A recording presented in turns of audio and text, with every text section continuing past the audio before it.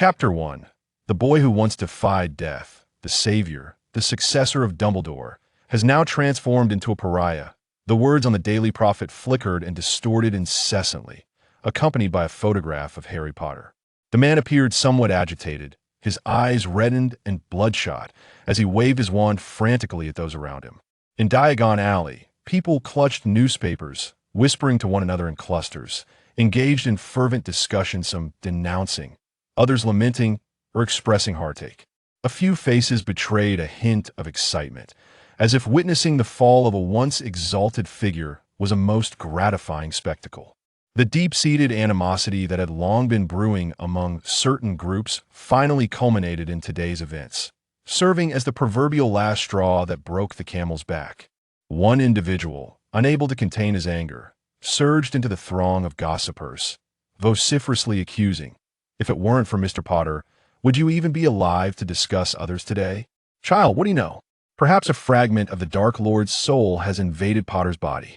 We ought to exorcise him. It is an act of salvation." A tall, robust man forcefully shoved the accuser aside, bellowing to the gathered crowd, "We must petition the Ministry of Magic to examine our dear Mr. Potter's soul for our own safety." The speaker's countenance was grave, tinged with anxiety, exuding an air of authority as if genuinely concerned for the well-being of the masses. Nearby, some individuals began to stir, their expressions revealing intrigue. The shadows left by the Dark Lord were too profound, turning most into frightened creatures. Especially now, in the wizarding world, bereft of Dumbledore and lacking a universally acknowledged powerhouse.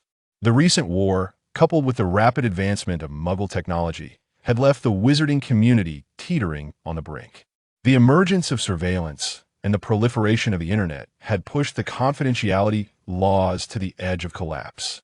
Every wizard was contemplating their own future, and in this oppressive environment, the populace yearned for an outlet for their frustrations. Certain factions redirected this outlet towards the current savior, yet there was no Dumbledore to shield Potter anymore. At this moment, Ron could no longer restrain himself, delivering a punch to the offender, exclaiming, "Shut your mouth, you fool." The inherent superiority of the group kept them perched on their high horse, affording little attention to the matter at hand.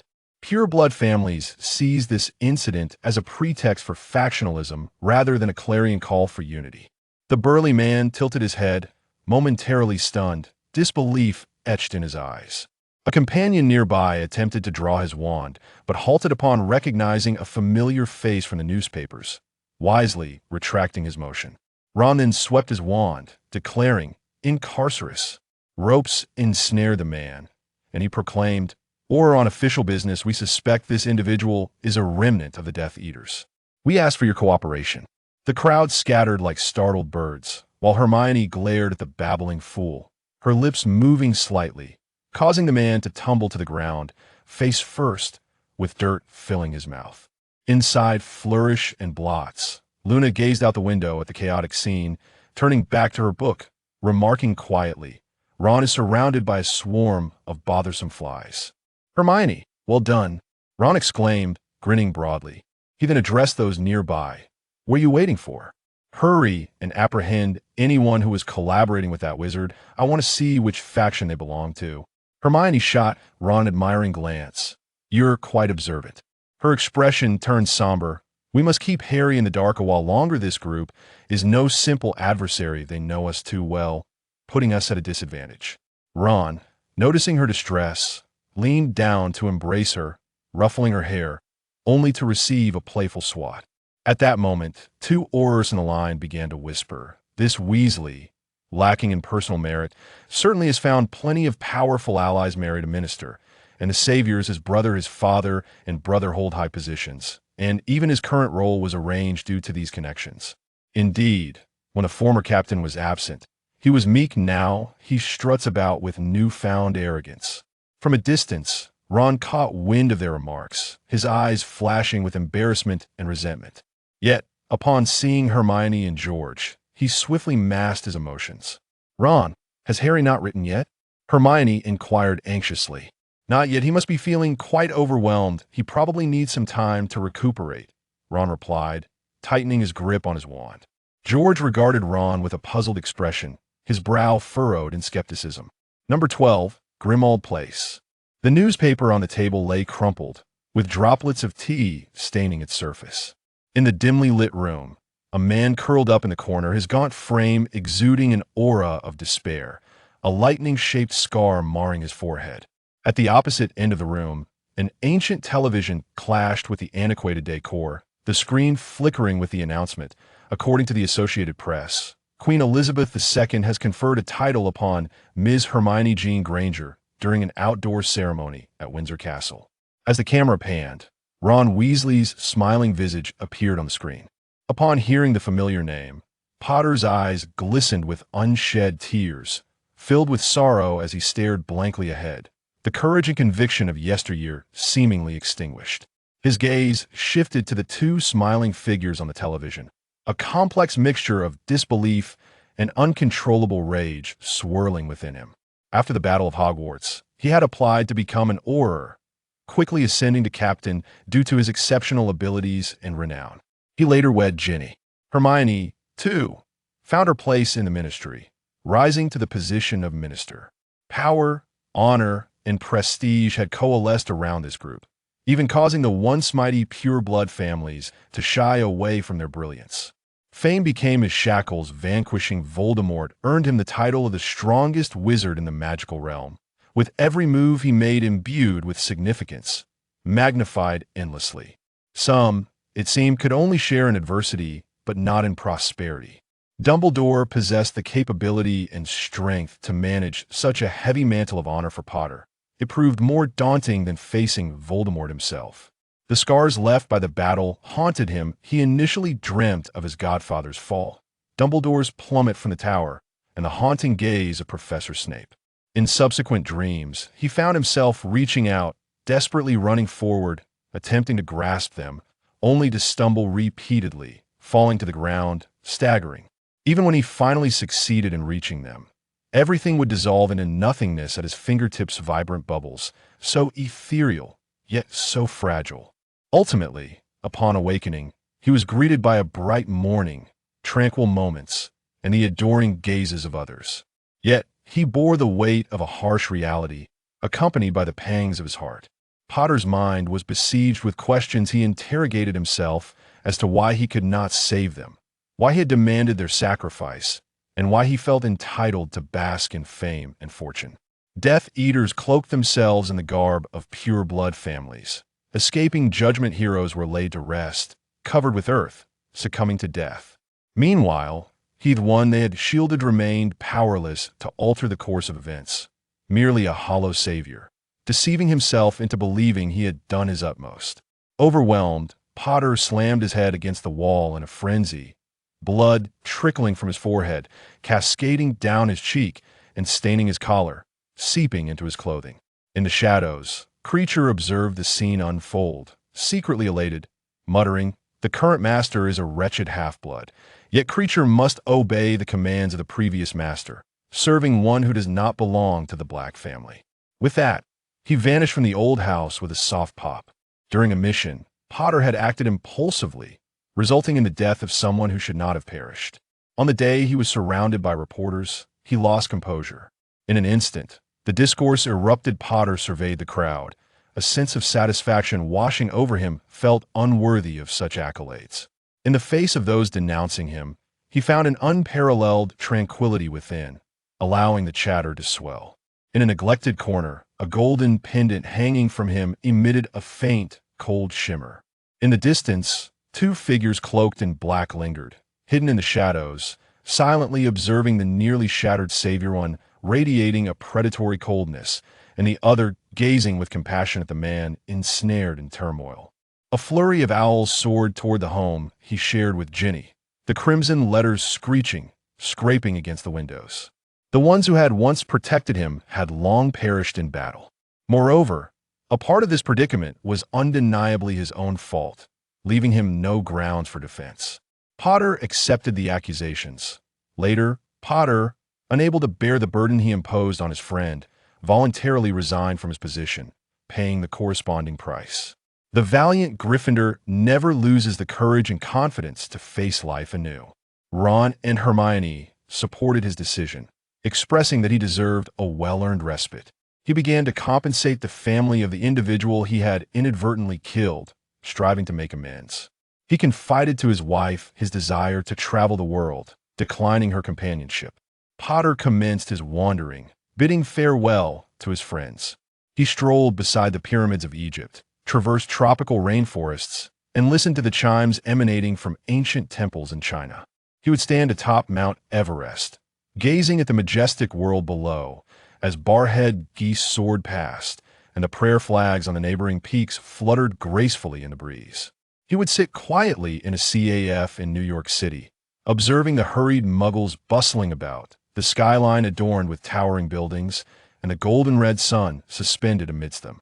At times, he found himself navigating through a hail of bullets, watching the red, white, and black flags arrayed beneath him, bearing witness to the chaos and carnage surrounding Hema, veritable hell on earth.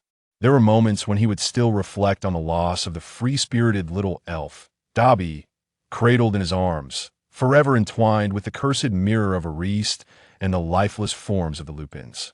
Yet, he pondered with compassion for the living. Did this include himself? Consumed by his own turmoil, Potter yearned to extricate himself. With each place he visited, he would return to his godfather's home for a while, no matter the activity.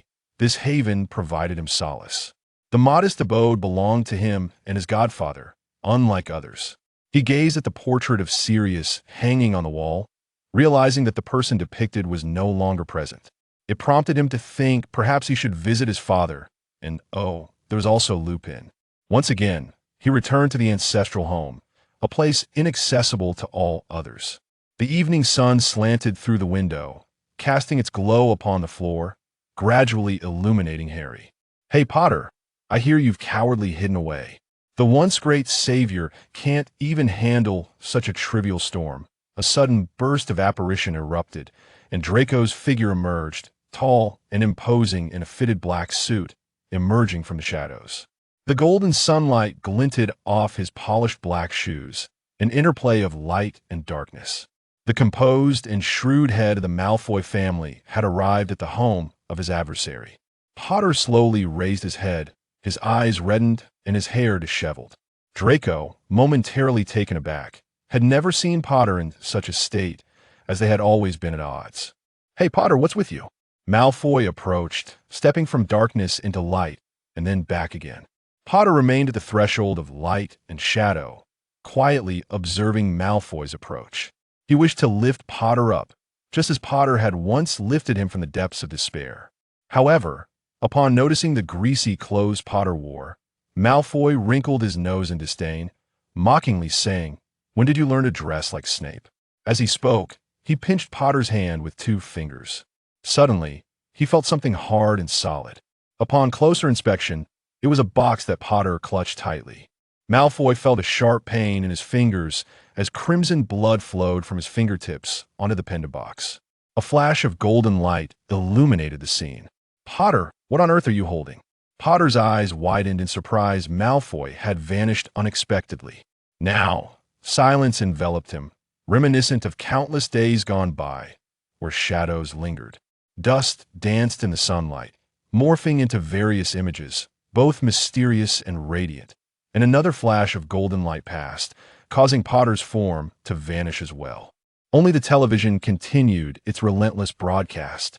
Prominent figures have discussed the profound significance of the Queen's appointment, mentioning Ms. Granger. Meanwhile, on the street before number 11, Grimmauld Place, Ginny paced anxiously. "I feel a wave of panic, truly, just like the night when Dad was attacked at the Ministry." Hermione comforted her, saying, "Harry has faced Voldemort directly. What danger could he be in? Let's see if we can get inside." "Harry has reset the security measures of the old house," Hermione remarked with a hint of annoyance. Ron glanced at his watch, unable to suppress a grin. Ginny caught sight of this and fixed her gaze on her brother. "Brother, do you know something?" Ginny inquired softly, her emotions barely contained, tinged with a sense of urgency. "Still sleeping, still sleeping." A loud noise jolted Harry from his stupor. He sat up abruptly, finding himself in a dim, Cramped space filled with clutter. Wasn't this the staircase where he had slept before the age of 11? What a vivid dream. Harrington felt an inexplicable warmth, yet simultaneously found himself ensnared in a web of control, suffocated by a violent sense of frustration that surged unexpectedly, leaving his heart in a state of disquiet. Rising at dawn and toiling late into the night to prepare meals for them, he endured a relentless barrage of verbal and physical aggression. At a teen age, when he could barely reach the stove, he would turn on the gas, donning hand-me-down clothes from Dudley, all in a desperate bid to survive as the servant of the Dursleys. In the midst of his growth, he curled up in a cramped corner, perpetually subjected to the raucous antics of Dudley bounding up and down the stairs, with dust swirling in the confined space, making his lungs feel unbearably constricted. Like a tea that moment, he mused, he must have been nothing more than Dudley's oversized plaything. A self-deprecating thought. Yet, it had been ages since he had heard that voice. Everything seemed to hang in a suspended state, as if there were still opportunities for redemption. He rose abruptly, flinging the door open, and looked up to see Aunt Petunia's face obscured by the light, radiating an unexpected warmth he had never before perceived. The weight on his heart began to lift slightly. He hugged Aunt Petunia tightly around the waist, resting his head against her abdomen, and uttered, somewhat distorted, "It's so good to see you, old friend." Petunia's face was a canvas of shock, momentarily leaving her unable to push him away. Like a tea that moment, Uncle Vernon descended in his pajamas, witnessing the scene and hastily shoving Harry aside, exclaiming, "You little brat, what is the meaning of this?" His face flushed with rage, he pointed a trembling finger at Harry as though he had committed an unspeakable crime. Petunia snapped back to reality, ready to seize Harry by the ear and administer a severe reprimand. However, for reasons unknown, Harry deftly dodged her grasp, darting into the kitchen, snatching a slice of bread from Dudley's hand. And perched on a stool, leisurely enjoying his meal with his legs crossed, Dudley, staring at his empty hands, shot Harry an incredulous glare, then immediately erupted in a fit of indignation, leaning against the back of the chair. Harry beamed at the astonished trio before him and said gleefully, "I've been wanting to do this for ages. It doesn't matter if it's not real," followed by a long sigh, rubbing his shoulders against the stool. "This is exhilarating." It was only when Uncle Vernon seized his ear tightly, tossing him into the stairwell and declaring he would be denied food for 2 days, that Harry began to comprehend this was not merely a dream. Oh yes, Malfoy. Harry suddenly recalled that Malfoy had visited before he lost consciousness. "You filthy brat. What have you done to me? How did I end up in your head?" The newly awakened Malfoy, disoriented, scanned his surroundings, his platinum hair flying wildly with his movements. Hearing these words, Harry first glanced around, relieved to find that no one had materialized in the shabby little room. Next, he probed with his arms, satisfied to discover it was neither an invisibility cloak nor a disillusionment charm. He felt no response. "Potter, think with your oversized brain, you foolish Gryffindor," Malfoy fumed, watching Potter pace in the cramped space, his eyes widening with frustration as he pondered how the illustrious heir of the Malfoy family had fallen to such a predicament. Harry mused, could it be that the dream was not yet over? Otherwise, why would he dream of Malfoy? In Harry's mind, Malfoy appeared with subtitles reflecting his inner thoughts. Harry struggled to convince himself of the situation's veracity, for this distinct linguistic style, coupled with that haughty tone, could only be so vividly portrayed by Malfoy himself. Suppressing his distaste, he was about to speak when he recalled the condition of Malfoy residing in his mind. Akin to having ingested a foul concoction concocted by the Weasley twins, his brow furrowed and stomach churning. Ever since his travels around the globe, nothing had ever unsettled him quite like this. "Potter, how dare you disdain me?" Malfoy seethed in Harry's mind, surveying the environment, wishing to teach Potter a lesson, yet felt as though his punches were landing on cotton. No spell could be cast. "Potter, do you have any idea?" Harry frowned, eager to hear the next sentence, but Malfoy fell silent that a sense of being toyed with washed over Harry. He sought to locate Malfoy within the recesses of his soul, yet, lacking knowledge in the realm of souls, he feared damaging his own mind. If only Hermione were here, Harry thought wistfully. She always knew the right course of action. He perceived his mind as a ticking time bomb. How could he possibly trust Malfoy to reside in his consciousness? Nevertheless, he knew he needed to strategize carefully. Malfoy floated in a mysterious space, ancient symbols resembling runes materializing around him, and he regretted not having chosen a different course during his studies, that he sensed he could harness immense power within this realm, such as conjuring fire. Gazing at the white flames that suddenly appeared in his hands, he felt a sense of unreality. Alongside this energy came an inexplicable emotion towards Harry, which he found peculiar.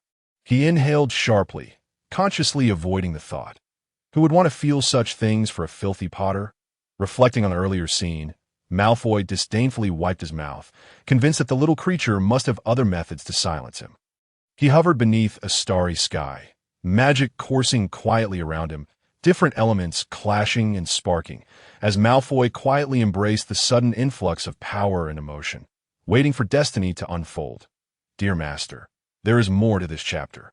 Please turn to the next page to continue reading. The rest is even more thrilling. Harry attempted to cast spells without a wand, and a cup of water soared toward him, the milk in Dudley's hand. Uncontrollably, flew towards the stairwell where Harry was seated, Dudley's eyes widening in terror at the sight of the milk seemingly coming to life, crashing against the stairway door. He began to frantically circle around the table. And hearing the commotion, Petunia rushed down the stairs, exclaiming, "What is it? What is it, my precious Dudley?"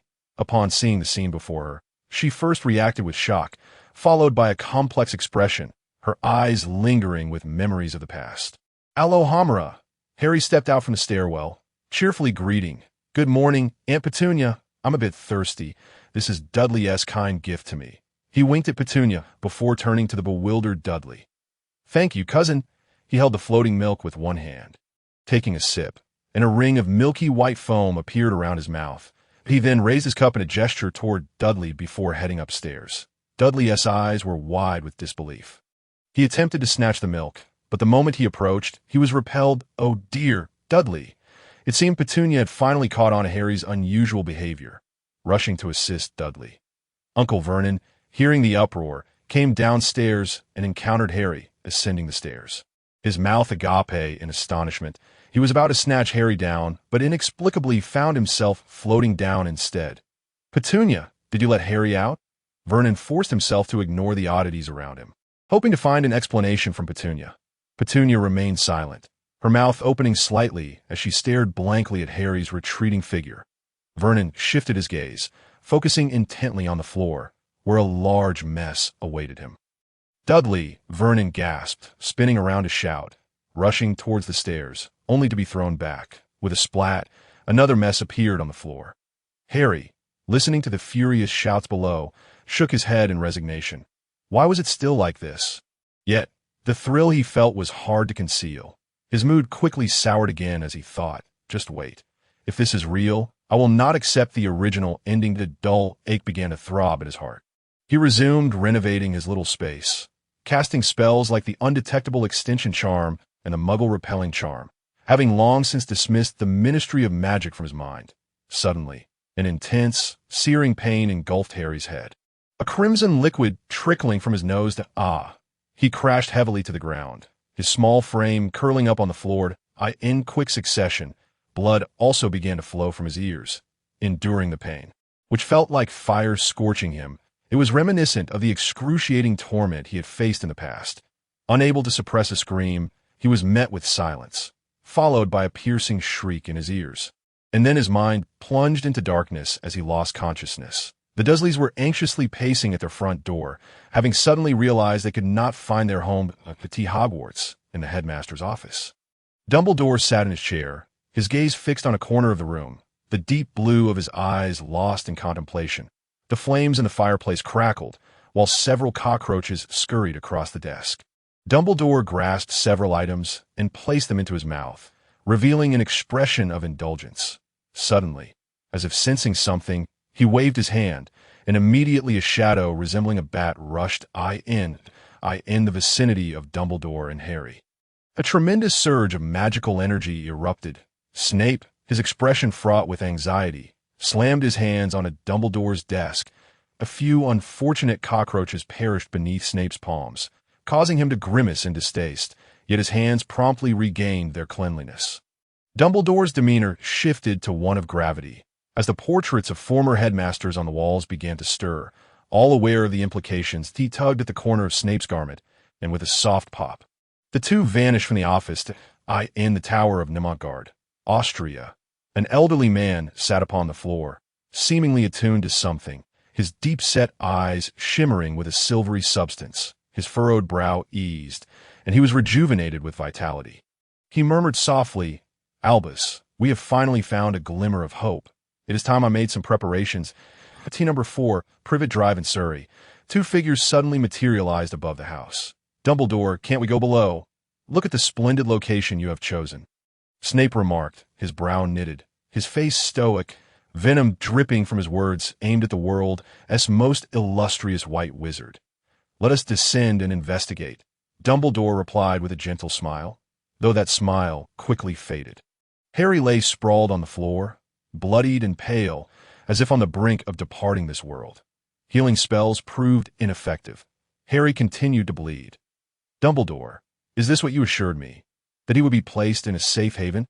Snape demanded, his eyes ablaze.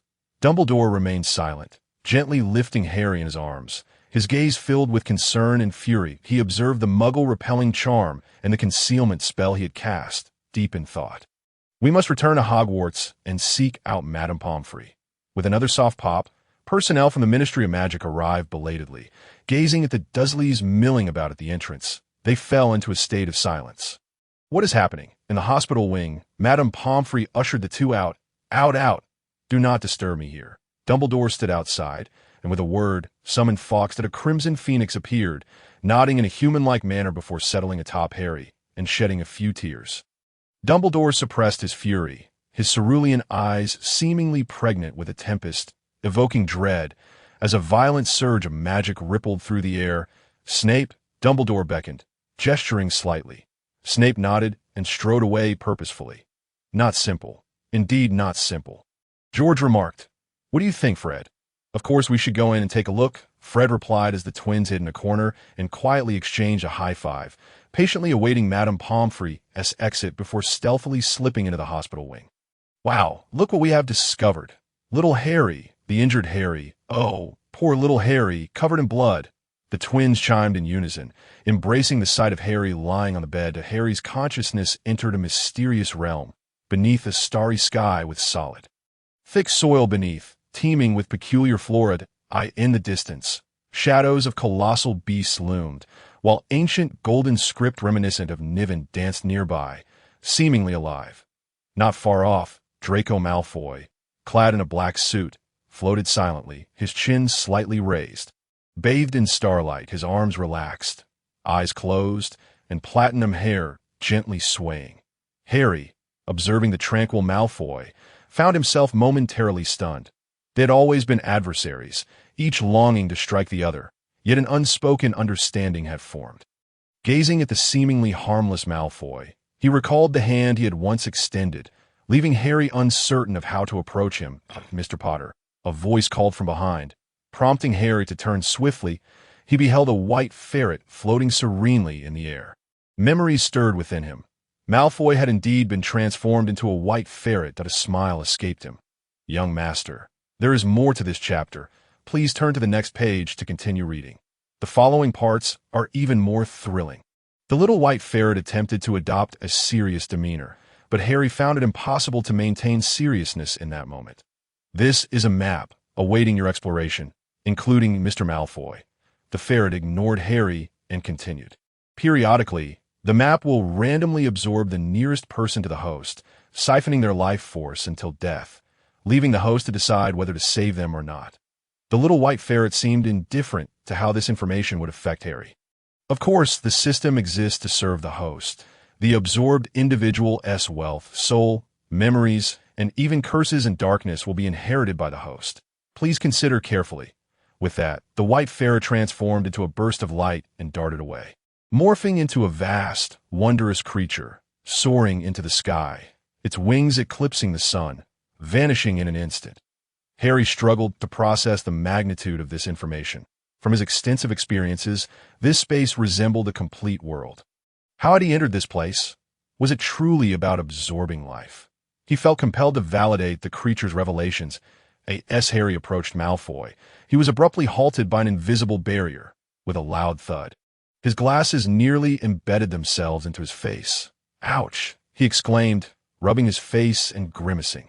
Then a message appeared on the transparent wall. "Host permissions not unlocked. Please complete the corresponding tasks before attempting again." In even smaller print below, it read, Task 1.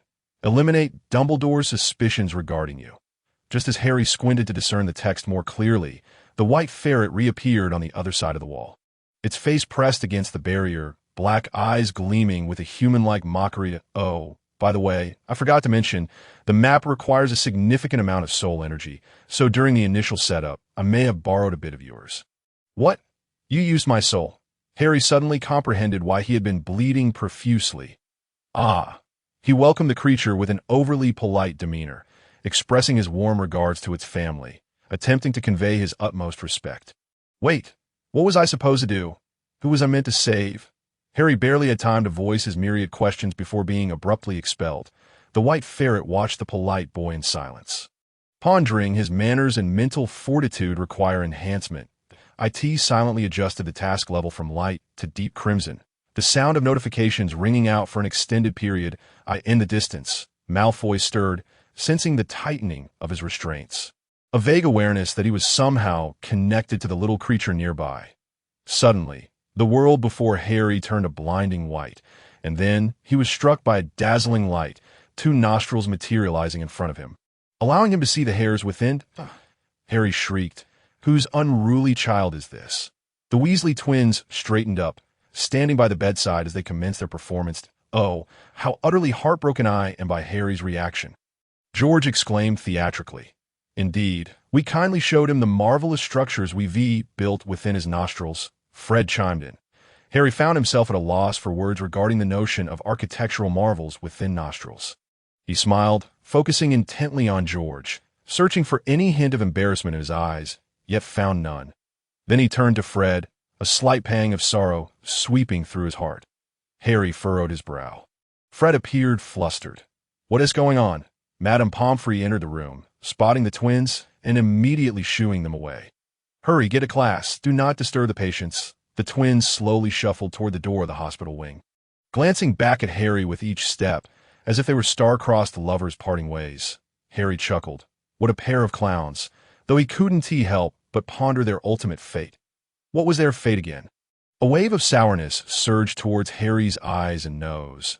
It was immediately overshadowed by a blankness that left him suspended in uncertainty. "You will come to see me again, won't you?" he implored, casting a beseeching glance at them, eager to comprehend the situation that had just transpired. The twins, momentarily flustered by Harry's demeanor, soon became animated again. How could they refuse the invitation of the Savior? "Right, George?" "Indeed, Fred," they chorused. Harry did not refute their words, as if he had been addressed by that name long ago. Madame Pomfrey began to exhibit signs of impatience. With a flick of her wand, the twins were promptly ushered towards the door, their startled cries echoing as the door swung shut behind them. "Harry," she said, her expression softening as she gently inquired, "how do you feel? Is there anywhere that hurts?" She gazed at the frail boy in the hospital bed, recalling the sight of him drenched in blood that morning, and her heart swelled with compassion. "Not anymore. Thank you, Madam. Oh, little Harry." Madame Pomfrey seemed delighted by this endearment, her demeanor becoming even gentler. "Harry, how are you feeling?" At that moment, a voice, aged yet commanding, reached Harry's ears. It was Dumbledore. Upon hearing that familiar voice, Harry's eyes instantly reddened. He stared blankly at the doorway, a scene that had appeared in his dreams countless times. Soon, tears welled up, blurring his vision, many cascading down his cheeks and onto his neck, that he felt as though his heart had been ruthlessly wrenched from his chest and trampled upon. Breathing became a struggle as he clutched at his collar. Silently contemplating what he should do, noticing his distress, Madame Pomfrey turned to retrieve a prepared potion, hastening back to his side. "Child, you must drink this," she urged. Hearing her words felt like grasping a lifeline. He snatched the potion from her and gulped it down in one swift motion. Dumbledore, witnessing this scene from the doorway, was taken aback. He could sense that Harry's profound reaction was somehow connected to him. Why? He had never met Harry while the boy was conscious. Why did Harry harbor such intense feelings towards him? Moreover, how did he know about the Savior? Dumbledore knew, for certain, that Harry had never been exposed to the magical world until now. He sensed that something was amiss. Polyjuice potion? He approached cautiously, locking his gaze on Harry's eyes, which were a vivid green. Filled with sorrow, did Dumbledore's heart skip a beat. It seemed this child had experienced some extraordinary events. However, he was met with a void. A powerful mental barrier was firmly in place. Dumbledore remained quietly vigilant. He could see that moment. An alarm blared in Harry's mind. Warning, due to host behavior, Dumbledore begins to suspect the host. The mission is on the verge of failure. Penalty for failure. Extraction of 1/3 of Malfoy's lifespan. Harry felt a surge of panic. He hadn't anticipated that Dumbledore would detect something amiss so swiftly. Watching Malfoy's face turn pale in his mind, Harry resolved to take action. Guided by instinct, he threw off the covers, padded barefoot towards Dumbledore. Dumbledore noticed Harry's movement and subtly gripped his wand. I end the current magical world. He feared no one's attack. Yet, it did not feel like an attack. He sensed no malice, so he quietly lowered his protective barriers. What could this child possibly want? His curiosity piqued. Dumbledore felt a tightening in his abdomen. He had overindulged during breakfast and was feeling slightly unwell. Looking down, he saw Harry clinging to him, pressing his face against his purple robes. He resembles my grandson, Dumbledore mused, momentarily amused by this unexpected thought. Madame Pomfrey was caught off guard by Harry's sudden action. "Child, what are you?" she began, intending to pull him away, but Dumbledore silenced her with a glance. "Child, what troubles you?" He inquired softly. He reflected that throughout his life, aside from his siblings in childhood and that one person, he had never experienced such intimacy. It felt remarkably novel. People often labeled him as the greatest wizard of the age, yet he was met with reverence. Not warmth. The warmth of an ordinary family, rich in affection, was something Dumbledore yearned to experience. As for the possibility of pretense, he had never contemplated it. After all, this was Harry. Harry stood frozen, his audacious act driven by overwhelming emotion. Uncertain of his next move, was it courage bestowed upon him by Merlin? Malfoy, who had been lounging in Harry's mind, watched as Harry charged forth to secure his own lifespan, utterly at ease. That "Don't ask how I know this." He thought it's glaringly obvious. Yet, how dared Potter act so recklessly? Malfoy roared in desperation within Harry's mind. Is this truly what Gryffindor is like? I just feel an inexplicable closeness to you, as if in a past life we. Harry faltered, struggling to find words.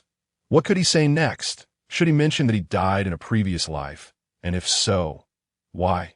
The thought of throttling that white ferret flickered through his mind again. He lowered his arms and stared at his bare toes. Toes?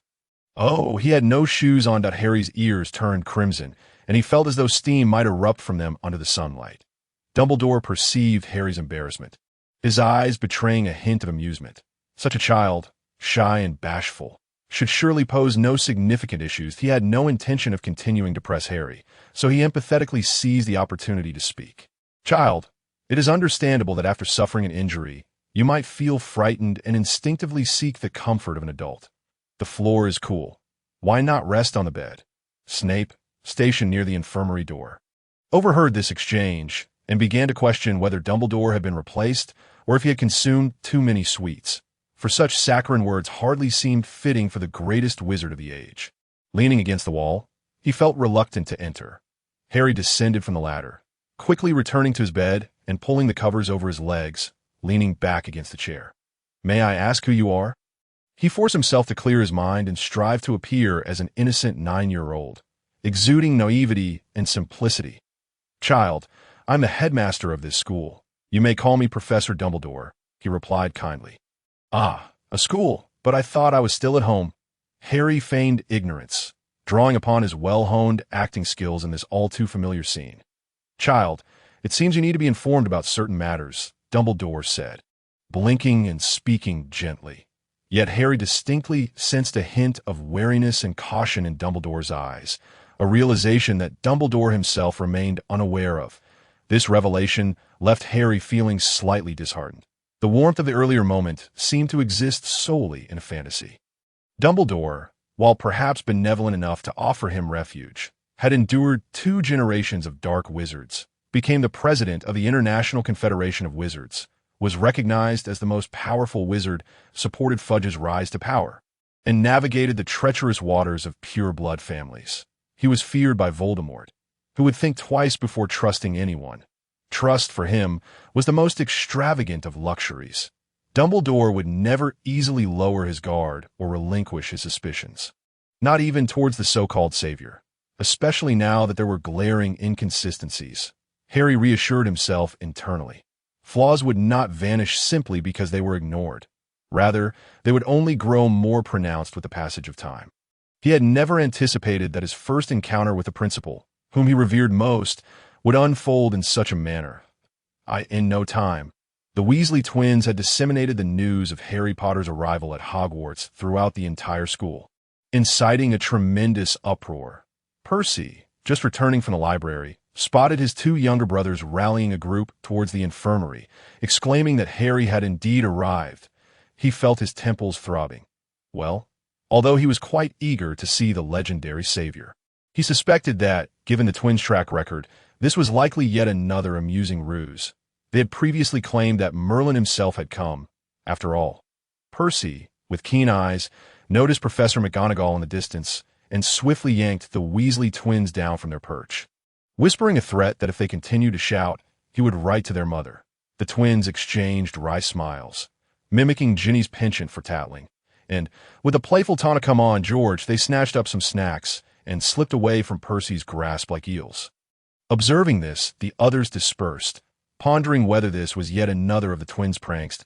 No one dared to provoke Madame Pomfrey's in the infirmary. Dumbledore, after inquiring about the information he wished to know, gazed at the fidgeting Harry before casting a glance at Snape, who stood at the doorway and tactfully took his leave. Madame Pomfrey administered a potion to Harry, advising him to rest well. Ding! Host's mission failed. Malfoy's lifespan absorbed by 1/3. Upon hearing this news, Harry's previously rosy cheeks began to pale once more.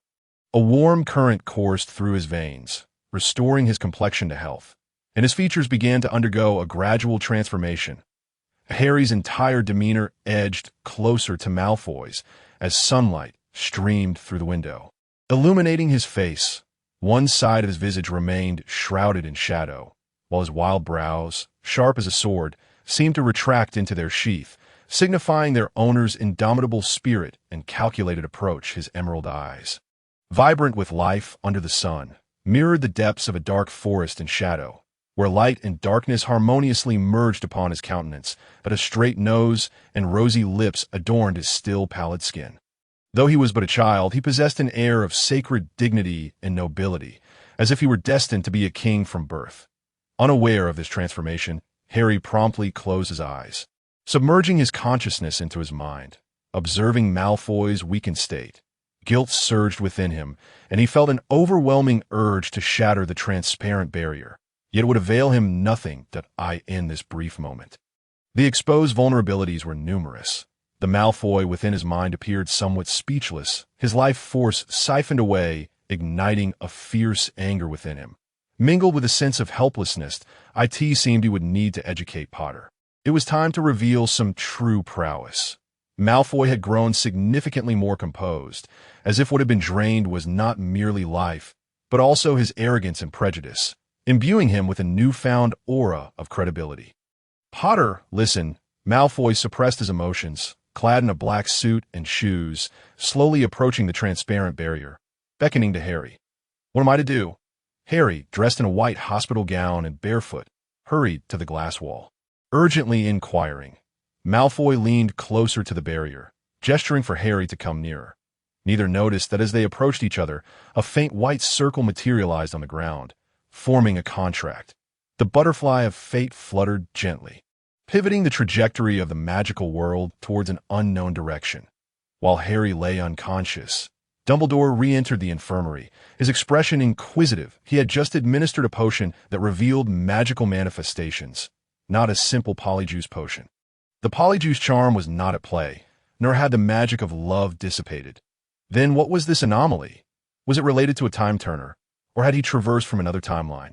At that moment, Snape entered, observing the figure of Harry lying on the bed, his expression dark and complex, fixated upon Harry's face, seeking traces of a bygone acquaintance. After a prolonged examination, Snape concluded that it was indeed the insufferable Potter. He turned away, unwilling to add to his own vexation. Dumbledore regarded Snape with a smile, having not witnessed such a vivid expression from him in quite some time.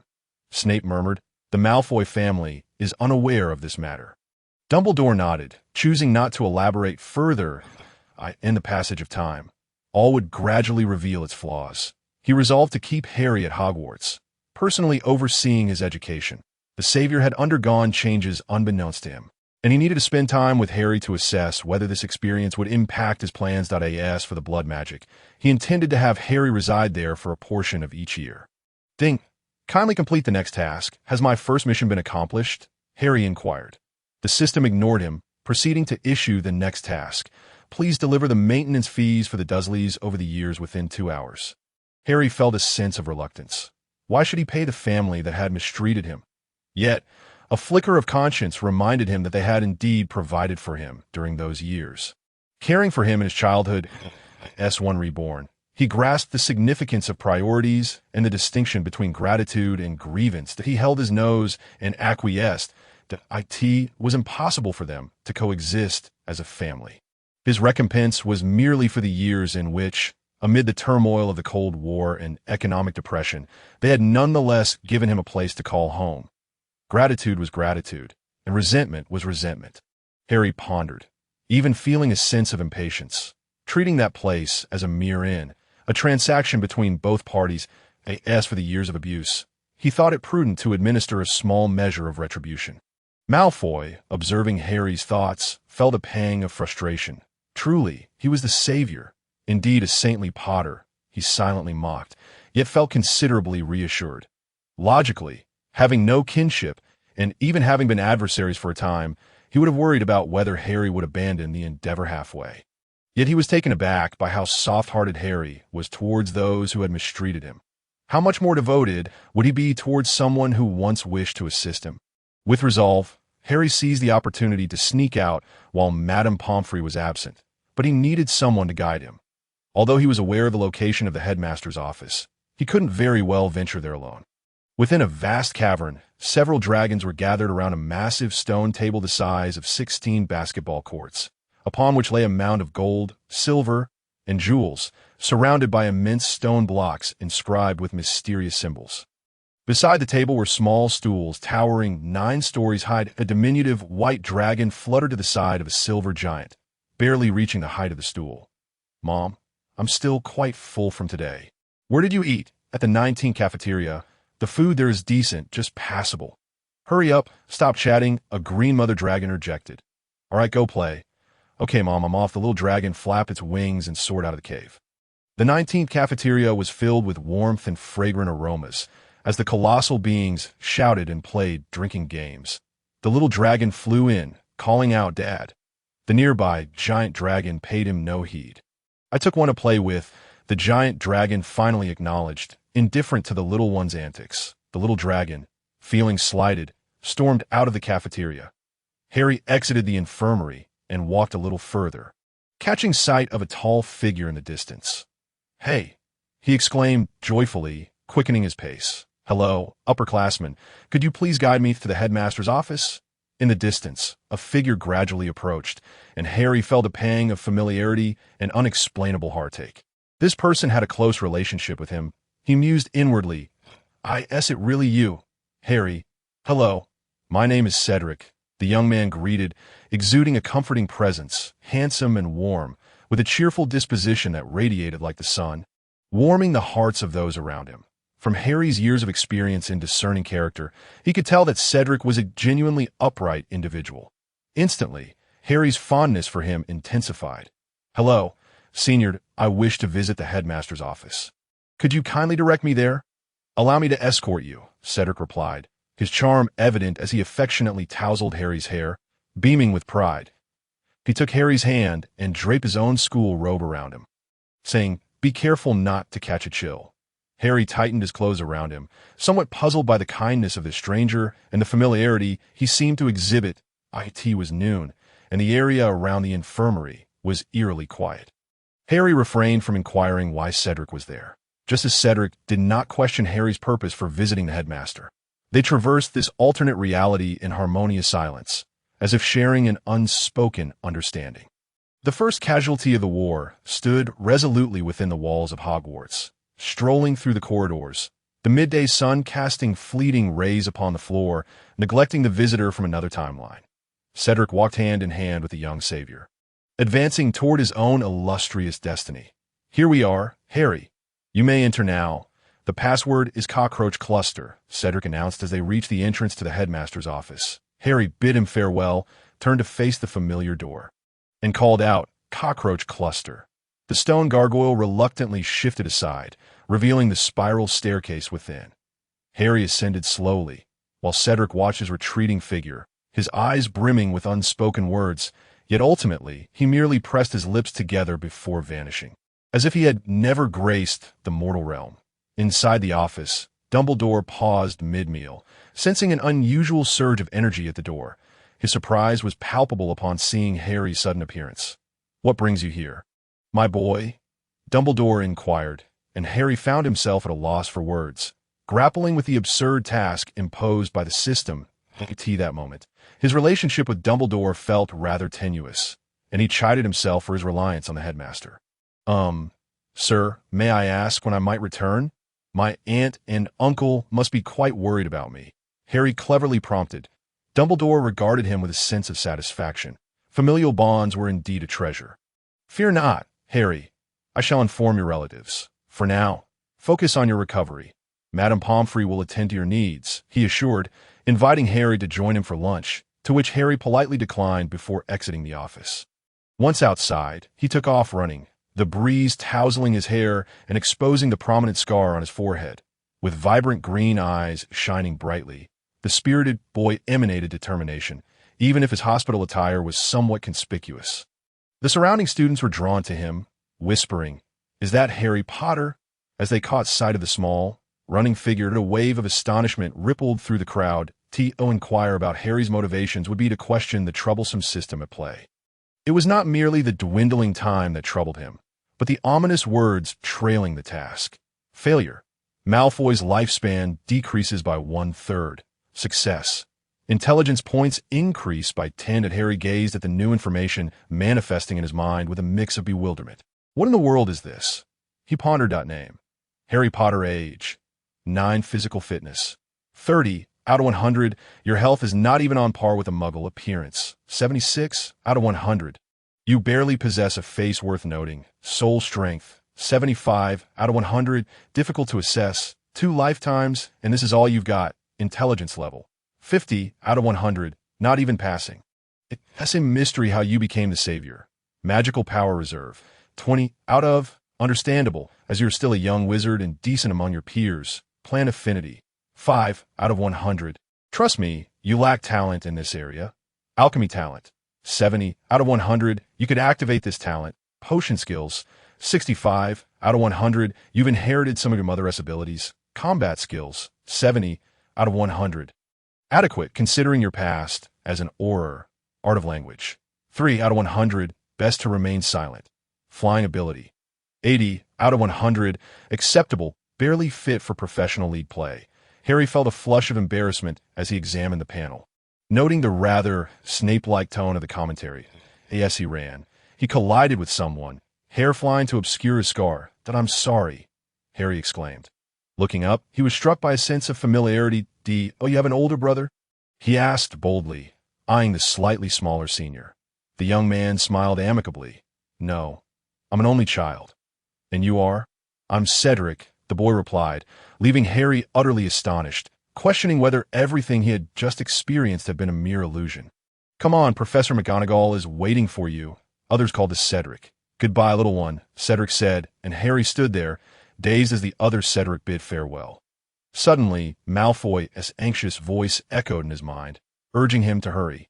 Chastising Harry for his lack of urgency, it jolted Harry back to reality, and he sprinted off, nimbly dodging the curious students surrounding him. In his mind, he asked Malfoy, "What about the money?" "You'll get it once you leave Hogwarts and head to Hogsmeade." "I know you have a way," Malfoy replied, rolling his eyes, emphasizing that he would not reveal the Malfoy family secrets unless it was a matter of life and death. Meanwhile, Dumbledore, in his office, indulged in a soft toffee, instructing Fawkes to follow Harry. Fawkes, somewhat reluctant, expressed his desire for rest, letting out a call before enveloping himself in flames and vanishing, leaving only ashes behind. Dumbledore sighed, acknowledging that each creature seemed to possess a temperament of their own. At that moment, a frame on his desk suddenly displayed a strikingly golden-haired man, gazing greedily at Dumbledore. Feeling uncomfortable under the scrutiny, Dumbledore hastily flipped the frame face down. When Harry stood beside the fireplace in the prestigious wizarding clothing store, clutching British pounds, he felt a sense of disorientation that he understood this was a prominent establishment, with branches in both London and Paris, and he wondered how it was connected to the Malfoy family. Why do they accept pounds in a wizarding shop? He mused, contemplating the seamless, expandable bag in his hand. Malfoy, in Harry's mind, reveled in his own cleverness. This is a secretive means of communication inherent to pure-blood families, only to be utilized in emergencies.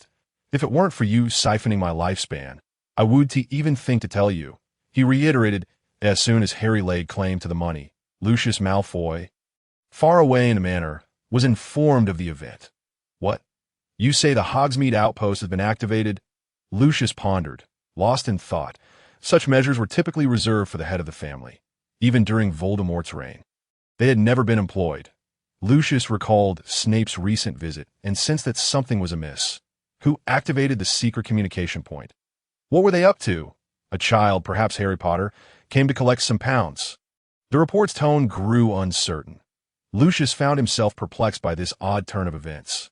"Harry Potter, have you lost your mind, or have I?" he questioned incredulously. "Isn't he supposed to be hidden away in the Muggle world, known only to a select few?" The individual bowed their head, reluctant to respond.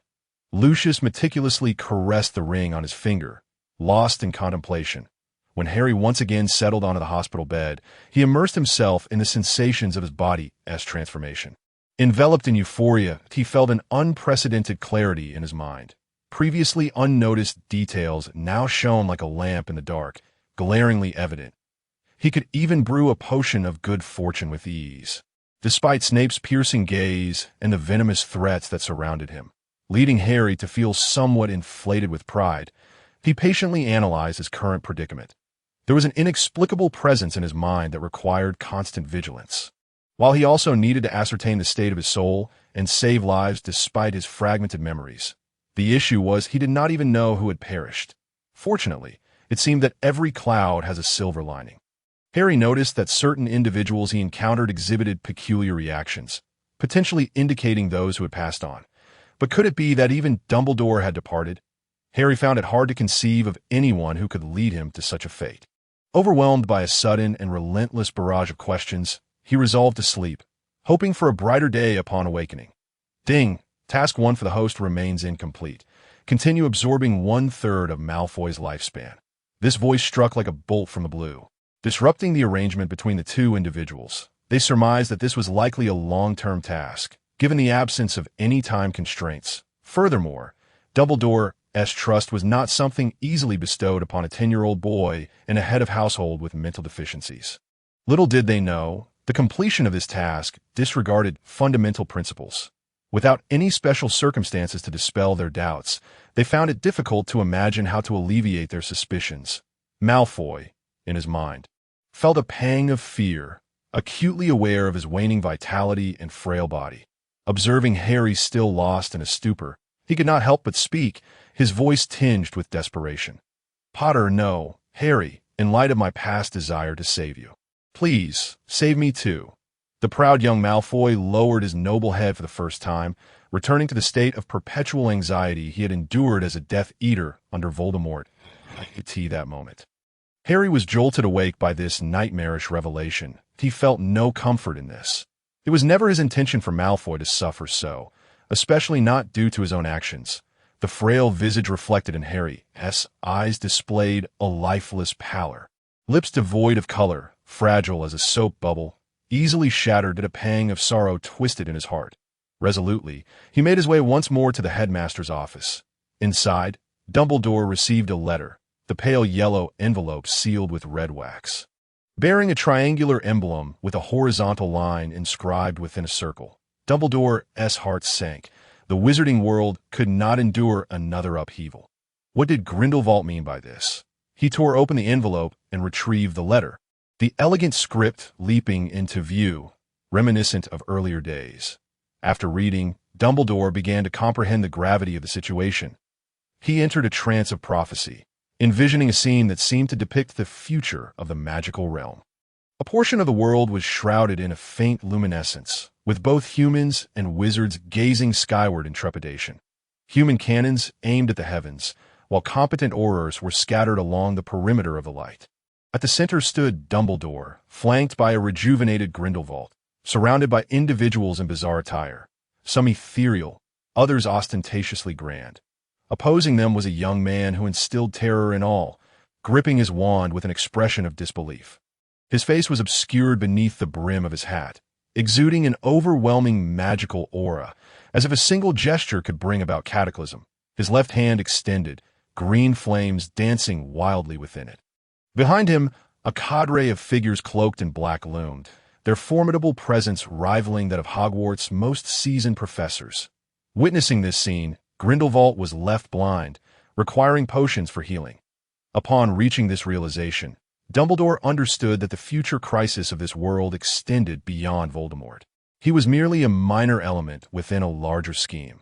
This vision conveyed an abundance of information, suggesting that the confidentiality of the future had been breached. Another force had emerged suddenly, lurking in the shadows for years. And the leader of this faction bore a striking resemblance to the savior whose transformation had recently occurred. Was all of this connected to him? If only one individual qualified as the key figure, then Voldemort, and Dumbledore's trust in Harry was once again precarious. He sank into contemplation. After a while, Harry entered, and Dumbledore scrutinized the youthful savior before him, his penetrating gaze capable of piercing the soul. Harry met his gaze head-on, confronting what many adults would shy away from. Dumbledore's expression shifted. A smile graced his lips, reminiscent of the amiable headmaster he had always been. "Headmaster, you must have sensed that I am no longer the Harry you once knew," Harry stated candidly, catching Dumbledore off guard. Meeting Dumbledore's unwavering gaze, Harry steadied himself and continued, "Due to certain constraints, I am currently unable to explain everything to you." Dumbledore fell into thought. What constraints? What was happening with Harry? He smiled, his gaze affirming, eager to encourage Harry to continue. Yet deep down, he scrutinized each word with a critical eye. Harry, in his heart, did not hear the sound of task completion. Was it still insufficient? He sighed, determined to raise the stakes. Malfoy observed Harry's decision, hesitating to voice his thoughts, fully aware of his selfishness in requiring others to bear such burdens, especially a mere child. Yet, when it came to his own life, he stifled his instinctive objections that, "I know my words may seem feeble, but please believe me," Harry implored, his emerald eyes locking onto Dumbledore's, shimmering like meteors, stirring something deep within the depths of Dumbledore's oceanic gaze. Dumbledore sensed sincerity and honesty he had not encountered in many years. As Harry laid his heart bare before him in a solemn pact, they forged an unbreakable bond, witnessed by a figure cloaked in shadow, summoned forth from Dumbledore's portrait. Dumbledore did not intervene. Instead, he felt a surge of guilt. Yet he desperately needed tangible truths to confirm that this savior was indeed the pivotal character foretold in prophecy. Standing resolutely by his side, Harry, on the other hand, regarded the enigmatic figure emanating dark mist with curiosity. Dumbledore referred to him as Jim, demonstrating an unexpected familiarity, while the portraits on the wall seemed unfazed by the stranger in their midst. The wizarding world was on the brink of turmoil, far beyond just a few dark wizards. Within that office, Harry received the unprecedented, absolute trust of a great wizard, alongside the unwavering loyalty of a pure-blood head of house. Malfoy having witnessed countless sycophants signing soul contract for others, found it hard to believe Harry was unaware of the implications of such an ACT in that year. Only his mother and godfather had remained steadfast. Foolish Harry, Malfoy thought, feeling a resurgence of vitality coursing through him, tears glistening at the corners of his eyes. Ding! Congratulations, host. Task 1 completed. Reward: fusion of the original soul. What? The original soul? Am I not the original? Harry was left bewildered. The system offered no explanation, merely continuing. Malfoy returns to his original position. Host soul, domain reset to 0. In a flash of yellow light, Malfoy vanished. Simultaneously, in a Malfoy manner, a platinum-haired young master, deep in slumber, suddenly rolled his eyes, then abruptly opened them, fixating intently on the ceiling. Harry lay on the hospital bed, quietly merging with his soul, feeling his senses sharpening, even perceiving the traces of magic flowing around him. As night fell, a few scattered stars twinkled against the deep blue velvet sky, casting an aura of tranquility. In a small cabin on the edge of the Forbidden Forest, Hagrid tended to his fluffy companions. Nearby, the crackling flames in the fireplace emitted a series of pops. A shadow materialized suddenly. Hagrid sensed it, turning to see the wood quietly burning. The giant rubbed his head, muttering to himself, "What is going on? Am I imagining things?" The following day, after Harry had recuperated, he engaged in a warm conversation with Dumbledore once more, from the glimpses of a disclosable future to the incantations waiting to be cast. And to the assessment of Harry's own abilities, Dumbledore had conducted a comprehensive evaluation, which altered his plans. The Savior had matured into a relatively seasoned individual, enriched by a series of extraordinary experiences. Fortunately, a pact had been established, the prophecy held true, and his powers remained intact. It was undeniably advantageous for him. Thus, he resolved to significantly enhance his strength. Dumbledore stroked his beard, observing the disheveled Harry under Moody's rigorous training. A smile creasing his eyes as he mused that his old friend might live a while longer. Perhaps it would be worthwhile to incorporate alchemy, or even involve that individual. Dumbledore hesitated, his hand pausing in thought. Harry wandered through the mysterious recesses of his mind, gazing into the distance where a colossal figure loomed, its massive structure casting a shadow over him, rendering him akin to an ant amidst a stampede of elephants. Clinging to survival, a foot approached with increasing proximity, accompanied by a fierce whirlwind and a foul stench. Harry fearfully shut his eyes, engulfed by despair. Not this dream again. He jolted upright in bed, drenched in sweat and gasping for breath. "Dobby!" Harry called out, and with a pop, a house elf materialized in his bedroom. Over the years, Dumbledore had kept him at Hogwarts, nurturing his education. Harry had learned much from him, as well as from another teacher. The mere thought of this individual sent a dark line across his forehead. What a peculiar person, merely a pupil, yet treated with such excessive caution. "Esteemed Savior, Dobby," the little elf exclaimed, brimming with excitement, his large ears flapping enthusiastically. "Stop, Dobby," Harry commanded with a hint of exasperation, feeling slightly dizzy. Speaking of Dobby inevitably led to Draco, who was currently residing in the Malfoy household. The mention of this. A smile spread across Harry's face. In truth, the little dragon was quite amiable. It was he who gifted Harry the free-spirited house elf, and Harry had employed Dobby in the kitchens of Hogwarts.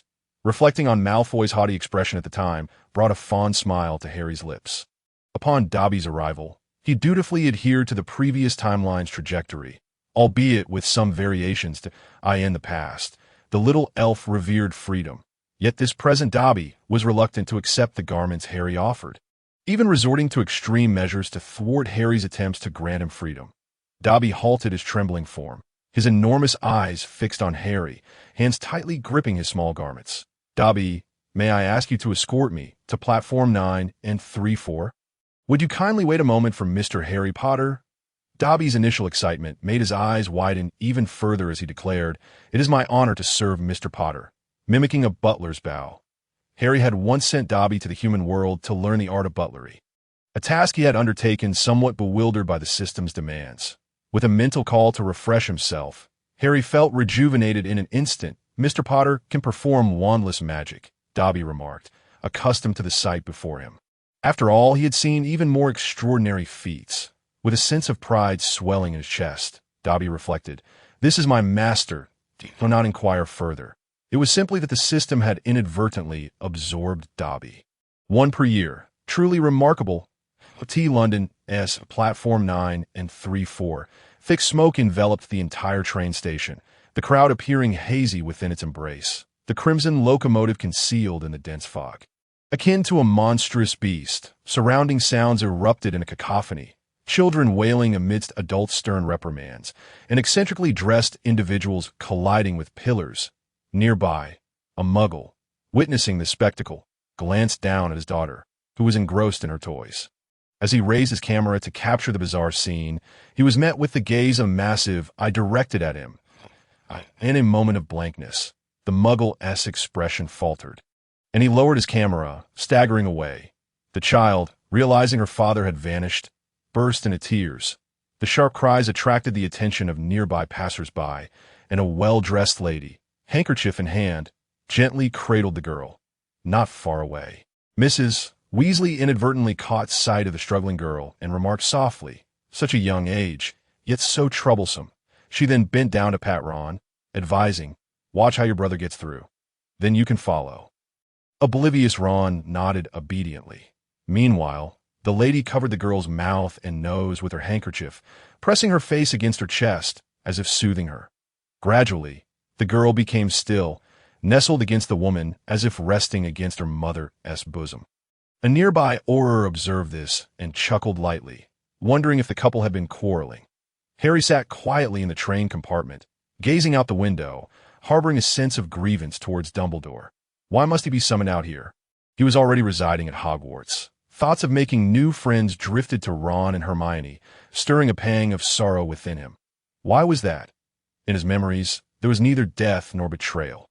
They had all lived well together until the wars ended for their meeting.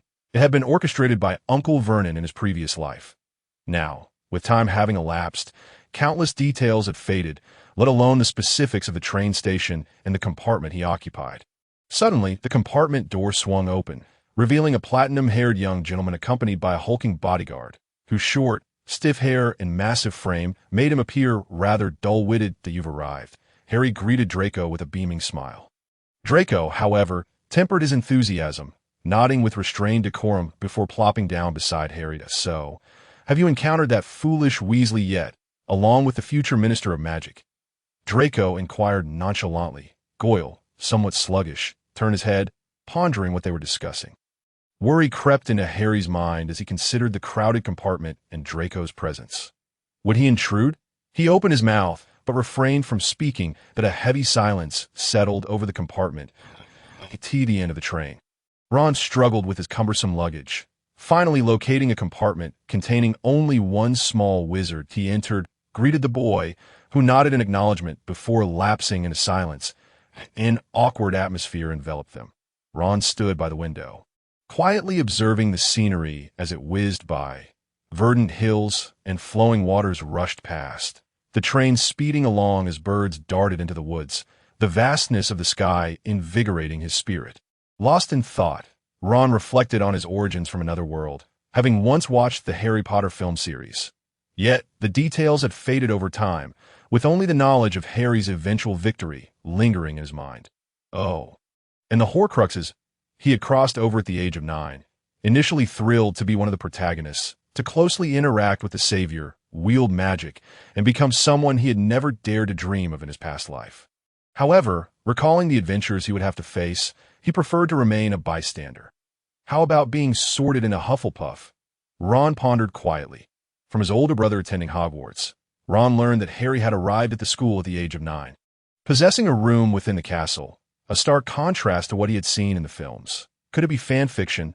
The small wizard across from him noted Ron's frozen demeanor, his chest rising and falling as proof of life.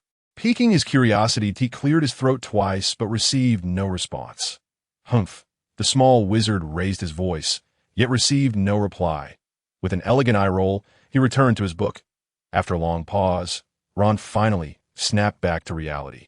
The small wizard's eyes lighting up, believing he had finally gained Ron's attention. Unexpectedly, Ron turned and exited, heading toward the throng of people. Oh, Savior, what if I am sorted into Hufflepuff? There would be little opportunity for close encounters. Ron approached Harry. Meanwhile, Harry observed the throng of young witches and wizards outside the door, feeling a slight headache. He could not recall such a multitude attending in his previous life. Who had such a loose tongue? Beside him, Draco sneered. Our Savior remains ever so popular, scrutinizing the present-day hero. The experiences from two worlds lent Harry an extraordinary aura, enhanced by the fact that he had absorbed his own soul. At this thought, Malfoy felt a slight flush, acknowledging that Harry was the most striking figure among the crowd, a stark contrast to his former self, and he silently smirked at the tea that moment. A commotion erupted among the crowd. It turned out the prefect were beginning to disperse them, as the throng gradually thinned. Harry let out a sigh of relief, feeling somewhat embarrassed in the sparse flow of people. A red-haired Weasley stood out remarkably. Their eyes met, and Ron offered an awkward smile, to which Harry responded with a polite nod. Harry gazed at Ron's unyielding back, feeling a pang of disappointment. After all, they had spent over a decade together. Yet the thought that Ron would also be in Gryffindor and sharing a dormitory with him alleviated his spirits considerably, but on the way back, Ron silently regretted it. Curse that movie for misleading me. No one mentioned how handsome the Savior was, he mused, recalling the actor who portrayed a corpse in his previous life, his face contorting into a grimace of discomfort. Behind them, two red-haired heads huddled closely together, seemingly in discussion about something. Excuse me, have you seen Neville's toad? A young girl barged in, pushing open the compartment door. Her eyes widened in shock as she beheld Harry, who had tousled his hair due to the heat of the compartment. Hermione, feeling a bit bashful, spoke up. Why were there so many people crammed in here? Is it really you? I know all about you, of course. I bought a few extra reference books. A history of modern magic, the rise and fall of dark magic, significant magical events of the 20th century, all of which mention you. Harry beamed with joy. It was refreshing to encounter something reminiscent of his past life, indicating that events had not veered too far off course. That he reflected on Ron, feeling a sudden sense of unfamiliarity. Perhaps it was due to not being in a private compartment together. He furrowed his brow in contemplation. Observing this, Hermione's flushed face quickly returned to normal. Draco, watching the scene unfold, crossed his arms and leaned back, a smirk playing on his lips as he instinctively disregarded the little witch nearby. Ahem. Hermione's gaze shifted to Malfoy, realizing that he was also present. May I ask who you are? She inquired. Draco Malfoy. He replied, lifting his chin with an air of arrogance. With a long whistle from the train, the same individuals began to form different connections. The first-year students arrived, greeted by Hagrid, towering at 3 meters tall, clad in his beast-hide coat and a scarf woven from unicorn hair, bellowing for the first-year students to gather. Harry, along with Malfoy and Goyle, boarded a small boat, while Ron, Hermione, and Neville found themselves together in another. Pointing at a small black spot on Ron's nose, Hermione remarked, You've got something on your nose. That a line of annoyance appeared on Ron's forehead, and feeling somewhat embarrassed, he absent-mindedly wiped his nose as the boat rocked, ignoring Hermione's forthcoming kindness. Nearby, Neville observed their interaction with a hint of bewilderment, his eyes widening in an attempt to discern the black spot Hermione mentioned, but the dim lighting made it impossible. As Harry gazed upon the looming silhouette of Hogwarts, he noticed differences from his past life. Once a mere novice with limited magical prowess, he could not perceive the castle's extraordinary heritage. Now, as one reborn, he opened his eyes to the cradle that nurtured the majority of Britain's wizards. Blinding light flooded his vision, and he could occasionally see beams of light gently flowing, though clarity eluded him. Congratulations, host. You have caught a glimpse of the castle's full grandeur. A task has been assigned. Explore the traces of magical currents within the castle and gain half of its permissions. The deadline for this task is 3 years. Please plan accordingly. In his mind, a white ferret lounged in an armchair, surrounded by a small round table adorned with a glass of juice and several pastries, exuding a cunning demeanor that belied its seemingly foolish nature. Its small eyes sparkled with keen intelligence as it regarded Harry's sudden appearance, as if anticipating it. With a flick of its paw, a large armchair materialized on the empty floor. "Harry, please take a seat." Complying, Harry sat down and reached for a pastry, only to be stopped. "That is a delicacy of my kind. You cannot consume it yet. Beware, it may explode." The ferret snatched the treat from Harry's grasp. Disappointed, Harry pouted. The allure of the pastries had been irresistible, a voice incessantly tempting him to seize and devour them. "Oh, not linger here. The outside world still observes you." The ferret booted Harry out. "What is the nature of this task?" Harry recalled the reason for his intrusion. The ferret merely left him with that cryptic statement. As Harry regained his senses, he felt a surge of indignation. "Isn't this my mind? Why can't I take control?" Just as the thought crossed his mind, a pang of pain struck his head. "Do not speak ill in my presence." Fine. Harry endeavored to clear his thoughts. Meanwhile, Malfoy noticed Harry lost in contemplation, a look of introspection crossing his features. "Have you gone back in there again?" As night descended, the majestic castle drew nearer, its windows aglow with light and vibrancy. A witch clad in deep green robes stood at the entrance, awaiting the arrival of the new students. Her expression was serious, meticulous as she scanned the gathering young witches and wizards, briefly lingering on Neville's cloak, which was fastened just beneath his left ear, and the unusually close proximity of Harry and Malfoy. Once the number stabilized, she cleared her throat and began, "Welcome to Hogwarts. Professor McGonagall announces that the sorting feast is about to commence. However, before you proceed to the dining hall, you must first determine which house you will belong to. The sorting is a significant ceremony, for your house will serve as your home during your time at Hogwarts. You will attend classes, reside in the dormitories, and spend leisure time in the common room with your housemates. The four houses are Gryffindor, Hufflepuff, Ravenclaw, and Slytherin.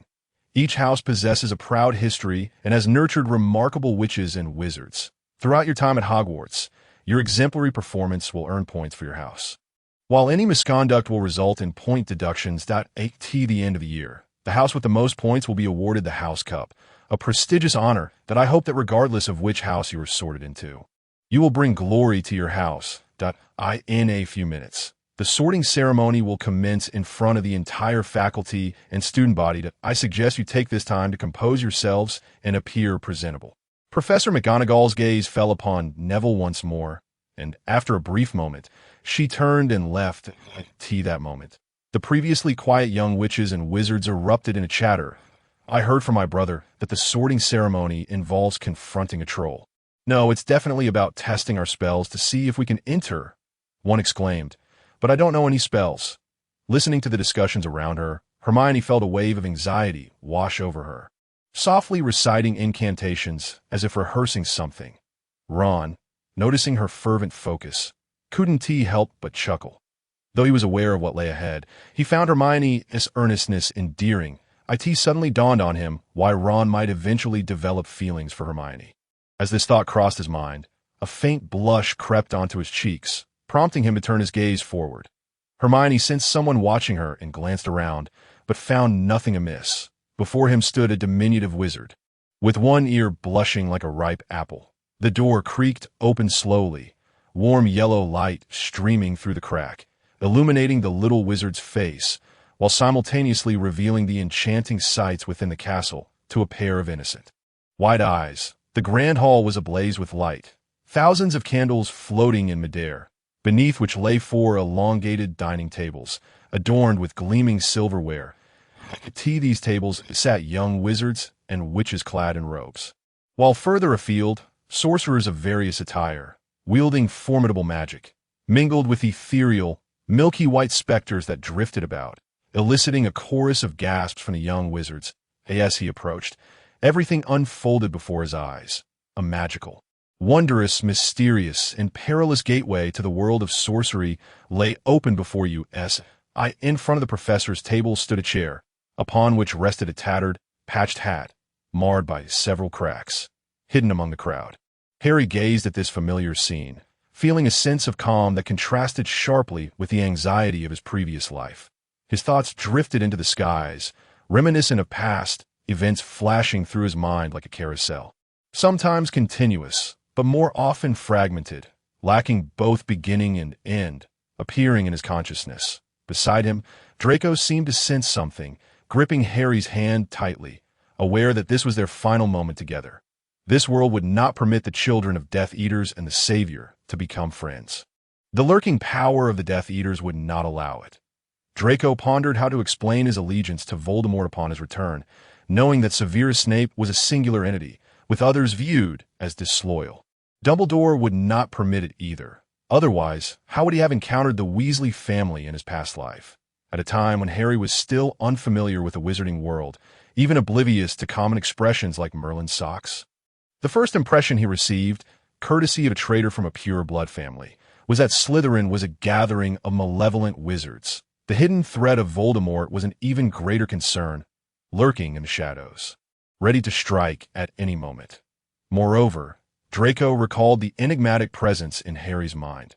The variables had become too numerous, and the best course of action was to maintain the original course of the world's development to retain the advantage of foresight.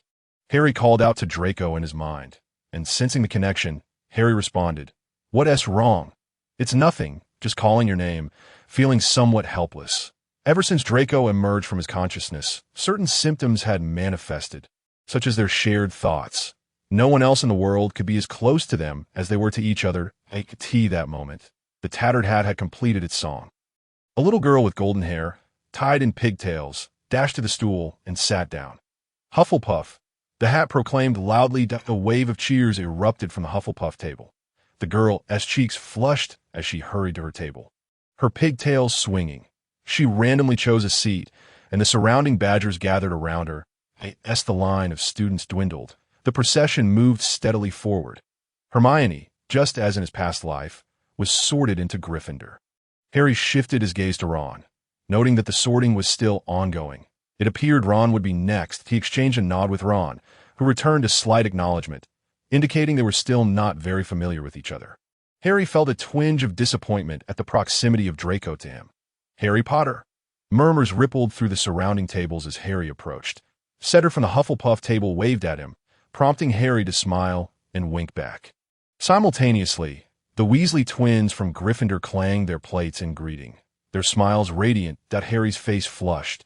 Despite the busy training and constant running around during his years at Hogwarts, he had managed to forge a few friendships and rekindle connections with some familiar faces. Contemplating this, Harry took a seat and placed the sorting hat upon his head. "Oh, Harry, this one do. You must open your mind to me." The hat murmured in his ear, "Stop dawdling.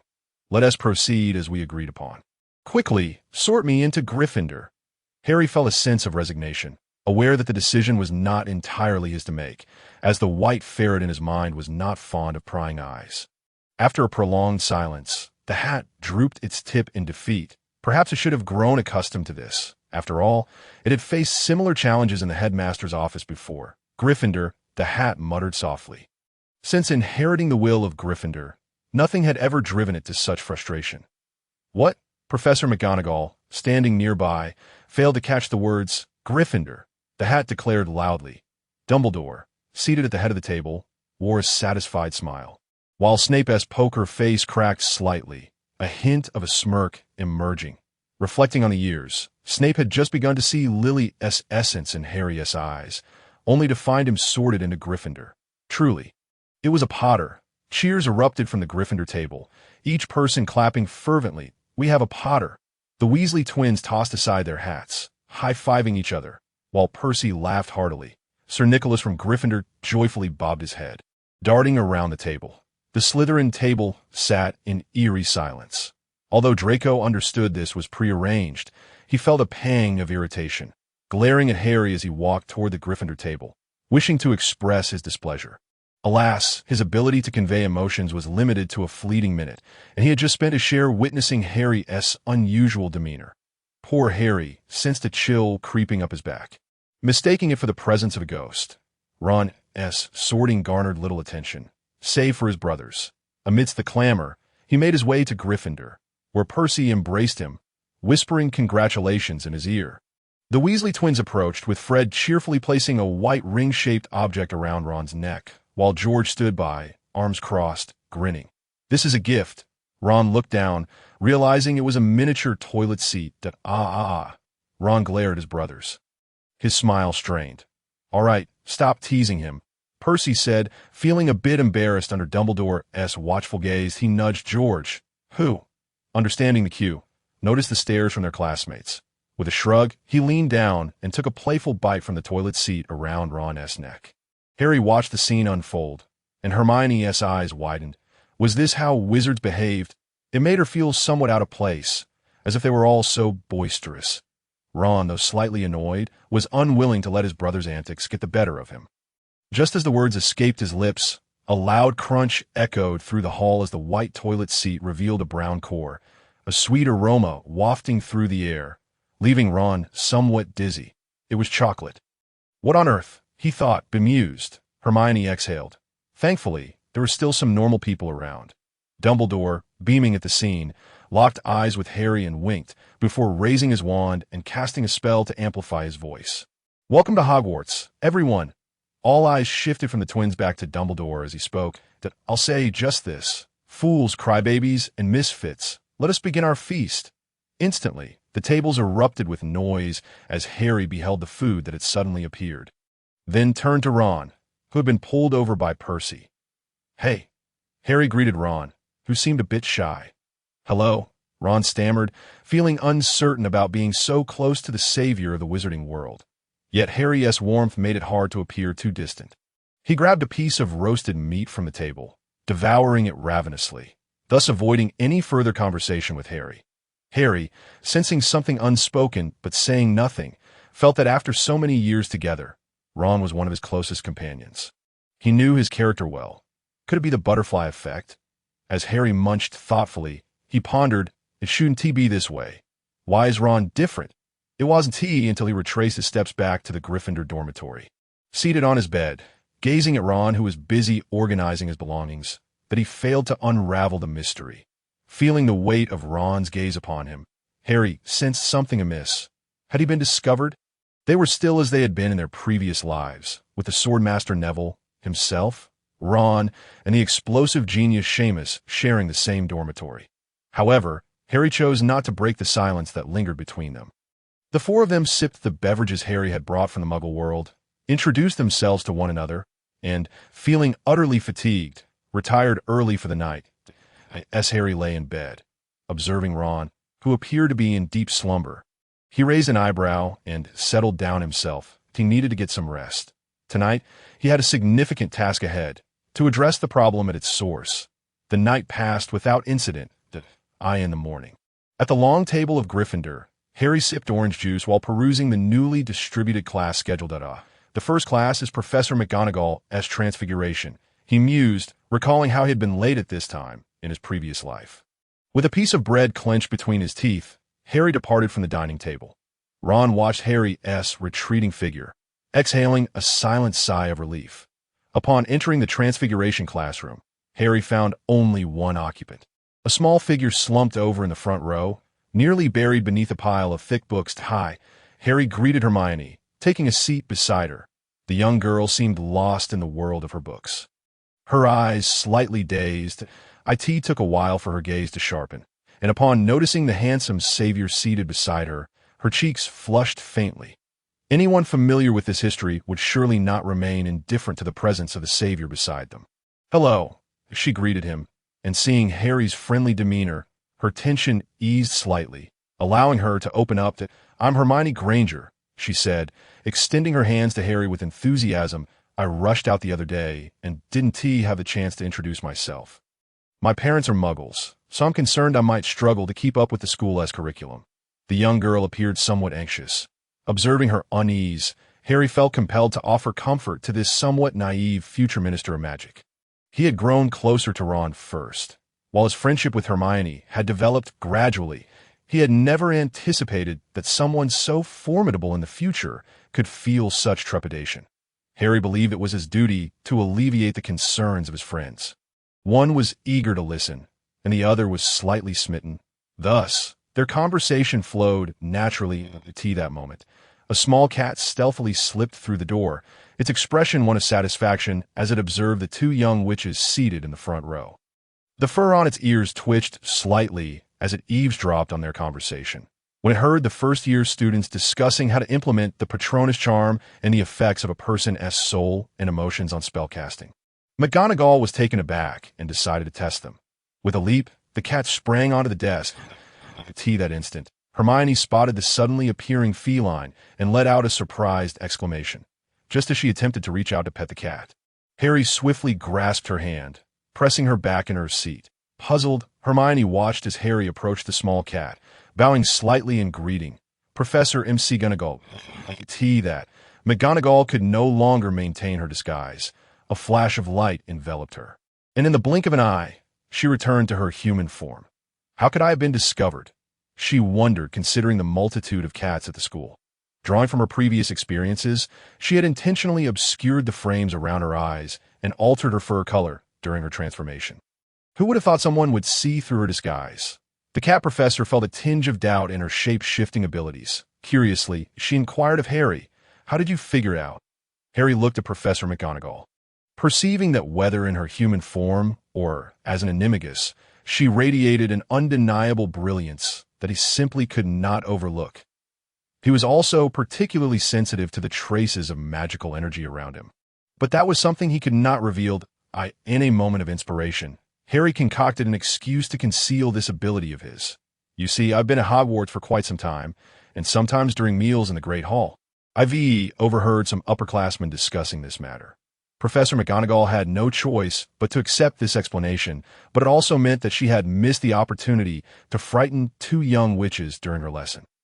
They reached an agreement not to disclose this occurrence when others arrived. Ron, hidden behind the door, observed this scene with a contemplative expression. Indeed, things were different. The Savior was actively approaching a Muggle who had just entered the wizarding world, and she had yet to display any talent. Was it merely a matter of friendship? Coupled with his recollection of Harry sneaking out the previous night, he found it odd on the first day of school. Harry, in this world, had already resided at Hogwarts for quite some time. It made little sense for him to behave this way. Ron discreetly followed Harry, watching as he conversed with Quirrell, the very Quirrell possessed by Voldemort. Ron observed the two walking together in the corridor, as if they had known each other for ages. That the chill ran down his spine, cold sweat trickling down.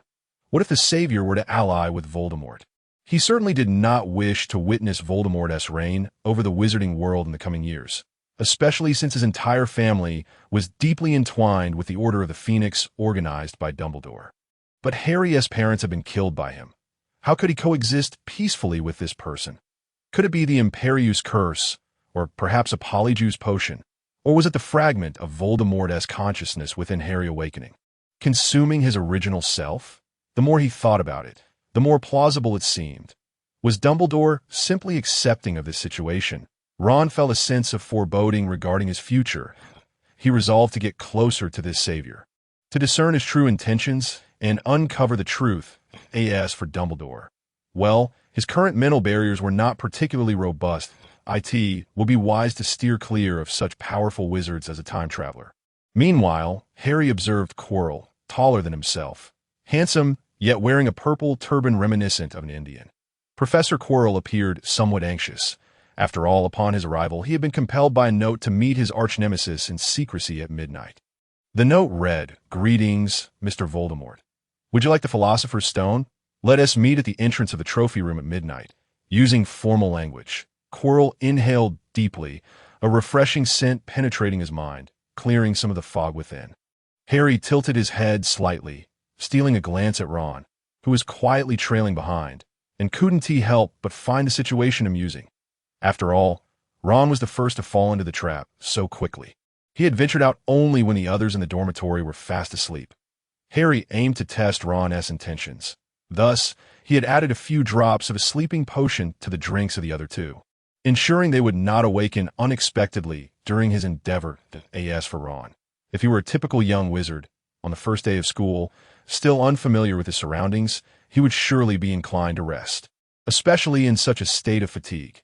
Even if he desired adventure, his actions were rather illogical. As Harry passed by Ron's bed, he deliberately stomped his feet, and in the dim light, he distinctly noticed Ron's eyes flickering. In this moment, if one were merely dreaming, they wouldn't be following him. If he were awakened by Harry's noise, wanting to embark on an adventure, he would either venture out alone or awaken to join him. If he were disinterested in adventure, he would be sound asleep and secretly follow a fellow student. While exhibiting such wariness and seeking to confirm his movements, struck Harry as odd. This behavior did not align with the Ron he knew from his previous life. Who could he be? Harry felt a pang of sadness. He did not wish to lose his dear friend upon returning. But wait, did the Weasley family not always align themselves with Dumbledore? Could it be that Dumbledore still harbored suspicions about him? His system had not issued any alerts, and moreover, it was uncharacteristic of the White Wizard to send such a young wizard on such a task. Even Voldemort had only begun to exploit child labor during Malfoy's 5th year. Though Harry was caught in a whirlwind of thoughts, he dared not let his guard down. He turned his head and addressed Quirrell, saying, "Professor, let us proceed to your office." Quirrell's demeanor shifted suddenly. He became enigmatic, his previously bent posture straightening. With a slight smile, he abruptly turned to gaze into the shadowy corridor behind him, where an unsettling silence reigned, devoid of any presence that a look of suspicion crossed his face.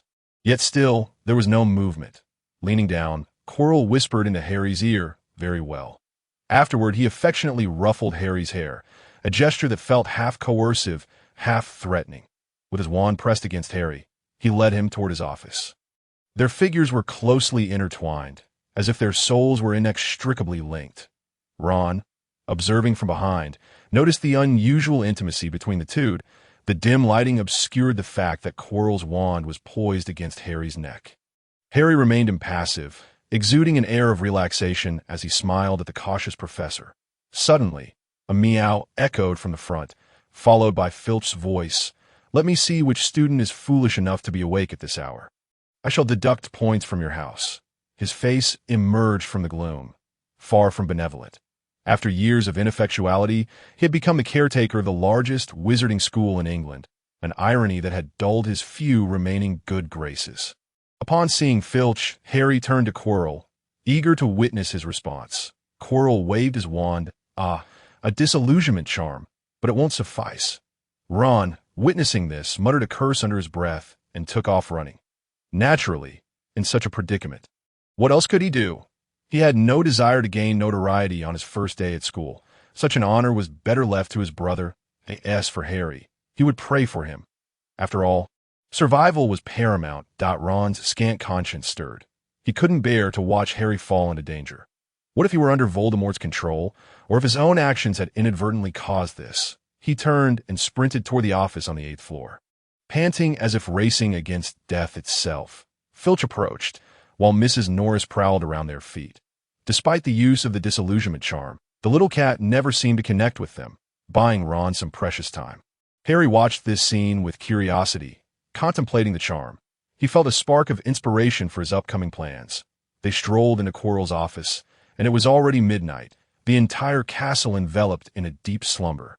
Only the portraits on the walls occasionally stirred. Quirrell's office was permeated with a peculiar aroma of garlic, prompting Harry to wrinkle his nose in distaste. Fortunately, he had brought some catnip along. Indeed, it was no coincidence that it had attracted the little cat while ensuring Ron's safety. Voldemort was not a benevolent figure.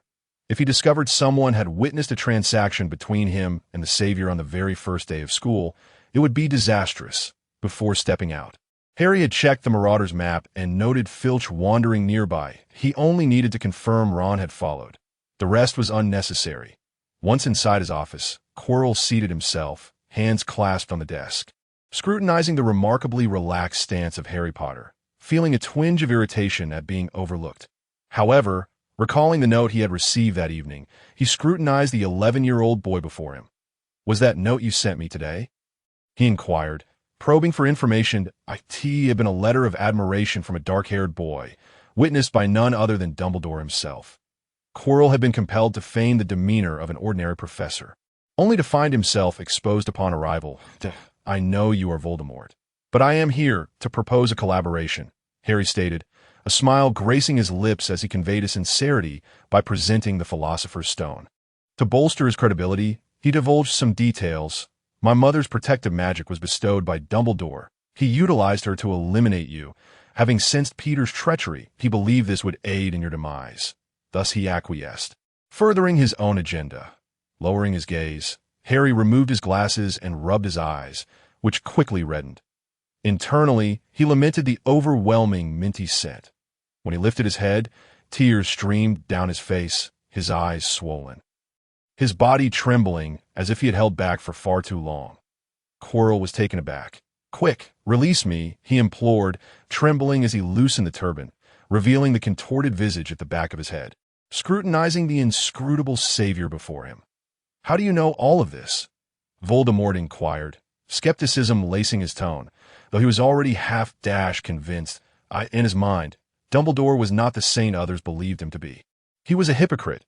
"Yet I still murdered your parents. Why would you seek my collaboration?" Voldemort's patience waned. He demanded the truth. "Look into my eyes," Voldemort commanded. Harry obediently lifted his gaze, and for a moment, his emerald eyes left Voldemort disoriented, reminiscent of a time long past. Harry understood that Voldemort would never truly believe him, in his mind. He urged, "Quickly, let us reveal the truth." The White Weasel, though impatient, had no choice. This was a matter Harry had labored over for a considerable time. Within Harry's mind, Voldemort witnessed a scene akin to his own childhood, being bullied, facing insults, and rising in defiance. Unlike Voldemort, however, Harry lacked the power to resist and was continually suppressed. Until one day, he met his elder brother, Tom, who comforted him, brought him treats, and introduced him to the wizarding world. They often met on the school grounds, watching the sunset together while sharing fried chicken, the golden-red rays casting a harmonious glow upon them. This so-called Tom, Voldemort's eyes widened. Was this not a younger version of himself, perhaps from 5th grade? He looked on in disbelief at this former self. Realizing how easily the child had been misled, in his narrative, he was a hero of a failed revolution, while Dumbledore was a hindrance to progress in the wizarding world, for that fateful night. He had intended to invite the Potters to conspire with him, but after a prior encounter with Dumbledore, he had fallen victim to the powerful wizard's killing curse, which marred his reputation and severed ties with the pure-blood families. Dumbledore, ruthless in his ambition to thwart Voldemort's plans, had even sacrificed his own followers to Azkaban, while Peter had been the one responsible for the deaths on that street. Yet they had imprisoned the loyal Sirius Black, aiming to seize his family's wealth to bribe the remaining purebloods. Eventually, he lost his body due to Dumbledore's machinations, who believed him dead and utilized his influence to distort the truth, tarnishing Voldemort's name in the wizarding community. Those who knew the truth and refused to submit were sent to Azkaban by his hand. When Voldemort reached this point in his thoughts, he found himself momentarily stunned. It was only today that he learned of the unwavering loyalty among his subordinates. He could hardly believe it. Had he not experienced it himself, he too would have doubted. Yet, the fact that this must have been a Horcrux he had created in his youth was not surprising. Well done. Later, in an effort to avoid confronting his dwindling conscience, Dumbledore sent Harry into the Muggle world. However, he had not anticipated that Uncle Tom would arrive and reveal the truth. When Harry was 9, Dumbledore discovered Tom's presence. To protect Harry, he had killed him, resulting in Harry being injured and a magical outburst occurring to achieve his goals. Dumbledore manipulated the truth within Harry's mind, instilling hatred for heroes seeking to lead the wizarding world toward enlightenment. Yet just days ago, he encountered Uncle Tom once more, who, seizing the opportunity while Dumbledore sought the next professor, restored Harry's memories and urged him to assist the hero's return by stealing the Philosopher's Stone. Voldemort regarded the boy before him, seemingly filled with hatred for Dumbledore, and burst into laughter. He deemed this the best news he had heard in years, while he was curious about how the Horcrux had emerged. It was no longer of concern. The Philosopher's Stone lay before him, and should Dumbledore's own cherished child fall by his hand, it would indeed be an exquisite choice. His gaze softened as he gently patted Harry's shoulder, his expression laced with pity, and spoke. "What your Uncle Tom said is true. In days of yore, I was a dear friend to your parents to evade Dumbledore's relentless persecution. They cast the Fidelius charm upon their home. And I was the secret keeper that it was through this very means that Dumbledore orchestrated the demise of your parents, and I must bear a part of that responsibility. Dear Master, there is more to this chapter. Please turn to the next page to continue reading, as the tale becomes ever more riveting." Harry regarded the twisted visage, striving to convey sorrow, almost unable to suppress a laugh. The situation had reached a critical juncture, and Harry steadied his thoughts, regarding Voldemort with a gaze imbued with affection, as if he were the closest being in Harry's world. "And the Philosopher's Stone?" Voldemort inquired, diving straight into the matter. "How did you bring it here?" Harry remained silent, quietly observing the individual before him, before lowering his head to extract a stone from his pocket. Voldemort's eyes were ensnared by the stone, glimmering with avarice. However, the peculiar unfolding of events caused him to waver. Why was it that upon his arrival, the object was delivered directly into his hands? Could Harry Potter's intellect be trusted? Was Dumbledore testing him with this? Voldemort hesitated, rising slowly to approach Harry. Regardless of whether it was a trap, the Philosopher's Stone was undeniably real. He could always escape Dumbledore's onslaught, especially with the savior at hand. With this thought, a cold smile crept across his face. Observing Harry's somewhat dazed expression, a consequence of excessive soul-sucking, Voldemort frowned in disdain. The Philosopher's Stone was motionless. It appeared he would have to grasp it himself. In a moment of caution, he instructed Harry to place the stone upon the table, as the previous actions required verification, and he could not yet place complete trust in Harry. Everything unfolded so smoothly. As Harry approached, Voldemort leaned slightly forward, his eyes glinting with fervor, completely unguarded in Harry's proximity. Harry fervently called upon the system in his mind, desperate to know when he could make contact. The weasel rolled its eyes, but dutifully reported 3, 2, 1, as the distance between the two narrowed to a mere breath away. Upon touching Voldemort's hands, a flash of golden light erupted, and he vanished, just as a new presence materialized in Harry's mind. Harry gently wiped his hands with a cloth from his pocket, retrieved the stone from the table, wrapped it in the cloth, and returned it to his pocket. He carefully opened the door, gazing into the silent corridor, and stealthily made his way, his emerald eyes reflecting a tinge of relief and mirth at having accomplished his task. The greatest trouble in the wizarding world had been averted. On this unremarkable night, the prisoner of Azkaban awaited in torment, while certain members of pure-blood families anticipated another upheaval in the wizarding realm. Unlike the previous life's devastation, this time, all he needed to do was absorb Voldemort's soul. Yet, could it truly be that simple? Harry's face was shrouded in darkness, the moonlight cascading gently upon the solitary traveler's back, while a portrait in the corridor discreetly opened its eyes, its gaze darting about. Ron's thoughts drifted back to the classroom.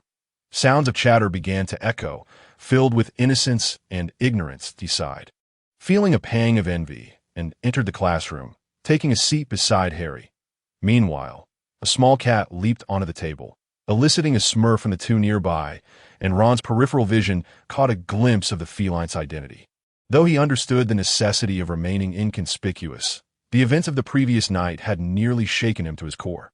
Shortly after fleeing, he encountered Dumbledore, who said nothing but simply surveyed him with those eyes that seemed to pierce through all facades, causing Ron to feel exposed.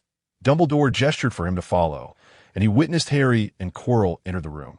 Moments later, Harry emerged alone, and Dumbledore instructed him to return while he entered the office. Ron remained oblivious to the ensuing events, yet, thankfully, tranquility prevailed within the school, which eased his anxious heart. He feigned ignorance, lightly stroking the cat, which, startled, arched its back and fluffed its fur. Harry regarded him with admiration, relishing the moment. After all, who could be called a warrior if not one who dared to stroke the whiskers of a tiger? In an instant, the cat transformed into Professor McGonagall, who gazed at the audacious child with shock, yet felt a twinge of guilt, for it had been her intention to test him, and thus could not entirely fault her student. Professor McGonagall's lips moved, but she refrained from voicing her thoughts, instead maintaining her composure at the lectern, opening her book. Meanwhile, Ron feigned fright, trembling as he apologized to Professor McGonagall, though inwardly he was elated. Professor Meow was simply delightful to make tea that moment. Harry patted Ron on the shoulder, giving him a thumbs up beneath the table, while Hermione's face radiated admiration and envy, wishing she too could feign ignorance and enjoy a playful interaction with the little cat. The previously awkward atmosphere among the trio began to dissipate. The classroom seemed suddenly filled to capacity, with two houses distinctly seated apart. Transfiguration is the most complex and perilous of the subjects you will encounter at Hogwarts. Anyone caught misbehaving in my class will be expelled. Never to return, I have warned you all, Professor McGonagall declared sternly. The small wizards looked on in trepidation as she transformed the desk into a snorting pig, and the trio closest to her truly felt the warmth and odor emanating from the creature. The pig's head bobbed incessantly, its ears twitching, while Hermione wrinkled her nose in disdain. The classroom erupted in gasps of astonishment, and Professor McGonagall observed with satisfaction before continuing to expound upon the lesson's key points, effortlessly reverting the newly created pig back to an inanimate object. Harry gazed greedily at the flowing magic, yearning to witness it once more, eager to master the intricate spell. The hues of light danced in various directions, and he felt a sense of familiarity. Was this not the wondrous script he had glimpsed in his mind before? He pondered deeply, searching for commonalities, whether it be the patterns of color or the flowing shapes. Was it truly like the ancient runes? The next task was to transform a matchstick into a silver needle, with the incantation being transfiguration. Professor McGonagall tapped the blackboard to emphasize the point. Hermione listened intently, her hands resting on the table, her head nodding in sync with the professor's emphasis, frequently raising her hand to pose questions. Harry observed this with a hint of exasperation. It had been ages since he had attended class in his previous life, and he found Hermione's eager nature significantly influential, compounded by the weasel's prodding, leaving him with scant useful memories. Had she behaved this way in his past life too? Harry nudged Ron with his elbow, signaling him to glance at Hermione, as if they were longtime friends rather than merely new classmates. Ron felt uneasy. He noticed the little girl's fervor and recalled the suffocating grind of academic life he'd endured in his previous existence. He had hoped for a more relaxed approach in this life, yet here was a veritable academic prodigy in his midst. What was this? Murphy's Law. Professor McGonagall presented the needle, and Harry hesitated, contemplating whether to attempt the transformation immediately or to bide his time. For feigning ignorance was also exhausting. Reflecting on his previous life, he felt a profound sense of change. Dear Master, there is more to this chapter. Please turn to the next page to continue reading. As the tale becomes ever more riveting, having just arrived in this world, he had unwittingly brought along the magical prowess from his past life. Proficient in wandless magic, attending school here was merely a matter of following the crowd.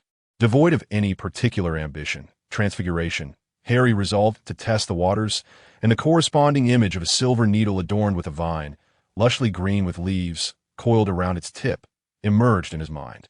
The matchstick began to morph in accordance with Harry's will, flowing seamlessly until it transformed completely like a tea that moment.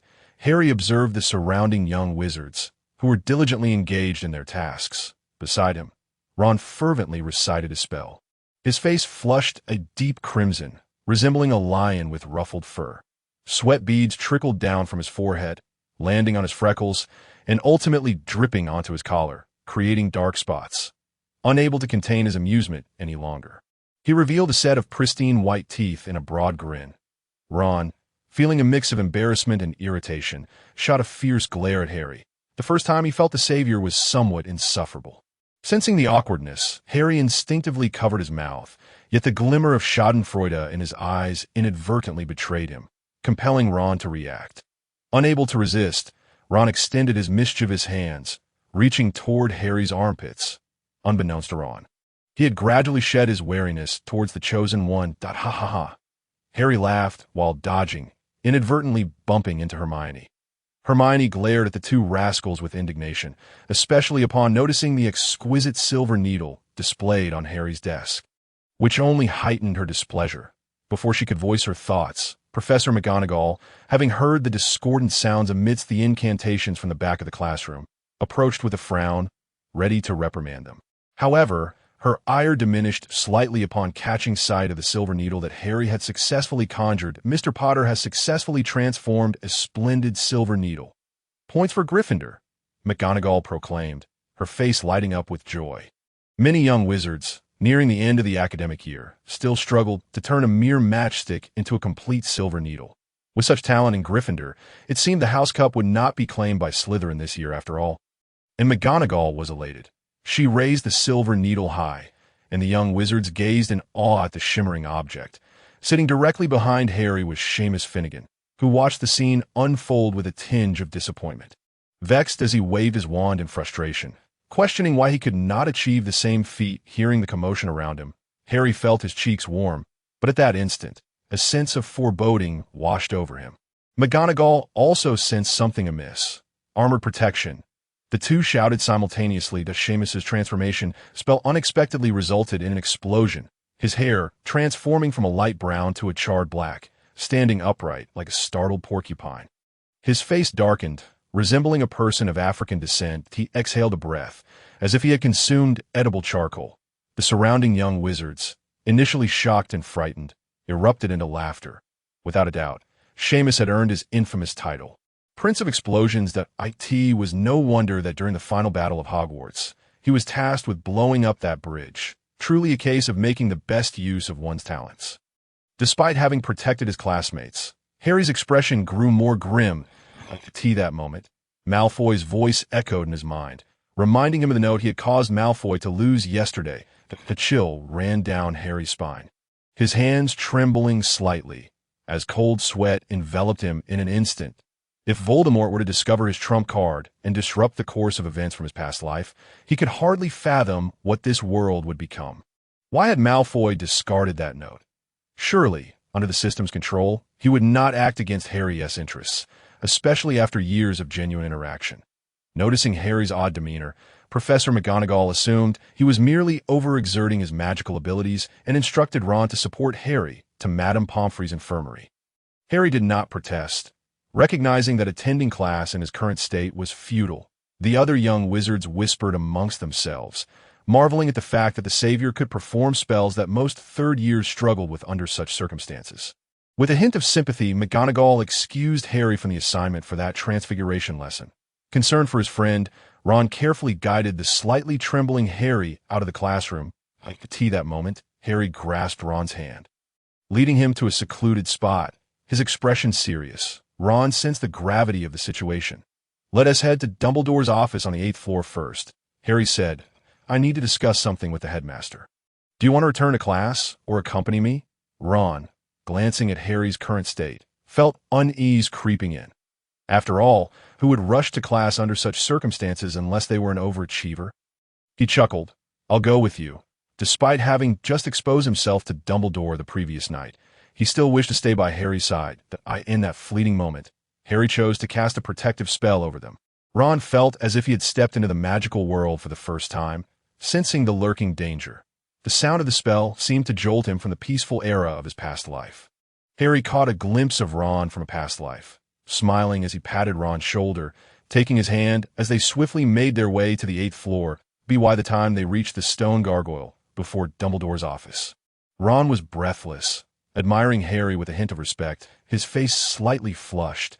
Was this truly the legendary Savior? His physical prowess was astonishing. Lemon drops, cockroach clusters. Harry racked his brain, trying to recall the possible passwords for the headmaster's office. If only he had kept a list of Honeyduck's sweets handy. Frustration creased Harry's face as he realized he had forgotten the password. Ron, noticing Harry's deepening frown, shrank back, reluctant to speak. Just then, Dumbledore approached from behind, his steps leisurely and a smile gracing his face, as though he had just received extraordinary news. Harry looked at Dumbledore, feeling as if he were the anxious servant while the Emperor remained unperturbed. Why was he in such a hurry over matters of world-saving? Regret washed over him. After all, Dumbledore would surely handle any calamity that came their way. Over the years, Harry had lost the reverence he once held for the headmaster. After all, which headmaster would indulge in such antics? During Harry's grueling training with Moody, Dumbledore had watched with a smile, occasionally producing cockroaches from his pocket to munch on, the black chocolate crumbs sticking to his white beard. Harry felt as if he were meeting this candy-loving old trickster for the first time. Dumbledore often engaged him in probing conversations, testing his views on wizards and muggles, Hogwarts, and the ideologies of certain professors, all while claiming to trust Harry implicitly. Yet, who had been following him yesterday? Harry knew Dumbledore stood behind Ron, and he must have been aware of Professor Quirrell's sudden disappearance at that moment. Harry realized he had overlooked a crucial point. How could he explain Voldemort's sudden absence to this suspicious old professor? But there was no time to ponder that now, as he was uncertain whether the soul he had absorbed last night truly belonged to Voldemort. He resolved to ask Dumbledore directly. However, Harry remembered Ron's presence beside him and felt that this was not a conversation for Ron's ears. The fewer who knew, the better. Dumbledore seemed to sense Harry's inner turmoil. No, it was as if he had seen it outright. What kind of headmaster would use legilimency on his students? Although his deeper thoughts were shielded by the protections of the white ferret. His surface thoughts were laid bare under Dumbledore's scrutiny. Harry felt a wave of frustration wash over him. Dumbledore, still smiling, addressed Ron. "Thank you for bringing Harry here.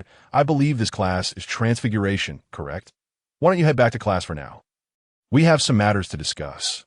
Ron, having long wished to escape the situation, noticed Dumbledore's cheerful demeanor and felt a twinge of fear. Adhering to the principle of better the devil you know, Ron hugged Harry and quickly departed from their sight. Dumbledore remarked, "The youth today possess such remarkable stamina," having noticed Ron's inexplicable awe towards him. Dumbledore squinted, for he had discovered intriguing thoughts within Ron's mind the previous day. But there was no rush. Not everything needed to be understood immediately. The world was filled with mysteries yet to be unraveled. He harbored a profound sense of reverence, permitting the occurrence of such events and the existence of these entities. Notably the Savior before him. Harry, feeling a surge of impatience, inquired, "Could you confirm whether Professor Quirrell bore the mark of Voldemort during our dinner yesterday?" Dumbledore, upon hearing this question, displayed no surprise. He simply replied, "I'm certain." Harry pressed on, "What about last night? When you followed me, were you able to ascertain whether Professor Quirrell still bore Voldemort's influence?" Dumbledore nodded. At that moment, Harry exhaled deeply, delving into the recesses of his mind. Approaching the glass wall to observe Quirrell, who lay dormant within, he resolved that it was time to awaken him.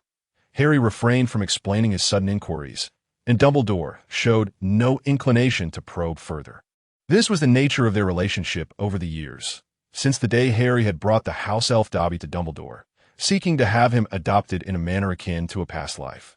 Allowing him to work in the Hogwarts kitchens, Dobby had inexplicably vanished from their presence. Subsequently, Harry realized that before Dumbledore, he felt utterly exposed, stripped of all pretense.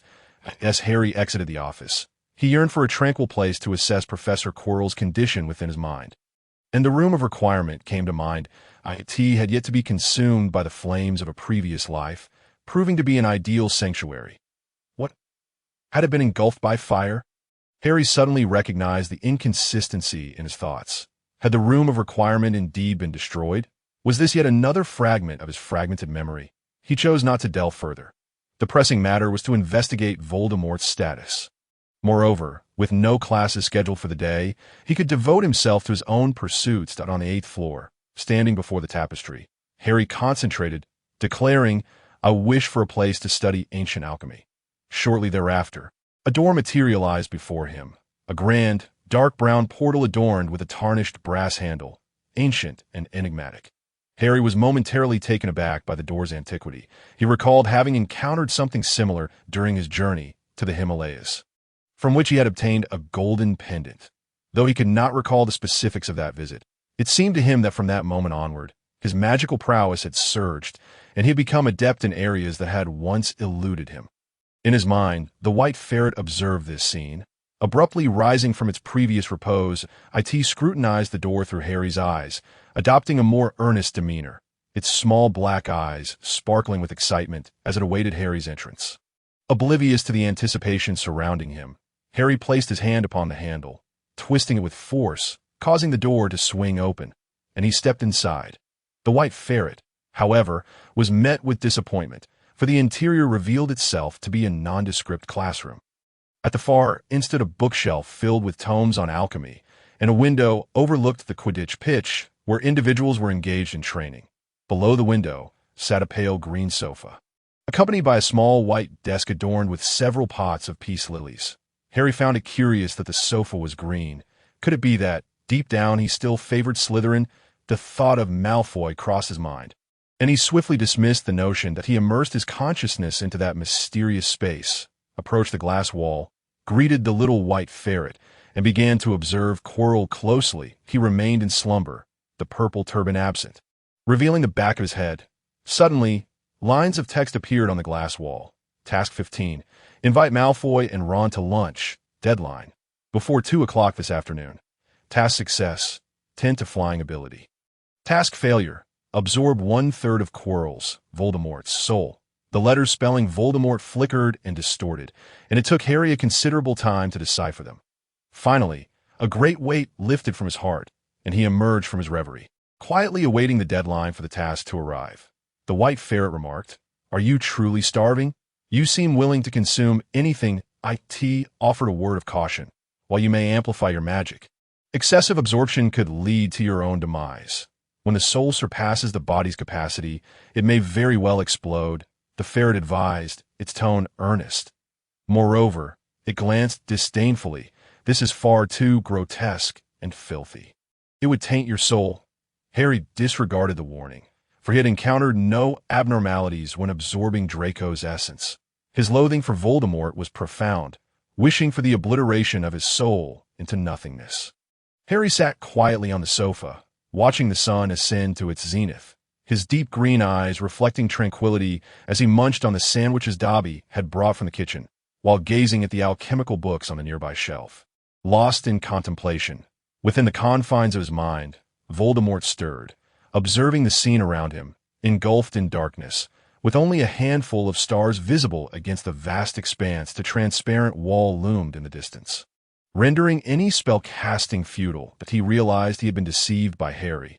Attempting to apparate yielded no results, and in a fit of desperation, he transformed into a wisp of black smoke, striving to ascend into the void, but found no escape. Harry looked down upon him, witnessing this once mighty figure now reduced to a cornered beast, filled with a sense of vindication. Soon, Voldemort regained his composure and released Quirrell. The latter emerged, somewhat timid, and approached the wall, pressing against it. The warmth of his palm met the cold glass, causing him to shiver. Suddenly, Harry's visage appeared before him, prompting Quirrell to rap against the wall, signaling Harry to notice him.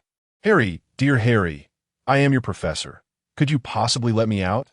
The cowardly man pleaded in a hoarse voice, beseeching this child, decades his junior. Harry remained unmoved, gazing coolly at the man who had once been a Muggle studies professor, now transformed into the grotesque visage of Voldemort, devoid of a nose and possessing serpent-like eyes, his complexion pallid. The image of Dumbledore plummeting from the tower, and Snape's murmured always echoed faintly, interspersed with Voldemort's cruel laughter as he savagely fed his loyal servant to the great serpent, devouring him bite by bite.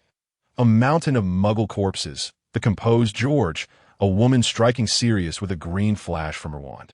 Bellatrix's dagger pierced Dobby's small body, cutting through space, bursting from Harry's recollections, plunging straight into his heart, causing a pain that rendered him almost lifeless.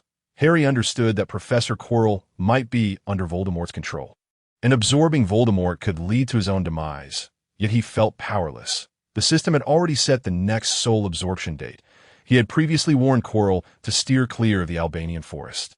Yet he found himself retracing the steps of a past life. Perhaps he was no longer the Harry he once was.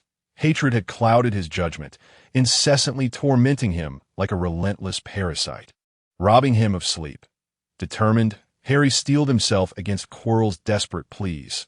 For the sake of today, he had restrained himself from rescuing his uncle from Azkaban and tolerated Peter Pettigrew's presence at Ron's home, all to prevent Voldemort from sensing any anomalies and luring him to Hogwarts, a web carefully woven for his downfall. But he dreaded any potential connections between the Horcruxes, though he possessed some knowledge. He preferred to leave them undisturbed. Turning to the white ferret, he inquired, "Is it time? Has the task failed?" Before the ferret could respond, he felt a surge of cool water envelop him. His magical power surged once more. Yet the darkness within him subtly intensified. Harry quickly withdrew. Seated on the sofa, sipping orange juice while observing, he glanced at his status panel, noting that in the years since releasing Malfoy, there had been no further developments. At last, his data has undergone some alterations. Name. Harry Potter age. 11 physical fitness. 30-10, out of maximum of 100, currently just managing. Swallowing is no issue, hospitalization is not a concern. And no one among the other students will discover this peculiar habit of yours. Appearance. 76-5, out of a maximum of 100, one might say, neither overly feminine nor masculine, could easily pass as a pretty boy. It is hard to fathom that you possess such a preference. Soul strength. 75-10, out of a maximum of 100, you're truly famished, revolting, nauseating, a wave of obscured imagery passes by. What difference is there between this and consuming excrement? Intelligence level. 50-10, out of a maximum of 100, your meager intellect elucidates why you would choose that repugnant morsel to ingest. Magical energy reservoir. 2020, maximum. Oh ho ho, having endured that detestable thing. Only this meager increase, alas, how pitiable you are. Plan affinity. 520, out of maximum of 100, this bears no relation to that detestable morsel. The Indian brother has contributed greatly to your cause. Alchemical talent. 70-15, out of a maximum of 100, is there gold amidst that refuse? No wonder, perhaps next time, partake a little less. Potion crafting ability. 65-5, out of maximum of 100. How did you manage to increase this? Combat skills. 70-15, out of maximum of 100, do express gratitude to your indescribably foul father. Art of language. 320, out of maximum of 100. Truly a sight to behold. Excrement has taken on a life of its own. Now, capable of human speech. Flying ability. 80-10, out of maximum of 100. No wonder it has increased. You resemble a jet-flying warrior. Next time, I say next time, should you behave in such a manner again, I shall ensure our mutual demise. Harry spewed orange juice, scattering it across the sofa, the alchemical tome. Everywhere his mouth, agape, devoid of anger from the mockery, instead brimming with an indescribable J-O-Y-I in his mind. The weasel observed this scene, inching closer, reading the lines of text, witnessing for the first time his partner's irascibility. Ha ha! After a thorough cleaning, Harry wiped the sticky juice from his body and surroundings. Would Voldemort perchance see this? With this thought, he delved into his mind, gazing at the day's Quirrell, his demeanor suddenly shifting. Pupils dilating, fixating intently on the lines of text flickering upon the screen, a mouthful of blood erupted forth, splattering against the glass wall. Absorbed into it, he had never been so humiliated in his life. Harry Potter, I shall not rest until you are vanquished. Voldemort struggled to open his eyes, staring at the now towering Harry, his expression cold, his gaze filled with disdain, observing his utter humiliation. Voldemort lowered his head slightly, a faint derisive smile gracing his lips. This child, despite his fortuitous encounters, remained too naive, oblivious to the powers capable of inflicting harm, not to mention the existence of curses. Moreover, having absorbed a fragment of his soul, he had shed some of his volatile nature, rendering him slightly clearer of mind. Reflecting on that book, did no one from the pure blood lineage possess knowledge of it? Why then had he not encountered anyone practicing such arts? It appeared the side effects were a well-understood secret among them. Upon acquiring that tome, he had unwittingly stepped into Dumbledore's trap. Had he maintained clarity, he might have achieved greatness akin to Grindelwald. Yet now he had become a mere prisoner to this child. Voldemort surveyed his surroundings, the mysterious space, and the erratic Neville. Perhaps these were his opportunities, a chance at immortality. Harry, oblivious, reveled in the annual joyous occasion. A happiness surpassing even that of marrying Ginny. He observed Voldemort's silence, not pondering further. Under the system's support, his desire to escape was but a fool's errand, a mere fantasy. The weasel, however, took note of this scene. Inching closer, choosing not to speak. Some truths are only comprehended through personal experience. Nonetheless, it remained vigilant for Harry. Just then, Malfoy, freshly released from class, dashed to find Harry. Upon receiving the note the previous night, he had intended to wait until after dinner to approach Professor Quirrell and deliver it. Yet, inexplicably, after forming this plan, his mind was rendered blank, leaving him with no recollection of that time. When he finally awoke, it was already the following day during class, and he hurried to inform Harry that he had misplaced the note. Draco sought confirmation from his peers about any unusual occurrences the night prior, but to no avail. However, there had been a black-haired boy with whom he had engaged in prolonged conversation. The onlookers could hardly recall the boy's visage. Only a vague sense of bewilderment remained. They remembered someone fitting that description, but did not retain his face. The black hair swayed, the blank countenance, the slender form, resembling a specter, sending chills down their spines. After the Slytherin's brief appearance, he vanished without inciting panic, as he gradually faded from their memories, as though someone had systematically erased collective recollection. Unnoticed by all except Malfoy, he watched his classmates laughing, quarreling, engaging in playful antics. The Weasley twins' paper airplane soared from the Gryffindor table to land squarely in front of Malfoy's teacup, leaving Draco with a sense of being out of touch with the times. Having outgrown such frivolities, thankfully, Harry was akin to him. With this thought, Draco felt somewhat reassured. He gazed at the paper airplane in his cup, finding it amusing. Malfoy mustered the courage to seek out Harry, wishing to apologize for any potential mishap he had caused. However, as he dashed to the Gryffindor table, the surrounding young witches and wizards, having witnessed the unfolding events, anticipated a spectacle, with some Hufflepuffs even bringing along snacks. Yet, the situation disappointed them. Malfoy did not find Harry at the Gryffindor table. The small lions stared in astonishment at the little snake amidst them at tea that moment. Ron, seated at the table, observed this was the first time he had laid eyes on the platinum-haired young master. Reflecting on Malfoy's tale, he felt a mix of admiration and pity, regarding Draco with a gaze that conveyed both affection and regret, as though witnessing a dawn that could not shine bright or a dusk that would not darken. Draco sensed Ron's gaze, feeling slightly offended. Who could he possibly pity? He, a proud scion of the Malfoy lineage, in need of the compassion of a mere red-haired pauper. Yet, he refrained from voicing this sentiment. As Harry's thoughts held greater significance, he turned to Hermione, considering that the future Minister of Magic would still be worth befriending, even if she hailed from Muggle origins. Nearby, Hermione overheard him and remarked, "Harry is likely in the infirmary," to which Draco responded, "I've already been to the infirmary. Madame Pomfrey said Harry never arrived." Hermione expressed surprise. Perhaps Harry returned just in time for a meal. Ron chimed in as for Harry's whereabouts. We need not worry for the Savior. Within this brief moment, he may have experienced a surge in magic, nearly mastering every spell. For ordinary folk, disappearance could imply genuine loss. Yet for the protagonist, it signified a quest for treasures and extraordinary techniques. It would be wise for mere mortals not to intrude. Draco observed Ron's nonchalant demeanor, sensing something amiss. Why was the red-haired Weasley so accommodating today? So eager to find Harry? He suppressed his doubts, pulling Ron along. As Harry's former comrade, surely they shared a bond of understanding. The two meandered through the castle, Ron gazing at the armor along the corridors and the murals above, feeling a sense of adventure akin to that of a medieval European castle. Reflecting on this, it was indeed similar. Observing the moving portraits and the seemingly foolish troll, he thought, how absurd. Wait a moment. A troll? A troll with a stick, picking its nose. Ron suddenly realized where they were, excitement coursing through him. Draco, initially hurrying ahead, turned to see Ron standing there, a look of impatience crossing his face as he approached. "What are you doing, you foolish Weasley?" he snapped, but the furrowed brow suddenly relaxed, leaving him frozen, breath coming in labored gasps, surrounded by the manic laughter of that madwoman. Memories long buried resurfaced.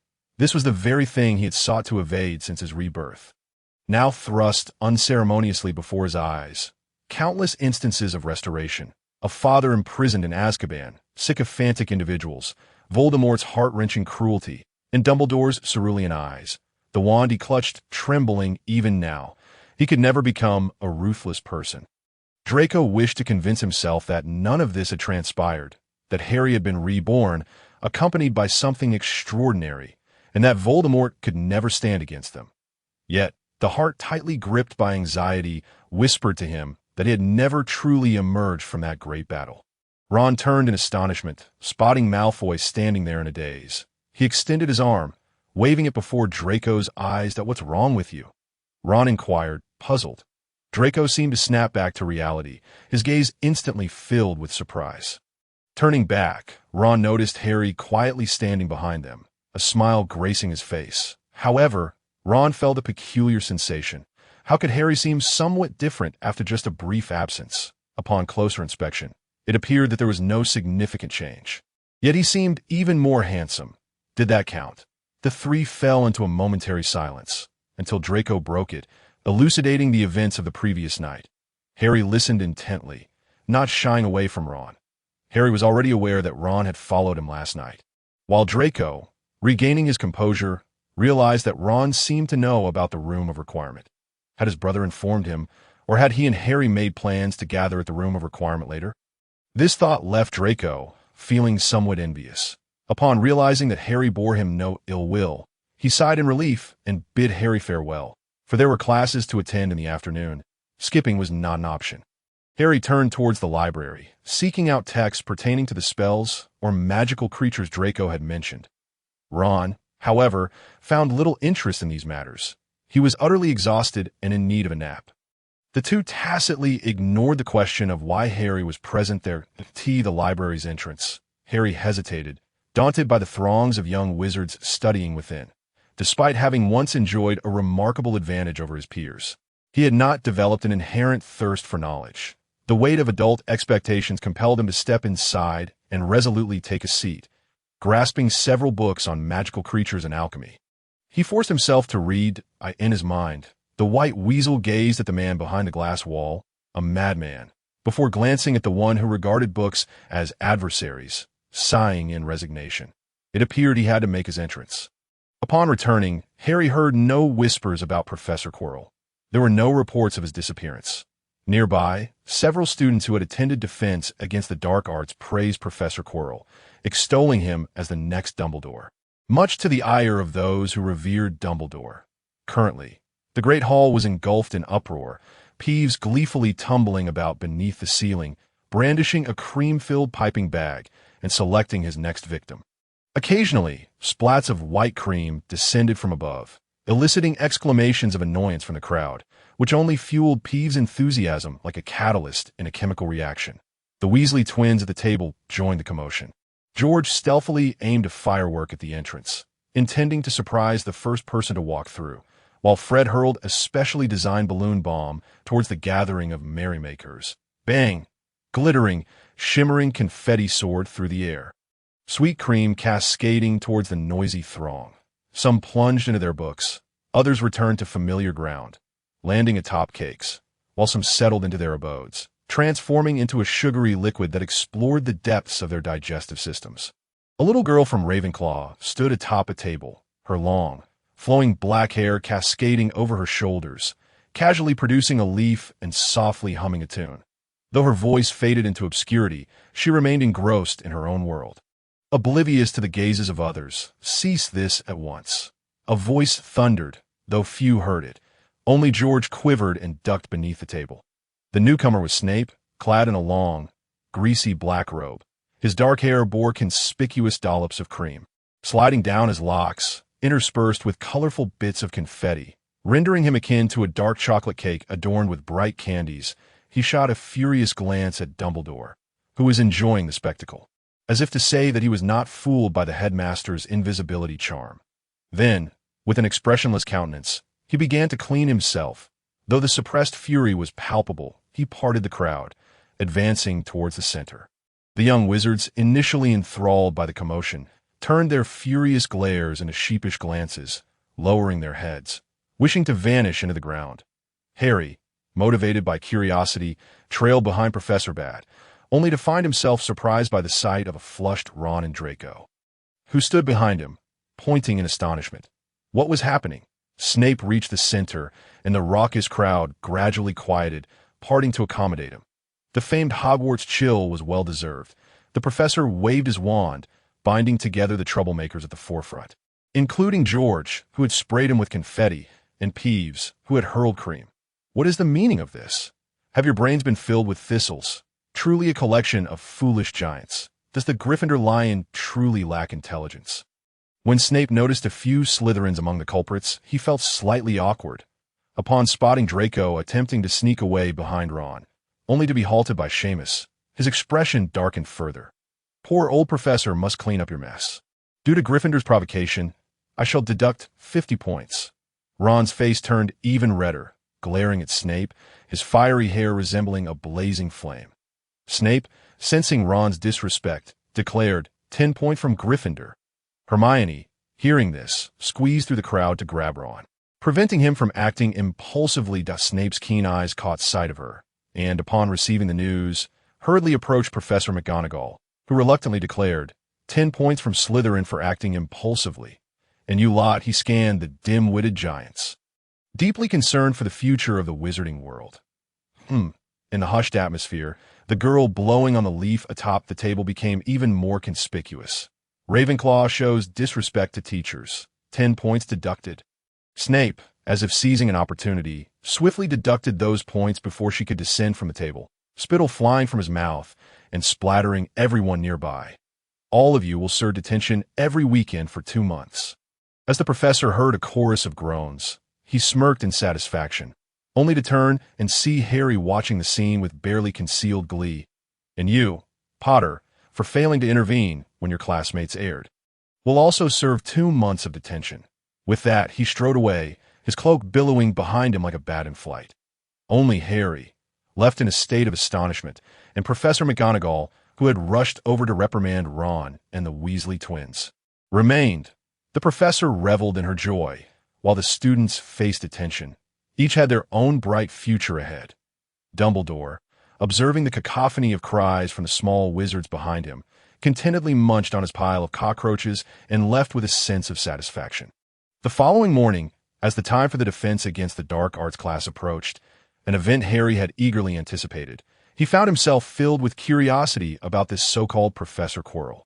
Thus, he awoke early and called for Ron. Along the way, they encountered Hermione, and the three of them set off together to the Great Hall for breakfast, reminiscent of their past lives, though everything felt subtly altered. Tea breakfast, as Harry surveyed the food before him.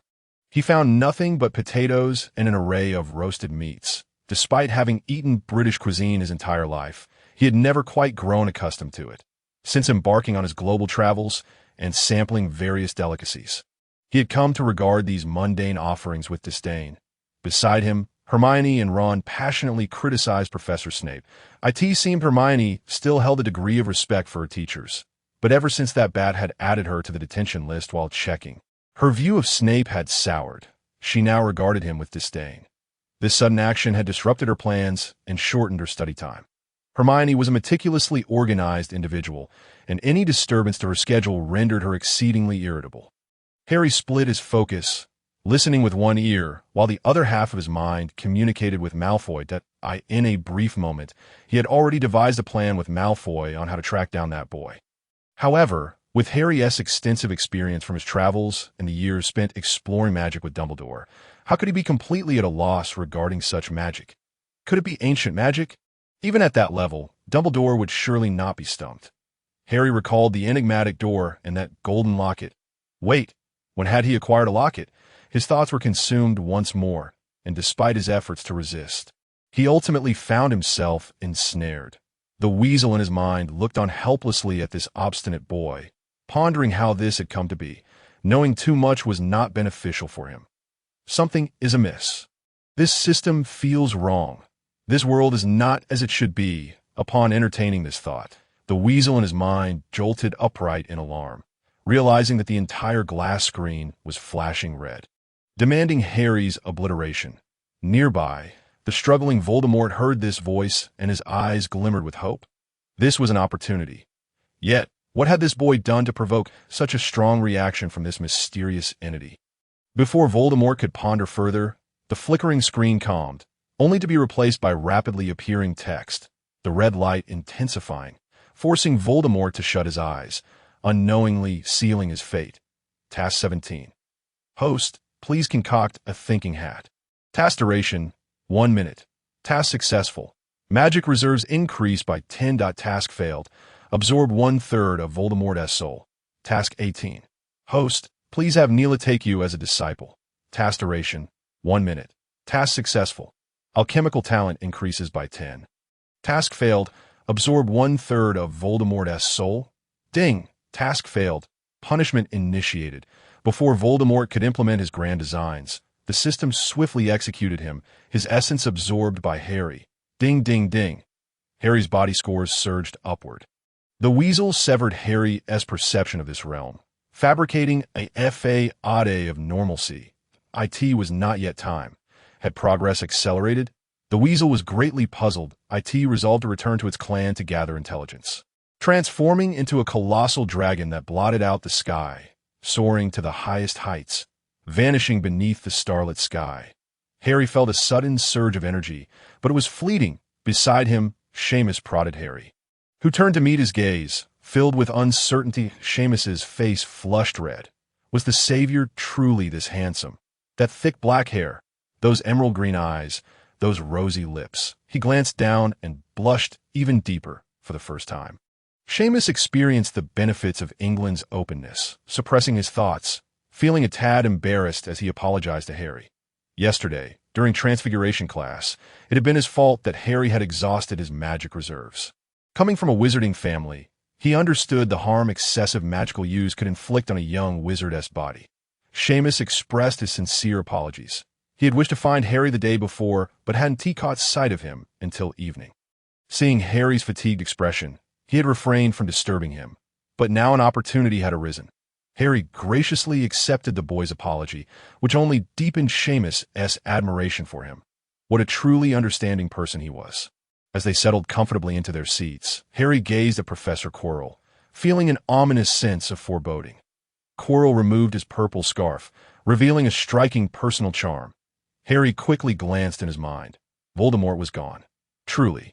The sky had fallen to that moment. Quirrell's gaze fell upon Harry, and he smiled slightly. Fortunately, he did not linger on Harry any further. Clearing his throat, he drew the student's attention to himself, cheerfully introducing himself as their defense against the dark arts professor. Quirrell, his unique demeanor and magnetic voice suggested he was a man of experience and capability. Some young witches in the audience blushed and lowered their heads shyly upon hearing this, that I previously served as the Muggle Studies professor at Hogwarts. This past summer, I ventured into the forests of Albania, where I learned much and made a decision. That he paused, choosing not to elaborate further, instead shifting the topic, expressing his hope to impart his insights through teaching over the semester.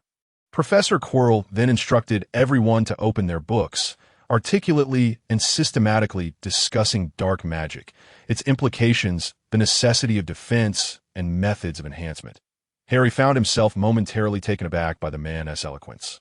During his time in the castle, driven by curiosity, and perhaps influenced by Voldemort's presence, he had audibly attended Quirrell's lectures.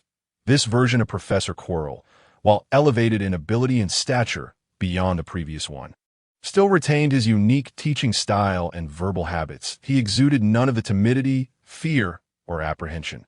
This was Quirrell's Promax Plus version. What was going on? Ron, too, stared in horror at the seemingly refined and knowledgeable professor before them. Entirely different from the character he had read about in the novels. But soon he relaxed his mind that if this were a fan fiction, it would be easily explained. Ron recalled that night when he saw Harry and Professor Quirrell walking together in the corridor.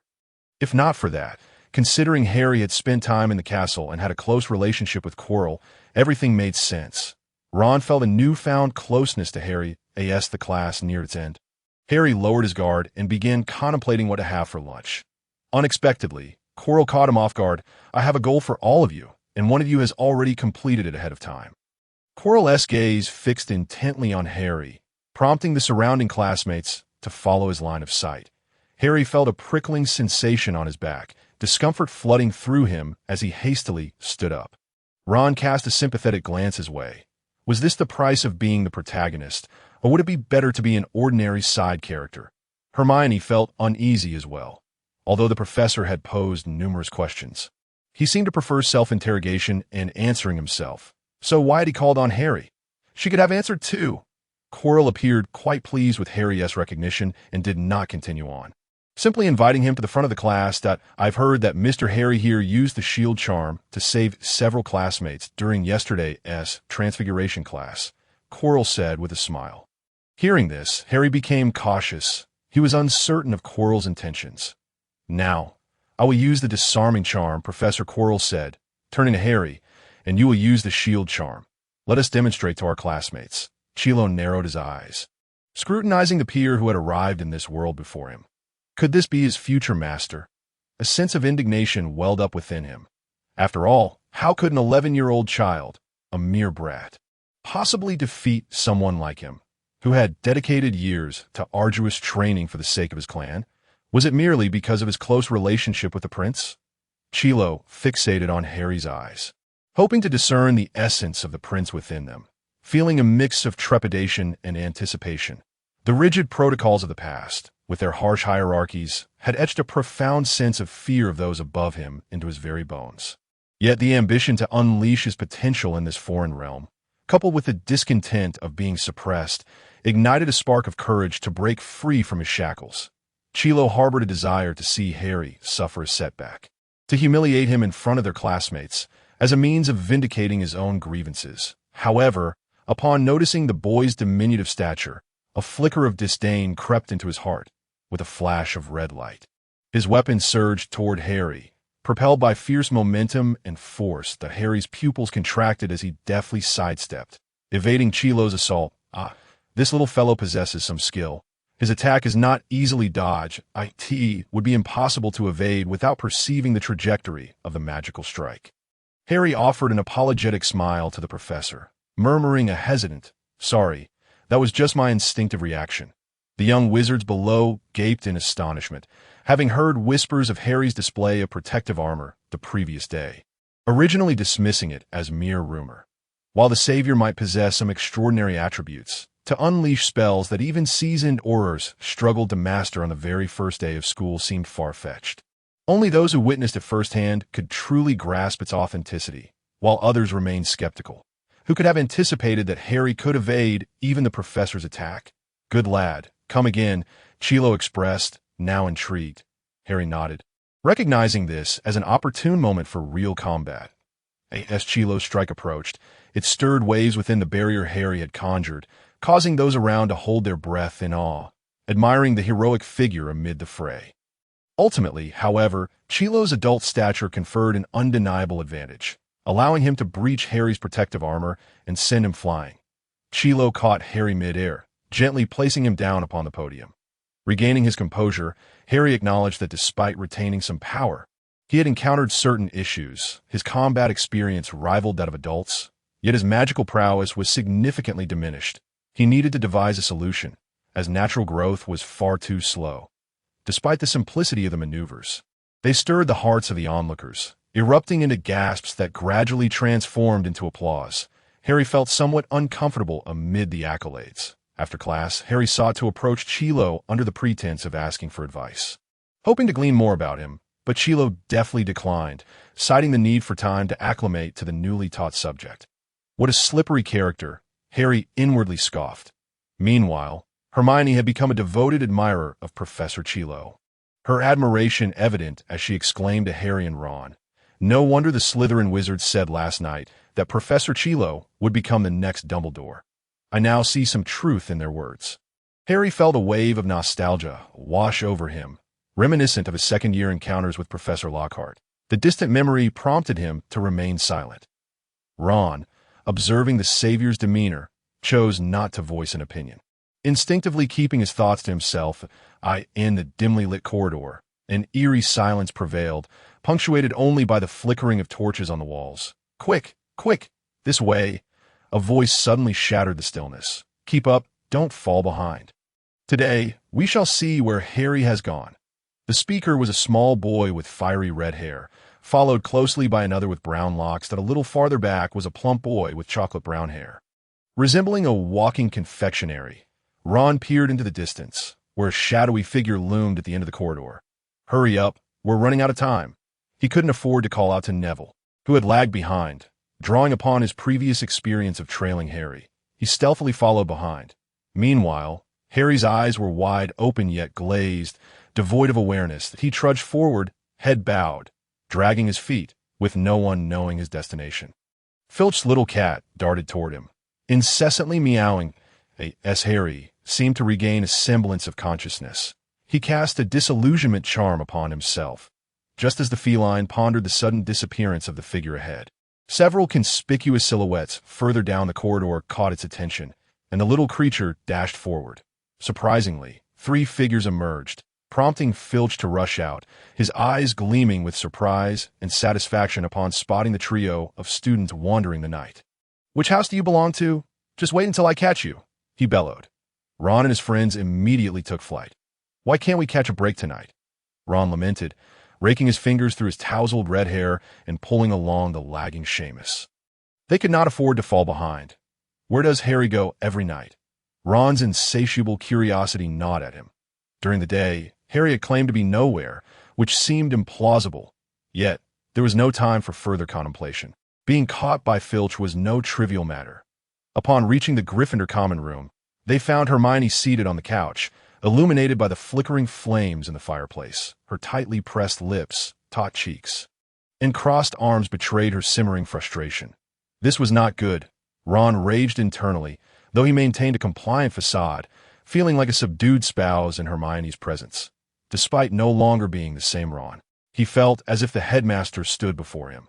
After Filch departed, Harry did not dispel the disillusionment charm, but continued onward, descending the stairs into the seemingly endless abyss in the chilly autumn night. The temperature plummeted, and clad in a thin wizard's robe, Harry ventured into the frigid basement, involuntarily shivering from the cold. Yet his emerald eyes remained vacant as he knocked on a door, entering without awaiting a response. Inside stood rows of cabinets filled with an array of magical herbs, and a cauldron simmered with a deep crimson liquid, wisps of vapor spiraling upward, occasionally shimmering with iridescent hues. This was a genuine potion of impeccable quality. "Oh, what brings you here?" Severus Snape, initially on guard with wand drawn at the sound of footsteps, relaxed upon seeing Harry enter. He prepared to mock the boy for wandering into the lair of his sworn enemy, the Gryffindor, ready to deduct points from the house. However, he quickly noted something amiss about Harry's demeanor. The boy's gaze was vacant, his movements stiff, and he mumbled indistinctly, almost inaudibly, like one under the effects of a soul-binding curse. A sudden realization struck Snape. Who would dare lay hands on Harry again? Observing Harry's condition more closely, Snape discerned that it resembled something akin to sleepwalking. This notion amused him, easing the tension in his mind and igniting thoughts of retribution. Harry's peculiar behavior had been a source of concern for him. He recalled a few years past when Harry had exhibited similar tendencies. Before he was even sorted into a house, but a wicked smile crept across Snape's face. Yet he tempered his response, mindful of that earlier possibility. "Very well, Gryffindor, student out after hours. 25 points deducted." Snape gazed at the young Harry with a hint of satisfaction.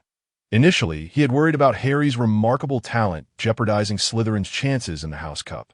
But now, Harry was still muttering softly, phrases like "I'm sorry," "please don't die," drifting into Snape's ears. Severus Snape, somewhat unable to discern what Harry was articulating, leaned closer, eager to unveil the mischief this insufferable boy was concocting. To his surprise, as he drew near, Harry seized Snape's hand, prompting a momentary struggle from Snape, who feigned resistance yet did not relinquish his grip. After all, this was Lily's son, with those striking emerald eyes fixed intently upon Snape's nose.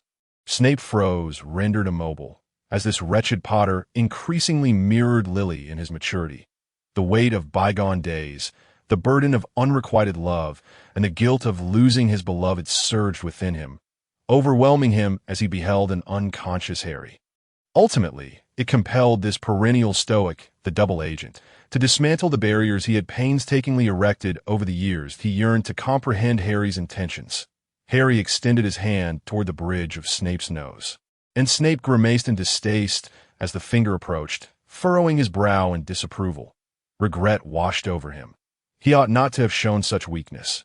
Yet, curiosity ultimately triumphed over all, as Harry felt a warm breath emanating from Snape.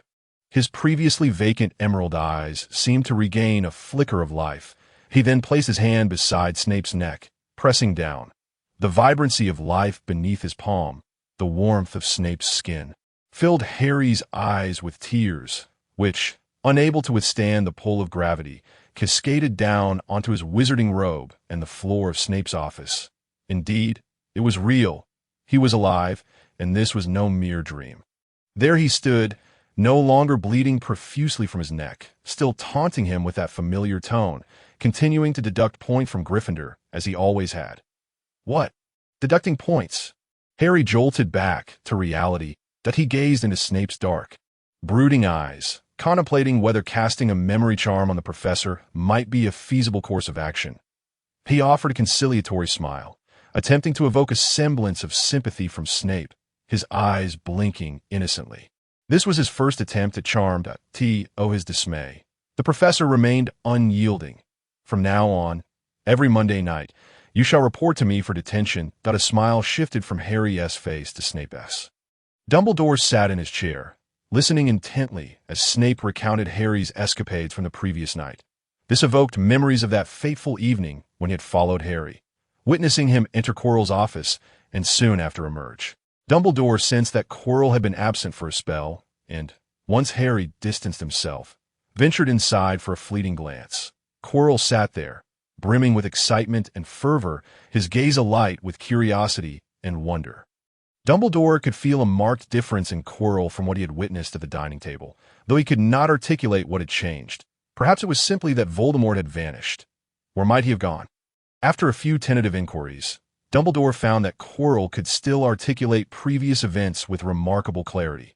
The following night, the portraits on the wall informed him that Harry had ventured out again. And before he could step outside, he discovered Harry crouched at his office door.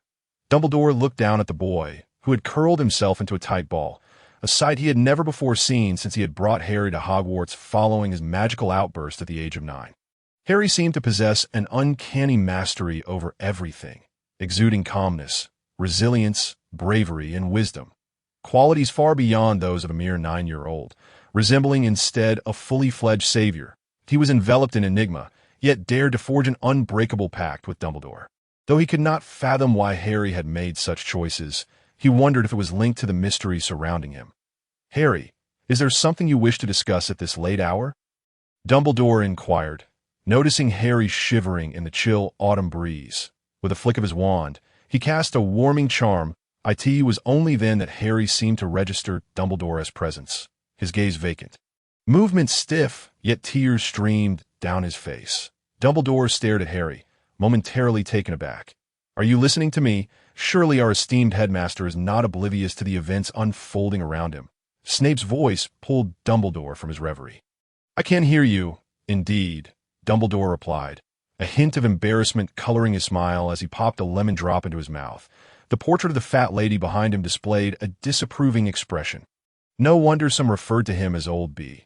Did he not consume enough of the toothache remedy? Continue to monitor Harry closely, Dumbledore instructed, dismissing Snape with a wave of his hand. Snape, wishing to voice more, merely huffed in frustration, sweeping his robes as he exited the office. "Knock, knock, Professor, may I enter?" "Please, do come in." When Harry returned to the defense against the dark art professor's office days later, his emotions were a tumultuous blend. He had confirmed Voldemort's disappearance, yet the small white ferret that had accompanied him for years was also gone. The once gleaming glass walls now appeared dull and hazy, as though obscured by an unseen force. He sensed that his physical strength remained intact, perhaps even heightened, which filled him with trepidation, though it also offered a measure of relief. After all, the potential to draw others into his mind was hardly a desirable prospect. As Harry entered the office, he observed Quirrell seated at his desk, a look of confusion etched upon his features. What purpose could Quirrell have in summoning him? Quirrell's lips pressed together tightly as he regarded Harry with a resolute expression, as if he had resolved to undertake a significant course of action. Rising from his seat, Quirrell circumnavigated the desk and approached Harry, kneeling on his right knee while firmly placing his right hand upon his left shoulder. Bowing his head, "I pledge my loyalty to you," Quirrell proclaimed, his voice clear and firm, his movements precise and swift, reminiscent of a knight from the 14th or 15th century. Harry was taken aback by this sudden display. What could possibly have led to such a development? The surreal nature of his current reality weighed heavily on him. Had he lost his mind, or had Quirrell? Why on earth would he kneel in such a manner? Harry resolved to step back outside, to push the door open and re-enter. I could see that moment. Quirrell lifted his head, cautiously observing his silent master. Why the silence? Surely he must know. How could he not, given that he was the orchestrator of this invasion plan? But if he were to remain oblivious, then let it be so. Quirrell narrowed his eyes dangerously, waiting just a moment longer. Suddenly, Harry felt a chill envelop him, as though a predator was fixating upon him. Just as he prepared to react, the long-absent white ferret reappeared. The ferret, witnessing the scene, gasped in disbelief, relieved to have arrived in the nick of time, avoiding exposure. Quickly, quickly! Take a seat, trusting the small white ferret, with whom he had established a bond over the years. Harry chose to heed its advice amidst this bewildering situation. Ignoring Quirrell, he strode confidently to the chair and sat down. Quirrell felt a cold dread wash over him. Could the earlier silence have been a test of his loyalty? He perceived Harry not as merely Harry, but as the princely figure of his clan. This notion instilled profound fear within him. He could test the resolve of his subordinates, but to offend one of noble lineage would spell his doom. Would his previous hesitation further incite the ire of this esteemed figure? Anxious sweat beaded on his brow as he knelt, shifting to place himself within Harry's line of sight. Bowing his head low, recite my words as I dictate. Keep your expression neutral, and regard the kneeling Quirrell as mere fodder, the ferret instructed within Harry's mind. Offering no further explanation, Harry remained silent, communicating with the ferret mentally, acknowledging its command. You truly are a masterful strategist, Harry echoed. Upon hearing this, Quirrell's eyes widened in realization, and in a panic he dropped to both knees. Pressing his hands to the ground, curling into a ball, I dare not harbor such thoughts. My loyalty is unwavering. Such a humble individual stirred within Harry a sense of peculiar discomfort.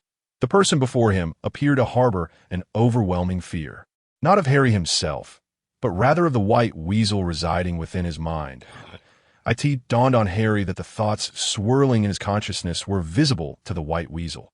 The creature cast a fleeting glance, acknowledging its awareness. Yet this was not the moment for such discussions. Are you willing to honor me as your master? To regard him as a master? The prostrate figure of Quirrell was momentarily perplexed, as he believed himself to be the sole master. They had infiltrated this realm with the intent of obeying his commands. Quirrell buried his confusion deep within his heart. However, an overwhelming wave of joy and excitement surged forth, causing others to disregard such thoughts that if he truly managed to secure the favor of the prince, then immortality, power, honor, and wealth would be within his grasp. The white weasel in Harry's mind remained oblivious to Quirrell's momentary dullness. Willing, indeed, is my honor, my master. Quirrell crawled forward, eager to kiss the hem of Harry's robe. Harry furrowed his brow, unable to suppress his bewilderment. What was truly unfolding here? This felt even more unsettling than Voldemort himself. The white weasel sensed Harry's discomfort and sighed, remaining unchanged as ever. You need not kneel any longer, Harry stated, relishing the delivery of this particular phrase. Quirrell was taken aback, astonished by the unexpected favor. So, master, what is our next plan? Quirrell propped himself up, standing respectfully with his hands crossed before him. Take a trip to the Alnia Forest to seek Voldemort. He should still be inhabiting a serpent at this moment. Harry instructed what? Harry was shocked by his own words. Who was the individual he had absorbed 2 nights prior? Had he truly escaped? Harry considered the figure that had vanished from his mind and found it all too plausible. Yet he felt an oddity. How could it have escaped him? Was there a flaw within the system itself? You may leave now, Harry, he suddenly recalled, forcing himself to remain composed, striving not to reveal any cracks before Quirrell. Harry ambled slowly toward the door. Master, Quirrell called out cautiously. Harry ignored him, hastening his exit. Upon witnessing their master's swift stride, the others wisely refrained from further commentary. I expect an explanation, Harry remarked to the white weasel in his mind as he proceeded toward the hall. My true name is by you, the white weasel replied, transforming into a tall young man with golden hair and blue eyes, his physique reminiscent of a slender poplar, exuding the essence of youth. Harry's expression shifted, his demeanor turning serious. He felt a profound sense of betrayal for having been deceived. By you regarded Harry's cold visage with a hint of resignation. from the inception of magic until now. Our family lineage has endured, passing down its history without interruption, that we have even had the fortune to befriend the 4 founders of Hogwarts.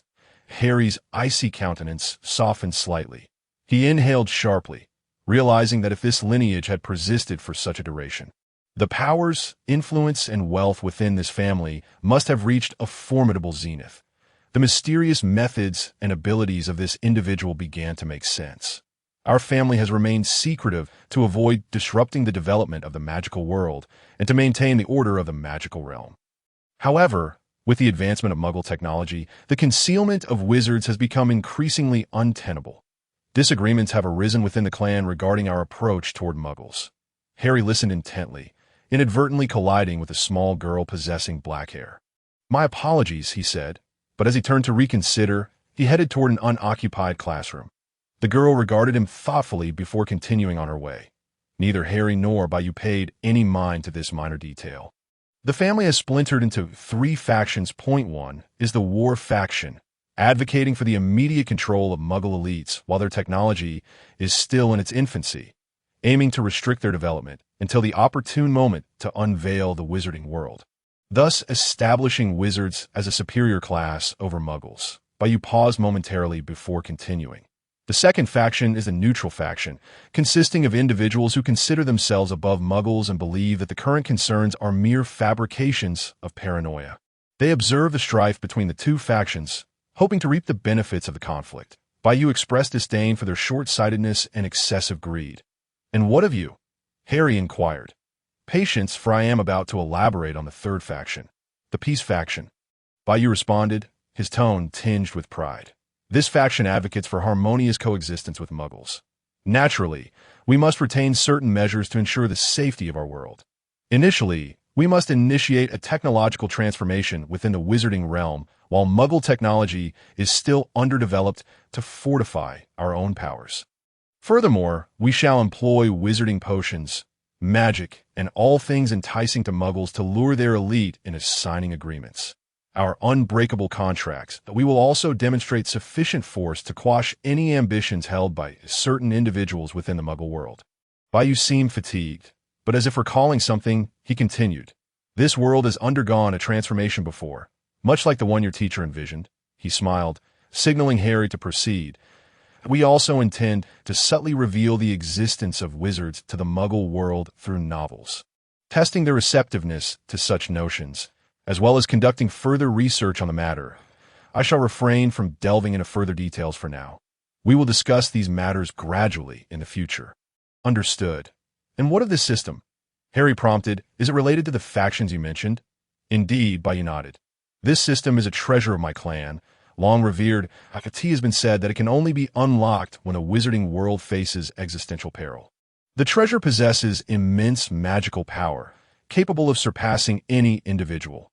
Many have coveted it, yet none have succeeded in locating it. Until one day, while I was in worship at the clan's sacred site, something struck me, recognizing me as its master, though I kept this secret. This incident led to my adept father being elevated to clan leader, while I acquired the ancient title of prince. This title supposedly hails from the ancient East, as our lineage carries the blood of Eastern deities, Bayou proclaimed with pride. Subsequently, as I leaned toward the peace faction, this ideology gained prominence within the clan, much to the chagrin of the other 2 factions." Harry nodded, refraining from excessive commentary. During a dispute within the clan, an individual attempted to abscond with the treasure, seeking to monopolize control over the Bai clan. However, he did not anticipate that I could sense the treasure's location. Thus, I pursued him, only to discover it was a trap laid for me, that I suffered a coordinated assault. Yet I managed to escape. Bayou's expression shifted to one of sorrow and distress. I had believed that despite our ideological differences, they would not resort to lethal measures. I was mistaken. Tears glimmered in Bayou's eyes. Harry entered his mind, embracing Bayou. The warmth of his presence provided Bayou with solace and strength. Harry felt a twinge of embarrassment, having momentarily forgotten Quirrell, now concerned for Bayou. Bayou was momentarily taken aback, surprised by Harry's embrace, inhaling the scent of cedar. Noble and refined, he resembled the very essence of the person in his arms. He longed to hold Harry tightly, yet the moment was not right. He feared startling him, and why apologies for touching upon your pain. Harry expressed with guilt, "It is of no consequence," Bayou replied with understanding, which only intensified Harry's feelings of remorse. "Then I shall continue," Bayou said, with satisfaction gleaming in his eyes at Harry's guilt, secretly reveling in joy. "Due to my severe injuries, I lost consciousness when I fled to the base of a seaside cliff. Upon awakening, I found myself in a mysterious space." Bayou gestured toward the enigmatic realm below. "This very place," Harry acknowledged, grasping his meaning to "It was this mysterious space that saved me." Bayou's gaze penetrated the depths of this mystical space, infused with reminiscence and wonder, leaving Harry somewhat perplexed. This place was truly extraordinary. It could bind itself to an individual, aiding in their growth and empowerment, yet at a certain cost. Harry seemed to grasp something profound. Was it to absorb a person's soul? A flicker of concern crossed his mind. Any secrets involving the soul were inherently strange and terrifying, that if this entity required the absorption of souls to augment its power. Then what about him? Had he not already absorbed some souls himself? He recalled having taken in Draco's and Voldemort's 13, yet felt as though his body had slipped from his control. Harry contemplated ways to sever this binding. Bayou appeared to discern Harry's inner turmoil. "Oh, not fret," he reassured. "This system possesses the ability to purify souls, diminishing most of their qualities. Any residual fragments can be surmounted by your own strength." Bayou comforted, patting Harry's shoulder, conjuring 2 reclining chairs from thin air, indicating for Harry to sit and listen further. After standing for a while, Harry felt fatigued, prompting Bayou to pour him a cup of fruit tea.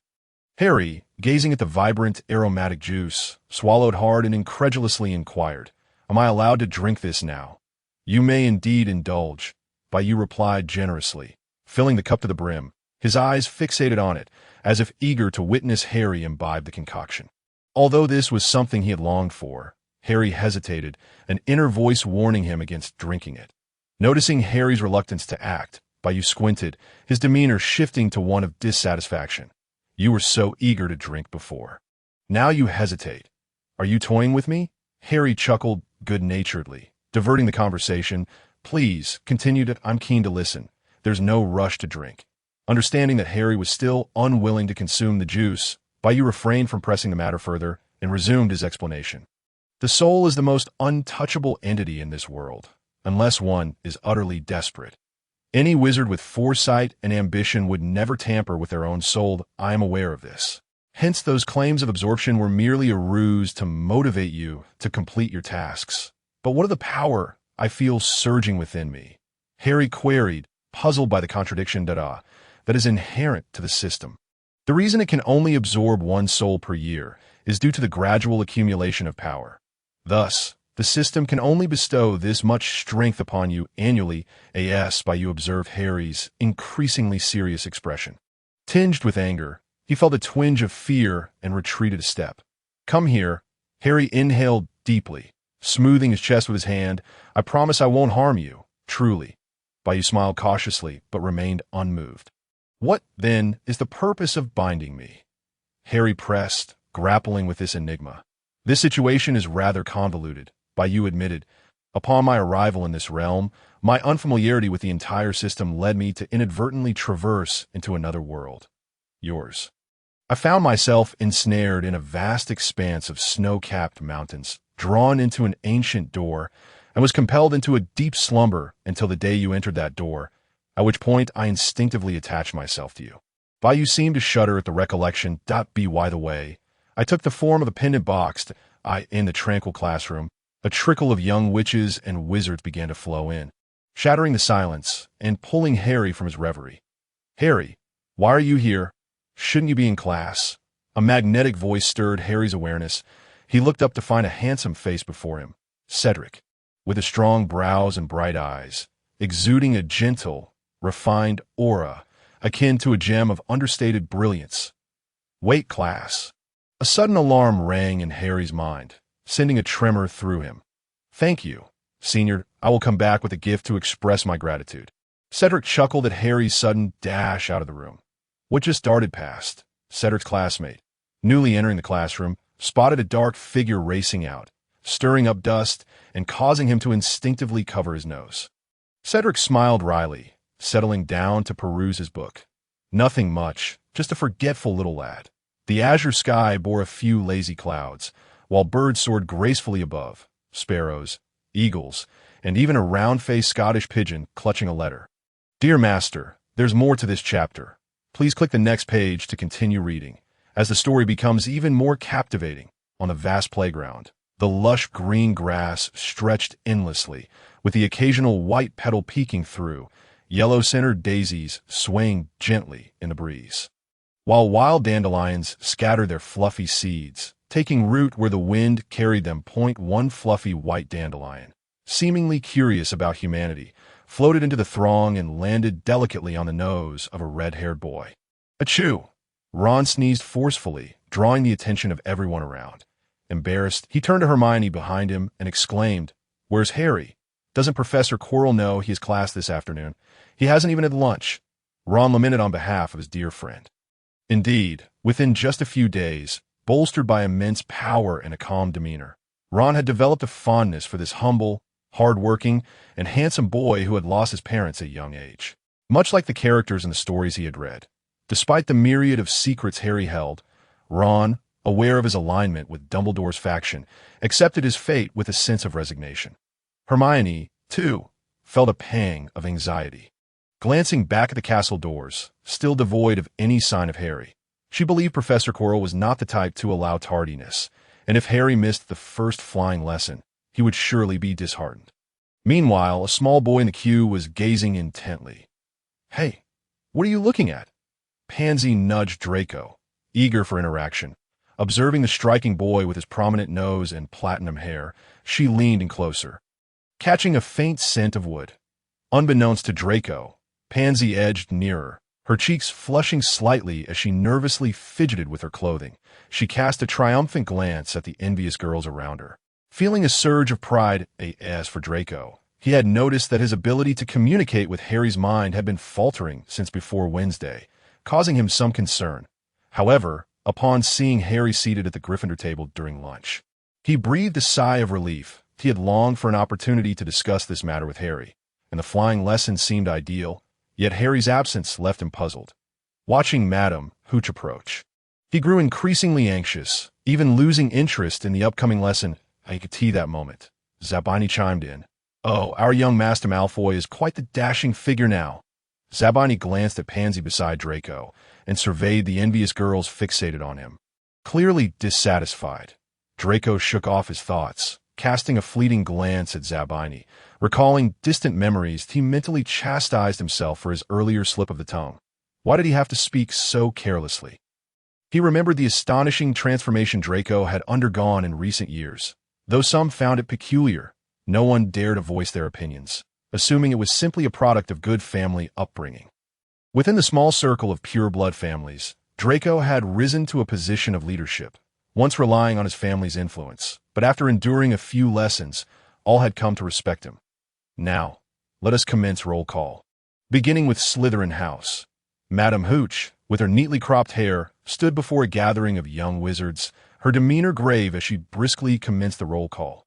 Draco Malfoy, Crabbe, Goyle, Millicent Bulstrode, Pansy Parkinson, Malcolm Baddock, Graham Pritchard, Dean Thomas. As the list grew shorter, Ron appeared to surrender, contemplating a ruse akin to those days in his former university classes. Now it was time for the Gryffindors. "Ron Weasley, present," he bellowed, his voice echoing boldly.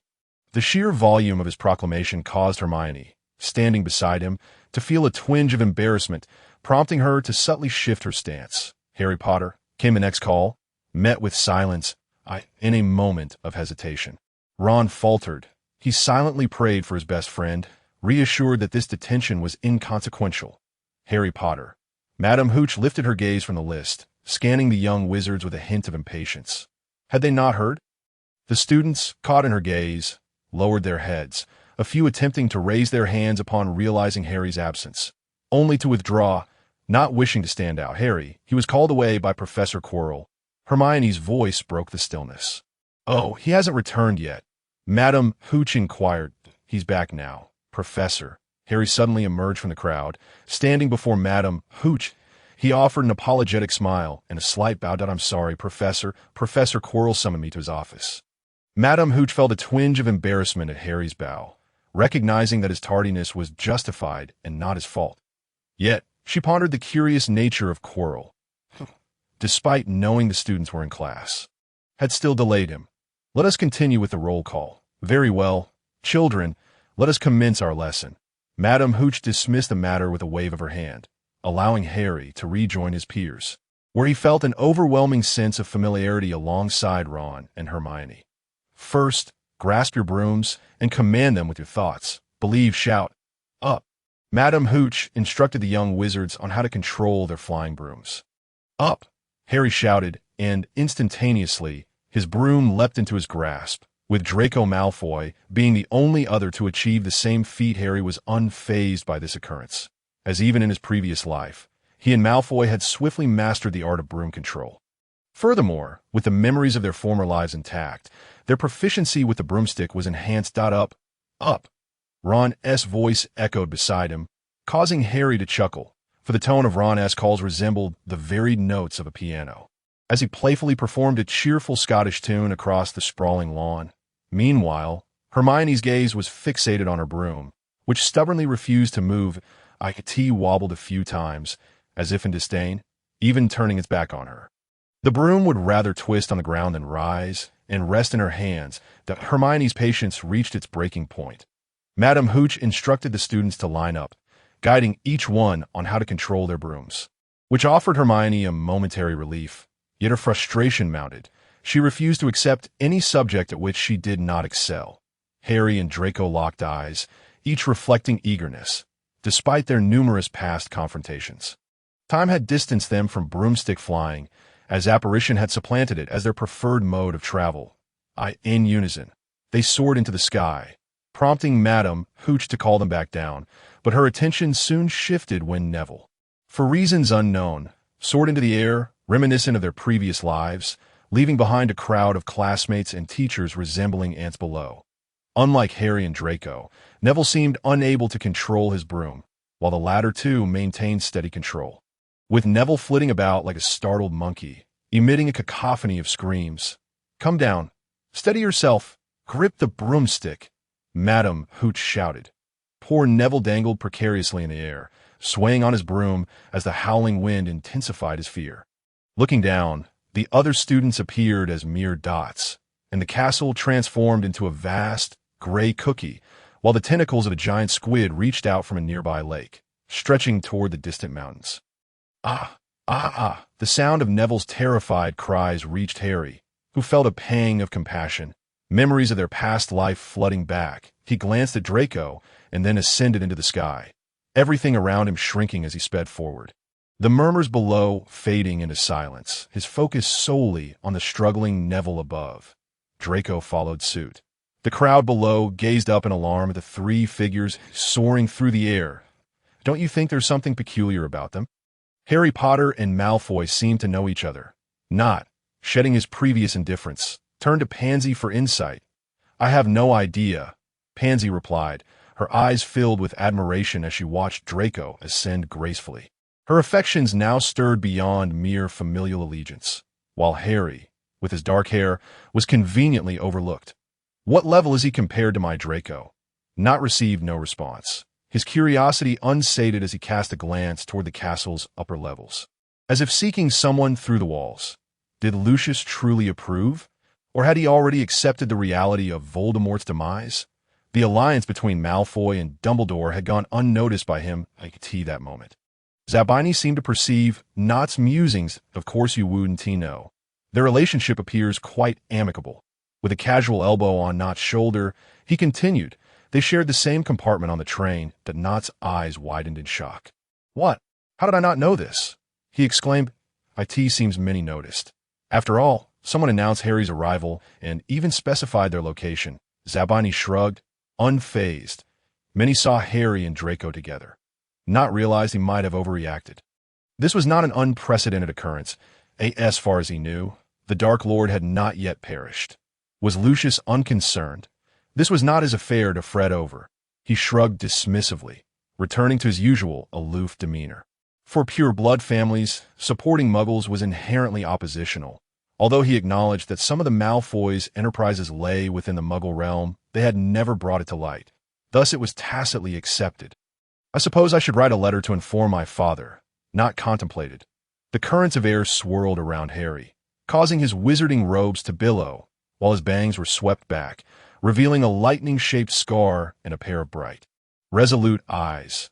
Nearby, Neville teetered on the brink of disaster as his broom suddenly veered towards the tower, threatening to pin him against the wall. Harry accelerated, reaching Neville's side, while Draco took a shortcut, arriving nearby. Memories from their past flickered in Draco's mind, of Neville hanging from a branch against the backdrop of a crimson tower. They exchanged a glance, and to Draco's astonishment, Harry's voice echoed in his mind. "Little dragon, please assist Neville when the time comes." Draco smirked, acknowledging the request. The wind tousled Draco's hair, revealing the spirited energy of a boy at that moment. All past experiences seemed to dissolve into the clouds. No longer able to disturb the youthful spirit of the bee, as they matured, Draco had reflected upon his younger self's pursuits for power, honor, and strength. Were these truly what his heart desired? After enduring the Battle of Hogwarts, he could only wish for the safety of his family. Through a series of unforeseen events, he found himself forging a close friendship with a former childhood adversary. It was not the envy he felt when gazing at Harry and his companions, but rather a profound sense of camaraderie and true friendship. Unlike the sycophants who trailed behind due to family influence or those who had trampled on him during his misfortunes, Harry, soaring on his broomstick, called out to Neville below, urging him to jump down, promising to catch him. The fierce winds roared around them, carrying Harry's voice to Neville's ears. He gazed at the outstretched hand, incredulous. This voice signified redemption. In this world, he had long suffered from relentless mockery and scorn. The tormentor, Longbottom, had witnessed his parents driven mad by Death Eaters, drowning amidst the laughter of those around him until he could scarcely breathe. He struggled desperately, bubbles escaping his lips, while passers-by mistook them for playful fish frolicking in the sea. His grandmother's long-standing wish for him to become a success had only led to a growing chaos in his mind. Visions of a hazy future and fleeting crowds. Even the occasional kindness felt like a mere drizzle, dampening the ground but ultimately leading to his downfall, causing him to slip and become drenched, only to be met with louder jeers.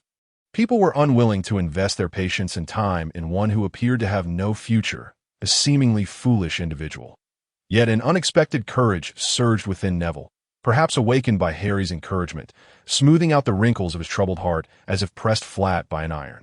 As Neville observed the owl swooping through the sky, he recalled the memory orb sent by his grandmother, the once bright red light that had incited laughter from his peers, a painful reminder of the past. Steeling himself, he released his grip on the broom, and the force of gravity pulled him downward, his belly facing the ground, limbs instinctively reaching skyward. Harry noticed, reacting swiftly as if chasing the golden snitch. He focused intently on Neville's hands and grasped them tightly, clenching with all his might, veins bulging, as if he were expending every ounce of his strength. However, fear made their palms sweaty, and in the silence, Neville slipped again, unable to suppress a scream. Draco flew up, grabbing Neville's other hand, twirling him around before yanking him onto Harry's broom. Upon witnessing this, all three exhaled in relief. Below, Ron and Hermione watched anxiously, seeing Neville seemingly placed safely on Harry's broom, while Madame Pomfrey gripped her wand tightly. Ready for action, Harry's broom dipped slightly under the added weight, making it harder to fly. Draco flew alongside Harry, the trio descending, stirring up a cloud of dust, uprooting patches of grass, dandelion seeds scattering everywhere. The burrowing moles, sensing the commotion, peeked out in displeasure, only to retreat underground upon spotting the approaching beasts. Applause erupted from the young wizards present. Gryffindor clapped vigorously, while Slytherin, though outwardly dismissive, cast furtive glances of admiration towards the trio. Madame Pomfrey approached quickly, first scrutinizing the shaken but unharmed Neville, then the disobedient yet heroic Harry and Draco, momentarily unsure of whether to reward or reprimand them. She moved closer, observing Neville, whose legs were nearly giving way, his ankles touching the ground as he struggled to stand. "And I will take Neville to the hospital wing. You all stay here." Madame Pomfrey gently assisted him as they walked away. "Thank you," came a voice, faint as a whisper. Harry furrowed his brow, scanning the surroundings, then looking down at his empty hands, pondering who had spoken. Just then, Hermione stepped forward, noticing Neville's lips moving. She tugged at Harry's sleeve, pointing at Neville. Following her cue, Harry turned to see the boy, supported by the professor, take a few steps. "Thank you," Neville said, turning his head, his cheeks flushed, before exclaiming loudly once more. Madame Pomfrey smiled at the sight. Neville then exchanged a few words with Draco, and Harry observed the scene with an odd sense of novelty. He vaguely recalled Draco's previous torment of Neville, and as Draco's discomfort surfaced, Harry's smile widened. Relieved that he seemed unscathed, Harry turned to see Draco attempting to slip away, a sense of resignation washing over him. Having experienced Draco's past life, he was acutely aware of the factional divisions at school. He believed that Draco and Harry could never be allies without stirring sensitive nerves among many that in the wake of Voldemort's return, Draco's family would face an even graver fate than in the past. Prompting him to tread carefully in their interactions, as these thoughts crossed his mind, Harry suddenly chuckled, uncertain whether it was due to his own newfound intelligence or Draco's changed perspective. They had shared a carriage to Hogwarts, presenting an unusually amicable front before others. That he recalled the day he had invited Draco to join him on the journey, and how genuinely delighted Draco had appeared. He had thought a decision had been made. Yet it seemed otherwise. The die was cast. Unless Draco later displayed enmity toward him in front of others, it would be challenging to dispel the doubts of those lurking in the shadows. Yet, he knew Draco would not act that way. "Try harder to bring Draco openly to your side," Bayou nudged in his mind. Harry's expression shifted as he hurried a few steps forward, blocking Draco's path, locking eyes with him. "May I give you a hug?" "Thank you for your help earlier." Draco hesitated. The earlier flight had left him lightheaded. He wondered how he could appear so friendly with Harry in front of everyone, fearing the implications when war inevitably loomed. This dilemma left him conflicted. Did Harry not understand? Why was he insistent on this course of action? For the first time since his rebirth, Draco felt a peculiar unfamiliarity toward Harry. Ultimately, familial loyalty triumphed. Draco had always prioritized his family, and despite yearning for the embrace he craved, he felt compelled to decline that moment. He became aware of something amiss, though he hesitated to extend his arms. An unseen force compelled him, rendering him unable to defy Harry's wishes. That he smiled, revealing his pearly white teeth, glinting against his platinum hair. Pansy observed Draco's demeanor. Although she sensed something was off, embracing Harry Potter brought undeniable benefits to the Malfoy name. Ron, oblivious to the strangeness, would have found it perfectly reasonable if this were a fanfiction. Hermione beamed at the unfolding scene, considering that in the British Empire, a slight deviation from the norm might be acceptable. Only Seamus furrowed his brow, opening his mouth to speak but then falling silent. Zabini, on the other hand, paid no mind, his gaze fixed on a beautiful girl nearby, his eyes glimmering with admiration. Everyone stood in their respective corners, comprehending Draco's actions, except for Draco himself, who felt utterly controlled, not merely in body but in thought as well. After all these years, it was as if he had finally awakened, though he harbored some fondness for Harry. It stemmed solely from the latter's act of saving him amidst the flames, setting aside past grievances. For Draco, who had always prioritized self-interest, adulthood brought an array of business ventures to salvage, adapting to the turmoil within the Ministry of Magic, and securing his position amidst the shifting power dynamics that he could not fathom why. During such a busy time, he had inexplicably found himself at Harry's old residence. Furthermore, throughout these years, he had consistently aligned his actions with Harry's intentions, neglecting to consider the future of his own family. Within the depths of his mind, a Malfoy wrestled fiercely, screaming, tearing at the very fabric of his being, yet to no avail that a multitude of skeletal hands dragged him into the mire, gradually plunging him into the abyss of darkness. In the radiant embrace of spring, Malfoy and Harry held one another tightly. Harry, unbeknownst to himself, was acutely aware that Voldemort had escaped from his system. Yet he chose to pull Malfoy to his side. How could such a meticulous mind overlook this matter? Even when saving Neville moments ago, the first thought that flashed through his mind was that he would become a professor of herbology at Hogwarts, capable of wielding the sword of Gryffindor. Professor McGonagall observed him from her office, and he aspired to join the Quidditch team. Seeking prestige and acclaim, self-interest prevailed. He was cunning, adept at leveraging his identity and countenance to garner favor from all to achieve his aims. Friendships were selective, in his first Transfiguration class, he gravitated towards the future Minister of Magic, choosing to enlist the pure-blooded Ron into his ranks. He manipulated his somnambulism to elicit pity and sympathy from the Headmaster and the head of Slytherin, utilizing the Headmaster to acquire resources that were momentarily beyond his reach. He recognized the intellect and alchemical talents of the Weasley twins, as well as the renown and fame of Cedric, aiming to cultivate a rapport with the explosive genius, Seamus. Even Filch's little cat was not exempt. He endeavored to win its favor with catnip. Everyone sought his favor, and all events unfolded to his advantage. Now, his eyes were greedily set upon the connections and wealth of the Malfoy family. Was this individual truly Harry? Was it even conceivable that Harry could behave in such a manner? The golden-haired, blue-eyed youth in Harry's mind grinned triumphantly, exuding an air of unabashed arrogance as he lounged comfortably, satisfied by his own crafted creation. The once clear sky darkened ominously. Vast banks of black clouds approached, intermittently illuminated by flashes of lightning that startled the birds into scattering.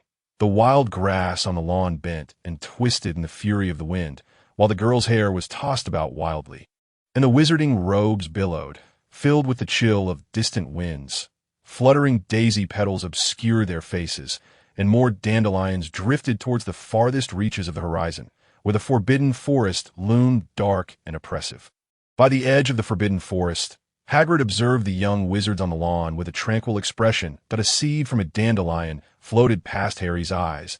He turned to see Professor McGonagall approaching with an air of irritation. He smiled like tea that moment. He bore a striking resemblance to a Slytherin upperclassman from 50 years prior, akin to a gluttonous beast, voraciously consuming reputation and gain. Seamus, meanwhile, stared at the scene in shock, his expression one of alarm. In an instant, he felt goosebumps rise upon his skin, unsure whether it was the fierce wind or the swift change in weather that caused such a reaction. Guided by an instinctual feeling, he sensed something was amiss with Harry. McGonagall approached, her demeanor composed yet betraying an uncontainable joy. "Harry, come with me," she commanded. Nearby, Hermione cast a worried glance at Harry, apprehensive that McGonagall would reprimand him. For adhering to the school's rules was a tenet Hermione held dear from her past. Ron, on the other hand, nonchalantly chewed on a dandelion he had scavenged, knowing that when Harry returned, he would be a member of the Quidditch team, and thus he felt no concern. Harry glanced at Hermione, and upon seeing the worry etched in her eyes, his heart stirred slightly, pulling him out of his prior state. He reflected deeply, unable to pinpoint precisely what felt amiss. His sixth sense warned him that he was ensnared within a vast prison. With this awareness, subtle thoughts transformed into golden flecks of light, tracing from his mind back to his heart, where a flicker of brilliance shimmered momentarily. A voice gently sighed from behind the glass walls, obscuring this peculiar sensation. Bayou's focus remained fixed on Harry's awakening consciousness, observing the scene in his mind with a hint of regret. Truly, the child of destiny was deserving of such favor. Had this intensity been bestowed upon another, it would not have endured for long. Harry nodded slightly at Hermione, reassuring her not to worry, then cast a glance at Ron, who had crossed his arms behind his head, leisurely chewing on a blade of grass. Harry nodded in acknowledgement and obediently followed McGonagall. After taking a few steps, he turned back to look at Ron, who had shifted his position to stand closer to Hermione. In a fleeting moment, he fancied he saw a resplendent crimson peacock displaying its plumage. As Harry followed McGonagall to the castle's entrance, he felt compelled to glance back once more. The young wizards on the lawn continued to gather in clusters, chattering animatedly, oblivious to the encroaching storm clouds now looming overhead. "Harry, Harry," McGonagall called out. The witch, clad in deep green robes, turned back, her black hair pinned atop her head, the the castle's lights casting a glow that obscured her features. The professor's shadow fell upon Harry's feet, trapping him momentarily. He turned back, offering an apologetic smile. "Shall we?" he said, promptly falling in a step behind McGonagall. After Harry departed, Madame Hooch returned, disbanding the flying lesson and ushering everyone back into the castle. Many students had not even mounted their brooms during the first lesson, leaving them quite disheartened. Hermione looked at the broomsticks lying on the grass and curiously inquired, "Are we just going to leave them?" Ron waved dismissively. "Someone will collect them." She replied, casting a puzzled glance, noticing that the heavy rain had begun to fall. The brown brooms had vanished from sight. "Is this magic?" As the group made their way into the castle. Upon crossing the threshold, the brooms truly disappeared. Hermione tugged at Ron's sleeve in surprise. Ron turned back, but visibility had diminished significantly. The clouds were as thick as ink, threatening to spill their contents. He was astonished to find that Hermione's eyesight seemed remarkably acute. As they locked eyes, "We should hurry to the Great Hall," Ron suggested, feeling a bit uncomfortable in his damp robes, but he was eager to find a warm place to stay, contemplating their next steps. "Perhaps the dining hall," he mused silently. "Oh dear, don't follow me," Draco exclaimed, realizing that in just one lesson, Pansy had become even more clingy. The girl's eyes were filled with shyness, her cheeks flushed, and her chestnut hair, damp from the rain, clung to her face, transforming her once domineering countenance into one of softness. Malfoy hesitated momentarily, feeling a stir within. The girl's hair, permitted by its master, gently entwined around his heart, preparing to take root. Pansy, perceptive of the boy's tolerance and the unspoken approval hidden beneath his haughty exterior, grew even more insistent. She lightly grasped Malfoy's sleeve, as if testing the waters, and amidst the clamor of the crowd, she felt her fingertips grow exceedingly warm, a heat that spread from her arm to her face. Unexpectedly, this connection was severed in an instant. Malfoy's mind conjured an image of Harry, and he felt as if bewitched, perceiving the once radiant girl as now utterly repugnant. "Get lost!" Malfoy snapped, his brow furrowed, yanking his sleeve away as he shouted at Pansy, disregarding all semblance of dignity. This outburst drew the attention of onlookers, who turned their gazes towards the unfolding drama, whispering amongst themselves as if they had grasped the situation. Pansy felt a surge of humiliation and anger, her eyes reddening with tears that spilled forth. She stamped her foot, covering her face with her voluminous sleeves, and bolted away, colliding with several individuals before vanishing into the torrential downpour. Some found solace in her plight, while others sighed in disappointment. Draco watched the scene unfold, his heart aching slightly, yet he resolutely turned away and strode towards the Great Hall. Meanwhile, Hermione observed Ron, who had just shielded her from the unexpected girl. Her flushed face betrayed the thoughts swirling in her mind, as she gazed with concern at where Ron had been struck by the girl's sudden appearance. Ron felt the gaze upon him was particularly intense, as if it were capable of burning right through him. "Are you all right?" "I'm fine. Just a minor issue." The two young souls, on the cusp of discovery, traversed the world, savoring the fruits of their youthful endeavors on this enchanting and fantastical continent. In the dim confines of his office, Snape slumped in his chair, his left hand clutching a tattered school robe, his fingers caressing a yellowed letter. This professor, who had long been accustomed to encasing his emotions within a mental fortress, finally succumbed to the urge to weep loudly, his body trembling violently, as if caught in a struggle between restraint and self-torment. The worn letter bore elegant handwriting, proclaiming, "At midnight tonight, come to the trophy room. I trust no one else. I wish to hear it from your own lips." Snape meticulously packed his belongings into a box, including that old robe. With Harry's confinement looming the following Monday, he yearned to nurture this child of lilies. Prompting him to sift through his notes from his student days that by chance, he unearthed this box, as if fate itself conspired against him. And as he unfolded the robe, a fragile, yellowed letter floated out. It contained Lily's invitation for him to meet, the timing of which he could not ascertain, but he realized he had missed this promise from his student days, along with the potential it held with Lily. His mind replayed Lily's gaze, reminiscent of self-harm. It shifted from initial warmth tinged with affection to gradual estrangement, to quarrels born from differing beliefs, culminating in disappointment and a complete severance, a clean break. He had countless opportunities to reconcile with her, yet the infatuation of his youth could not withstand the allure of power. It was he who had relinquished Lily's hand, casting her into the abyss. Snape's expression gradually became impassive as he neatly folded these remnants, placing them at the bottom of the wardrobe, transforming back into the formidable figure known as the Bat of the Dungeon. His heart, once clenched, now relaxed. Though a lingering ache remained within, he sighed and returned to his tasks. Meanwhile, Professor McGonagall emerged from Dumbledore's office, a furrowed brow suggesting she had received some directive. Knock, knock, come in, upon hearing the familiar voice.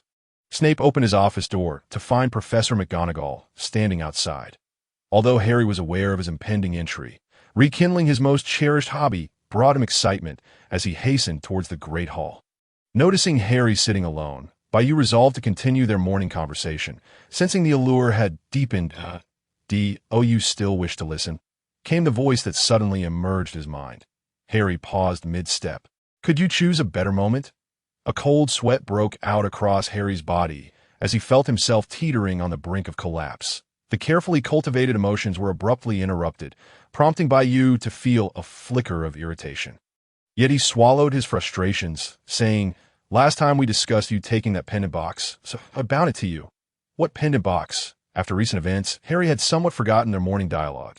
Which benevolent soul divides such a lengthy history into two parts? Despite Harry's eagerness to understand, this seemingly spoon-fed information felt somewhat burdensome.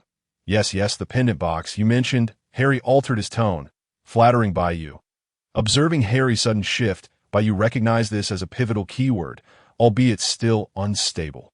It seemed he would need to absorb a few more souls. He mused discreetly. Harry's expression fluctuated, ultimately settling on one of mild impatience. "Where did you leave off?" "I wasn't paying attention." That a touch of embarrassment crept over Harry. Here was someone willing to lay bare their heart. Yet he felt an overwhelming aversion. He had momentarily lost focus. Glancing back at the distance he had covered, feeling a pang of guilt. Had he traversed 3 murals during his distraction? When had he become so swift? Later, the system rebooted, returning to the original world, but brought him along due to the binding. Bayou, watching Harry's expression, cautiously inquired about that pendant box. "What about it? Why do you keep mentioning it?" "It's just a system." Harry's patience wore thin. After a grueling day without even a lunch, he was reluctant to listen to the incessant chatter of this little voice in his head. Bayou's expression tightened. "Why isn't it working?" How did it shift so suddenly? However, recognizing Harry's impatience, he decided against further probing, opting to narrate the story he had crafted. The system requires energy to reboot, as well as a binding medium and a material to recognize ownership. Harry appeared to grasp this, so that's why I was injured initially. What is this thing? Why does it need souls to activate? A flicker of anxiety crossed Harry's expression, yet Bayou remained unfazed. It's not about absorbing your own soul. Rather, it's about storing it. Thus, the memories you lost still reside within this system space. Bayou dropped a bombshell, leaving Harry in a daze. What? I can recover my lost memories. Harry's primary motivation for returning was to save those who had perished. Yet the absence of certain memories made his quest increasingly arduous. Although Draco had also been reborn here, he too had lost some crucial elements due to having been absorbed into the system. Initially, the presence of the system diminished his longing for those memories. But now that Voldemort had escaped from the system, the significance of his past memories had become more pronounced. Speaking of which, why did Voldemort escape? Harry inquired casually. Due to a system malfunction, my disappearance was to rectify the issue. Bayou explained. Harry nodded, feeling particularly unlucky. Why did everything seem to go awry when it came to him? What's the deal with the system comments? Harry recalled his personal data panel. Dear Master, there's more to this chapter. Please click the next page to continue reading. The following parts are even more thrilling. In truth, once you bind to this system, your physical attributes, talents, and skills will gradually enhance. The comments are merely an encryption of your current physical state. Encryption, all statuses enhanced? But wait, my data doesn't appear to have changed. Harry retorted, pointing at the numbers on his panel and questioning Bayou. "I've merely concealed a few aspects," Bayou responded with a disarming smile, causing Harry to feel ensnared by his demeanor. "You seem to be speaking nothing but half-truths," Harry quipped, and Bayou's expression flickered before returning to normal. "Where does this system energy come from?" Harry asked cautiously, avoiding getting mired in unnecessary details. Their acquaintance was still relatively fresh, and their companionship stemmed from circumstances rather than choice. That it was merely a byproduct of objective conditions, allowing for a semblance of comfort in their lives, rendering any examination of the solidity of their bond unnecessary. Bayou, for the first time, felt discomfort at being able to perceive Harry's innermost thoughts. Despite his ulterior motives, he could not accept insincerity. Harry did not shy away. This realization sent a chill through him. Was this the beginning of a rift? He truly did not know if his other persona coexisted. The alternate Harry he had inadvertently created. That moment, Harry had too many thoughts swirling through his mind. Bayou, out of respect and understanding for Harry, had not showcased his ability to read thoughts for a long while, which made Harry feel liberated enough to express himself openly. The system's energy is drawn from the ambient, easily dissipated magical essence. Bayou's tone turned rigid, as if anger ditto. Magic is ubiquitous.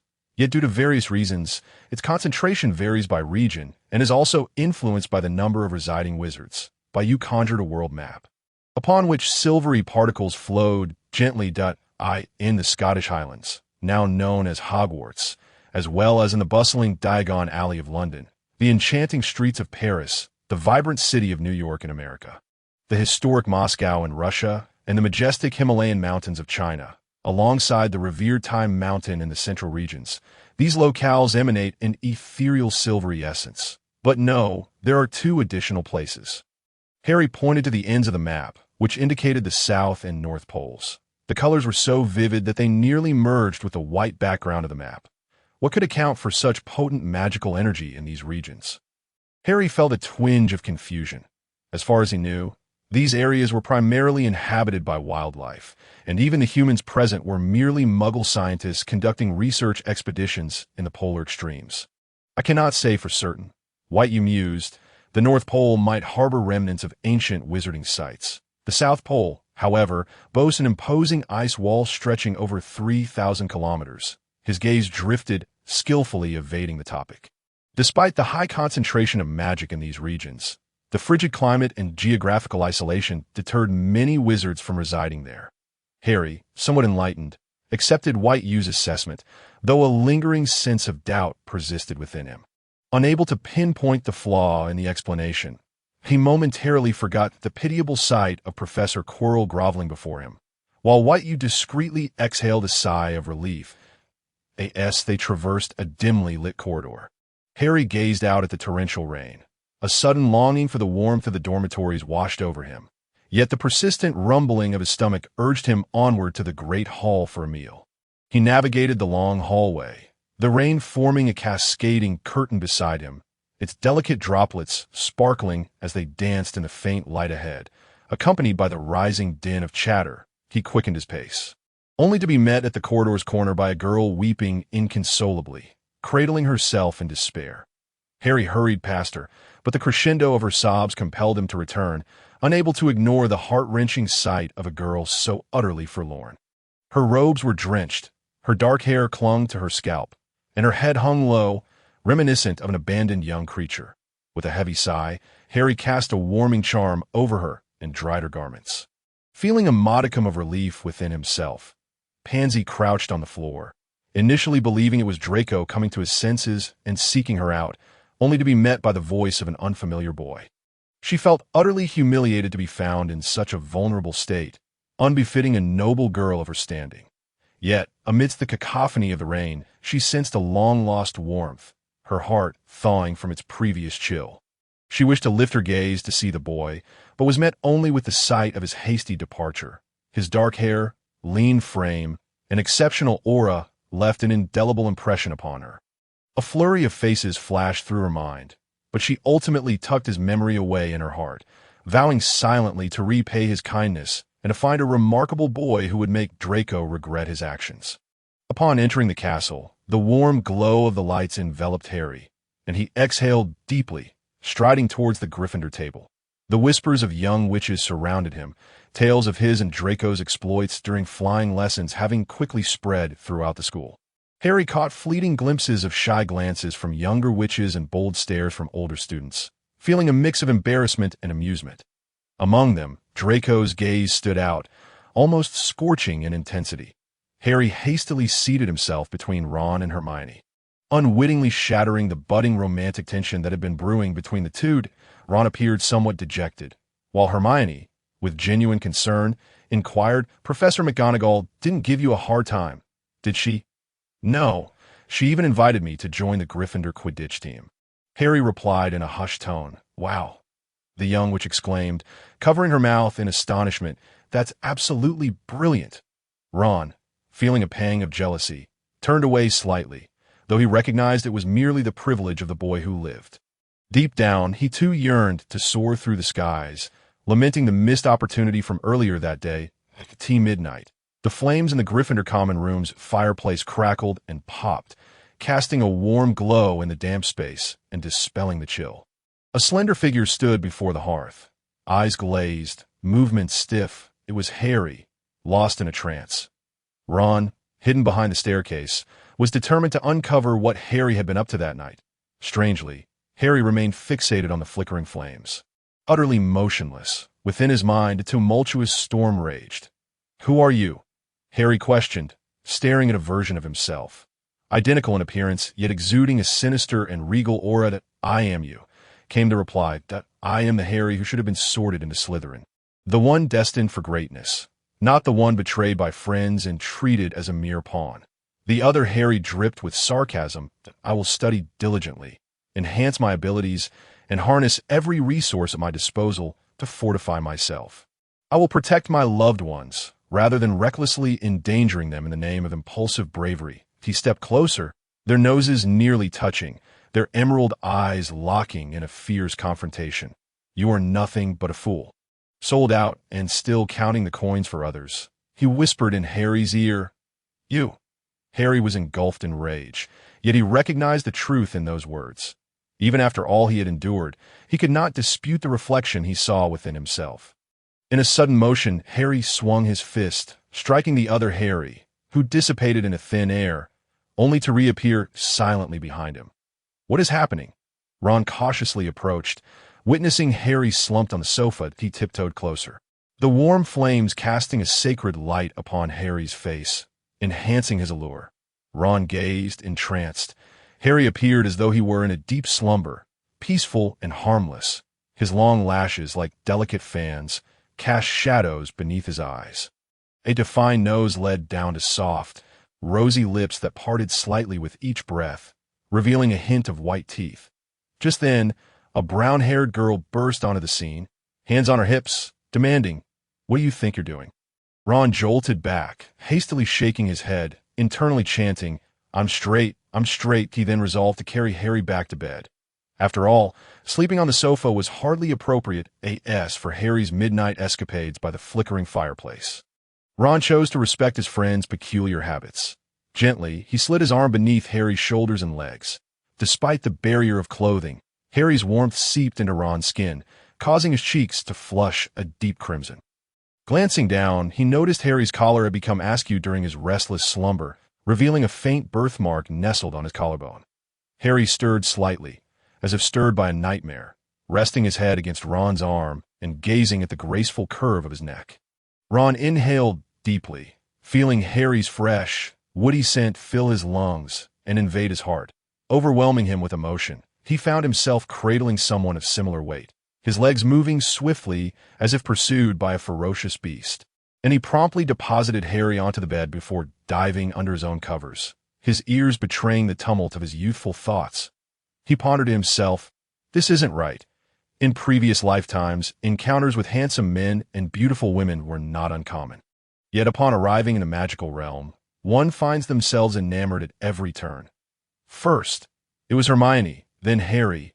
Oh dear! Never had he anticipated becoming such a lover of both. The Gryffindor breakfast table. Ron resembled a startled, red-haired lion. using his agape mouth and astonished voice to mask his secret musings. "Why are you shouting so loudly?" Harry observed with a hint of exasperation at Ron's theatrical display. "Did you hear what I just told you? You need to inform Hermione that Hagrid has invited us to visit his hut on Saturday afternoon. I heard. Ron hastily wiped the tomato ketchup from his mouth, then patted Hermione on the shoulder. When she turned to him, he relayed Harry's message. Hermione, surprisingly unfazed by the invitation, expressed her ire over the inexplicable solid substance on her wizarding robe. She glared at Ron. Her lips pursed into a crescent of discontent. Just then, the Weasley twins approached, seemingly amused by some unseen spectacle. George draped his arms over Ron's shoulders, teasingly declaring, "Our little Ronnie, the good son, has dared to launch tomato bombs at a young lady. Truly, he is our brother." The other twin nodded, a smirk gracing his lips, but upon spotting the imposing Percy in the distance, he quickly retreated, for Percy was still fuming over their earlier antics in the Great Hall. Harry watched the playful banter unfold and couldn't help but chuckle along in the subsequent potions class. They were spared the usual torment from Professor Snape, and the lesson proceeded smoothly to the astonishment of the other young wizards. Snape, the formidable bat, even awarded Gryffindor a point, his gaze suggesting an aura of disquiet. Some speculated it was a reflection of affection, while others suggested it was guilt manifesting itself, and yet others proposed it was a cunning ploy to lower the Savior's guard, allowing Slytherin to seize the House Cup this year. This latter theory garnered the assent of most students from the other three houses, for who could expect an old bat to comprehend the nature of emotions? Especially toward the first year, the first two hypotheses seemed utterly ludicrous, their origins unknown. Upon hearing such conjectures, Harry wrapped his arms tightly around himself, for as a direct participant in this unfolding drama, he understood Professor Snape all too well. The emotions conveyed in those eyes, despite his prior knowledge, were still disconcerting. The once cold bat had transformed into a creature of unexpected warmth, leaving him trembling in response. Yet this was soon followed by endless Quidditch practices and lengthy detentions, all under the watchful guidance of Dumbledore. Aside from the initial week of thrilling events, time seemed to accelerate thereafter. On Saturday, at Hagrid's hut, the giant looked on with a jovial smile as he left 2 rabbit tooth imprints on a hard rock cake. Meanwhile, Harry and Ron sat obediently on their stools, feigning ignorance to Hermione's silent plea for help. During the weekend detention, as the number of students under Professor Snape's watch swelled, they found themselves embarking on an excursion through the dark Forbidden Forest, with Hagrid inexplicably assuming the role of their detention instructor. According to Fred, this was far more preferable than scrubbing toilets each weekend. Beside him, Harry nodded, engaged in the arduous task of assisting Snape with various potion ingredients. For while the professor imparted knowledge, he simultaneously trained Harry's mental resilience, alternating between fierce gusts and gentle breezes. In Dumbledore's office, Harry engaged in discussions concerning the intricacies of Hogwarts Castle, as Dumbledore generously divulged nearly every detail he possessed. He showed little concern for Harry's curiosity about the castle's secrets, provided the young wizard refrained from probing into the realm of souls or venturing into the restricted section of forbidden tomes.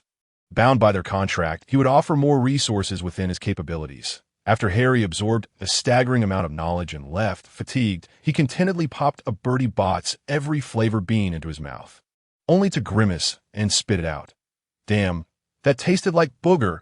Dumbledore shuddered, his tangled beard twisting in dismay, and his crescent-shaped spectacles sliding down his nose, which he hastily adjusted, still reeling from the earlier shock. Everything proceeded as usual, and Harry walked down the corridor, satisfied, until a familiar figure approached, Quirrell, now his unwavering sycophant. The corridor bustled with students, many casting sidelong glances at Harry while whispering amongst themselves, aware that this was not an opportune moment for conversation. Harry followed Quirrell as he beckoned. As they drew closer, Harry was enveloped by a refreshing scent of foliage mingling with earth. Glancing down, he noted Quirrell's hurried demeanor. Mud caked his black leather boots, and clumps of dried earth fell away with each step. A few strands of green grass clung to the back of his purple robe. Where had he been? Collecting magical creatures in the Forbidden Forest or foraging for herbs? Why not use a spell to maintain his cleanliness? Upon entering the office, Quirrell swiftly transitioned from calm to obsequiousness. "Master," he said, bowing slightly as Harry settled into a chair, proceeding to recount his recent findings. "I spent a considerable amount of time scouring the forests of Albania, encountering various lowly creatures, such as vampires and werewolves along the way." He cautiously raised his gaze, eager to gauge Harry's reaction. Harry remained impassive. He had previously inquired about Quirrell's state with Bayou, discovering that he bore no trace of Voldemort's influence and appeared to be entirely himself, albeit with enhanced abilities and a surplus of magic. All while addressing Harry with a tone of respect, Bayou explained that Quirrell had been absorbed by the system, signing a contract at the soul level to obey Harry and remain loyal to him. "What about Voldemort?" Harry pondered audaciously, considering the prospect of claiming the Dark Lord as his servant. Bayou dashed his hopes, clarifying that despite Voldemort having created several Horcruxes, his diminished soul remained beyond Harry's current capacity to confront. Any forced contract would only rebound upon him.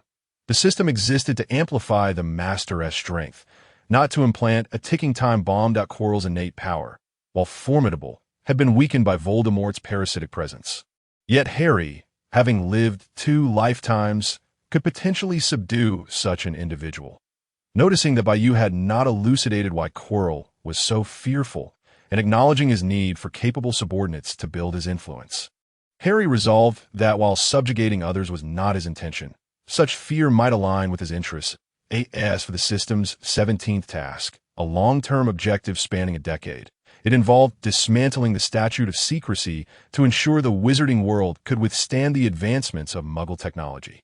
In the early days of his journey, Harry had already conceived such an idea. Over the past decade, he had witnessed the rapid evolution of Muggle technology, the secret experiments of nuclear bombs, the production of advanced tanks, spacecraft launched into the cosmos, and Muggles landing on the moon, accomplishments that even the greatest wizards could not achieve. In ancient times, Muggles gazed up at the moon, pondering what lay at the end of the sky. Now, wizards could traverse the globe with ease, utilizing time-turners to revisit the past. Muggles, however, had developed the means to detect what lay beyond Earth and had the capability to launch satellites, sending themselves to the moon. The capabilities of wizards have diminished, with a number of those who can perform apparition steadily declining. Powerful magic is constrained by various factors, and after centuries of stagnation, there has been no discernible advancement in the arcane arts. Instead, due to the so-called education provided by institutions, magic has become merely a tool for the sustenance of wizards. That it is only a matter of time before wizards are unmasked, their abilities curtailed. The witch hunts of the 14th and 15th centuries, instigated by Christianity, are destined to repeat themselves, perhaps even with greater severity. The ubiquitous reach of the internet, the omnipresent surveillance cameras, the instantaneous video calls that connect the farthest corners of the globe, and the global social platforms shared by billions render the concealment of the wizarding world nearly impossible. In stark contrast, the wizarding community remains insular, fiercely protecting its pure blood lineage and excluding outsiders. As a wizard, he once found himself a pawn in the schemes of more powerful sorcerers, tasked with vanquishing dark lords, all the while neglecting to harness his own potential to effect change in the world. Over the subsequent years of his maturation, despite the Dark Lord's defeat and his own rising esteem among his peers, the crisis within the wizarding realm persisted. The prevailing perception of Muggles remained one of ignorance and folly from centuries past, their prejudices as immovable as mountains. Now, in this second chance at life, he yearns to alter the world while the wizarding community still possesses formidable strength. Dumbledore must not perish, nor can Grindelwald be allowed to meet his end. Moreover, Harry pondered, if possible, could he gain control over Voldemort?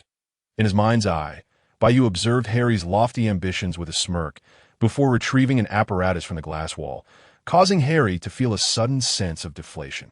What had possessed him to entertain such grand designs? He had always been one of modest aspirations, yet now he found himself contemplating the downfall of Dumbledore and the obliteration of Voldemort. Glancing at the figure in his mind, who was nervously fidgeting with his fingers, Harry's anger surged. "Was this your doing?" Bayou turned to him, delighting in his discomfort. Look outside, he urged that a chill enveloped Harry as he noticed Quirrell had been standing there for an inordinate amount of time. Quirrell, sensing the silence from his master, felt a bead of sweat trickle down his brow, fearing he had erred in some way. The prolonged silence began to stir impatience within him. "Please, continue," Harry finally prompted, wiping non-existent sweat from his brow, while internally grappling with rising agitation. The thought of having his mind manipulated and his innermost thoughts surveilled by Bayou was intolerable. He could not allow such a presence to remain. The chapter is not yet concluded. Please click the next page to continue reading the thrilling content.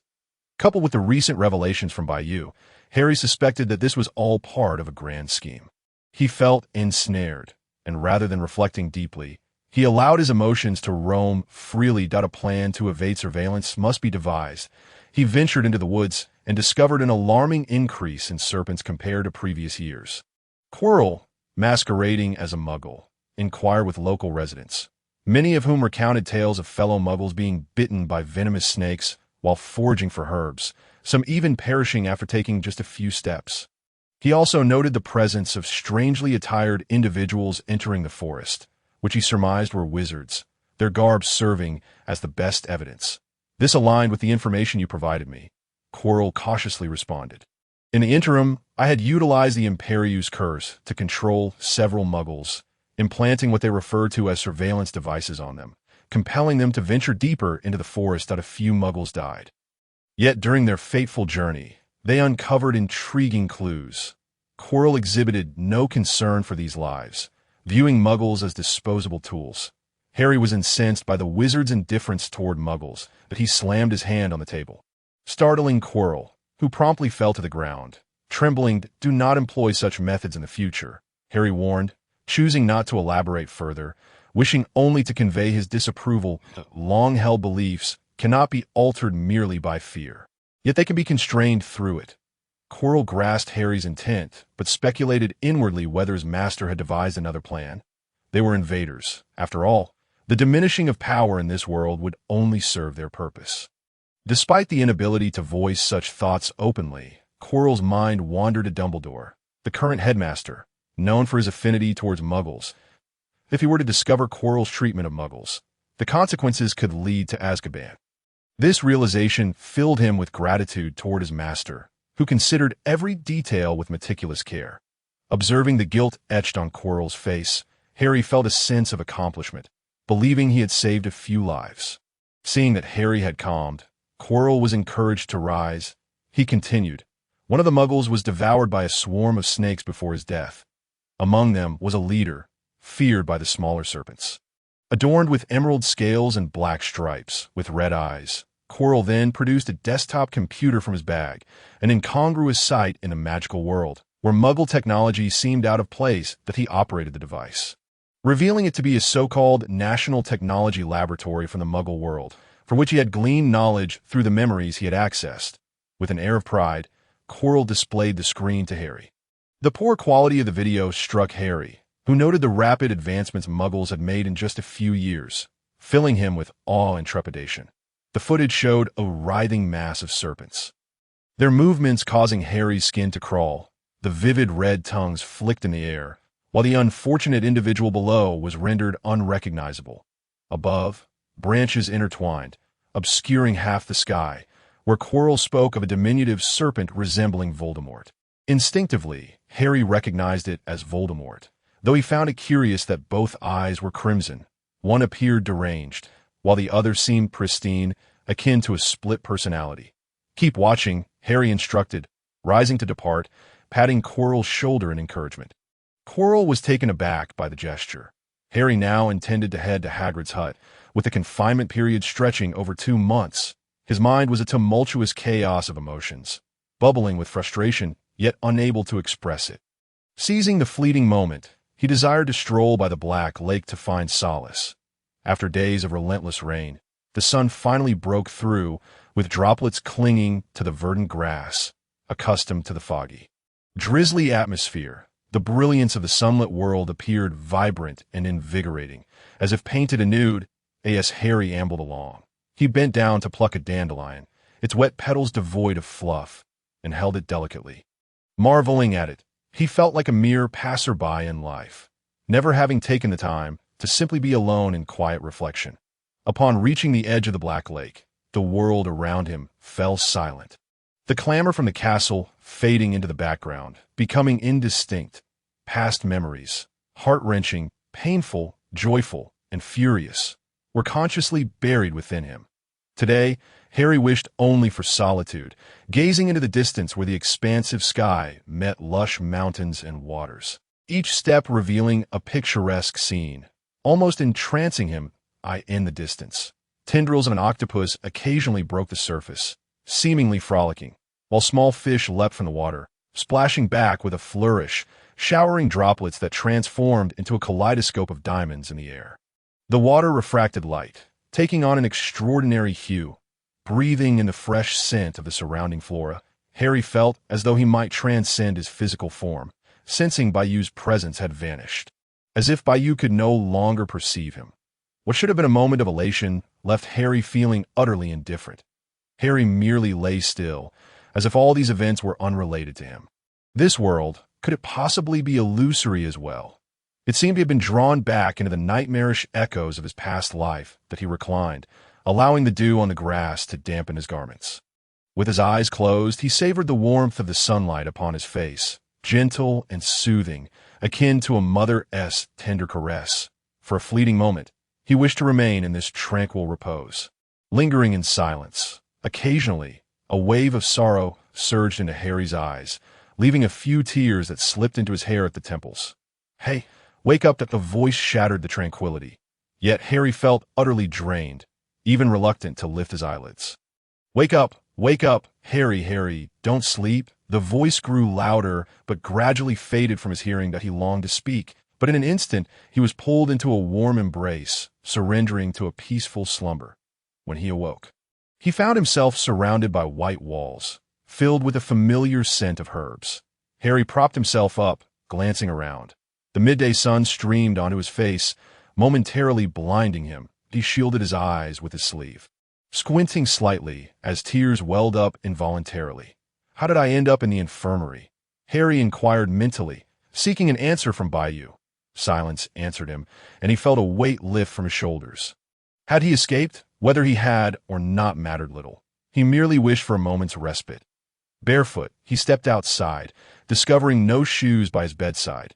The infirmary was desolate, devoid of Madame Pomfrey. As he entered the corridor, the entire castle was eerily silent, save for the chirping of birds, the rustling of field mice in the grass, and the slithering of snakes, leaving Harry unable to discern any other sounds. That he felt no fear, no trepidation, merely wandering aimlessly. Even when a small stone pierced the sole of his foot, he remained unresponsive as crimson blood flowed forth. Following the trail of his wanderings, each step marked his path. Harry was still weary. He knew only to move forward.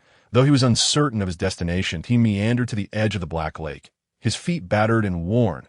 This world was not gentle. It harmed the tender-hearted while the resolute remained unscathed, the soft ones bleeding profusely. That familiar spot. Things felt different. Harry dipped his feet into the lake's water, guided by an instinct he did not comprehend. Miraculously, a gentle light flickered, and his wounds were instantly healed. Attracted by the scent of blood, an octopus approached Harry, its massive tentacles grasping his ankle and yanking him violently into the depths. Bubbles escaped his lips as he plunged into the lake. The absence of air rendering him nearly breathless, he surrendered to the sensation of drowning.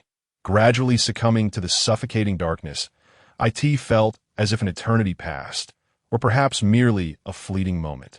Before Harry opened his eyes, before him stood a formidable man, his posture regal, clad in armor reminiscent of the 14th or 15th century. His wild brows were sharp as blades, and his dark, penetrating gaze exuded an aura that was both commanding and intimidating. "Why are you still lying there? Stand up," the man commanded. Groggy, Harry blinked up at him, scrambling to his feet, extricating himself from the remnants of his earlier emotions. "Who are you?" he asked cautiously, sensing no malice from his figure. Only a long-simmering authority and decisiveness. "I am Godric Gryffindor, indeed the very one you are familiar with." Seeing Harry's frailty, the man settled himself down, facing Harry as though they were old acquaintances. You are?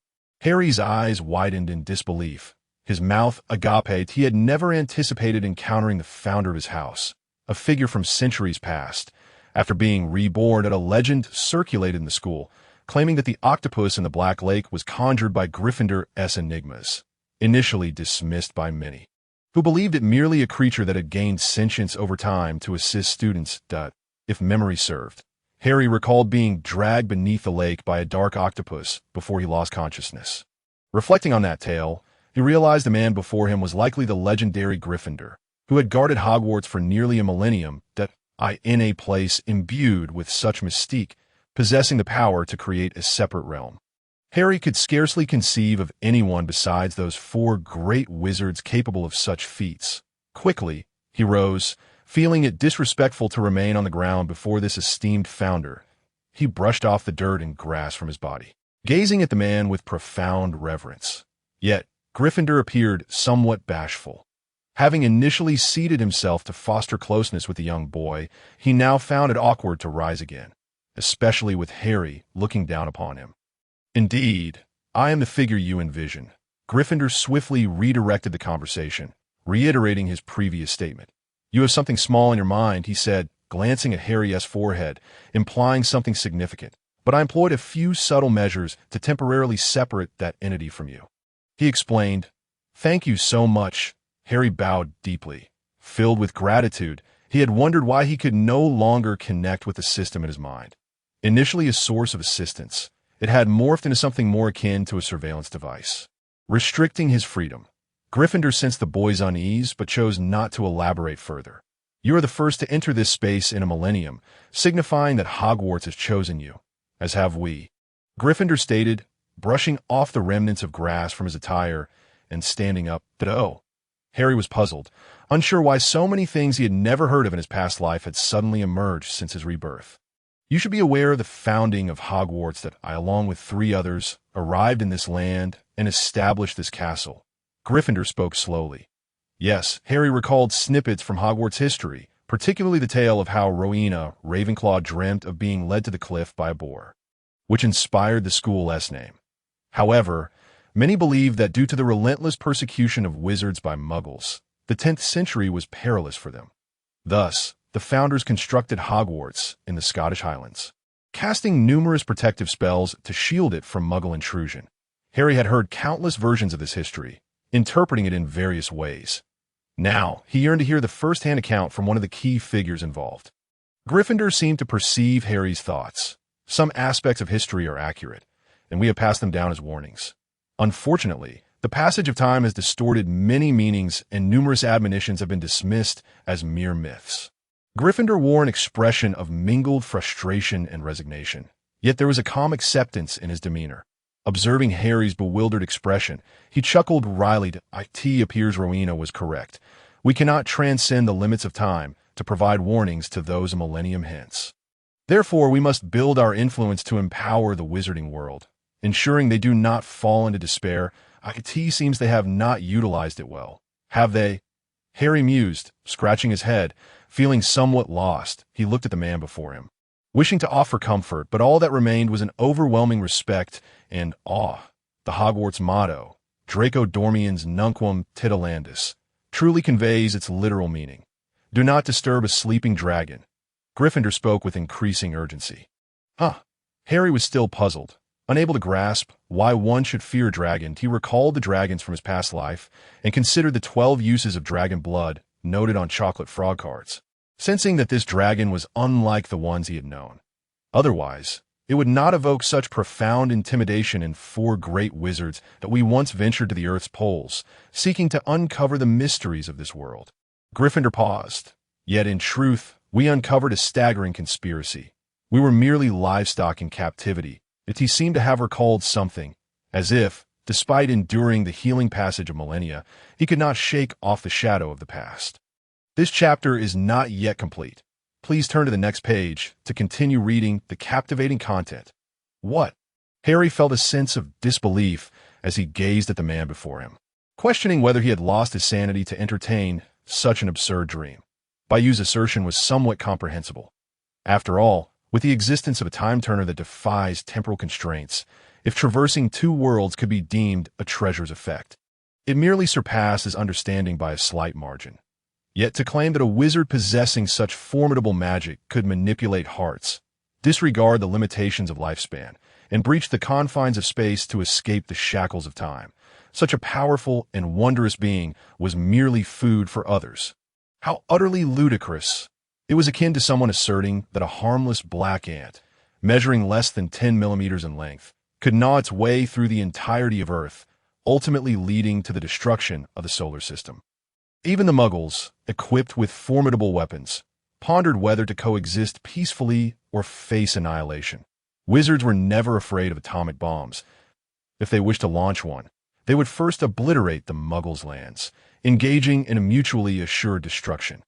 The long-standing pride of being a wizard had become ingrained in Harry's very being, as it was for every wizard. Yet, when confronted with the revelation that such immense power ultimately rendered one merely as sustenance for others, it was a bitter pill to swallow.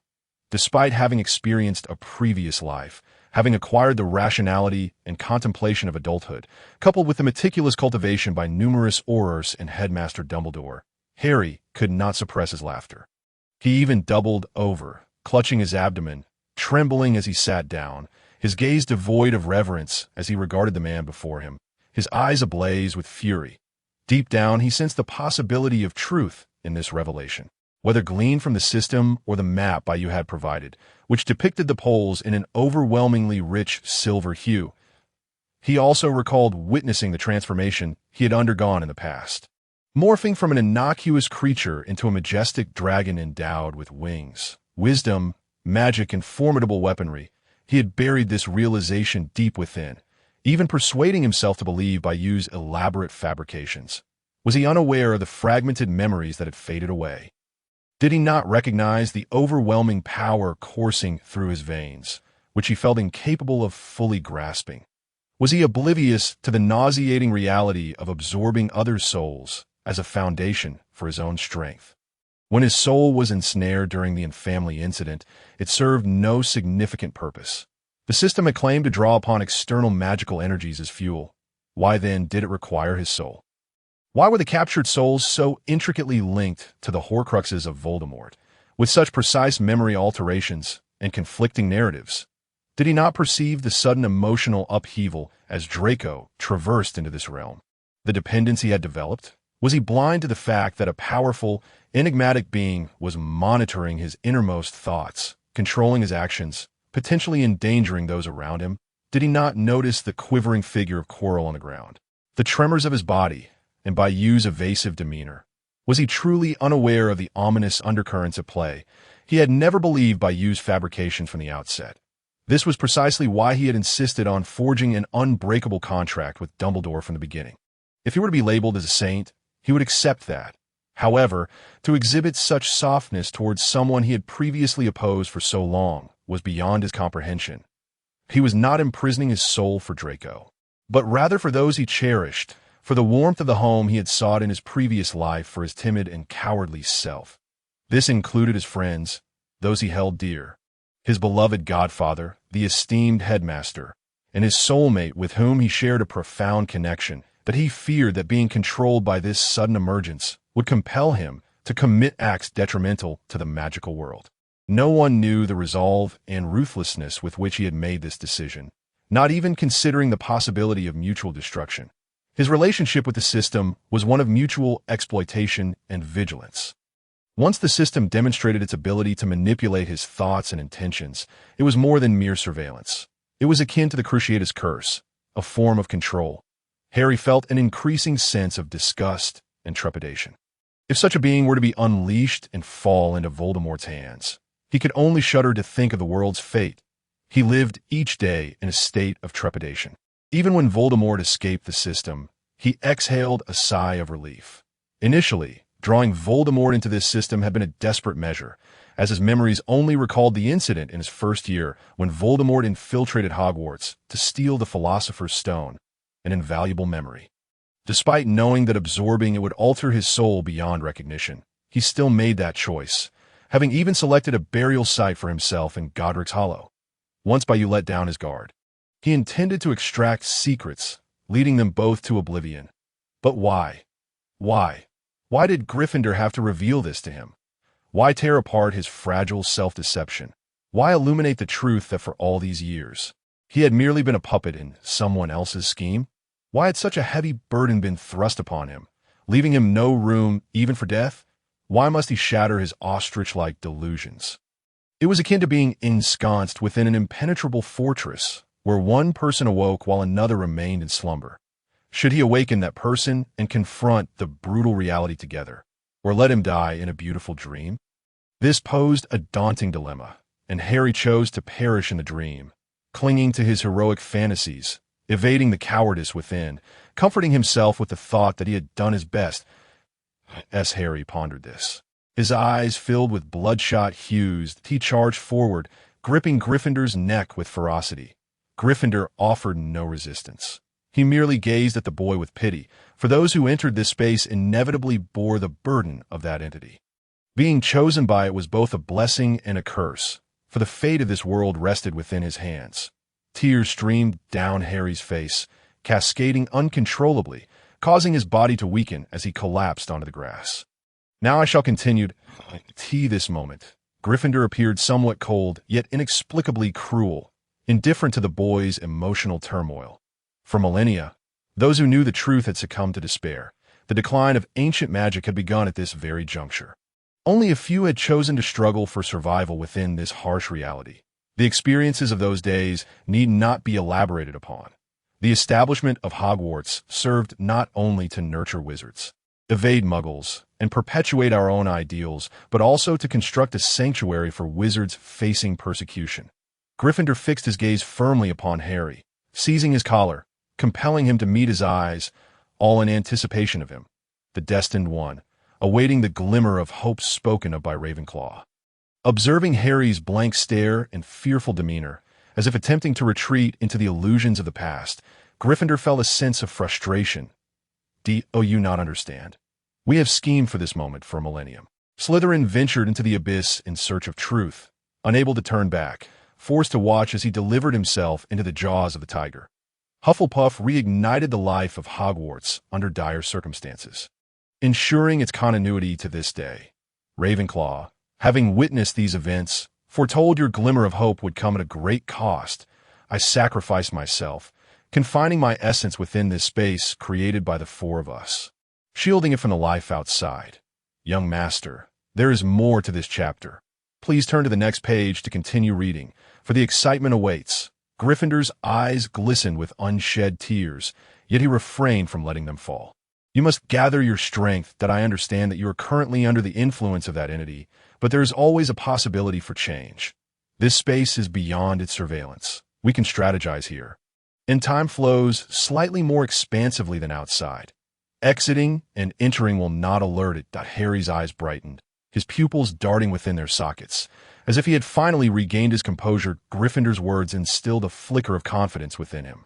The four great wizards had conspired for so long, and he was not alone in confronting these suffocating horrors. Last, within this oppressive future, he had discovered a glimmer of light, a chance for liberation. Harry steadied himself, emerging from the emotional collapse of moments ago, feeling a tinge of embarrassment, yet he remained brusque with Gryffindor, eager to seek answers to his pressing questions. You said we are its sustenance. What does that mean? As Gryffindor observed Harry rallying himself, he couldn't help but admire the boy's ability to grasp the crux of the matter in such a brief span of time. Truly, he was deserving of the title, the chosen one. He feeds upon our souls. Souls, what does that mean? Harry was perplexed. It is akin to how we consume pork. The wild boars that roam the grasslands possess tender, springy, and chewy meat, while domesticated ones lack some of that flavor. The same applies to humans in their eyes. The more powerful the wizard's soul, the more delectable it becomes to them. What? At that moment, Harry recalled the past life, the old man with white hair who bid him farewell at King's Cross, as well as his deceased parents and the reticent professor. Harry clenched his fists tightly, his nails digging into his palms, blood oozing out and staining the emerald grass beneath him. That a furious blaze of vengeance ignited within him, driving him to the brink of wishing he could eliminate those responsible right then and there. He could not tolerate the indignity inflicted upon his loved ones. Yet Harry soon relaxed his fists and calmly inquired of the person before him. "What should I do?" he pondered. "If the prophecy extended so far into the future, there must surely be a plan in place for his actions, with corresponding steps to follow." Gryffindor contemplated for a moment, feeling somewhat bashful. Initially, he had been overly concerned and enraged, possessing only a modicum of knowledge regarding their plans, compounded by his trust in Ravenclaw, which meant he did not have a complete understanding. However, could he divulge this to Harry? Certainly not, for it would undermine his own standing, besides having been described as a glimmer of hope. He must possess his own unique capabilities. With that thought in mind, he cleared his throat and spoke with conviction. "First, you must align yourself with that entity. You need to understand its weaknesses," Harry nodded, as this aligned with his own strategy. "Additionally, find a way to operate behind its back and gather some trustworthy allies to expand your strength." As Harry contemplated this, a plan began to form in his mind. It seemed the time was ripe for action. By the way, looking at Gryffindor, with his eyes slightly reddened, Harry remarked, "Has anyone ever told you that you are truly brave?" "Huh." Gryffindor gazed at the youth before him, devoid of the pity he so despised, only respect shining in his eyes. After a millennium of waiting, through the long, arduous passage of time, enduring solitude in this forsaken place, this moment finally seemed to hold some significance. When Harry slightly opened his eyes, he saw a cascade of lustrous black hair drift past him, leaving behind a faint fragrance. Harry was somewhat bewildered. Who could it be? As he opened his eyes wider to discern the figure, he was taken aback to find that no one was around, save for a serene, blazing sun hanging at the far end of the sky, painting the azure canvas in the most exquisite shades of bright orange. From pale to deep, transitioning through soft blues, light purples, pale yellows, vibrant oranges, and culminating in a fiery, in the golden glow of dusk, a pair of young lovers approached hand in hand, gradually drawing near. Upon closer inspection, Harry noticed that they separated their hands, as if just now realizing his presence, appearing somewhat shy. "Harry, where have you been?" Hermione broke the silence, eager to dispel the awkwardness. We've been searching for you everywhere." "Curfew is approaching. I was by the Black Lake," Harry replied, gazing thoughtfully at the two before him, a hint of teasing in his eyes. Ron, unable to contain himself, hurried over and pulled Harry to his feet. "Let us go to Hagrid's hut for a bit." Harry nodded, and the trio made their way forward. "How could you fall asleep?" A voice suddenly echoed in his mind. "It was by you. This afternoon." Noticing Harry was not quite himself, he had been on high alert, never expecting him to drift off by the Black Lake for 2 or 3 hours. Quite an astounding feat, Harry smiled, but offered no response. "Hagrid, open up! We're here!" He knocked on the door, standing before the towering wooden entrance, which creaked open. Upon entering, he found Hagrid's small abode remarkably tidy. The immense bed was adorned with a mattress crafted from pristine unicorn feathers, accompanied by a warm quilt. Beside it stood a massive chair, seemingly carved from rich red hardwood, with uniquely designed curved legs and a soft brown cushion atop. As Hagrid settled into the chair, it creaked under his weight. To the right, a fireplace crackled with flames, surrounded by an iron framework embellished with ancient patterns. Before it lay a grand gray stone table, polished to a shine by its owner. Atop it sat a white flower pot, blooming with purple flowers, while several green tendrils cascaded over the stone surface. A charming little bowtruckle, with delicate arms that seemed as if they could snap at any moment, hid shyly in the flower pot, occasionally peeking out to glimpse the newcomers. Come in, Hagrid beckoned them inside, and, as Harry stepped onto the wooden floor, he seemed oblivious to the differences from his past life. Ron, however, sensed something amiss but remained uncertain, while Hermione eagerly perched on a small stone stool, placing her hand beside the flower pot, eagerly awaiting the adorable little creature to climb onto her palm.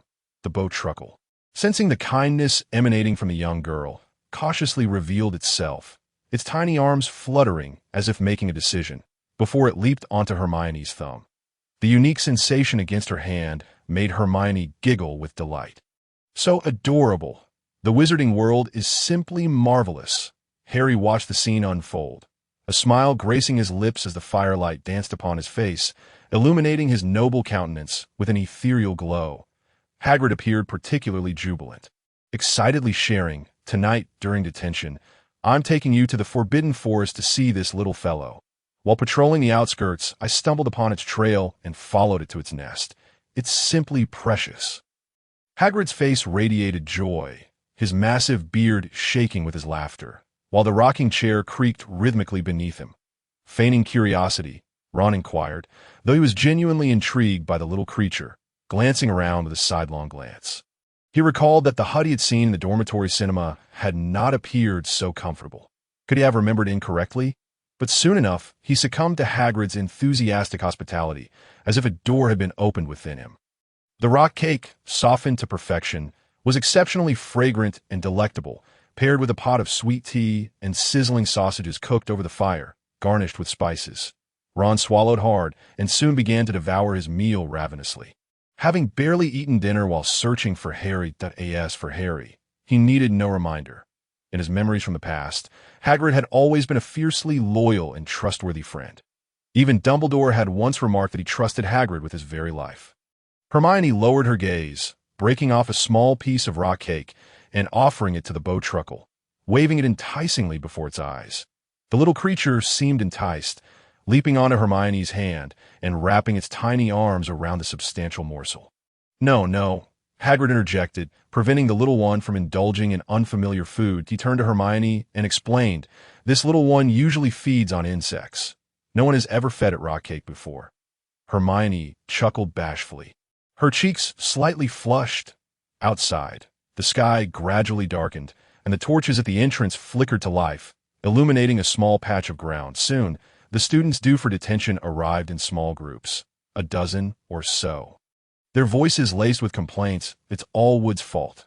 You two are the reason our Quidditch practice time has been cut short," one of them exclaimed. "And where's Harry? Why wasn't he here this afternoon? Is he in detention with us? If I see him, I'll give him a good talking to." Beside him, the Weasley twins shrank their heads, opting not to provoke their volatile captain at that moment. Harry, following Hagrid out the door, caught the distant murmur of complaints approaching. It seemed he had just recalled the training scheduled for that afternoon, and a wave of unease washed over him. Attempting to conceal himself behind Hagrid's towering figure as the dusk deepened, he hoped to evade trouble, but Hagrid appeared to sense his intention and hoisted him to the forefront. With a resigned tone, Hagrid uttered a few words. Caught off guard, Harry found himself thrust into the limelight, and upon meeting Wood's gaze, managed a sheepish grin. Setting aside the unequal treaty signed earlier, he was met with laughter from Ron and Hermione due to his earlier lapse in concentration. Hagrid divided the group of over a dozen into 5 teams, each consisting of approximately 3 or 4 members, primarily pairing upperclassmen with younger students based on their respective abilities to determine their tasks. Those with slightly greater strength were assigned to the outskirts of the Forbidden Forest to gather herbs for the herbology professor, while others, deemed less capable, were tasked with mundane chores such as weeding the grass, without the aid of magic. Hagrid led Harry and a few others to a spot he had discovered earlier while patrolling the forest perimeter, where a cluster of tree guardians resided. "Keep your voices down," Hagrid instructed, turning his head, a lantern swinging from his grasp as he placed a thick finger against his lips, signaling for silence. Ron and Hermione nodded, their eyes scanning the surrounding dark, silent woods, shivering slightly. Harry opened his eyes wide, feeling the pulsating magic in the air. The further he ventured, the denser the magical aura became, nearly blinding him with its brilliance emanating from Hagrid. He scrutinized the area, relieved to find no lurking dangers, but his attention was drawn to 2 particularly bright points of light behind him. "What are those?" Harry wondered, and, as the Weasley twins' voices drifted closer, understanding dawned upon him. "I knew it. Hagrid sneaking us into the depths of the Forbidden Forest to avoid something unsavory." Fred remarked that "You're right, brother. It seems we've chosen the right path." George concurred with a nod. "Who goes there?" Hagrid spun around, brandishing his pink umbrella at the unseen presence behind him. "Oh dear, don't be so excited." Yes, why the fuss? It's just us," came the familiar voices, prompting Hagrid to relax slightly, albeit with a hint of exasperation. I knew you lot wouldn't stay quiet for long. Ron covered his face, unable to bear the antics of the twins, who were like a pair of living jesters. That's not fair to us. They protested in unison, as if they had found a leverage point to extract some advantage from Hagrid. Hagrid merely shrugged, ignoring their pleas, and said, "Let us keep moving. If we linger, you'll have less time to sleep." He poked the ground with his pink umbrella, clearing away dead branches and stones to facilitate the younger students' passage, while raising the lantern higher to broaden the illuminated area. Hermione noted this detail and couldn't help but exclaim, "Hagrid is truly such a meticulous individual." Yet her attention soon shifted forward, where her superior night vision allowed her to discern the path ahead more clearly than her companions. That S. Hermione's hand trembled violently. Pointing towards the front, her voice tinged with fear as she seemed startled. Harry too fixed his gaze ahead, where Hagrid stood motionless, his eyes locked onto a figure cloaked in black robes, his demeanor tense. The veins in his large hands visibly taut. Ron, bewildered by the sudden gravity of the situation, asked, "What is going on?" The twins, noticing the four individuals ahead had halted, moved cautiously closer. "Don't move," Harry commanded sharply. The atmosphere grew heavy, the twins instinctively halting their steps, gripping their wands tightly as they directed them toward the mysterious figure. Before them was not merely a person, but a creature that stepped into the light of the lantern, revealing its entire form.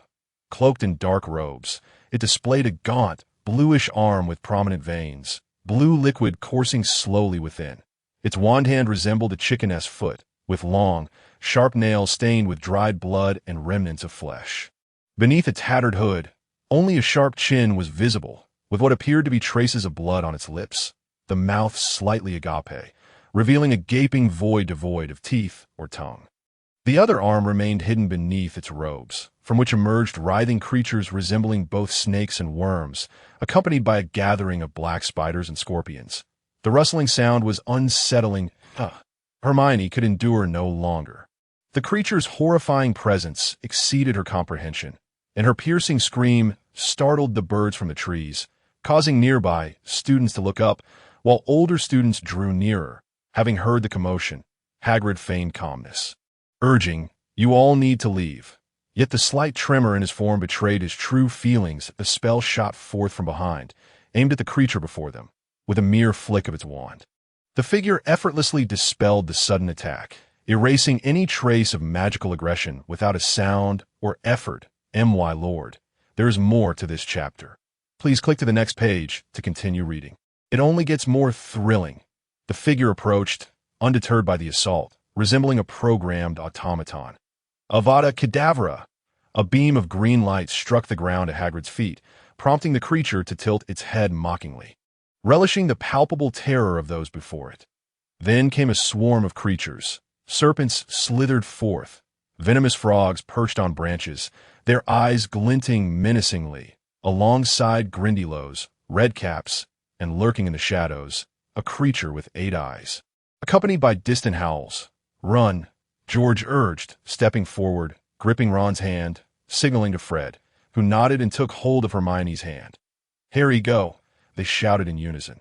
Having spent years with the Weasley twins, they understood that Harry was different from others, more mature and composed. Fully aware of the gravity of the moment, Harry realized that if they lingered, they would only hinder Hagrid, while he had his own advantages to assist. Thus, he pretended to sprint ahead, observing the four who were safely retreating and Hagrid's trusting expression before turning back. Raising his wand toward the creature, casting a spell that sent a venomous snake tumbling from the branches, landing between him and Hagrid. Hagrid turned in surprise, looking back at Harry with a hint of irritation in his expression. Meanwhile, the four, exhausted from their frantic escape, Hermione, recovering from her initial shock, realized they were moving swiftly. She turned back, screaming, "Harry!" "Harry's not here," Fred, upon hearing this, kicked Ron, urging, "You go warn the students in the Forbidden Forest to flee." "But what about you?" Ron nearly burst into tears. "Take Hermione and run. Go tell Dumbledore," Fred shouted, Be careful." George cast a spell to fend off a snake lunging at Hermione, who was thoroughly frightened, having only recently entered the magical realm. She had yet to learn any potent offensive spells, and her mind was a chaotic blur in extreme fear. The twins turned and sprinted back toward their original position, hoping to catch a glimpse of Harry. Ron pulled Hermione away from one perilous creature after another, silently praying for his brother and Harry's safety. No. Ron hesitated, an inner turmoil consuming him with anxiety, pondering how he would carry on if anything happened to them. He turned to Hermione, shouting, "You go warn everyone.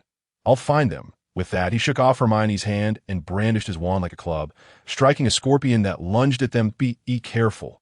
Hermione was taken aback and filled with rage at Ron's sudden actions. She despised that she was not the one aiding her comrades, and angrily glared at Ron's retreating figure before quickening her pace. A branch protruding from the side grazed her calf, causing her to stumble and fall.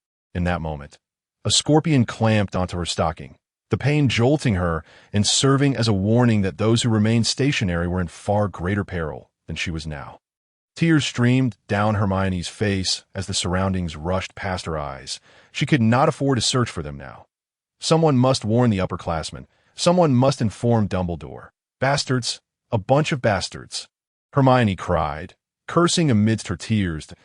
In the dark forest.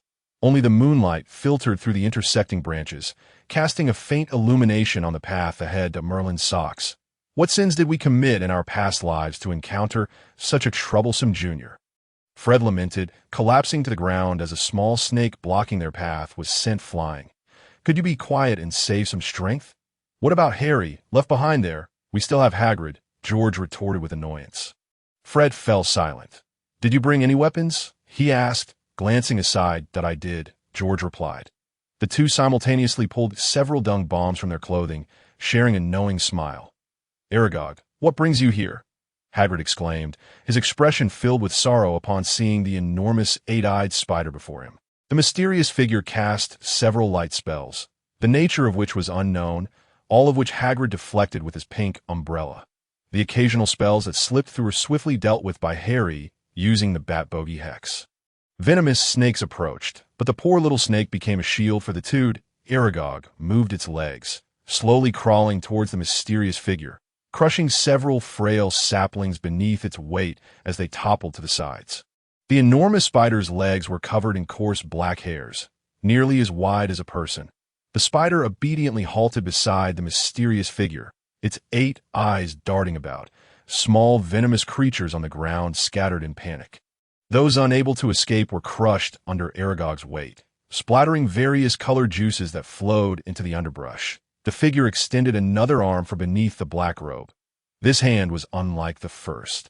Its purple skin adorned with a mysterious dragon totem, entwined with chains. Harry leaned in to get a closer look, but was abruptly seized by Hagrid. The mysterious figure caressed the spider's leg that stood nearby. And Aragog remained still in obedience. Why are you not leaving yet? Hagrid seemed agitated, brandishing the pink umbrella towards the figure, urging Harry to depart. We go together, Harry asserted resolutely. Bayou, are you there? Is there any way you can assist us? No response followed. Bayou, you bastard. Still, no answer. Beads of sweat formed on Harry's forehead as he turned his back to Hagrid, noticing strange creatures encroaching from behind. The howls of wolves grew nearer, while a red-capped figure huddled beneath a large tree.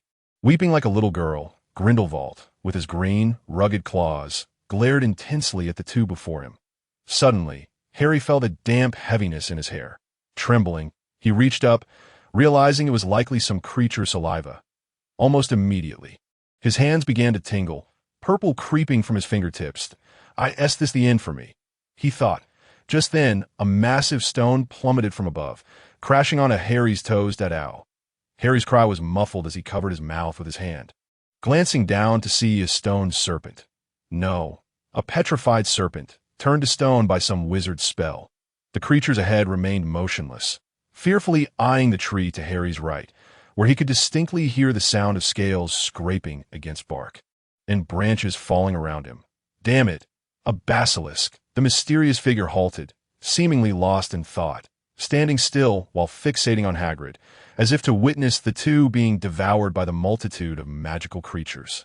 Throughout his life, Harry had never faced such an overwhelming number of magical beings at once. Handling them individually was already a challenge, To confront them simultaneously was beyond comprehension. He pressed tightly against Hagrid, feeling his companion tremble as well. That moment, Harry found it somewhat amusing, wondering if even Hagrid could one day fear the little creatures he often spoke of fondly. Opening his eyes, Harry activated his ability to perceive the flow of magical energy, enhancing his attack efficiency and alertness to potential threats. Suddenly, he felt a crushing weight on his back. In a way, bam! Harry was pinned to the ground beneath Hagrid's bulk, unable to move. Hagrid! Harry's eyes widened in desperation. He could not see what was happening outside, only smelling the surrounding earth. Memories from his past seemed poised to replay in his mind, as if he were about to witness the death of those dear to him once more. Quickly, he felt around Hagrid's body, trembling slightly. "Oh dear, don't panic. This big guy isn't dead," a voice in his head chimed in. "Please, help me. I beg you," Harry cried, desperation lacing his voice. And one responded. Shielding charm. Reverse body bind. Harry summoned all his magical energy, casting a protective barrier around Hagrid, then used a levitation spell to hoist Hagrid off the ground, hanging him from a branch. The leaves from the ground. That would seem somewhat safer. He then collapsed, watching the magical creatures gradually close in around them. The twins hid behind a large tree, gazing at the gathering of magical beings ahead. Should we go?" George asked, eyeing the serpents, giant pythons, the red-capped figure, Grindelwald, the werewolf leaning against a tree, and the basilisk coiling around the lower branches, trembling slightly, along with many other creatures he recognized from textbooks, but felt utterly unprepared to face. Fred remained silent, clenching the dung bomb in his hand. The protective tree beetle seemed to sense the boy's intentions, leaping onto Fred's head and gripping tightly. "Ow. Oh, Fred yelped, attracting the attention of some nearby creatures. "Quick, let us escape. We'll give Harry a glorious tombstone." George turned, struggling to ignore his growing unease and the fate Harry might face if they fled, along with the massive shadow hanging from the branches. Finally, someone spoke up. Fred seized the opportunity to suggest a retreat, casting a glance at the dung bomb in his hand, as if seeking redemption, and hurled it into the distance. "May this bring you a glimmer of hope." The air was soon filled with the stench reminiscent of an exploded restroom. Harry, having just endured a physical blow, now faced a mental one. Damn it. The mysterious figure advanced, and amidst the murky atmosphere, the basilisk slid down beside him, seemingly unfazed, flicking its crimson tongue and wrapping itself around Harry. Harry felt a surge of hatred toward himself for not having learned any powerful offensive spells. He thought of that book. No, the serpent coiling around him did not seem intent on suffocating him. In a daze, Harry caught a glimpse of the figure's appearance, the purple creeping down the arm to the shoulder. Harry's head began to spin. Was this truly his fate? He began to ponder aimlessly, uncertain if they would escape, how long Hagrid could endure up in the branches, and who this sudden figure was. No, it didn't seem entirely human. Beneath the black robe, numerous serpents writhed and coiled restlessly. Harry leaned against the snake, the toxin invading his brain, his muscles relaxing, feeling light as though he could shed the burdens of his body at any moment. In his haze, he heard a cacophony of voices nearby. "Why is the master asleep?" Yes, he finally sees us." "I senti he fond of using that big snake as a pillow. Why should that giant be so close to the master?" "What is wrong with the master? Why is he turning purple? How exquisite! It mirrors the colors adorning my attire." Do not indulge in fanciful thoughts, you old fool." As I observed the brothers rushing towards us. A gust of wind laden with a foul stench assaulted my senses. Ron wrinkled his brow in distaste, covering his mouth and nose, and halted before the two of them. "What has transpired? Did you not set out to find Harry?" Suddenly, Ron noticed the redness in their eyes, their expressions steeped in sorrow, their spirits utterly despondent. The vivaciousness they typically exuded had vanished, leaving behind an air of defeat. A sinking feeling enveloped Ron's heart, akin to that of a person plummeting from great heights, the sensation of weightlessness intensifying, as though he were teetering on the edge of a precipice. His heart felt as if it had been punctured. Leaking despair uncontrollably, he stood there, dumbfounded, gazing at the two of them, collapsing to the ground where a tiny snake slithered nearby. George, upon noticing, swiftly chased the serpent away. Ron could not comprehend why he harbored such profound emotions for this character from the pages of a book. Despite their time spent together, and the fact that this had once been a beloved figure from his previous life, a mere fictional construct, he was bewildered by the tearing pain in his heart, reminiscent of a bond forged over decades, leaving him nearly speechless, as if with Harry's departure, he too had perished. The corporeal shell he inhabited felt shrouded in a thick fog, rendering the world around him distant. As if separated by an impenetrable barrier, he stared vacantly at the desolate scene before him, while Fred, concerned, knelt down and shook Ron gently. George leaned closer, tenderly patting Ron's cheek. Suddenly, a small green creature appeared above Fred's head and hopped onto Ron's shoulder. Ron remained still, allowing the creature to gnaw at him. Throbbing pain assaulted Ron's head, as if the very world were spinning out of control. In a daze, he envisioned Harry, Hermione, and himself setting up a tent in the wild. Witnessing his brother's wedding, and seeing himself and Hermione clad in wedding gowns, he beheld the ruins of Hogwarts post-battle, his mother weeping inconsolably after Fred's demise, and George, with the gaping hole where his ear used to be, an unsettling allure drawing Ron into despair.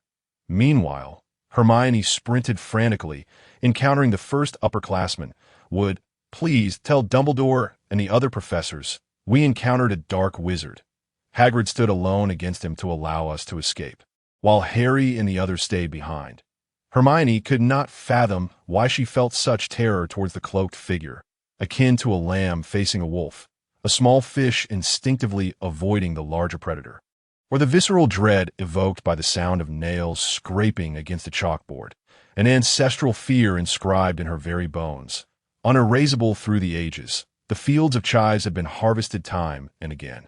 A new round of hunting was about to commence. That be why the time Dumbledore arrived, he discovered Hagrid pinned down by Harry, who was bruised and battered, seemingly on the brink of departure from this world. This brought Dumbledore back to years prior, witnessing Harry drenched in blood once more, right before his eyes. Dumbledore stifled his anger. When Harry regained consciousness, he found himself in the infirmary that a glance to the side revealed a mountain of gifts piled on one bed, where a small figure was busily organizing them. A diminutive house elf with a bald head and large ears, clad in a tiny outfit. It was Dobby that a gust of wind swept through, sending a pale green card fluttering down from the gift pile. Inscribed in golden letters that read something about Harry, though he could not discern it clearly. Dobby seemed to notice, quickly bending down to retrieve it, muttering softly, bad Dobby, dropping the master's card. Nearby, two voices exchanged words. Upon closer listening, he recognized them as Madame Pomfrey and Dumbledore. This poison is peculiar. I have never encountered anything like it. Madame Pomfrey's expression was grave, and Dumbledore's countenance darkened in response. Snape, too, appeared at a loss, as he worked to brew an antidote for Harry, the standard kind. However, Madame Pomfrey paused, revealing that Harry's body could absorb the toxin, which seemed to even augment his magical abilities. The side effects remained unclear, necessitating a few days of observation in the infirmary. Harry could no longer discern their conversation, as sleepiness overtook him, his body feeling extraordinarily heavy, his head burdened as if weighed down by a 10-kilogram lead ball. Drawing him into slumber, he felt as though he had forgotten something, spiraling into a sweet dream. Within the open collar of Harry's shirt, a teal serpent tattoo coiled and moved gracefully. Additionally, on his left forearm, beneath a pristine wristband, was a purple serpent tail tip. Hearken, Harry, you must continue to refine your abilities, not solely in terms of strength, but also in your understanding of the world, leadership skills, and the capacity to command. Harry faintly heard this phrase before plunging into a deep sleep, entirely unaware of the trials that awaited him in the days to come. Where is this? Harry wondered aloud, surveying his surroundings, which were filled with towering bookshelves, each laden with volumes on various subjects: economics, politics, military strategy, psychology, finance, architecture, art, music, physical fitness, literature, and history. The vast array of knowledge overwhelmed him, spanning from the Muggle world to the magical realm, with the quantity of written works continually expanding. As he ventured further, he sensed an elusive vibration, a whisper of the future beckoning him. Dear Master, there's more in the following chapters. Please click to the next page to continue reading. The excitement awaits. The figure of Gryffindor suddenly materialized before Harry, wearing a smile. You heard what I just told you, didn't you? This year, we shall establish a solid theoretical foundation. Harry gazed at the figure before him with trepidation, perceiving a hint of compassion and the possibility of not delving into these tomes. Even if I read one book a day, I'd never finish them all before I die. Harry triumphantly pointed out a flaw in the situation. Looking at the figure with a smirk, Gryffindor laughed. You think that I sacrificed my soul, merging Ravenclaw's wisdom with the steadfast support of Slytherin and Hufflepuff to create this space without considering your concerns? It was anticipated all along. The flow of time here differs from that of the outside world, yet learning comes at a price, a cost we have already borne for you. Gryffindor's expression turned somber, as if recalling something poignant. Harry, sensing the weight of the moment, fell silent, his expression tinged with sadness. Where do I begin? What are the requirements for reading? As you wish, however, you have a brother now. Gryffindor could not contain his laughter, pulling forth another figure from the space, a tall, slender form, with short black hair, emerald green eyes, and a smile revealing pearly white teeth, exuding an aura that was both captivating and slightly ominous. Harry's book slipped from his grasp, crashing to the ground. This is another version of me. Gryffindor appeared oblivious to the peculiar connection between the two, patting Harry's shoulder. You both shall share the burden. Knowledge will be exchanged. A S-Knight descended. Gryffindor's small team embarked on a grand adventure. Four figures stealthily slipped out of the common room, the Weasley brothers graciously providing the Marauder's map, with red-haired Ron stationed at the front as lookout. The Queen of Night Vision, Hermione, on the lookout for any approaching individuals, as the four engage in a clandestine excursion to visit Harry. Why can't we go during the day? Ron queried. Are you daft? George playfully tapped Ron on the head with the map. Dumbledore has his reasons for not allowing us to visit him, and even the gifts must be delivered through the house elf. Ouch! Ron protested softly, objecting to his brother's playful behavior. Hermione, meanwhile, pinched Ron's side, admonishing him to remain quiet. She then shot George a glare. You keep quiet too. George raised an eyebrow, gesturing with his finger to indicate he would remain silent. Acknowledging her command, Fred snatched the map from George's hands. Studying the moving dots with understanding, he abruptly turned around to find a platinum blonde head that had failed to hide in time. Hey, brother, on Harry's wrist.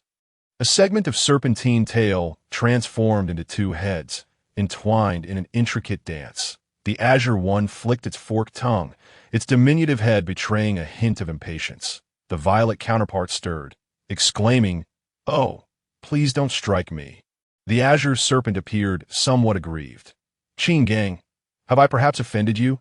The little azure snake seemed to have suffered an immense grievance. A streak of blue wafted past Harry's arm, vanishing in an instant, leaving behind a vivid azure tattoo upon his visage. The violet serpent, seemingly at a loss for words, closed its eyes, attuning itself to Harry's current state.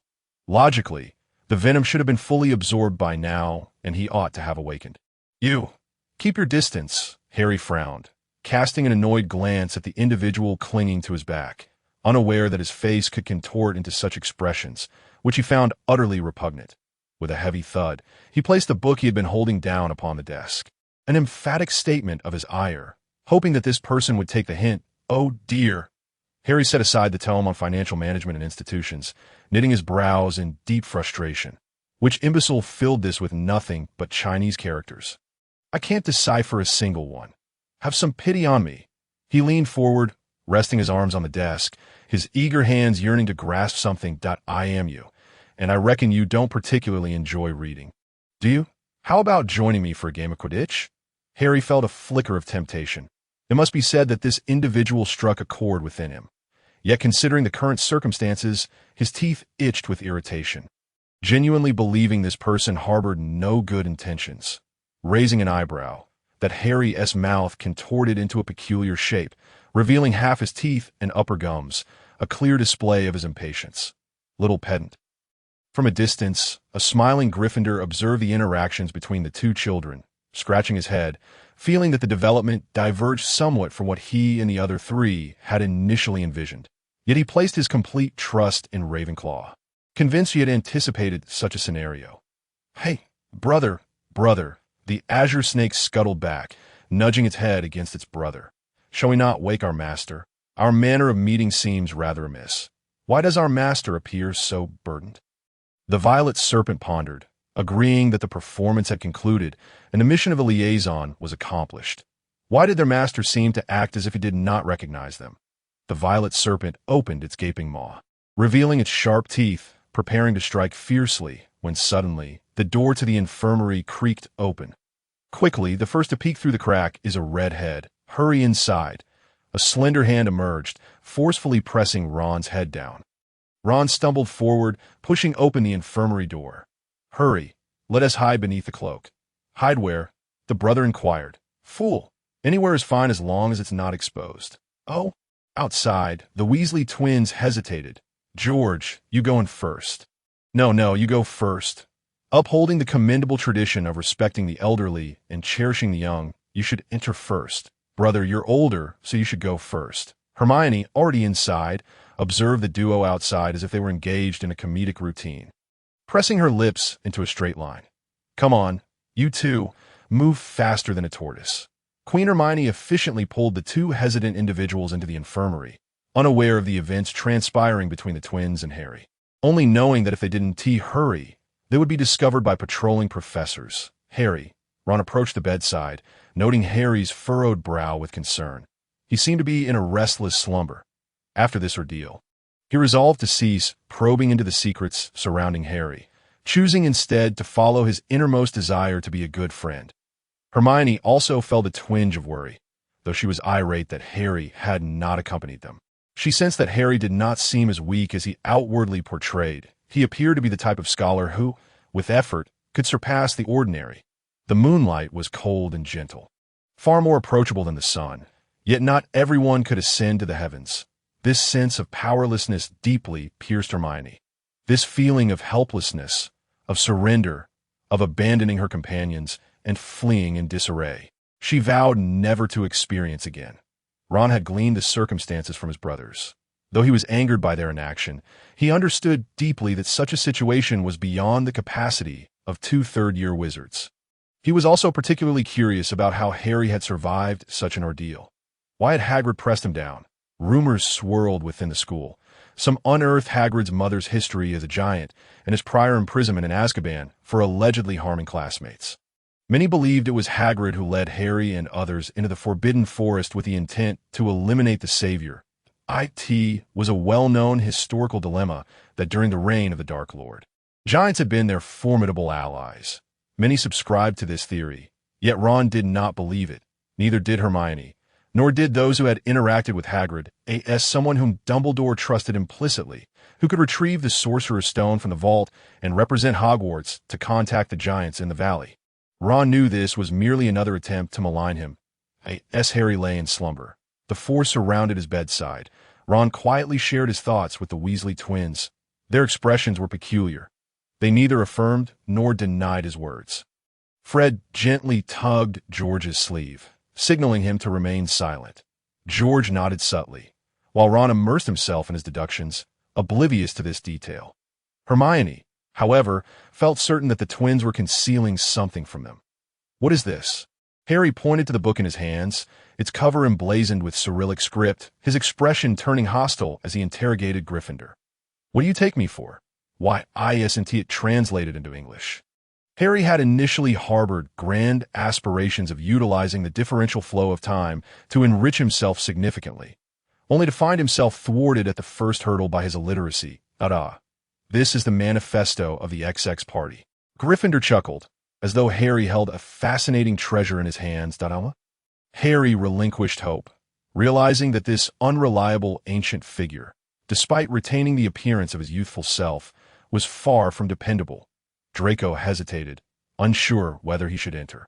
Crouching behind a corridor corner, wrapping his arms around his knees, the nearest source of heat was a considerable distance away, with only the moonlight filtering through the window to illuminate the floor. He found himself entranced by a small mouse scurrying across the moonlit floor. What, a mouse? He was taken aback, with a rotund figure and a mop of unruly yellow hair atop his head. He cast a disdainful glance, immediately reminded of the enigmas currently residing near Ron. His prior inaction stemmed from Harry's assurance that he had a plan, intending to maintain the status quo until Professor Quirrell's arrival.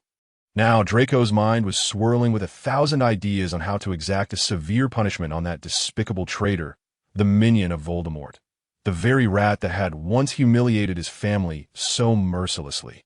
The image of that diminutive man, brimming with arrogance, made him clench his fists. Truly, it seemed anyone could bully them at will. Creaking softly, the door to the infirmary was stealthily opened. Ron and his companions had left behind some delectable treats, and Hermione had painstakingly copied her class notes, placing them atop the small mountain of gifts. She had even pinned a note on the bedside table, urging Harry not to neglect his studies. Observing the four slip away quietly, Malfoy scoffed, noting their lack of the expected courage and bravado befitting Gryffindors. Their behavior was utterly timid and petty. Casting a glance around, Malfoy detected no sounds nor glimpses of anyone. He stealthily tiptoed through the narrow gap left by the departing four, that upon seeing Harry's figure lying on the sickbed, he hesitated, feeling an inexplicable reluctance to confront Harry that a voice within urged him to follow his heart. Confused by the myriad thoughts swirling in his mind, he scanned the empty surroundings, bared his teeth in a grimace, and relaxed his facial muscles. Still pondering how he might address Harry, he had never considered that Harry might be asleep at this moment. In his mind, Harry was simply a night owl, perpetually wandering during the night, especially after being visited by four companions. "Hey you!" A hand clapped down on Draco's shoulder, but Draco's startled exclamation was abruptly muffled by Fred's hand. Rough and calloused, he instinctively inhaled, catching a rich scent of earth mixed with the aroma of grass, laced with a hint of sweat. He felt deeply insulted. "You!" George interjected, blocking his shoulder. "We just spotted you," they declared in unison. The Marauder's map truly was a marvelous tool. They had managed to distract Ron and Hermione. It seemed their camaraderie with Draco was quite amicable, as they recalled seeing the group engaged in friendly conversation at the Gryffindor table. Inadvertently overlooking Harry's presence among them, "We are the most loyal to Harry," George asserted, prodding Draco with his wand at his neck. While Fred nodded in agreement. "We must atone for our sins," Fred mumbled. Hearing these words, Draco was perplexed but felt a stir of anticipation. It was not a good habit to leave sentences unfinished. "What do you, a Slytherin, intend to do with Harry?" Fred leaned in, holding a dung ball. Draco's eyes twitched at the memory of the mischief these two had caused in his past life. The thought of being enveloped in the stench of dung nearly made him leap. Years of disdain for the Weasley family evaporated in an instant, vanishing faster than the Italians in war. The Malfoy family had always been shrewd. He reassured himself that "I am a good friend of Harry's." He twisted his body, attempting to break free from George's grip. George held firm, skeptical of a Slytherin's words. Fred inched closer, brandishing the dung bomb. Draco's eyes were fixated on the offensive object, crossing into a state of panic. "Enough of this nonsense. George, release Draco at once." Harry stirred awake, struggling to rise, but the toxins coursing through him had yet to dissipate, leaving him weak and limp. "Listen, what I say is the truth." Draco finally found the words to back his claim. Freeing himself from their grasp and rushing to Harry's side. Seeing Harry struggle to sit up, he quickly supported him, even providing a soft, white pillow for comfort. The once boisterous twins now stood in silence, heads bowed in defeat. We, George stammered, unable to articulate his thoughts. "After you went missing, we searched for you, but there was just too much." Fred intended to finish his sentence, awaiting Harry's judgment, but faltered. We ran away. "Leaving you injured," George completed Fred's thought. Draco, seething with rage, confronted them. "Aren't you proud Gryffindors? Aren't you the ones who look down on Slytherins for self-preservation? Why, when faced with danger, do you cower and flee?" The thought of never seeing Harry again ignited both new and old grievances, and he unleashed his fury upon the two standing before him. The Weasley twins lowered their heads further, while Harry appeared taken aback. He could not recall when he had seen such a scene before, nor did he believe it was a given that others should come to his rescue. Moreover, Considering the precarious situation they had faced, the two brothers had only recently completed their second year. With little exposure to particularly aggressive spells, he could understand their hesitation. Feeling a sense of shame for their actions stemmed from the twins' intrinsic kindness. Those devoid of compassion would not feel guilt for protecting themselves. Their brief time together had proven something substantial by their return. The very fact that you were able to come back demonstrates your courage, while your choice not to charge and reveals your wisdom as Gryffindors. You have discerned the difference between bravery and recklessness. Harry smiled warmly in that moment. He sincerely hoped to console the troubled twins. Glancing at Fred, his own pain slightly alleviated, sensing Draco's urge to speak. He gently pressed down on Draco's hand, signaling him to remain silent. The Weasley brothers lifted their heads, their eyes wide with disbelief. Undoubtedly touched by Harry's words that we trembled, a voice quivered from an unknown source. As Harry continued to reassure them, "If you feel guilt, why not lend me your Marauder's map? I find it quite intriguing." The twins, feeling as if they had been granted a reprieve, hastily produced a piece of parchment from their sleeves and placed it on Harry's bedside. At that moment, Bayou interjected, pondering whether Harry's goodness was genuine or feigned, so selflessly kind as to overlook being cast into danger, exploiting their guilt to acquire something beneficial for himself. Tiske. Indeed, a hint of Slytherin potential. Harry ignored him. When he had sought assistance, Bayou had remained inactive, and now that all was well, he disrupted Harry's peace, proving himself to be nothing but a nuisance, aware of his own shortcomings. Bayou recognized that Harry had no intention of engaging, and thus quietly sealed his lips. Now, their relationship was one of mutual exploitation and wariness, both aware yet unspoken about it. Draco stood quietly by, no longer exhibiting his earlier agitation, gazing down at Harry, his lowered eyelids concealing his expression, long lashes casting delicate shadows beneath. And one could fathom his thoughts, feeling a wave of fatigue wash over him. Harry stifled a yawn. The hypnotic effect of the books, compounded by the lingering effects of the poison, left him utterly drained. George noticed and promptly tugged on Fred's sleeve. Their twin intuition allowed them to grasp George's unspoken intent. "We shan't disturb your rest any longer." The twins, shrouded in an air of uncertainty, ambled out of the door, reminiscent of their initial encounter. Glancing back intermittently, in the brief span of mere meters, they traversed a multitude of emotional landscapes. Yet this time, Harry refrained from calling out to them. Understanding lingered in the air, but human emotions are inherently complex. The despair he once felt in the face of overwhelming adversity surged back to his heart. Sealing his lips, he shut his eyes, feigning an overwhelming fatigue to ease the palpable awkwardness. Dejectedly, the twins exited the room. Turning his gaze, Harry inquired of Draco, "Do you have something to discuss with me?" Draco opened his mouth, burdened by the weight of numerous events that had transpired, a multitude of thoughts he yearned to express, yet the words eluded him, as if all had simply become too overwhelming. The turbulence within him was met with a mere flicker of lightness in speech. Outsiders would never glean the depths of his inner turmoil. He refrained from mentioning the despair that had gripped him upon learning of Harry's injury. Nor did he allude to the anxiety he felt when he could not reach him. The intricacies of human bonds are remarkably subtle. In Draco's heart, besides his parents, Harry was the one with whom he shared profound experiences. However, as more individuals gravitated toward Harry, it felt akin to having a cherished treasure suddenly exposed to the world. Though he could not possess it, the brilliance cast upon others left him with an undeniable sense of loss. Sharing is not an innate human trait. It is a product of social conditioning, with possession serving as the most primal release of one's deepest desires. The person you asked me to find remains elusive after all this time," Draco remarked. Harry, momentarily perplexed, recalled the boy who had delivered an envelope to Professor Quirrell on the first day of school. "That I believe I have a lead. There's no need to continue your search," he replied, contemplating whether these individuals bore similarities to Quirrell. Similar, yet distinct, a voice interjected, but Harry chose to disregard it. Draco, puzzled, observed Harry's weary demeanor and fell silent. "Bidding him farewell, that I've joined the Slytherin Quidditch team," Draco announced, as if struck by a sudden recollection. He himself was unsure of the impetus behind his declaration. "Congratulations," Harry responded with a faint smile, unaware of what reaction Draco sought to elicit from him. Sensing the awkwardness in the air, Draco quietly closed the door behind him.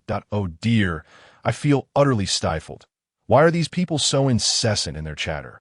A small azure serpent materialized, coiling around Harry's arm.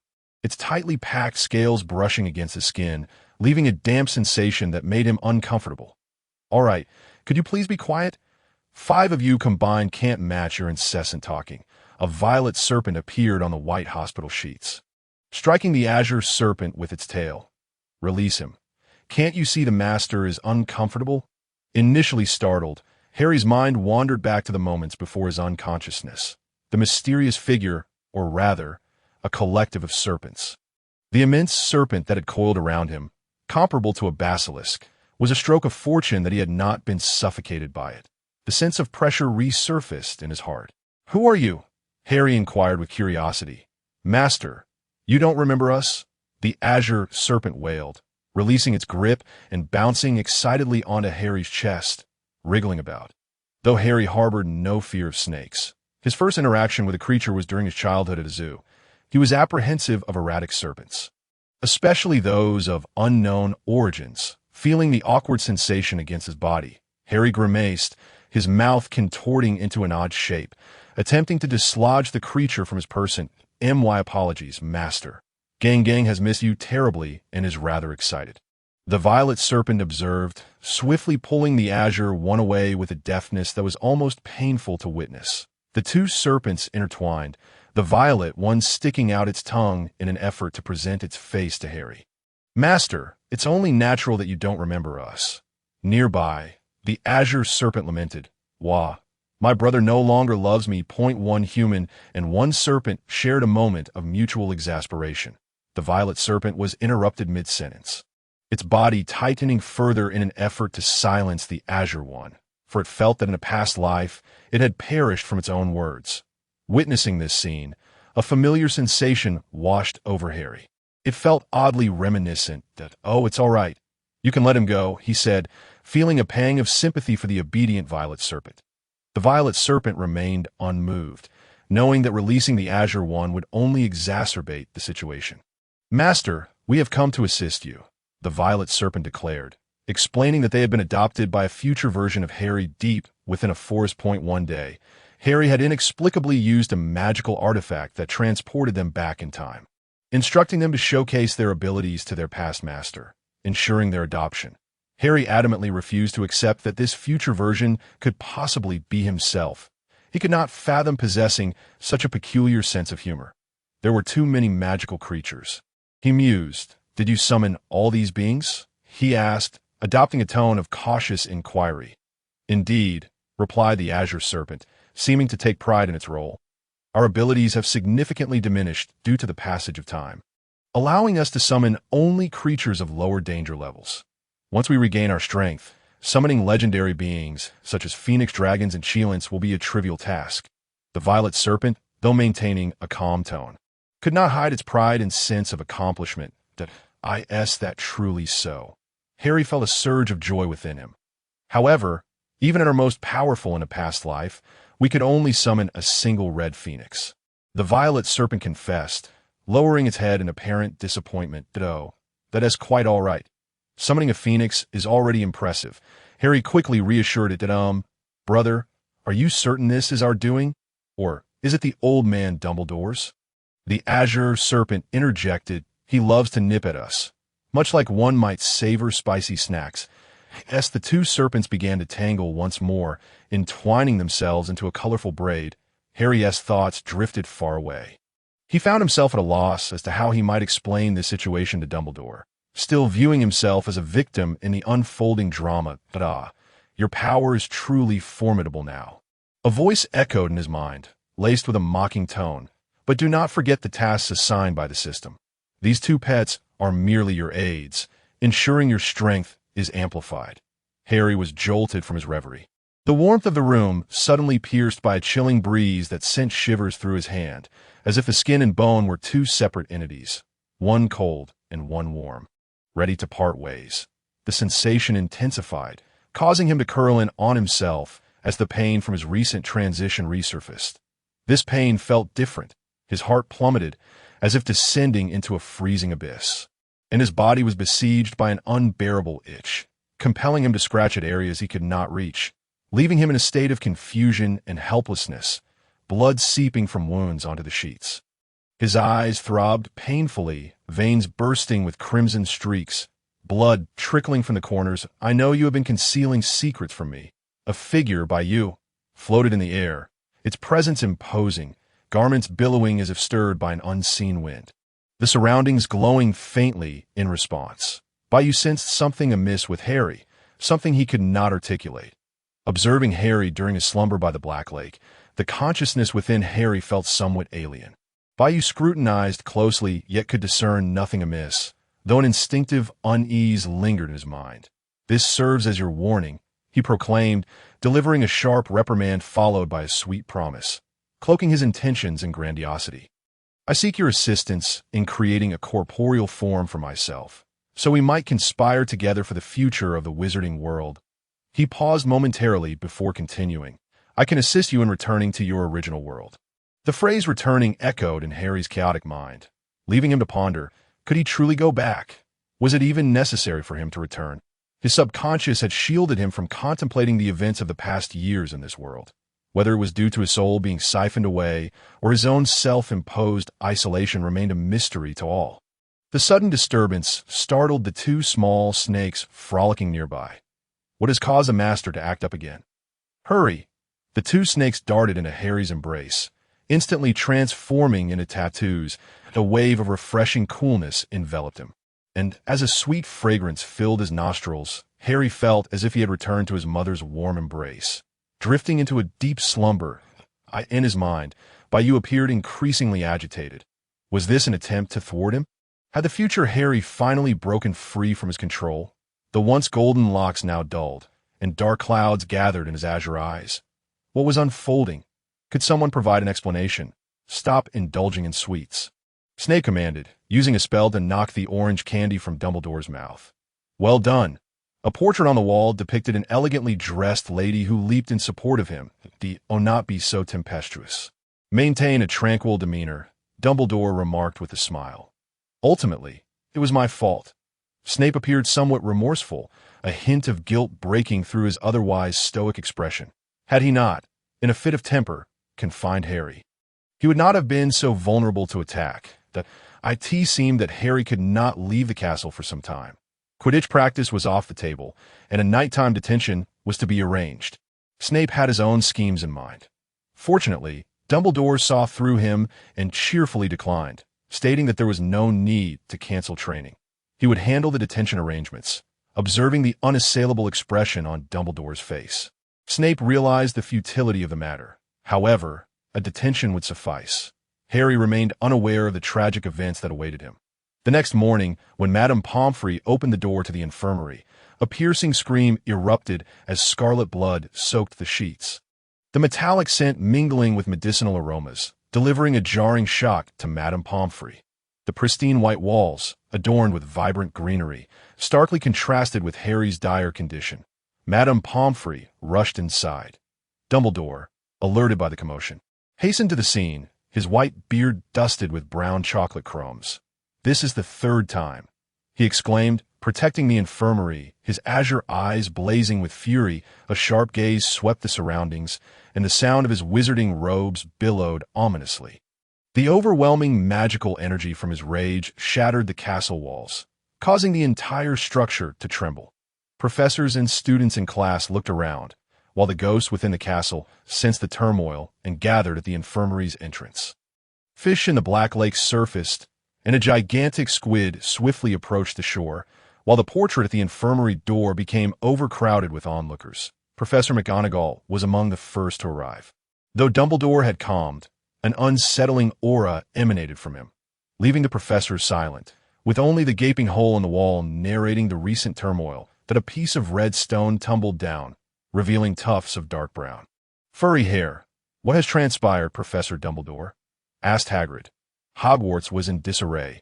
The professors who had taught at the school for decades were witnessing the extent of the headmaster's authority for the first time. Countless ghosts materialized before the crowd, some familiar, others not. In a corner of the castle, an iron statue, long covered in dust, stirred to life, its rusty joints creaking as it began to move along the corridor. The entrances to the castle's secret passages were sealed by an invisible wall, preventing the Weasley twins, eager to escape for some prank products, from getting away. Ouch! It's George, he cursed, clutching the red envelope on his forehead. The stairs in the main building began to spin wildly, infused with a life of their own. While the exits to the dormitories were locked tight, the creatures in the wall paintings began to flee. Be they human or animal, even the ballet-dancing troll stirred as its eyes darted about. The knights commenced rounding up disobedient students, herding them into nearby classrooms or dormitories, while house elves emerged from the kitchens. Tasked with protecting the students, the 4 large color-coded gaps in the Great Hall began to transform, morphing into beams of light that shot out of the castle, enveloping the entire school in a protective shield. Dumbledore raised his wand, and Hagrid's figure materialized in the corridor, albeit a bit diminished, appearing somewhat forlorn. The shattered walls, with stones falling away, revealed a path home, as magic coalesced in the air, forming the shape of a Nivern, imprinting itself upon the wall, much to the awe of Snape and Professor McGonagall. Professor Quirrell, rushing in, gasped at the sight, feeling an overwhelming gratitude toward Harry for his cautious actions. Had he not been so prudent, the consequences could have been dire. The magic in this world remained potent, and meticulous planning within their ranks proved necessary. Leaving him once again in awe of his master's foresight, Dumbledore entered the infirmary, where Madame Pomfrey had already treated Harry's wounds, which, though healing, still bore the horrific marks of the recent violence. Dumbledore's fury intensified, and Snape, having squeezed into the room, was taken aback by Harry's grim state. His mind nearly ceased its operations, and his icy words threatened to freeze the air. How could such a thing happen under your protection? Have you grown old? Is that why some feel emboldened to act without fear? Professor McGonagall, standing a bit further away, disapproved of his words. She wished to speak, but restrained herself. Now was not the time for such matters. That it was the second instance of a student being harmed within Hogwarts. Even during the 2 dark periods of dark wizard domination, Hogwarts had always been the safest haven, with none daring to attack students under Dumbledore's guardianship, especially a key target like Harry. Harry remained unconscious. While the hulking Hagrid's memory lingered on the moment of being besieged by magical creatures, as for Ron, Hermione, and the Weasley twins, they had fled early, aware of a cloaked figure, one whose power lay beneath Dumbledore, yet above Snape, far beyond their capabilities to confront. Dumbledore quelled his fury and turned to Professor McGonagall, instructing her to summon Ron, Hermione, and the Weasley twins. Professor McGonagall, incensed, thought it odd that at such a critical moment, Dumbledore would send her to fetch them, suspecting they had once again violated rules to visit the infirmary. Meanwhile, Professor Snape seemed somewhat pleased with the turn of events, understanding that calling for them was not a good sign. Unexpectedly, Dumbledore turned to him and said, "You should also summon Mr. Malfoy." Snape remained silent, but his demeanor was serious, radiating an atmosphere of coldness. "Flitwick, please inform the heads of the houses and the professors still teaching to cease their classes and gather the students in the Great Hall." With a wave of his hand, a red phoenix appeared before them. Fawkes turned his head, as if detecting a delicious scent. "Let Fawkes guide you. Remember to be swift. I will arrive at the hall shortly," Dumbledore instructed, his expression grave. Although the surrounding professors were puzzled by the heightened vigilance over Harry's injury, they trusted Dumbledore implicitly and proceeded accordingly. During the commotion, Professor Binns, who had rushed out of his classroom, accidentally collided with a student as he passed through the wall, causing the young wizard to shudder, abruptly shaking off his drowsiness and becoming alert. Professor Binns silenced the chatter of the younger wizards, while Hermione, seated at the back of the classroom, confided in Ron, "I can't shake this unsettling feeling. Something terrible is about to happen." Ron appeared somewhat indifferent as he flipped through the thick tome of magical history, scanning the various rebellions described therein. Compared to the wars etched in his past memories, he couldn't help but scoff inwardly, feeling as if it were all just child's play. "My lord, there's more in this chapter. Please click to the next page to continue reading. It's even more thrilling." Professor McGonagall entered, her icy gaze instantly locking onto Ron and Hermione, rendering the two young wizards immobile, a sense of impending doom flooding their hearts. The sky was exceptionally blue, with large clouds lazily drifting above, while the distant chirping of birds filled the air. Harry lay comfortably on the soft grass, arms crossed behind his head, using them as a pillow. Exuding an aura of relaxation and contentment, he squinted slightly, a smile gracing his lips, his head swaying rhythmically. Nearby, a patch of grass collapsed under the weight of a fellow Gryffindor, who, mimicking Harry, reclined down in a similar manner. "Aren't you worried? Everyone outside is quite concerned for you," the Gryffindor mused, recalling the earlier scene, clicking his tongue. This little fellow was rather endearing. With so many people fretting over him, one might say he truly deserved the title of the savior chosen by Ravenclaw. "Let me rest here for a moment." Harry inhaled deeply, the fresh air feeling distinct from that outside. Although he couldn't discern any traces of magical flow, he could sense the abundant magic surrounding him. Staying here a while longer would undoubtedly benefit his body. "Are you all right?" Since the arrival of those two little snakes, Gryffindor had been able to perceive the events happening around Harry. Previously, he had felt like a blind man with his eyes wide open. Now, perhaps he could offer some life advice to this unfortunate lad. He shifted closer, gently stroking Harry's head with his large hand. Harry felt a sense of familial affection and care, reminiscent of a father's love, which made him think of Sirius. Once he resolved his current predicament, he would bring his godfather over. He certainly did not want to face his godfather only to be taken hostage by that damned person in his mind. Compelled to do things against his will, Harry felt a twinge of emotion, his nose tingling and his eyes welling up, so he turned his head to avoid the man's gaze beside him. "I'm doing quite well. The two little snakes sent over can withstand the pain inflicted by that person in my mind, which is indeed the best news." Harry spoke optimistically. "Do you have any plans now?" Gryffindor's tone was calm, refraining from urging Harry to leave this place that offered him inner peace, as if they were conversing as friends, hoping Harry would reveal his true thoughts. "Speaking of plans, I do have something in mind." The mention of this, Harry sat up, facing Gryffindor with enthusiasm. "The conflict between Muggles and wizards is the perfect excuse to Pray tell." Gryffindor seemed to grasp the implications vaguely. "Since that person does not reside in this world and views us as mere sustenance, he certainly will not lower himself to understand the thought patterns, behaviors, and moral codes of humanity." Harry felt a surge of pride.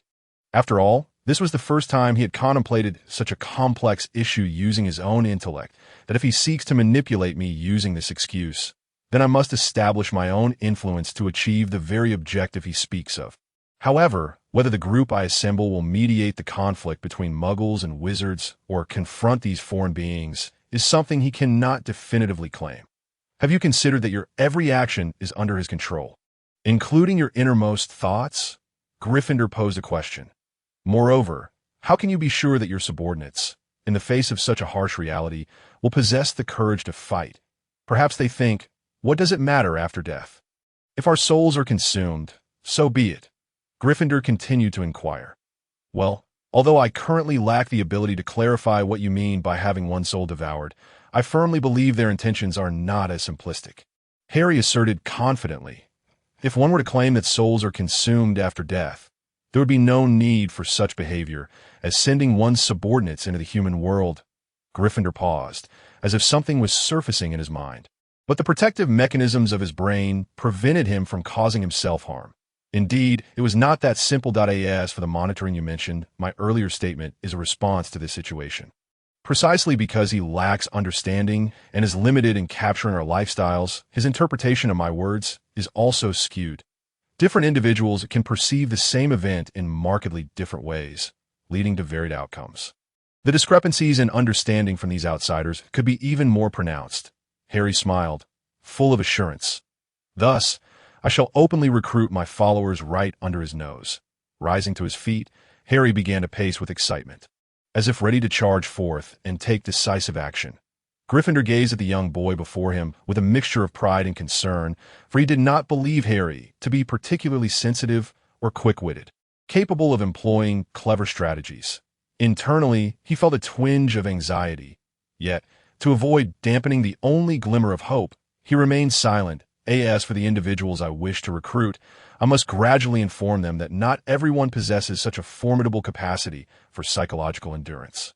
Harry smiled at Gryffindor, reproaching him for placing all the burdens upon his shoulders. Since learning of this matter, he had not had a moment's reprieve, constantly guarding against the thoughts in his mind, fearful of inadvertently revealing them to Bayou, while also immersing himself in extensive reading during his breaks. For it was only in such moments that he could contemplate these issues.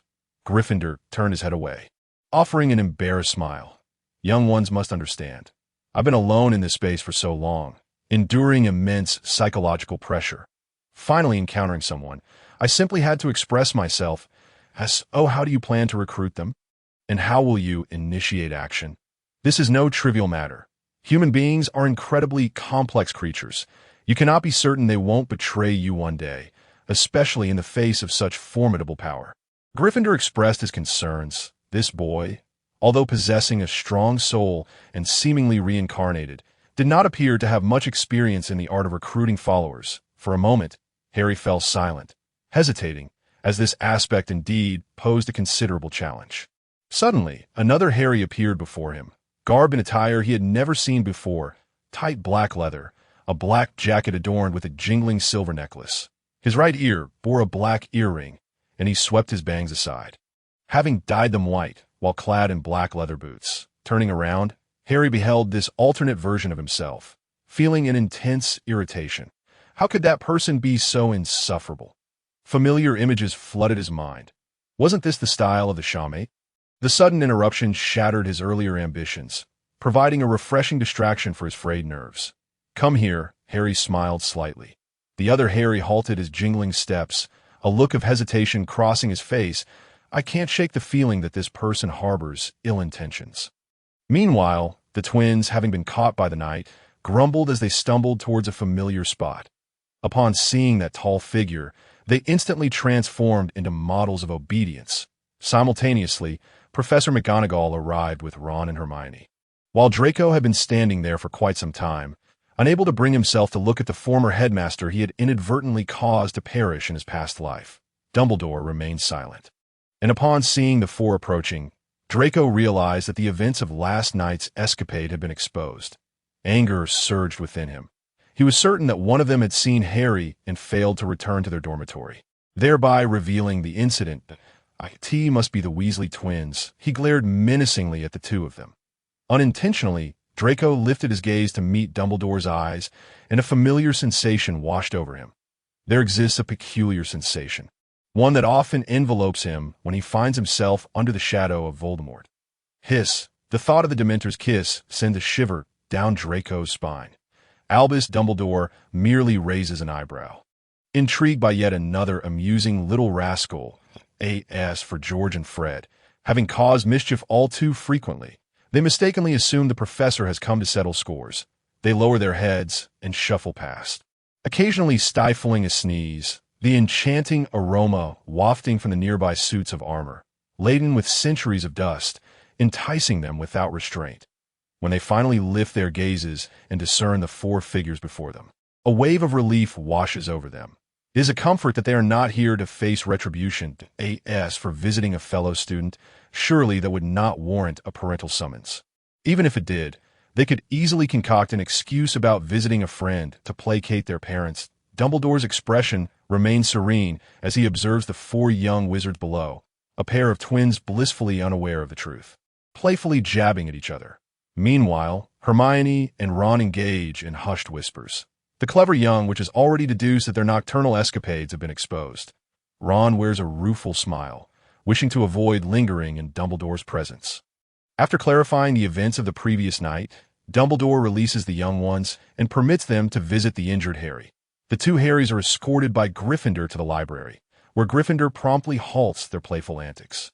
In this context, levity appears ill-timed. The castle transforms into a fog-laden expanse of white, and as the largest among them, Gryffindor instinctively assumes the role of caretaker. Faced with indecision, he considers suggesting they attend class. "Class?" Harry inquires, surveying his surroundings, which are dominated by towering bookshelves, devoid of any visible instructor. He turns to Gryffindor. "Will you teach me?" His brow arches in skepticism. Suddenly, a parchment map unfurls in Gryffindor's right hand, which he rolls up to gently rap Harry's head.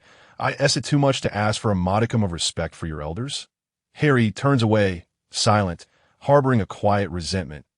He's chastising you, the other Harry interjects. Reveling in the drama. Do not presume I am oblivious to your thoughts, Gryffindor warns with a glance at the other Harry.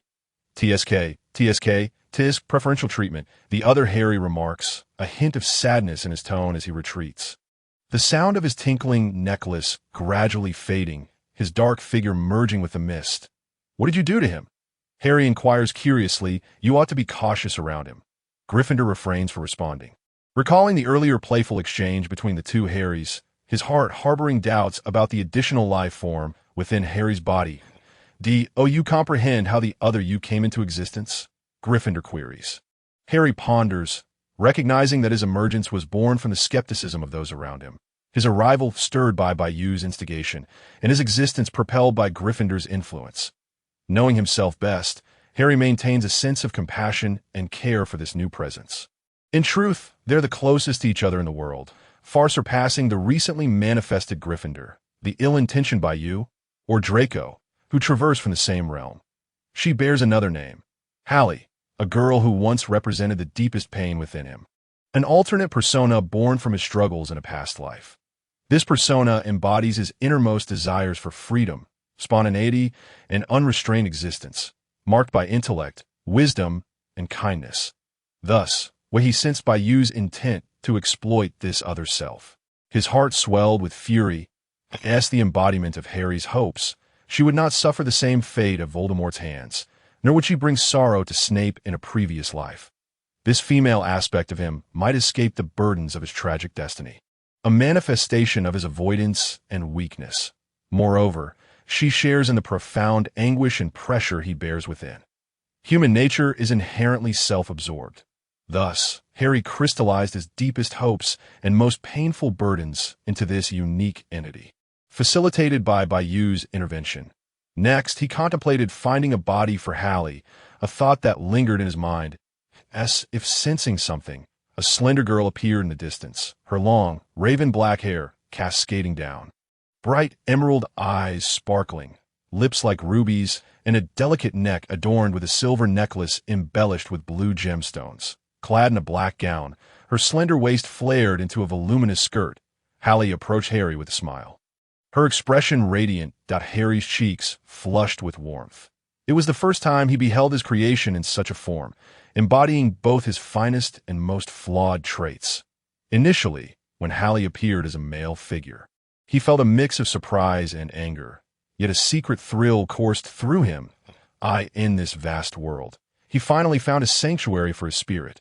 Gryffindor observed the scene with a complex expression, uncertain of how to respond.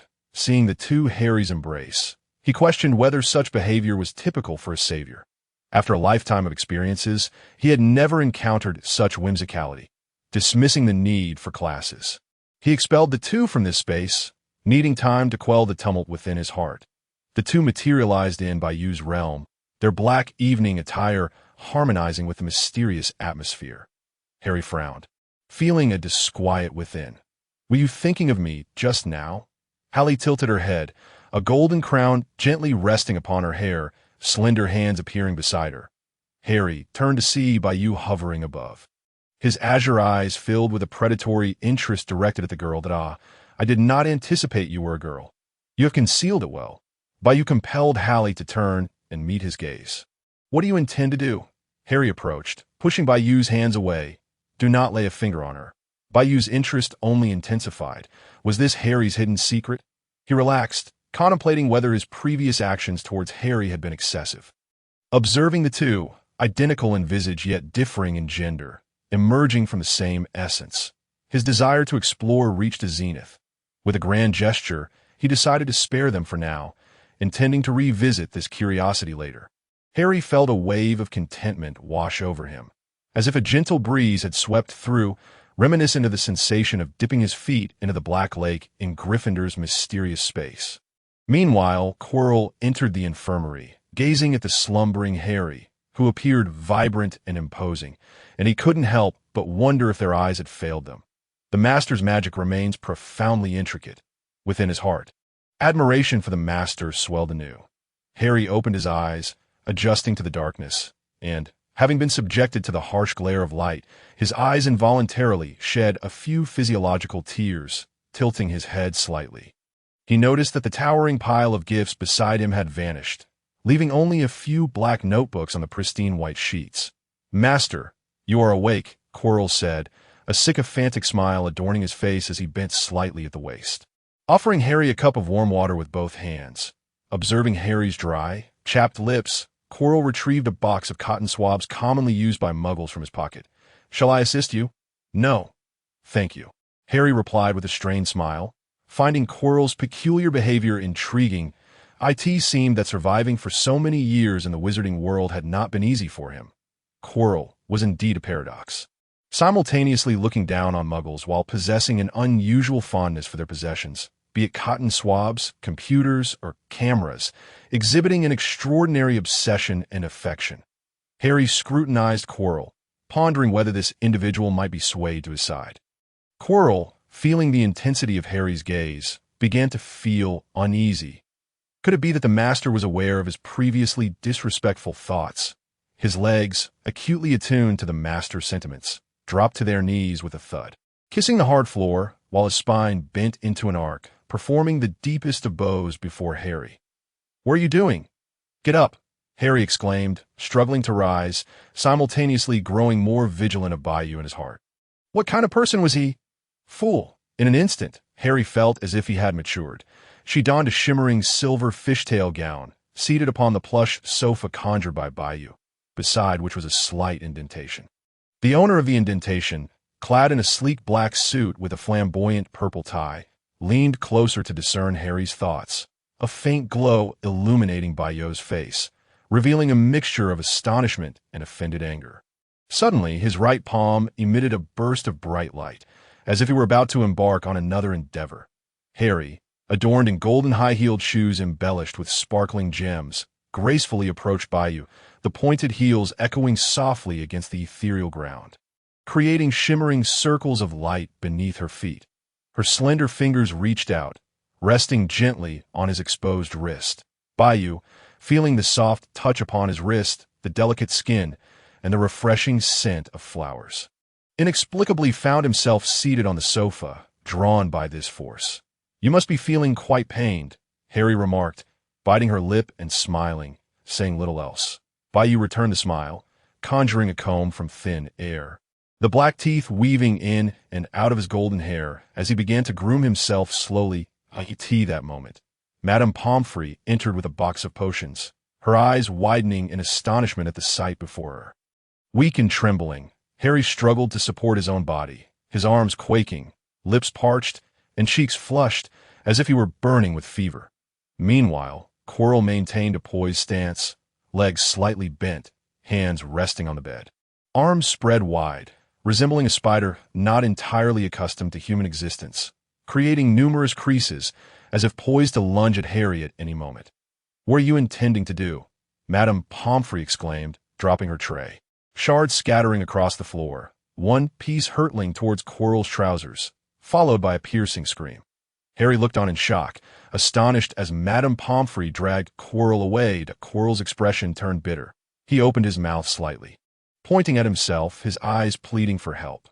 Harry shrugged, signaling his inability to assist if recalling something. After everyone had departed, Harry rolled up his sleeve to reveal 2 serpentine tattoos, calling out softly, yet receiving no response. He tenderly touched the area, his face etched with guilt. Meanwhile, Professor Dumbledore entered the Great Hall, followed by a few small tails and a larger one that the smaller tails jostled among themselves, each unwilling to yield. While the larger tail lingered at the back, smiling at the lively group of children ahead, a magical aroma permeated the hall, and upon entering, Hermione inhaled deeply, her eyes gleaming with fascination, a pink thread briefly appearing in the depths of her gaze before vanishing. Ron and Draco pushed against one another, neither willing to concede, blaming one another for Harry's injury. If you hadn't gone in, perhaps Harry would have been fine. You weren't in a much better position yourself. Did you not abandon Harry to flee? You all should return to the line. Dumbledore interjected kindly, interrupting the quarrel behind him. The children felt as if they had been granted a reprieve, and Ron seized the moment to slap Draco's arm. Percy stood at the front of the Gryffindor students, observing the approaching trio of redheads and one brunette with an expression of exasperation. The young wizards plunged into the crowd, disappearing like a drop of water merging with the sea, while Hagrid stood behind Dumbledore, resembling a guardian watching over his beloved headmaster. Quietly, Dumbledore positioned himself at the front, nodding at Snape as he passed, who promptly vanished, leaving behind a flash of red light and a golden-red feather in his wake. The sight elicited gasps of astonishment from the young wizards. Noticing this, Professor McGonagall bent down to grasp the feather in her palm, her gaze fixated on the darkening plume, her expression wary as she looked up at the familiar figure. Tightening her grip on her wand, behind Professor McGonagall, in Dumbledore's view, the entire hall was enveloped in a pink mist. Young Master, there is more to this chapter. Please click to the next page to continue reading. For the subsequent events are even more thrilling. The chattering young wizards gradually quieted, as Dumbledore regarded the vibrant assembly with concern. Hogwarts is facing an unprecedented crisis since its inception to ensure the safety of all students. The school has decided to temporarily suspend classes. You are all to return home until the crisis is resolved, at which point classes will resume. An uproar ensued among the young wizards, voices rising in protest. Shouts of "I disagree," and "This is undoubtedly a scam," echoed throughout. "Let us hasten home," Hermione said timidly, tugging at Ron's sleeve. Ron appeared incredulous, as if betrayed. Draco, on the other hand, glared suspiciously at the announcer, his expression shifting from anxiety to terror. Seizing the opportunity amid the crowd, he stealthily crouched down, slipping away from one corner of the hall, while Pansy, in a daze, followed suit. Headmaster, Professor McGonagall hastened forward, her expression one of shock, her mouth agape. Dumbledore did not respond. Nor did he acknowledge the commotion amongst the young wizards. He gazed at a point in the air, and gradually, silence fell over the hall. Realizing the gravity of the situation, Ron wisely crouched down. The nearby young wizards stood frozen, their movements stiffed. Ron's eyes widened in terror. It was yet another group of somnambulant Harrys. He involuntarily trembled, wrapping his arms tightly around himself as he slowly inched toward the table's underside. From within the throng, he quietly hoped for a professor to alter this scenario, yearning for just one rational individual to appear. Professor McGonagall's expression also grew vacant. Her mouth opened, her voice hoarse and slow. "You are correct." A chorus of agreement arose from the young wizards below, with only 3 remaining conscious. One observing the scene with cool detachment, devoid of his usual demeanor, while another slightly stirred. Strands of his dark hair brushing against his face, causing mild irritation. Quirrell, meanwhile, lurked at the castle's entrance, secretly observing the unfolding scene. What is he doing here? He thought, noticing a figure sprawled on the ground behind him. On the hard stone floor, Madame Pomfrey propped herself up with her elbow, feeling lightheaded as she recalled the last moments before her fainting spell, the assailant's silhouette merging with the figure before her. Quirrell. Rising to her feet, wand drawn, she aimed it at the peeping figure. Quirrell, seemingly possessing eyes in the back of his head, casually waved his wand, and with a bang, Madame Pomfrey collapsed once more. What a nuisance. I shall have to modify her memory. Chilo appeared somewhat impatient.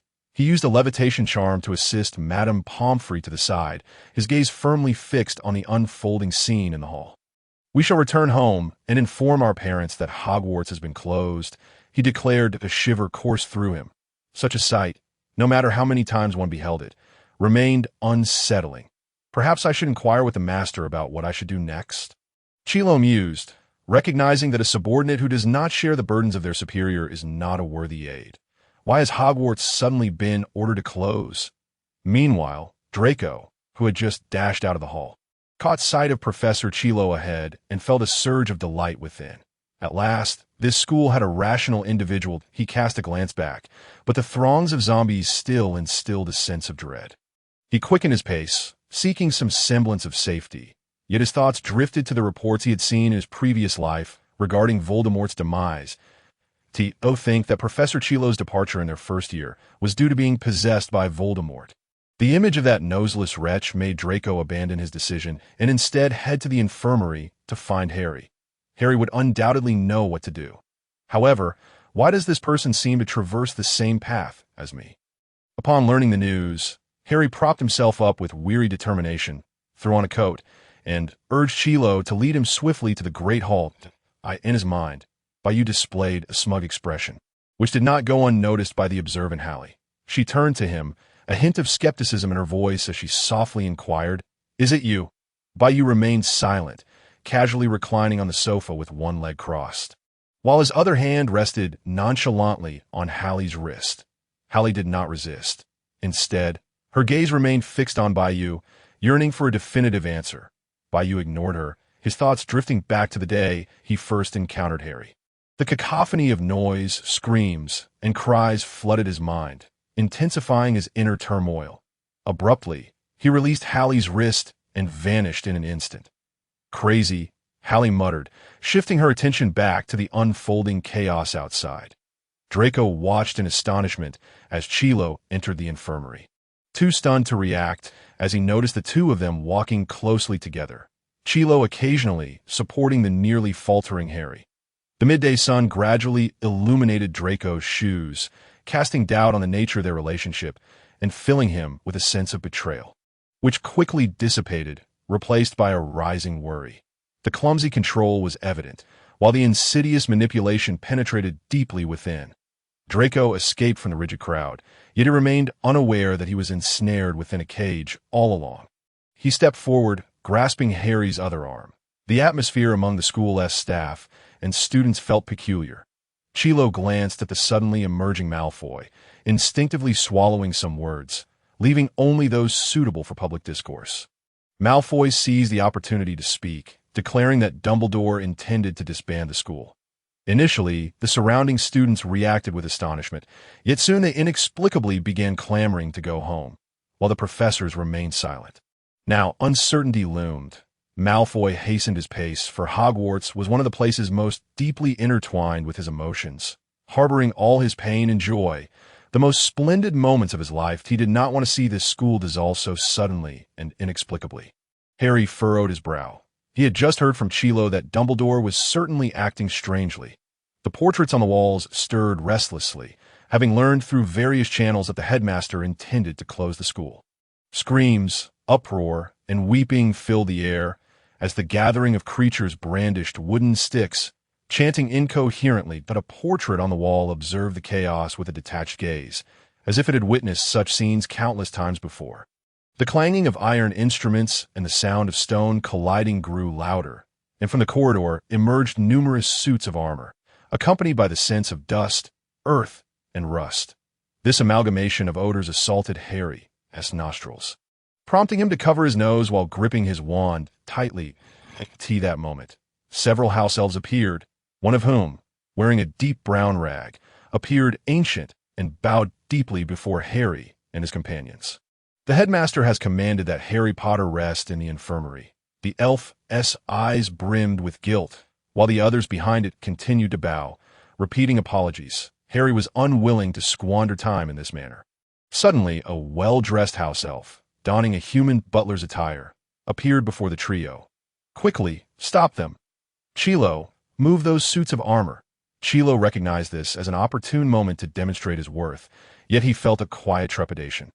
Were those not the master's orders? The myriad thoughts swirling in his mind did not impede his swift actions. The house elves in front seemed to lack any strong desire to resist, for they were in the presence of the renowned Harry Potter and the illustrious Headmaster Dumbledore. Harry sensed the tension and struggle within, sighed, and allowed Draco to support him as they slowly navigated the path ahead. This chapter is not yet complete. Please turn to the next page to continue enjoying the enthralling content. "Be careful," Harry cautioned, steadying the faltering Dobby while deftly waving his wand to rescue another beleaguered house elf. Bang, bang, bang. The little elf knelt on the ground, forcefully banging its disproportionately large head against the wall, crying out, "Bad elf, bad elf." At that moment, a tattoo on Harry's body subtly shifted. With a heavy heart, Harry approached the hall, emotionally hoping that the individual in question was not Dumbledore. How could one undergo such a drastic transformation in such a brief span? Yet reason dictated that the ability to command professors, control the long-sealed suits of armor, direct the house elves in the kitchen, and maintain the protective energy shield around Hogwarts was beyond the capabilities of any mere substitute. As Harry stood at the entrance of the hall, gazing at the dazed young wizards and the rigid professors, his gaze fell upon Dumbledore at the forefront. With a single glance, the hammer of judgment crashed down, leaving Harry reeling to, "Oh, look who has arrived. Our great savior." Dumbledore's eyes had inexplicably turned black. He mockingly fixed his gaze on Harry, who stood at the doorway, as if guided by an unseen force, causing the wizards around to turn and glare at Harry with hostility. Harry took a step back. Ron, who was hidden beneath the table and struggling with his emotions, jolted awake upon hearing Dumbledore's voice, a mix of joy and deep concern crossing his face. He emerged from under the table, standing atop the dining table, facing the entrance of the Great Hall, presenting his back to Dumbledore. "Don't come any closer. Run, Harry," he shouted, resolute in his determination to shield Harry from further harm. With a whoosh, Harry felt something new stirring within his mind, but he had no time to dwell on it. Draco perceived a flash of red light in front of him, mingled with shadows of black. A familiar sensation swept over him as he scanned his surroundings, but saw nothing. It was as if it had merely been an illusion. Observing Ron's sudden emergence from the crowd, Bayou raised an eyebrow. Pondering how he had escaped control, he turned his gaze toward the glass wall, where Hallie had crossed through, rushing toward a man draped in a voluminous cloak. Bayou tilted his head, incredulous at the sight. What manner of sorcery allowed him to enter? The professor, with greasy black hair and a thin, unsightly mouth beneath a hawkish nose, had his eyes tightly shut. "Professor, what has happened to you?" Hallie inquired urgently, tugging at the professor's robe. The professor swayed slightly, but remained unresponsive. She turned with a glare at Bayou, demanding, "What have you done to the professor?" From a distance, witnessing Hallie's distress, Bayou felt a sense of accomplishment. He shrugged, having ensnared Hallie within a barrier that muted her cries, leaving her to scream in silence. Hallie was transported back to the moment the professor had perished before her, a surge of nameless fury igniting within her mind. Clouding her thoughts, her delicate fingers clenched into fists, her entire body tensed, and her verdant eyes blazed like two emerald flames. She embodied another Harry, burdened with all his most agonizing memories. Hallie's palm was suddenly cut by something that had emerged from nowhere. She looked down to see a golden locket. The blood that dripped down became ensnared upon the glass wall, merging with the remnants that lingered within. Outside, Harry felt a peculiar sensation.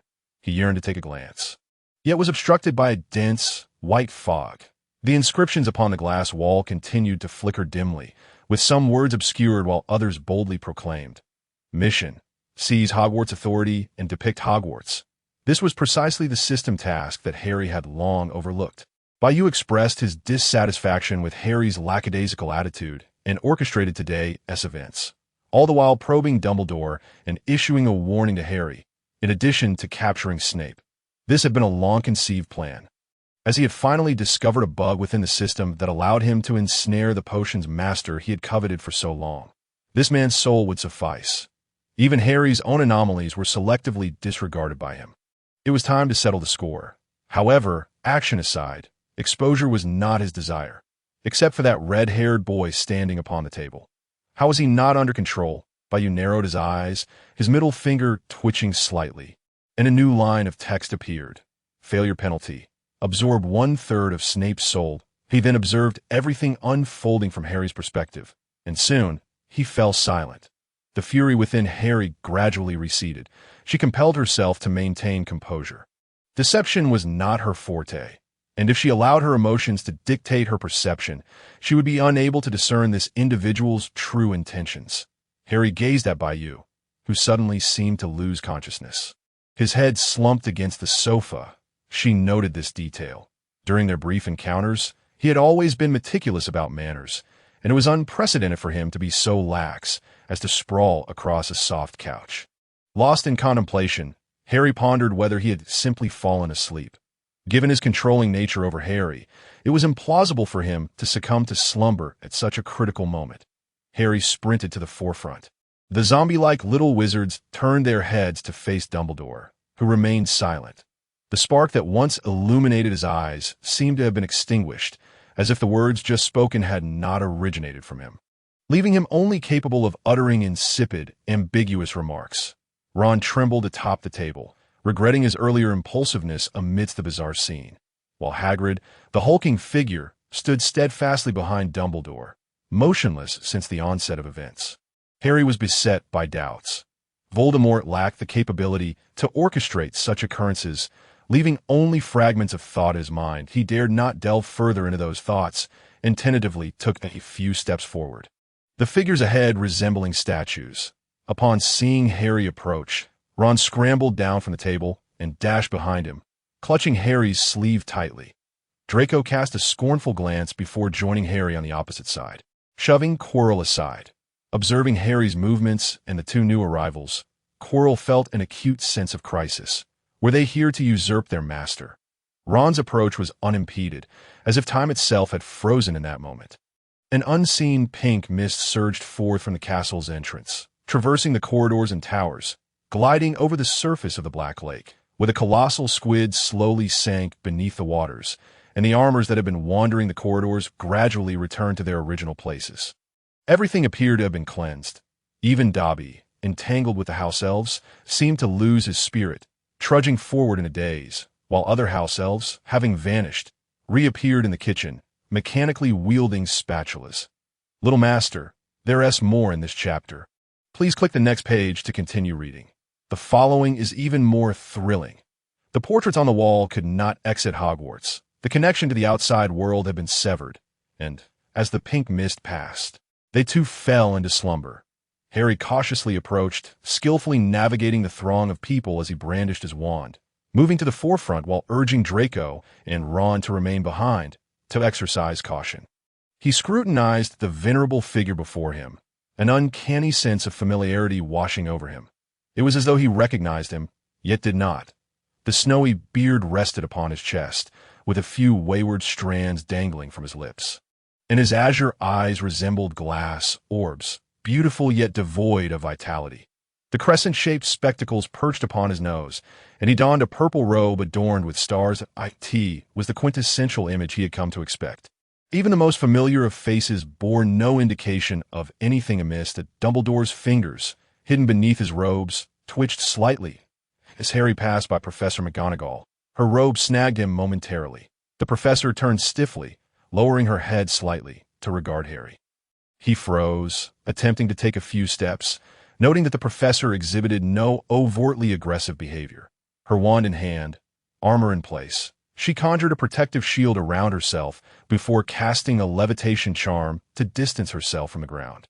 Harry scanned his surroundings, inching closer to Dumbledore, while Quirrell trailed behind, his entire being relaxed, somewhat bemused. What was his master up to? This performance seemed rather theatrical to his knowledge. This mist was unique to Quirrell.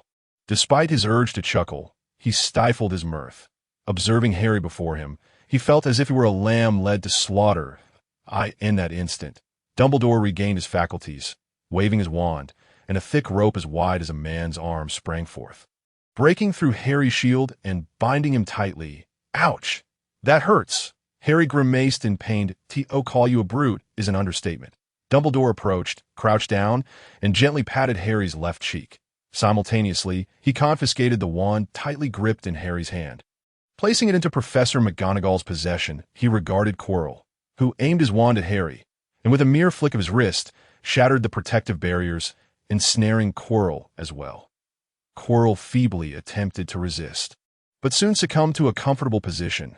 Collapsing to the ground, immobilized, he lay amidst the crowd, gazing up at the myriad of heads above him, captivated by the array of rigid expressions, some with notably large nostrils, others with coarse nasal hair, while a select few possessed rather attractive noses. Quirrell meticulously observed, unable to comprehend the unfolding game, adhering to the principle that speaking too much could lead to misfortune.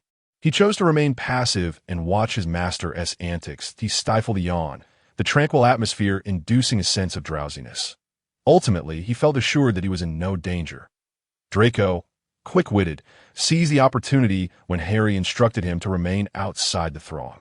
He stealthily slipped out of the Great Hall, employing the disillusionment charm he had yet to master since arriving in this world. He stealthily ascended to the 8th floor, aiming for the headmaster's office, hoping to either use the fireplace to transport himself or to have the portraits within the office relay a message.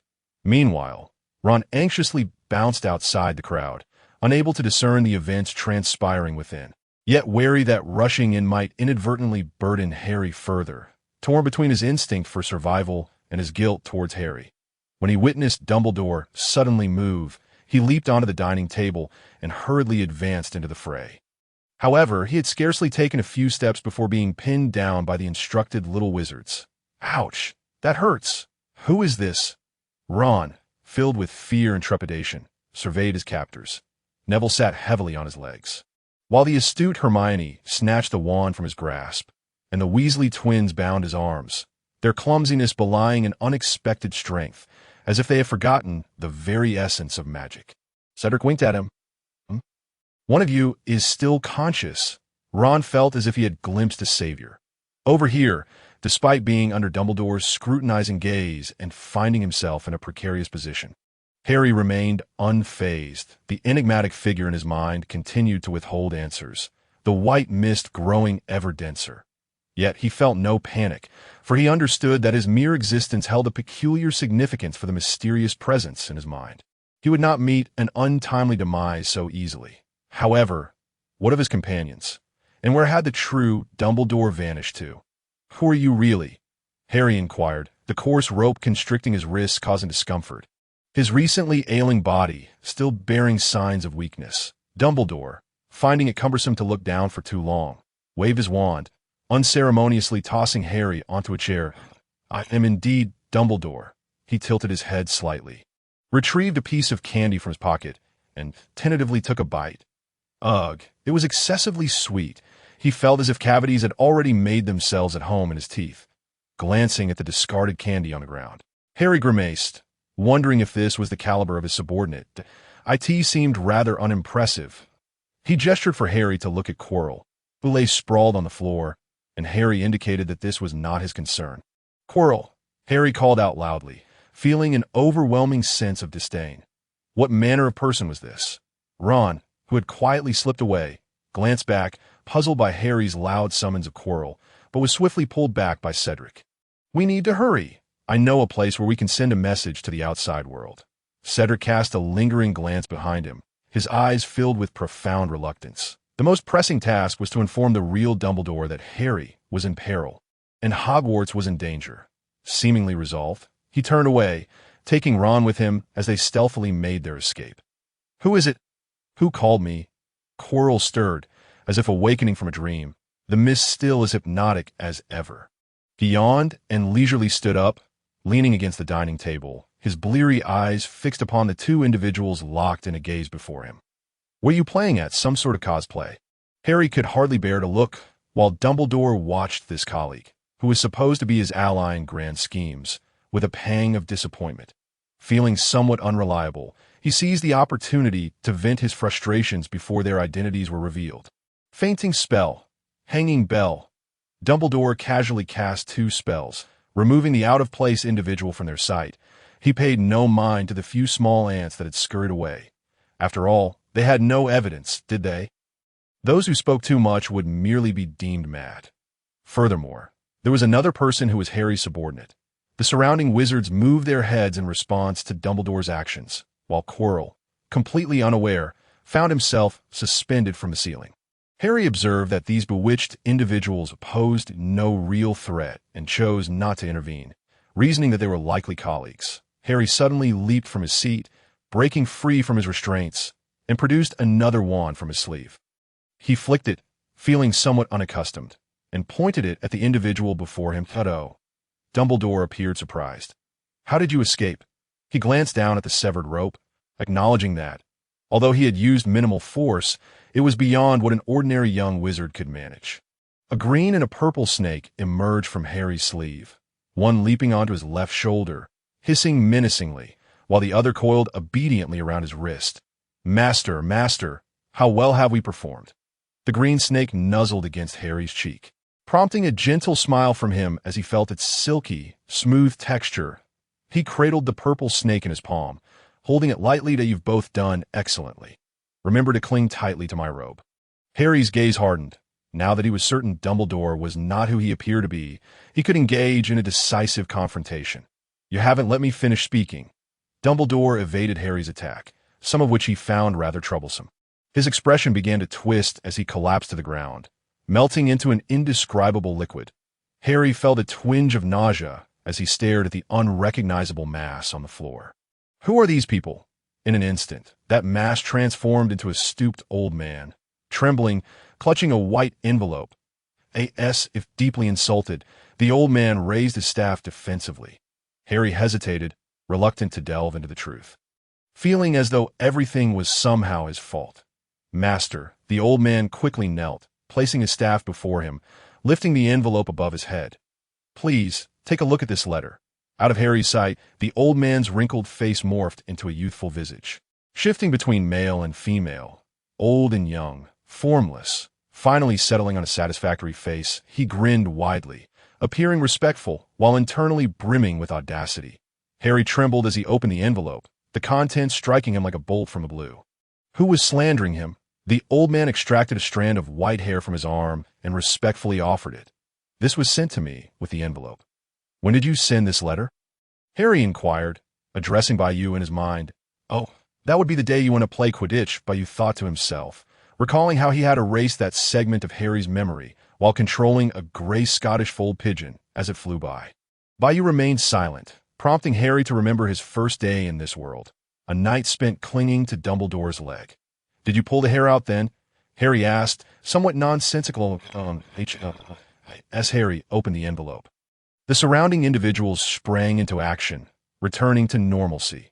Draco, who had been anxiously pacing outside the headmaster's office, suddenly became aware, staring at the stone beast that glared at him with ferocity. He scratched his head, bewildered by the prior events, as the stone beast sneezed loudly, sending two plumes of white smoke swirling around Draco's face. Ron, being led by Cedric, was out of breath as they dashed through the secret passage. Suddenly, he felt an oppressive atmosphere enveloping him. With dust and dirt teeming with tiny insects, he broke free from Cedric's grasp, feeling utterly bewildered by his presence in this place. Why am I here? Ron asked Cedric ahead of him, convinced he might hold some insight. The figure before him paused, turned with a smile gracing his face, a mixture of confusion and uncertainty evident. I don't know. Perhaps we agreed to embark on an adventure together. Hagrid, lumbering behind Dumbledore, sluggishly made his way toward the exit of the Great Hall. It was now midday, and several young wizards sat at the dining tables, eating. The professors seemed restored to their senses, as if nothing had ever transpired. Dumbledore suddenly appeared at the dining table, with Fawkes perched on his shoulder. He surveyed the surroundings, noting no abnormalities. Could it be my imagination? Dumbledore pondered, acutely aware of the strange disturbances at Hogwarts, feeling as though his authority had been partially usurped.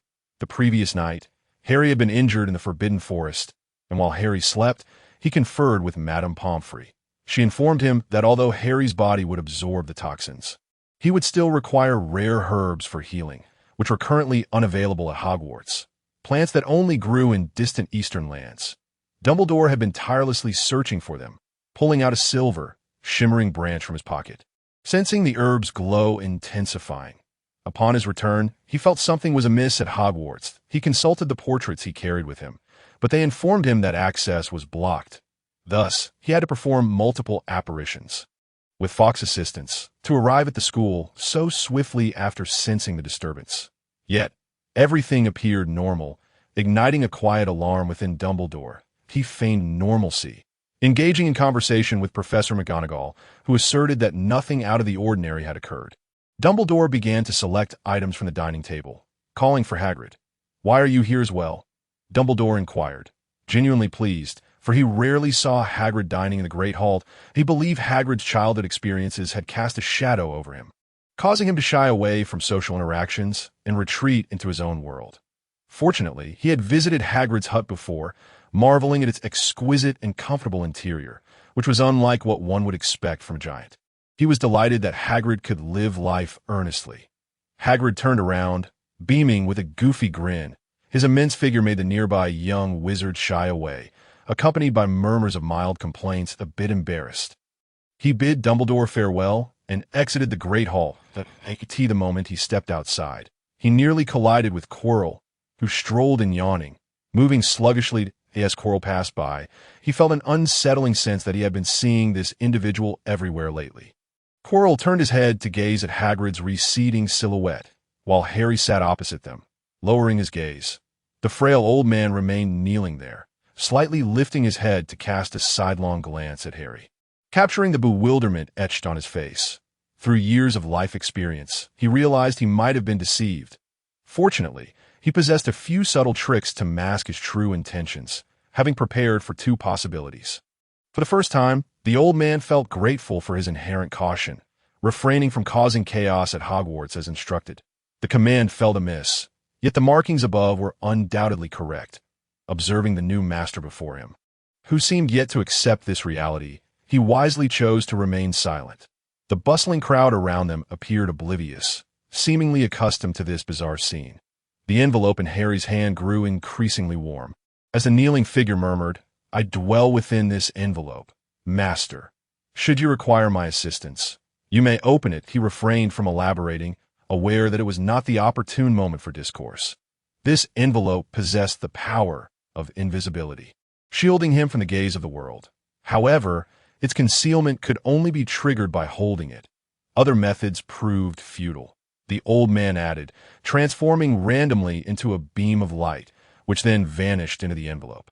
The warmth dissipated from Harry's grip as he cautiously stepped outside, eagerly yearning to delve into his mindscape and consult by you for clarity. Ding, task acquired. Seize control of Hogwarts authority. Ascertain the trajectory of its magical operations. You have completed 12. Harry deftly evaded an oncoming passerby, exiting the Great Hall and veering into a secluded area, where he tucked the envelope into his pocket. Not far away, Pansy stared in horror at the surreal spectacle, her body trembling slightly. Following Draco out of the hall, her mind cleared upon their exit. She recalled how Dumbledore had summoned them to the Great Hall, how everyone had seemed controlled, and how, upon Harry's entrance, everything appeared to revert to normal, as if nothing had transpired. Desperately, she covered her mouth, tears streaming down her cheeks, striving to curl into herself. She remained near the hall, oblivious to Harry's emergence, yet he had indeed appeared. Pansy fled in a frenzy, convinced she could no longer remain at Hogwarts, nor endure years of etiquette lessons that in her haste, she stumbled to the ground, unprepared, colliding intimately with the earth. Quickly regaining her footing, she remembered Draco. He was still within the confines of the school, seemingly alert. I must hasten to find him and leave this place together. As Hagrid approached the small hut, he caught sight of the fleeing figure and tilted his head in curiosity. Meanwhile, the slumbering Snape opened his eyes. Scanning his surroundings warily, he found himself in a dark yet luminous environment, where the night served as the backdrop and stars illuminated the space around him. Not far off, something transparent encircled an area. Glowing under the starlight, he attempted to move, only to discover his feet dangling, ensnared by an inexplicable force, leaving him to feebly oscillate in this suspended space. Nearby, he noticed a girl clad in a deep green dress, flowing like seaweed, her lustrous black hair cascading over her shoulders. If sensing something, she turned her head. In that moment, Snape's frozen heart thawed, for he seemed to glimpse Lily. How remarkably similar she was. The walls erected over the years crumbled in an instant. Snape struggled desperately. A long-held wish was manifesting before him, and he momentarily disregarded his surroundings, yearning to encounter her, even if it were merely a dream. Since Lily's death, he had not dreamt of her again, likely due to her unwillingness to forgive his transgressions, thus shunning the realm of dreams. Unbeknownst to him, tears streamed down his face, the crystalline droplets adorning his weathered cheeks, which he covered with his large hand, bowing his head to shield his current state from the approaching figure. He had aged, while she remained youthful, vibrant. How could he face her? Through the gaps between his fingers, he caught sight of his unkempt, greasy hair, and for the first time, He loathed his disheveled appearance, even lamenting that shampoo was invented by the Potters. Before the one he loved, all pretenses felt utterly ludicrous. "Professor," Harry softly called, cautiously approaching, fearful of disturbing this man who had endured so much. "Where is Snape?" Dumbledore inquired, glancing at the food on his plate before scanning the room, yet failing to catch sight of Snape. Professor McGonagall had already finished and departed, as she had classes to attend in the afternoon. Quirrell, just entering, felt that his timing was somewhat off as he lowered his head, retreating into a small corner. For some inexplicable reason, Dumbledore felt a twinge of anxiety. This situation was undoubtedly more complex than it appeared. Where had Snape gone? Despite knowing the professor's formidable prowess and his tendency to avoid lingering in the Great Hall, he sensed something amiss, perhaps due to his heightened instinct developed over the years. Dumbledore wiped his mouth, set down his utensils, and resolved to personally seek out Snape in his office. Snape slightly lifted his head. Regaining a semblance of rationality upon hearing the word professor, he immediately activated his mental occlusion, suppressing his overwhelming emotions, transforming his expression to one of stoicism, though the tear stains on his face betrayed the turmoil he had just experienced. He regarded the approaching girl, whose movements bore Lily's shadow, yet also reminded him of the insufferable Potter. "I apologize, Professor. My name is Harry. We inadvertently entangled you in our troubles due to some unresolved issues." Harry spoke gently. "Rest assured, I will ensure your safe return." Snape's mind raced as he processed this information. He had accepted Dumbledore's intentions, yet his presence here indicated something was amiss. It was impossible for someone to impersonate him. Only he and Dumbledore possessed that knowledge. Unable to conceive another possibility, he regarded the girl warily, questioning whether she was here to ensnare his mind. Had Voldemort returned? Yet, based on his understanding of the Dark Lord, he deemed such antics beneath him. Few possessed the capability to execute such deception. He was reluctant to entertain negative thoughts. Moreover, Snape's heart tightened. Had something befallen Harry? Observing the professor's silence, Harry understood that he must selectively unveil certain truths to earn Snape's trust. "I am an alternate persona of Harry. You currently reside within his mindscape, where he is bound by an unknown force, one that randomly siphons the souls around him, albeit only one per year. However, he is encountering difficulties, which has inadvertently drawn you into this predicament." Harry's expression hinted at remorse. Harry must complete several tasks. Otherwise, the consequences of failure will harm others. As she spoke, she shot a glance ahead. Snape followed her gaze, but discerned no one present. However, the sudden influx of information left him bewildered. What was happening? Was Harry playing a prank in collaboration with Dumbledore? He would never believe such a thing. There is no need for persuasion. Bayou entered, propelled by an unseen force directly before Snape, who surveyed the scene with satisfaction. Dumbledore's abilities seemed rather ordinary, as he remained oblivious to the abnormalities around him. Even unaware that his authority had been compromised, and that Snape himself had succumbed to Bayou's machinations, as for Harry, Bayou waved his hand, allowing Harry to enter. Harry had countless questions. Why had such events unfolded at Hogwarts? Who was the mysterious figure, and why had his tasks abruptly reached the halfway mark? Yet he refrained from voicing these inquiries. Under Snape's penetrating gaze, Harry fell silent, instinctively turning to leave, but Bayou ensnared him. Intrigued by the unfolding drama, having dwelled in Harry's mindscape for years, he understood the complex blend of reverence and fear Harry harbored for this teacher. How could he not revel in such a splendid performance? With a flick of his wrist, he conjured a sofa, settled himself upon it, and sipped the juice he had magically produced, leisurely observing the events about to unfold. Certain matters were best left unspoken in the presence of Snape. Yet Harry comprehended that this was Bayou's threat to him. Previously, he could disregard the system's tasks since the bound soul was of no concern to him.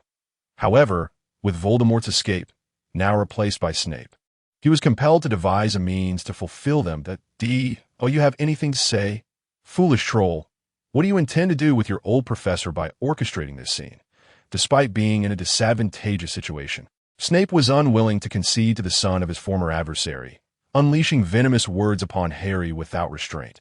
Harry reiterated the arguments he had just heard from Hallie, and though Snape remained skeptical, He was aware that the most unreasonable scenarios often held the most truth. He yearned to save Harry, the child who had lost his parents due to his own mistakes, the child of his most cherished one. Under his very eyes, Harry endured such tribulations, coerced and lured. It seemed he was beginning to understand how the 9-year-old Harry's magical outbursts had arisen, and no wonder he and Dumbledore had scoured the magical world for clues and found nothing. No wonder Harry exhibited such peculiar behaviors. No wonder he had matured and gained insight at such a tender age, yearning for power. Yet now, he was unable to safeguard himself, with an unknown individual seated beside him. Their intentions unclear. Snape clenched his fists in silence, and Harry, noticing his distress, approached and gently pried open his tightly clenched hand. The professor cast a tender glance, while Harry wiped his eyes, bewildered by the situation. Tenderness? As if sensing something, Bayou interjected, Dumbledore is searching for Snape outside. If you do not promptly find a solution, your cover will be blown. Harry felt embarrassed, a tumult of anger and helplessness swirling within him. Tasked with cleaning up the mess Bayou had created? What if I refused to comply? Harry felt indignant, questioning why he was always being led around by the nose. Then do as you wish. Bayou shrugged, indifferent to the potential consequences of a professor's disappearance, as for whether suspicion would fall upon Harry, that remained uncertain. Harry intended to retort, questioning the relevance to himself, but Harry tugged at his sleeve, signaling him to remain calm and not act irrationally due to momentary pride. Harry quieted, patting Harry's hand to reassure her. Snape floated nearby, observing the scene, realizing the nature of the relationship among the three. It was evident that Harry was under some form of control, forced to engage in actions contrary to his desires. Snape lowered his head, his dark eyes fixated on the ground, lost in thought. Bayou kept a watchful eye on him, assessing the situation with a cold demeanor. Professor, I apologize for the trouble. Harry approached Snape, requesting a strand of hair. Snape said nothing, merely furrowing his brow as his robes shifted slightly. Just the sight of him instilled an indescribable sense of security in Harry. Receiving the hair from Snape's hand, Harry departed. He glanced around to ensure no one was watching, veering into a secluded area where he cast several spells to prevent any unwelcome intrusions. He retrieved the envelope from his pocket, which responded to Harry's thoughts by warming slightly, its hue shifting from pale yellow to red, causing Harry's figure to vanish. The sealed envelope emitted a faint glow as Harry opened it. Liberating the old man within. To what extent can you mimic a person? Harry inquired, somewhat apprehensive, knowing that the greatest wizard of the century wouldn't be easily deceived by mere tricks, at the very least. He mused, he ought to be more capable than young Barty. My abilities extend beyond merely replicating a person's appearance. I can also access approximately 15 memories of their soul, acquiring about half of their powers. The old man spoke proudly, his gaping mouth and trembling beard betraying his confidence. Itsu. Qin Gang leapt onto the old man's shoulder, his demeanor affectionate, as though they had known each other for ages. I wanted to chat with you earlier, but I was nearly suffocated. You must return soon. The old man hasn't recognized us yet. Zilwan expressed a hint of exasperation. Hurry, hurry. Give me a few of those little fruits from your pocket. I've been craving them for ages. Qin Gang ignored the request, burrowing into the old man's pocket to retrieve several purple fruits, presenting them before the old man, seemingly poised to devour them at the slightest nod. The old man appeared astonished by the small fruits in his pocket, pondering if the creature's keen sense could detect these marvelous herbs. He glanced at Harry, whose expression remained calm and unperturbed, and out of respect for his master, he reluctantly nodded. Oh, I knew you were the best. This interlude prompted Harry to reconsider the man before him, initially harboring distrust, but recognizing that his current proximity was a necessity. However, if these two little snakes could indeed converse, then this suddenly appeared old man might also become a valuable ally in the future. Contemplating this, Harry's attitude softened somewhat, and the old man sensed this. His gaze growing gentler as he watched the little snake indulging in the fruits, deciding to provide a few more if it delighted him. Here you go. Harry handed a strand of black hair to the old man, instructing him to impersonate Snape to appease Dumbledore's scrutiny. Can you manage that? The old man nodded, and Harry had faith in his abilities, though a flicker of doubt lingered in his mind regarding the old man's sudden disruption at Hogwarts. After a brief hesitation, he waved a hand, permitting him to proceed. "Oh, I'm so hungry." Harry rubbed his stomach, reflecting on the whirlwind of events that had transpired over the past few days, leaving him without a proper meal. Madame Pomfrey massaged her aching neck, casting a glance at the empty infirmary, feeling a surge of irritation at Harry for disregarding her advice and venturing out. Hermione, having finished her lunch, clutched her hefty textbooks, preparing to head to the library for self-study, when suddenly a small girl sprinted towards her, panic etched across her face, trembling as if unhinged. Hermione quickened her pace to intercept her, inquiring if she required assistance. But the girl, Pansy, collided forcefully with Hermione's shoulder before darting away.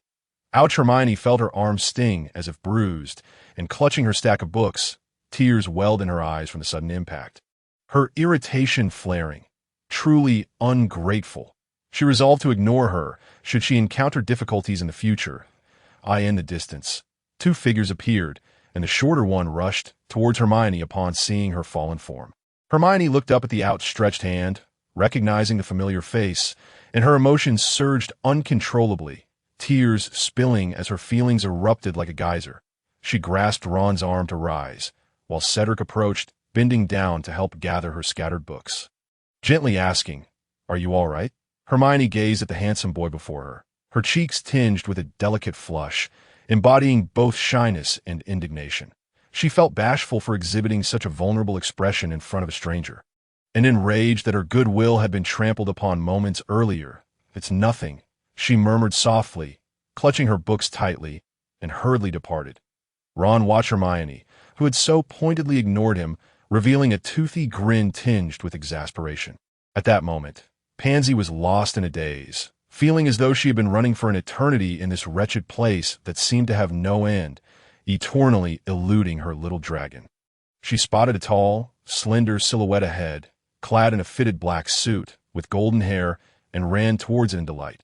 Meanwhile, an elderly man narrowly transformed into Snape just before Dumbledore's arrival, taking a seat with a casual demeanor. To enhance his disguise, he grabbed a few stacks of assignment from the table and slipped a red ink pen into his left pinky finger, recalling that Snape had done something similar in his memories. As he pinched the papers, the top 4 characters caught his eye. Harry Potter, at a surge of secret delight, coursed through him. He must score high marks to demonstrate his loyalty to his master. He swiftly marked an O, the pen dancing across the course paper, producing a rustling sound. Just then, Dumbledore entered, his gaze falling upon the faint smile of Snape, sending a shiver down his spine, sensing the headmaster's presence. Snape, hereafter referred to as the elderly man, suppressed his smile, adopting a stony demeanor learned from his acquired memories. "What brings you here?" Snape adopted an impatient expression, gesturing towards a bubbling cauldron. "I'm currently brewing Harry's potion." A flicker of unease crossed his mind. Was this tone too brusque? Should he not exhibit a touch more respect? With incomplete memories to draw from, he could only mimic fragments of what he had learned. Yet, having previously portrayed Dumbledore, he believed the mutual memories would not lead him astray. Relaxing slightly, Snape set down the red pen, his hand unconsciously pulling open a drawer. He tugged, but it wouldn't budge. Awkwardness ensued. Stealing a glance at the ever-curious Dumbledore, who was observing his actions with intrigue, he felt a wave of anxiety. To divert his attention, he feigned pulling the wrong drawer and instead opened the one below it, which thankfully yielded. He retrieved several papers and placed them on the table. Dumbledore, relieved to see Snape maintaining a semblance of his usual sarcasm, set a silver twig from his pocket onto Snape's desk. "I brought the missing ingredient for the potion prepared by Madame Pomfrey." "The potion? What potion?" Snape quickly realized he must not reveal too much before Dumbledore, seeking to dismiss the ever-curious headmaster. Dumbledore, in a relaxed mood, glanced back at Snape, who appeared to be engrossed in his work, and noticed an incongruous yellowed letter atop the pristine white papers. Snape, too, felt Dumbledore's gaze, his eyes drawn to the stack of papers between his arms, with one letter prominently displayed on top, signed by Lily Evans. Emotions surged within him, enveloping him in a wave of feeling rooted in his memories. An affection he had never truly known. It was a leisurely, serene afternoon beneath a cerulean sky dotted with fluffy white clouds. a gentle breeze caressing him. Nests nestled in the branches above, and the tender chirps of fledglings. It was tranquility and ease of being. Carrying the affection of two souls, embodied in a fleeting red figure racing towards him, glimmering green eyes fixed upon him. Sunlight filtered through the treetops, casting a flickering glow upon Snape, alternating between warmth and coolness. Mingled with the fragrant scent of fresh earth, suddenly, Dumbledore's entrance interrupted Snape's reverie, shattering the inexplicable feelings that had enveloped him, leaving him feeling as if his heart were submerged in a pool of bliss that brought him to tears. In a moment of jealousy towards the owner of this cherished emotion, he yearned to uncover everything about that fleeting figure. But he glanced at the letter in his hand, but the handwriting on the signature plunged him into despair.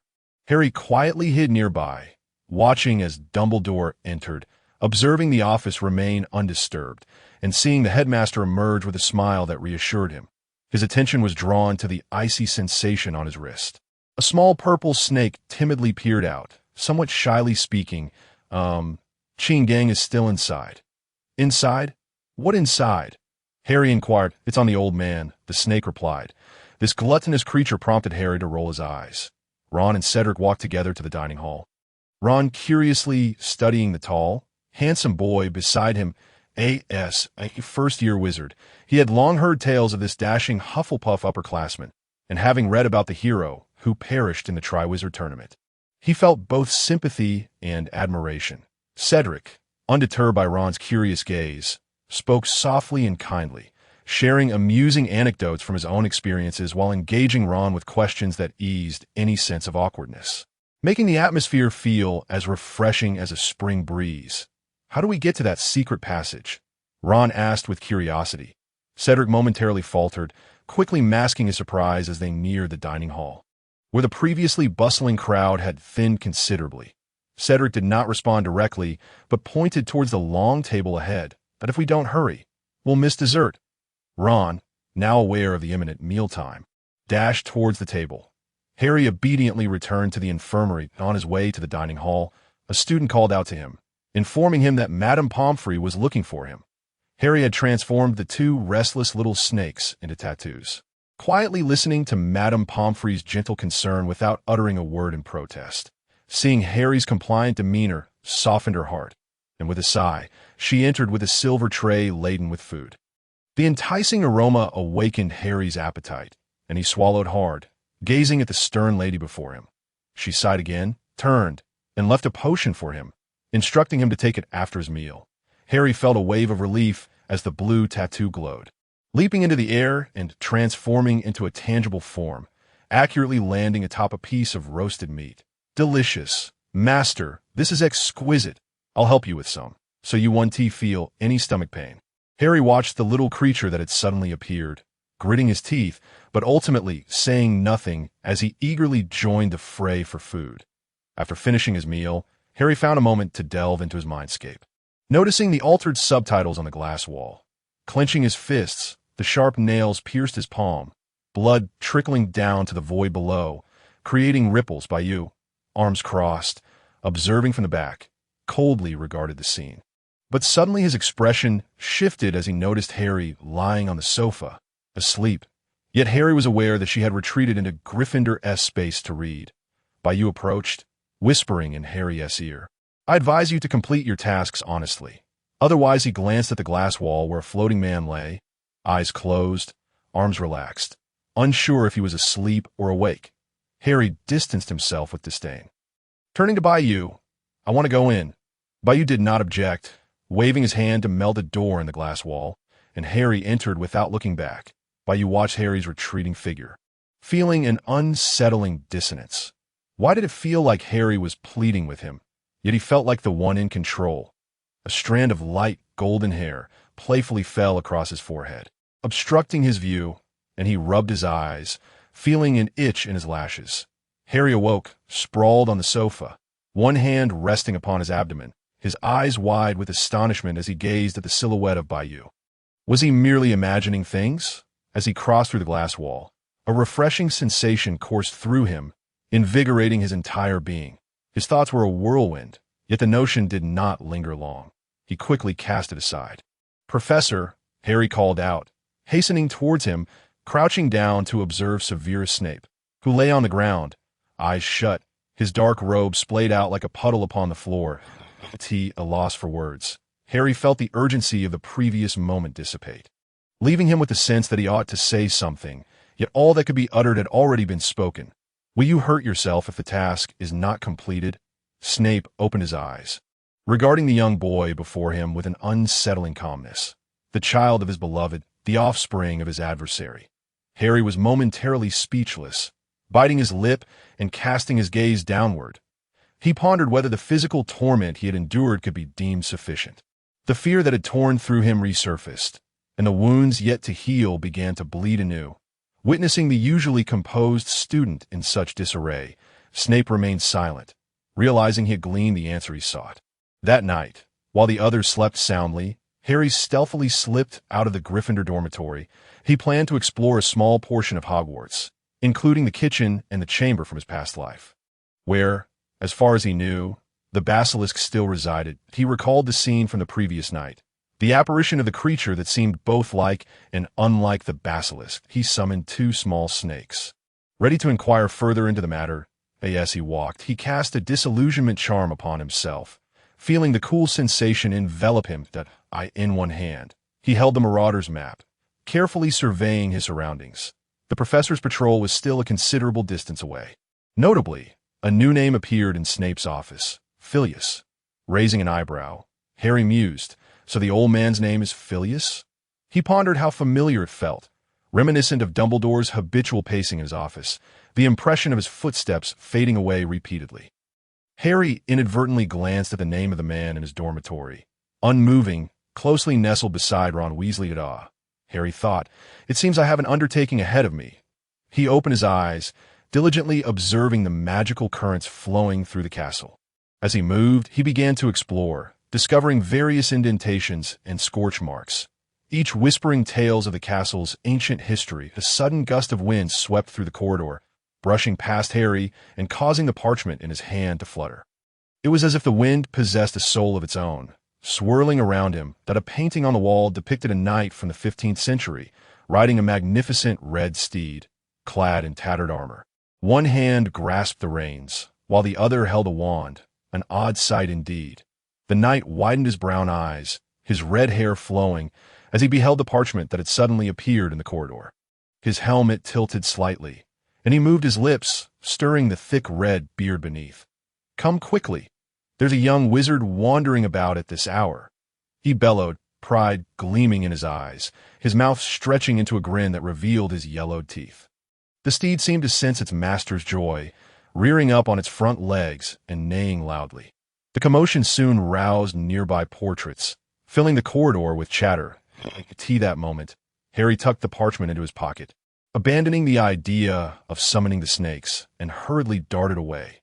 Filch arrived, observing the noisy portraits, and shouted, "Silence!" No one heeded him. The portraits continued their animated discussions, some even leaping into the knight's frame, curiously inquiring about the recent happenings.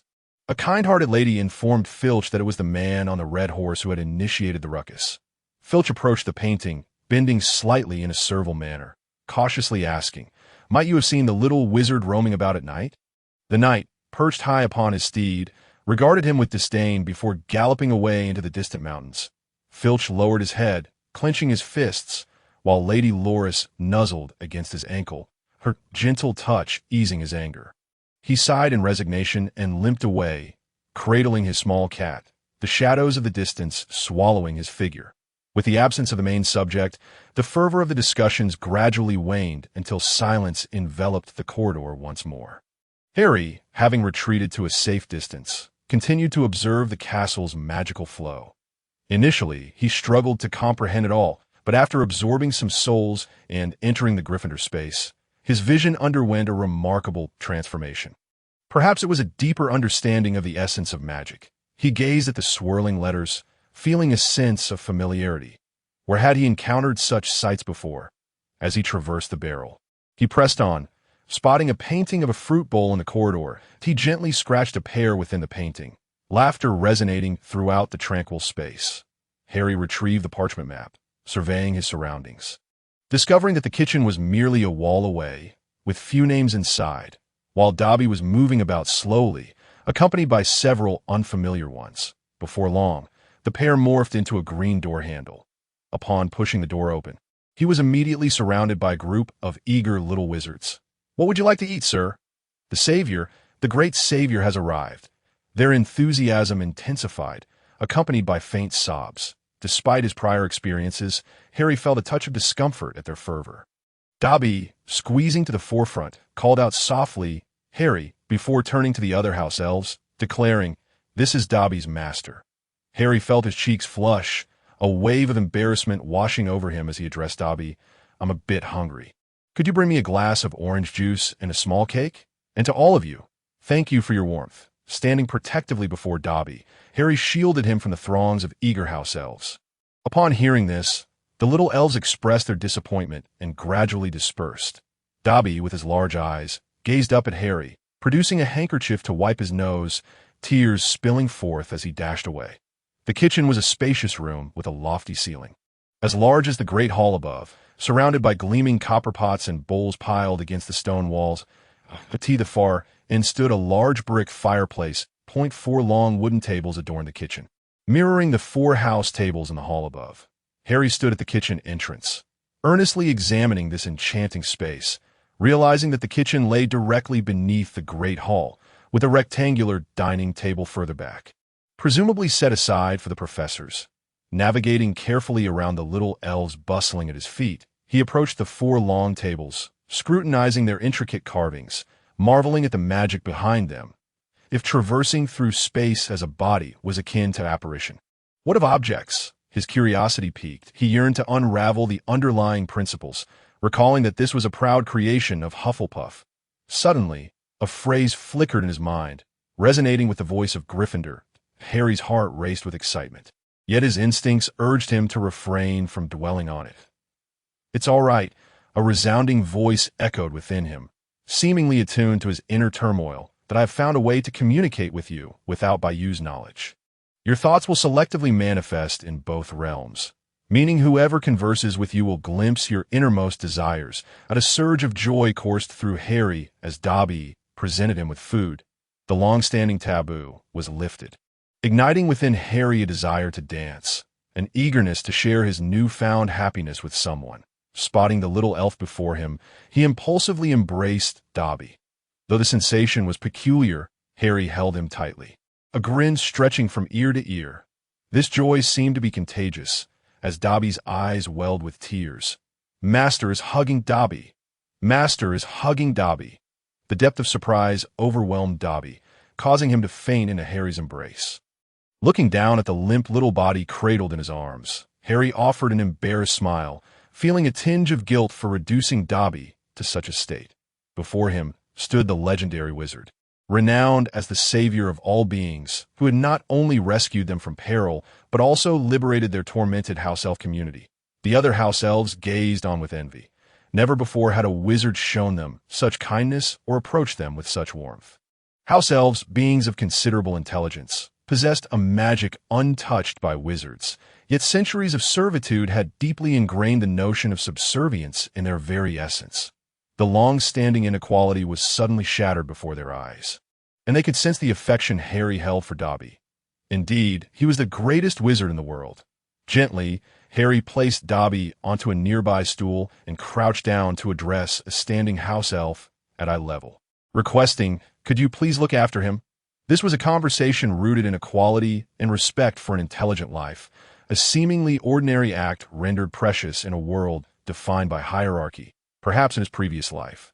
Harry had not grasped this concept, but time had imbued him with depth, and extraordinary experiences had led him to contemplate such matters more profoundly. The young house elf twitched, tears streaming down its face, on the verge of fainting when an elder house elf approached, leaning on a cane. Wisdom shone in its eyes, and the wrinkles of age told tales of years gone by. "We shall take care of him," the elder declared, cradling Dobby and disappearing into the crowd, while Harry's gaze shifted back to the ancient stone slab before him. "Oh, Harry." This weathered stone radiated an extraordinary aura, with intricate and marvelous magic flowing through it. compelling him to reach out and touch in his mind. Gryffindor began to elaborate on the details, from the material to the process of carving, from the initial inspiration to the patterns formed.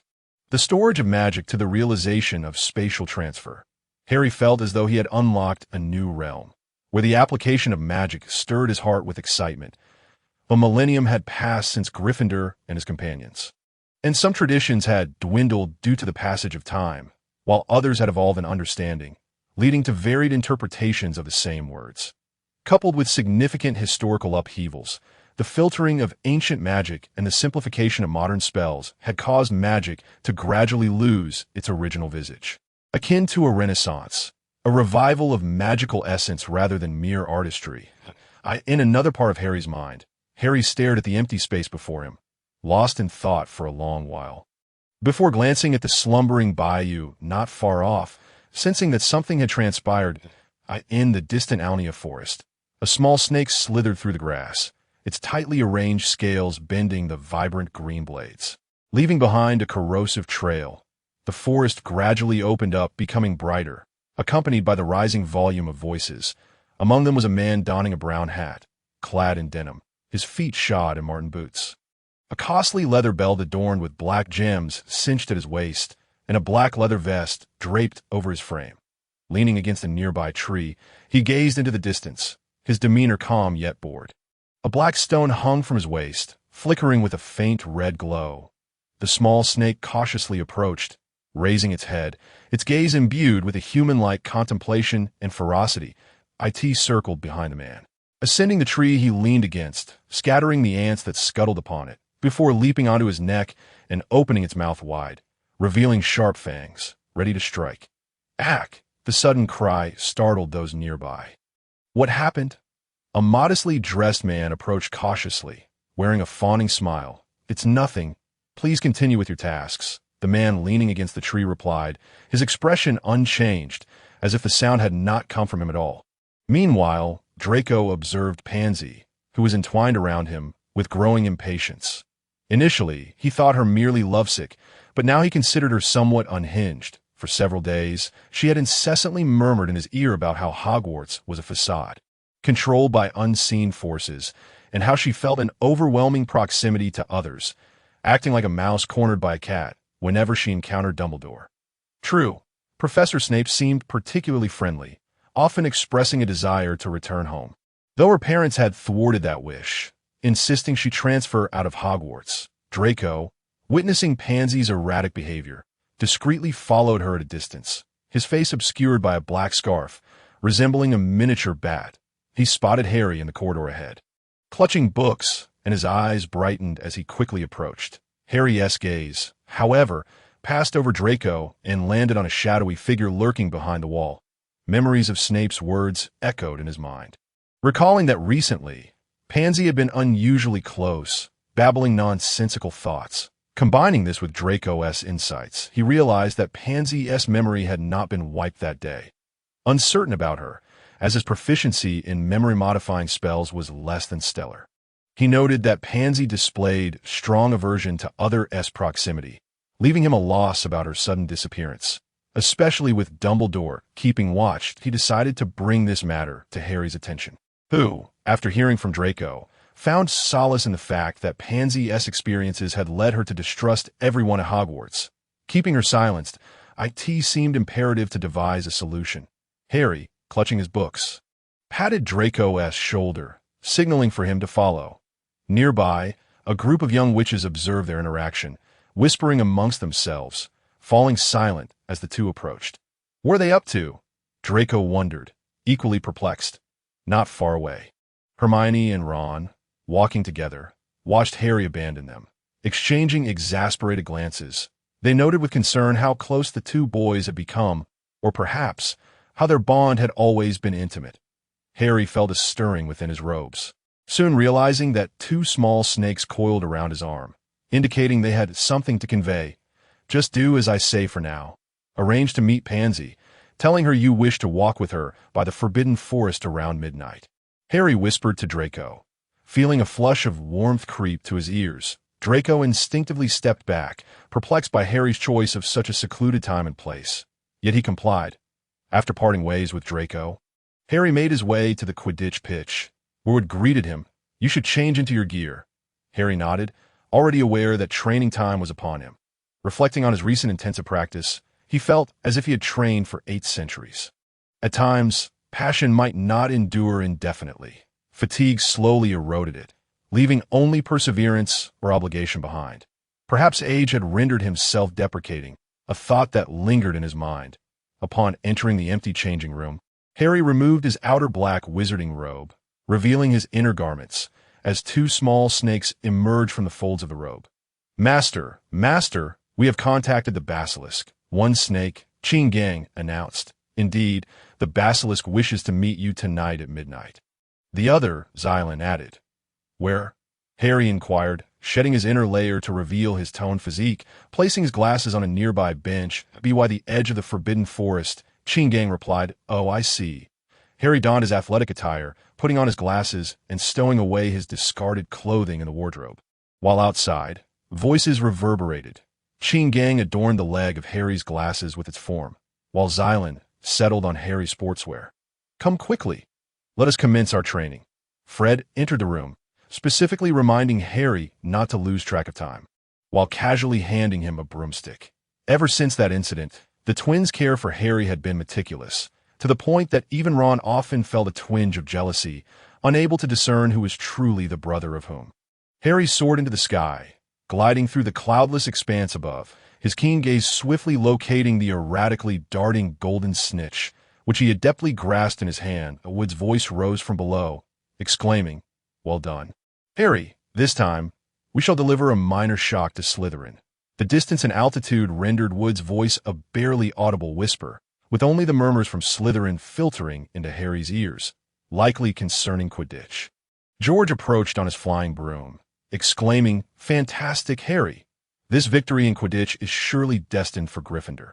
His excitement palpable, he gave Harry's shoulder a hearty pat, inadvertently pulling him and his broom down a notch.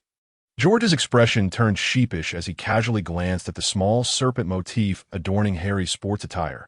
Unable to resist commenting he pointed at the little snake.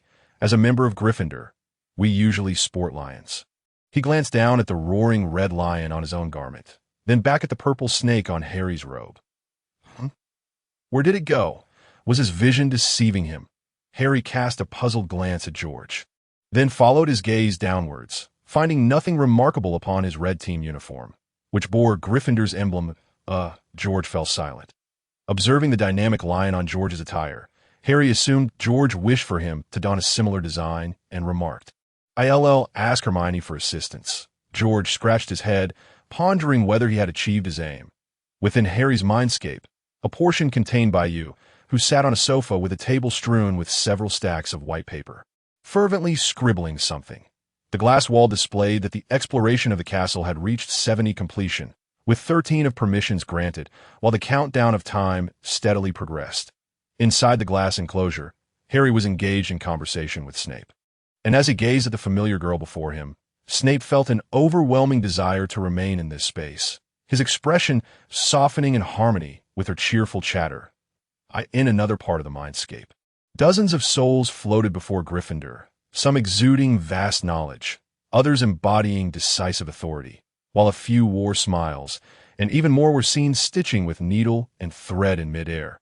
They were arranged in a majestic formation upon the lawn, and Gryffindor circled them repeatedly, as if in conversation or imparting instructions.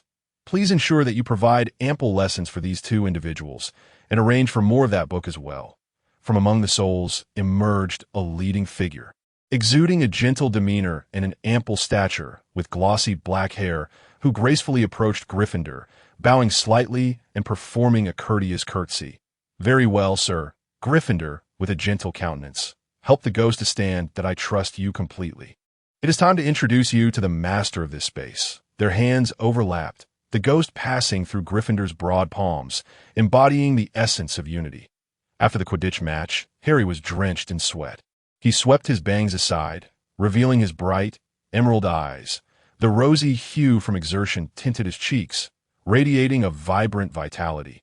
Clad in his wizarding robe, with his left arm draped over his red sports attire, which still bore the playful serpent, Harry stepped onto the vast lawn, striding towards the magnificent structure standing at its center. Bathed in the golden-red hues of the setting sun, the sky transformed into a canvas of warmth. As birds swooped gracefully nearby, Harry walked against the light towards the entrance of the great hall, breathless as he ascended the steps. His graceful and carefree demeanor, infused with an invigorating spirit, captured the attention of many. A few young witches at the entrance turned to gawk, while Ron, noticing the commotion, cast a glance. Instantly fixating on Harry, he pushed through the throng of eager young wizards, grasping Harry's sturdy arm and pulling him towards the Gryffindor long table. Eliciting envious glances from some young witches, Hermione, observing the scene, took a seat across from Harry. "How's the training going?" she inquired. Ron subtly squeezed Harry's shoulder, commenting, "You've got some solid muscles." "Not bad," Harry replied, taking a moment to rest on the bench. Then reaching for the juice on the table, tilting his neck back to gulp it down in one go to tea the table. Snape and Quirrell were seated at opposite ends of Dumbledore, who regarded Harry, vibrant and full of life, with a sense of appreciation, stroking his long goat-like beard. "It seems you're recovering well," he mused. Not needing to procure any magical herbs from distant lands, he gave Snape a gentle pat on the shoulder, offering a token of encouragement. Snape, feeling a sudden pang of anxiety, rifled through his limited memories, uncertain how to respond. Quirrell, catching sight of the interaction between the two, resignedly intervened for Snape. "Professor, you see, Quirrell has taken care of this matter." Harry, Gryffindor called within his mind, "you can afford to read less tonight. I have a few introductions to make."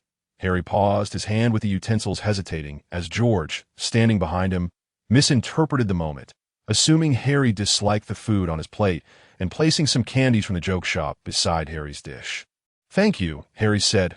Ron, witnessing this exchange, turned with a hint of grievance. "What about mine?" George pressed Ron's head down. "Hurry and eat, or you'll turn into a fat pig. Don't listen to him. Yours is right here with me." Fred chimed in, retrieving candies from his pocket, offering one to Ron and another to Hermione before wrapping an arm around his brother and making their exit. Ron wore a foolish grin, although not their biological brother. After years of camaraderie, he had come to regard them as his true family. After bidding farewell to Ron and Hermione, Harry made his way to Snape's office, where two small serpents materialized, one perched on Harry's shoulder, the other coiling around his hand. Harry lifted the serpent. "Can you reach that giant python now? Could you adjust the time to 2 hours earlier?" Gently stroking the scales of the small snake. It comfortably stretched out in Harry's palm.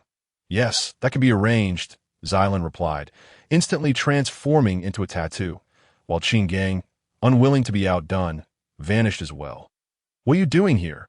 Harry, clad in an oversized black robe, was confronted by a man emerging from the shadows, his furrowed brow fixated on Harry with intense scrutiny. "You should be in my office processing materials. Tonight's detention starts at 8 and lasts until 10. After delivering this directive, Snape approached, discreetly winking at Harry from a hidden corner. Harry felt a chill run down his spine as the laughter of Hallie echoed in his mind. "She instructed by you to shift the screen that displayed the outside world into the glass enclosure." Dashing inside to share this moment with the genuine professor, Snape, initially seated calmly on the ground, curiously observed his surroundings. Despite his impassive expression, Harry sensed a relaxed aura emanating from him. However, when witnessing the interaction between Harry and the external Snape, especially as that individual employed his visage to create such antics, Snape pursed his lips tightly, his expression softening, and he gently inquired, "Could you ask Harry to come over here?" "Oh, certainly, it would be my pleasure to oblige you." Bayou stood aside, gleefully remarking. Harry trailed behind Snape, an unsettling chill creeping down his spine. As he remained oblivious to the turmoil unfolding in his mind, while others seemed to perceive him with utter clarity, Snape sensed a sudden gust of wind behind him and swiftly turned, only to catch Harry's limp form as it collapsed into his embrace. Noticing the absence of onlookers, Snape hastily lifted him and placed him onto the sofa in his office. Harry merely felt a dizzying wave wash over him, and in an instant he found himself within the glass-walled chamber, standing before Professor Snape, his expression fraught with terror as he stared intently at the large screen, offering a weak smile to his esteemed professor. The Harry lowered his gaze, casting a fierce glare at the nearby, giggling Hallie, instantly recognizing the mischievous mind behind such a prank. He then turned to Bayou, demanding, "Was this your doing?" Bayou raised an eyebrow, feigning an air of helplessness and indifference before briskly walking away. Hallie was doubled over in laughter, tears of mirth pooling at the corners of her eyes. Yet, in a secluded corner where no one could see, her expression shifted to seriousness. It seemed Bayou's control over Harry's soul was so profound that he could summon him into the depths of his consciousness at will. Beside them, Snape no longer wore the countenance of someone seeking retribution. He fixed his gaze on Bayou's retreating figure, fully aware that this clever little girl would not engage in such absurd antics without a reason, in response to Harry's innocent demeanor. He could not suppress a frustrated thump to his head. Day by day, with a simple mind and robust physique, it appeared that critical thinking would be a skill Harry might only acquire in the latter half of his life. In the distance, Bayou waved his hand, sealing the gaping hole in the glass wall and enveloping himself in a mist that obscured the view from within. He bent down, spitting blood onto the ground, then wiped his mouth with his sleeve, his eyes fierce. This group was indeed troublesome, persistently probing and testing. "What time is it?"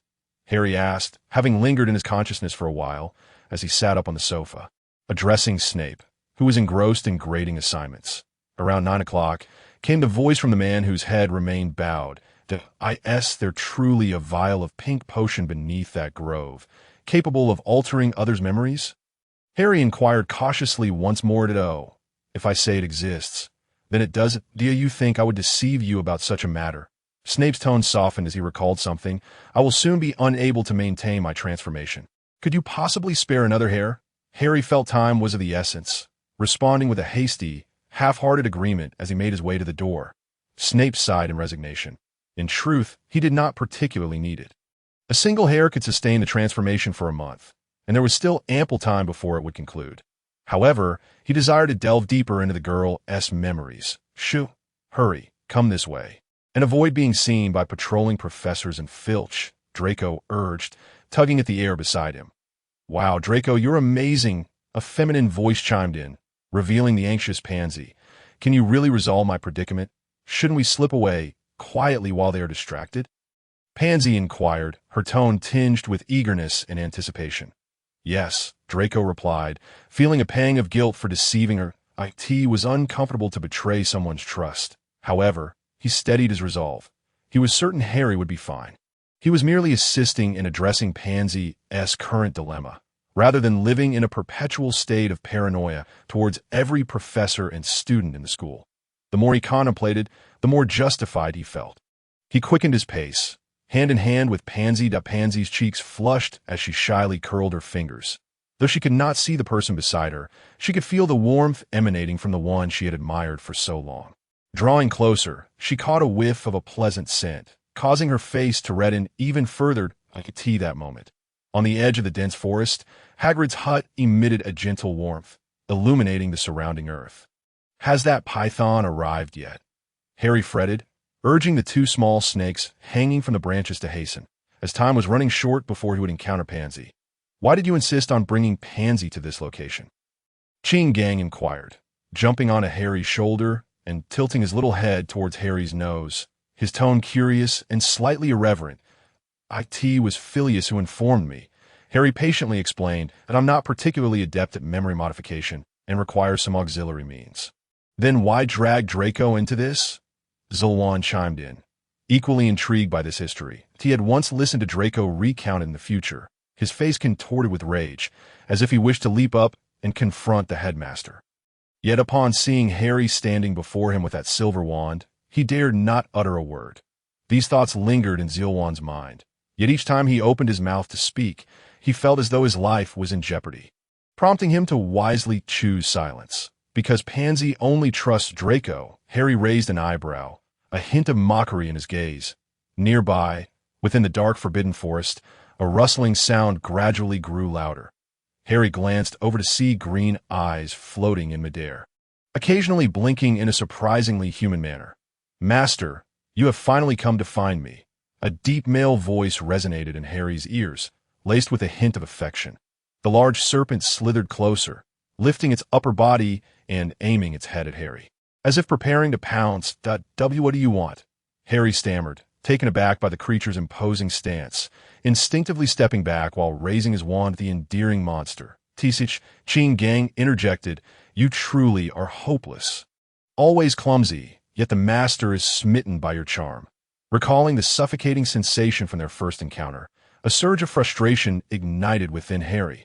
However, upon gazing into the creature's adorably Navi eyes, his anger inexplicably dissipated. He retained a measure of tolerance towards beings with limited intellect. Zolwan, accustomed to such scenes, leaped onto Harry's shoulder, bumping heads with Qin Gang, in unison. The two little snakes transformed into tattoos. Entwining around Harry's neck, to Harry's surprise, he perceived a hint of envy reflected in the serpent's eyes. Observing the tearful expression of the large, endearing serpent, Harry scratched his head, feeling somewhat out of place. He crouched down, drawing near to the enormous serpent's head, placing his hand upon its tightly knit scales and gently stroking it. There's something you wish to discuss. What is your name? I am called Aben. A name bestowed by my master, the serpent replied, cautiously nudging Harry's palm, causing a delightful tingling sensation in his hand and warming his heart. I didn't summon you for anything in particular. I simply missed you. Ever since that day, I met my master. Harry's heart softened effortlessly, utterly defenseless against the creature's display of affection, disregarding the fact that it had summoned him to this eerie, forbidden forest in the dead of night. Hearing Draco's voice, Harry turned to see the two individuals in the distance tugging at one another. He then addressed the clumsy, endearing serpent. Aben, please return to the tranquil realm for now. All right, I will come and find you again soon. Aben nudged Harry's hand once more, leaving behind a firm, deep green scale before retreating into the depths of the forbidden forest. Qin Gang remarked, when you lock eyes with that silly snake, you can't help but feel affection for it. Harry found himself staring vacantly at the green scales on his palm, intricate patterns dancing upon their surface, as he finally emerged from the enchanting spell that had momentarily captivated him. That a wave of disillusionment washed over him. Not in his native tongue, but rather a profound sense of bewilderment. Why did each of them seem to conspire against him day after day, ensnaring him in their traps? In a moment of frustration, he clenched the scales tightly, their sharp edges cutting into his flesh, crimson blood seeping into the scales. At a flash of green light erupted, and the great serpent that had just departed morphed into a diminutive eel. Appearing upon the scales, I knew it.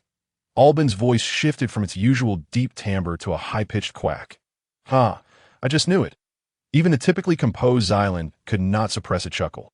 Harry, startled by the sudden appearance of the small snake on his palm and the approaching figures of Draco and his companion, hastily shoved the peculiar object into his pocket. He took a few steps forward. Pansy, upon noticing the figure standing at the edge of the forbidden forest, instinctively recoiled, gripping Draco's sleeve tightly, her voice trembling as she inquired, "Why is Harry Potter here?" She could only recall that once he had entered, he had never returned. "Harry can help you," Draco reassured, patting the girl's hand gently. "No, you know very well what happened that day." Pansy exclaimed, her voice tinged with hysteria, tears brimming in her eyes as she confronted him. "You were the only one who emerged from the castle. Come out?" "What do you mean?" Draco asked, bewildered. Pansy seemed to grasp something, releasing her grip on his sleeve and turning to flee back to the castle. Suddenly, she collapsed, a beam of light streaking past Draco and striking the girl before him. "Harry!" Draco shouted in anger. Rushing onto the lawn to catch the girl in his arms at that moment, a pine cone fell from a tree above, landing squarely on Pansy's head. "I will heal her," Harry said, sheepishly ruffling his hair. Feeling a pang of guilt for the girl's condition, yet understanding the gravity of the situation, knowing too much could be detrimental to her, he turned toward the large tree behind him. A vial flew in his direction, causing the ground beneath it to tremble, and a large bubble emerged, releasing a small bottle filled with pink liquid. The soil that splattered out left Harry covered in mud, spitting out the dirt. He cleaned himself off and picked up the fallen potion. Approaching Draco, "Wait a moment." Draco raised his hand to halt Harry's attempt to administer the potion. "What are you giving her?" Trouble, a voice echoed in Harry's mind. Who? Who is speaking? Draco exclaimed in terror. Glancing around, the unfamiliar male voice seemed eerily familiar upon closer inspection. It was the voice residing within Harry's mind. Harry's expression shifted. Can you hear it? Of course, Bayou replied. Anyone connected to your soul can hear me. Then Dobby can as well. You needn't worry about that, and the large egg that escaped is gone. Harry sighed in relief, sensing that the fewer people who knew about this, the better. Draco lowered his arm, his instinct for survival compelling him to relent. It dawned on him that there was still something unsettling within Harry's mind, a mysterious entity that sent chills down his spine. He held Pansy tightly and whispered, "You must ensure her safety." Harry nodded. Kneeling beside Pansy, positioning the pink potion beneath her nose, he watched as the pink steam spiraled upward, radiating an iridescent glow akin to pearls. Draco stared at this enchanting gas, his gaze momentarily blank. Harry fanned the vapor towards Draco and Pansy's nostrils instinctively flared, inhaling a significant portion of ethereal mist. Draco appeared dazed, and then his body slumped, collapsing onto the grass with Pansy's head resting on his chest. Observing this scene, Harry felt an odd sense of guilt, as if he were the villain in a nefarious plot, yet in the company of this individual, he felt equally compromised. "Hey, don't speak ill of me in my presence," Bayou grumbled. Despite Harry's acclamation to Bayou's omnipresent commentary and occasional insights into his thoughts, he remained perplexed by his peculiar habits. "Harry says you never sleep at night and are always around during the day. When do you rest?" Harry inquired curiously. "Mind your own business," Bayou retorted, and thereafter, no further responses echoed in Harry's mind, regardless of his attempts to engage. "Dobby," Harry called, and a small elf promptly appeared. "It is an honor to serve you." "My master," Dobby bowed, dressed in a diminutive version of a human butler's attire. "Please take these two to their dormitories and summon Snape to assist you," Harry instructed. Dobby scratched his head, his large eyes filled with confusion, yet he complied without hesitation.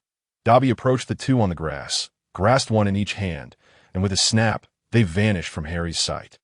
Such is the wonder of a house elf's magic, Harry marveled, though Dobby humbly replied, "It pales in comparison to your great power, master."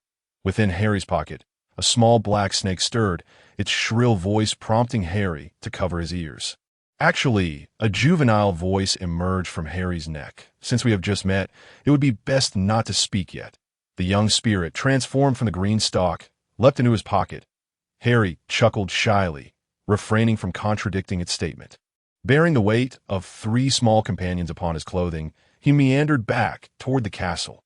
"Harry, come tell me what I just discussed," Professor McGonagall called from the front of the lecture hall, rousing Harry, who had been dozing at the front row. Groggily standing, he felt the aches in his shoulders and limbs, the imprint of his glasses etched upon his hand. Harry stammered, struggling to articulate a response. While Hermione sat upright in front, her posture impeccably formal, yet discreetly scribbled a note and slipped it into the gap between Harry and the table. Not fidget," Professor McGonagall's stern voice jolted Ron awake, startling Harry into dropping the note he had just picked up. Ron shuddered but maintained an attentive posture. Despite having opened his book, his head bowed low as if he had not perused its pages in quite some time. Remnants of idle doodles scattered across its surface, giving the impression of a book written in a dream. This display redirected Professor McGonagall's ire towards Ron, recalling Harry's earlier injuries. She refrained from further admonishment, instead focusing her attention on Ron. "Harry, please take your seat," she softened her tone, remembering Harry's exemplary performance in class. "You must rest well after your injuries." Harry secretly chuckled to himself, relishing the misfortune of Ron, who had been called upon to stand by Professor McGonagall. Ron, sensing the irksome presence beside him, failed to catch what the professor had just uttered. Distanced from Hermione, he bowed his head in silence. Yet beneath the table, he made an exaggerated gesture towards Harry, a rather rude sign of camaraderie. Recently, Ron had unilaterally engaged in a Cold War, triggered by the scene in class, but the deeper issue lay in his feeling of inadequacy compared to Harry. In the presence of such a dazzling figure, Ron often felt a profound sense of inferiority.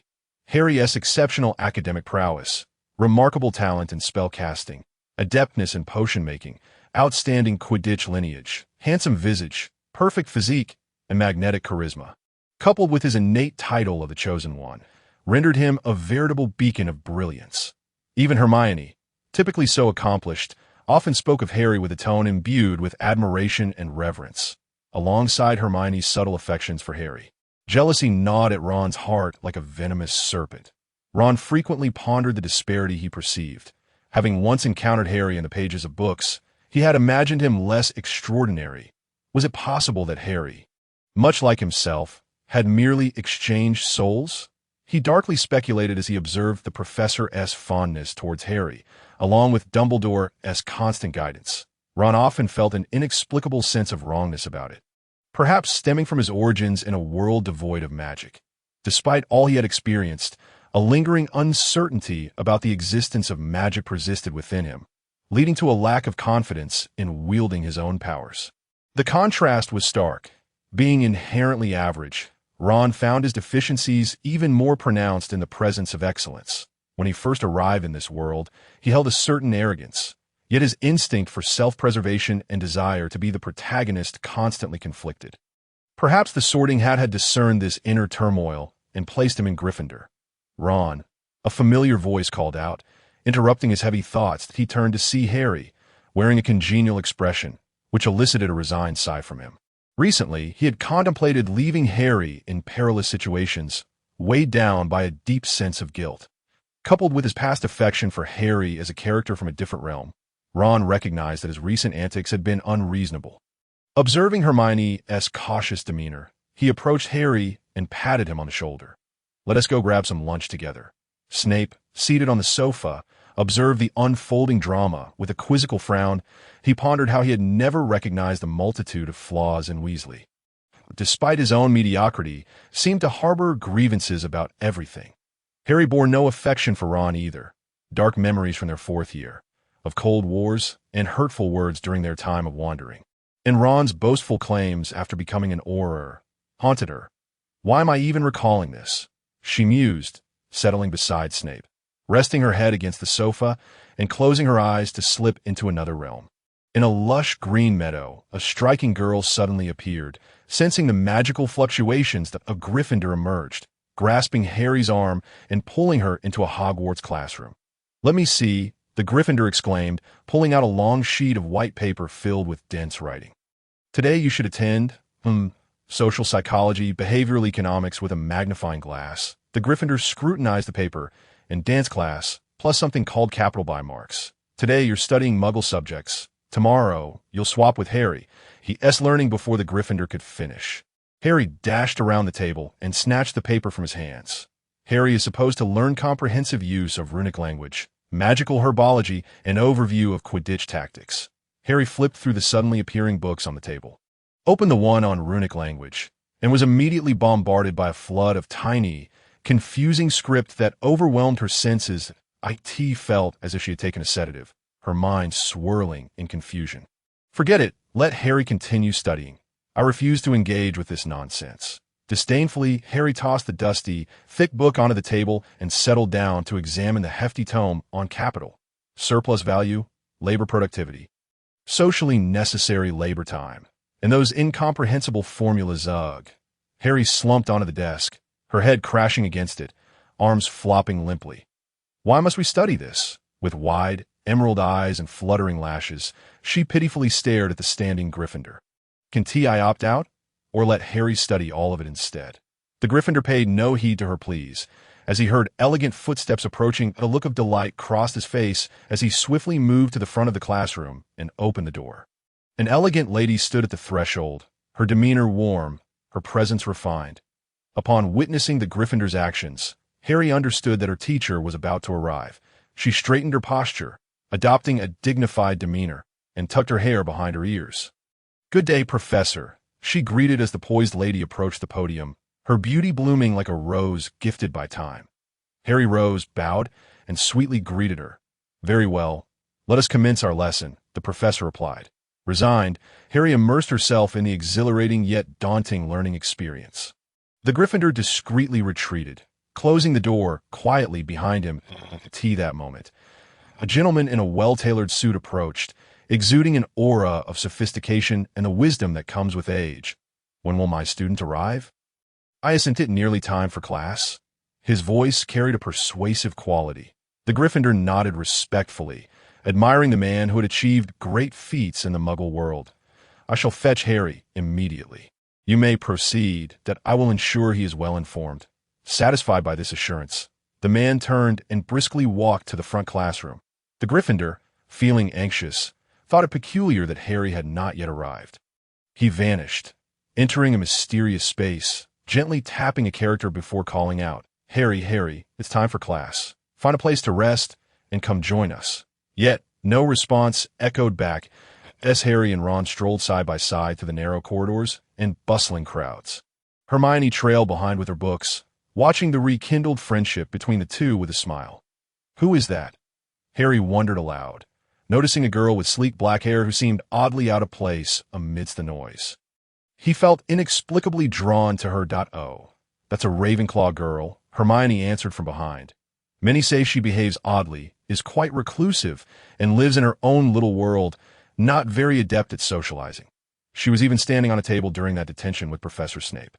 Ron added, recalling the moment despite being in the center of the crowd. "Oh, I see." Harry mused, feeling a sense of familiarity, as if he had encountered her before. "Let us hurry," Ron urged, patting Harry's shoulder. "If we don't, we'll be left with nothing but leftovers." "Right, coming," Harry replied.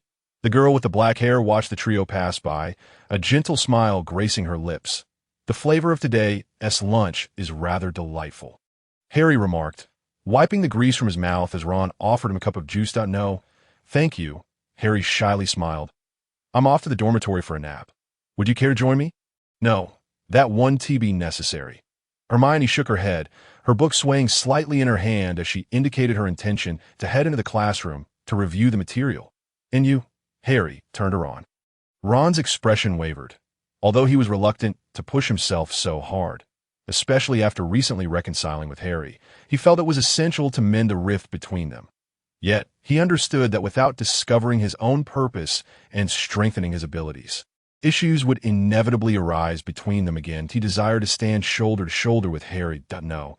Ron similarly declined Harry's invitation, stating, "I didn't bring my textbooks for this afternoon.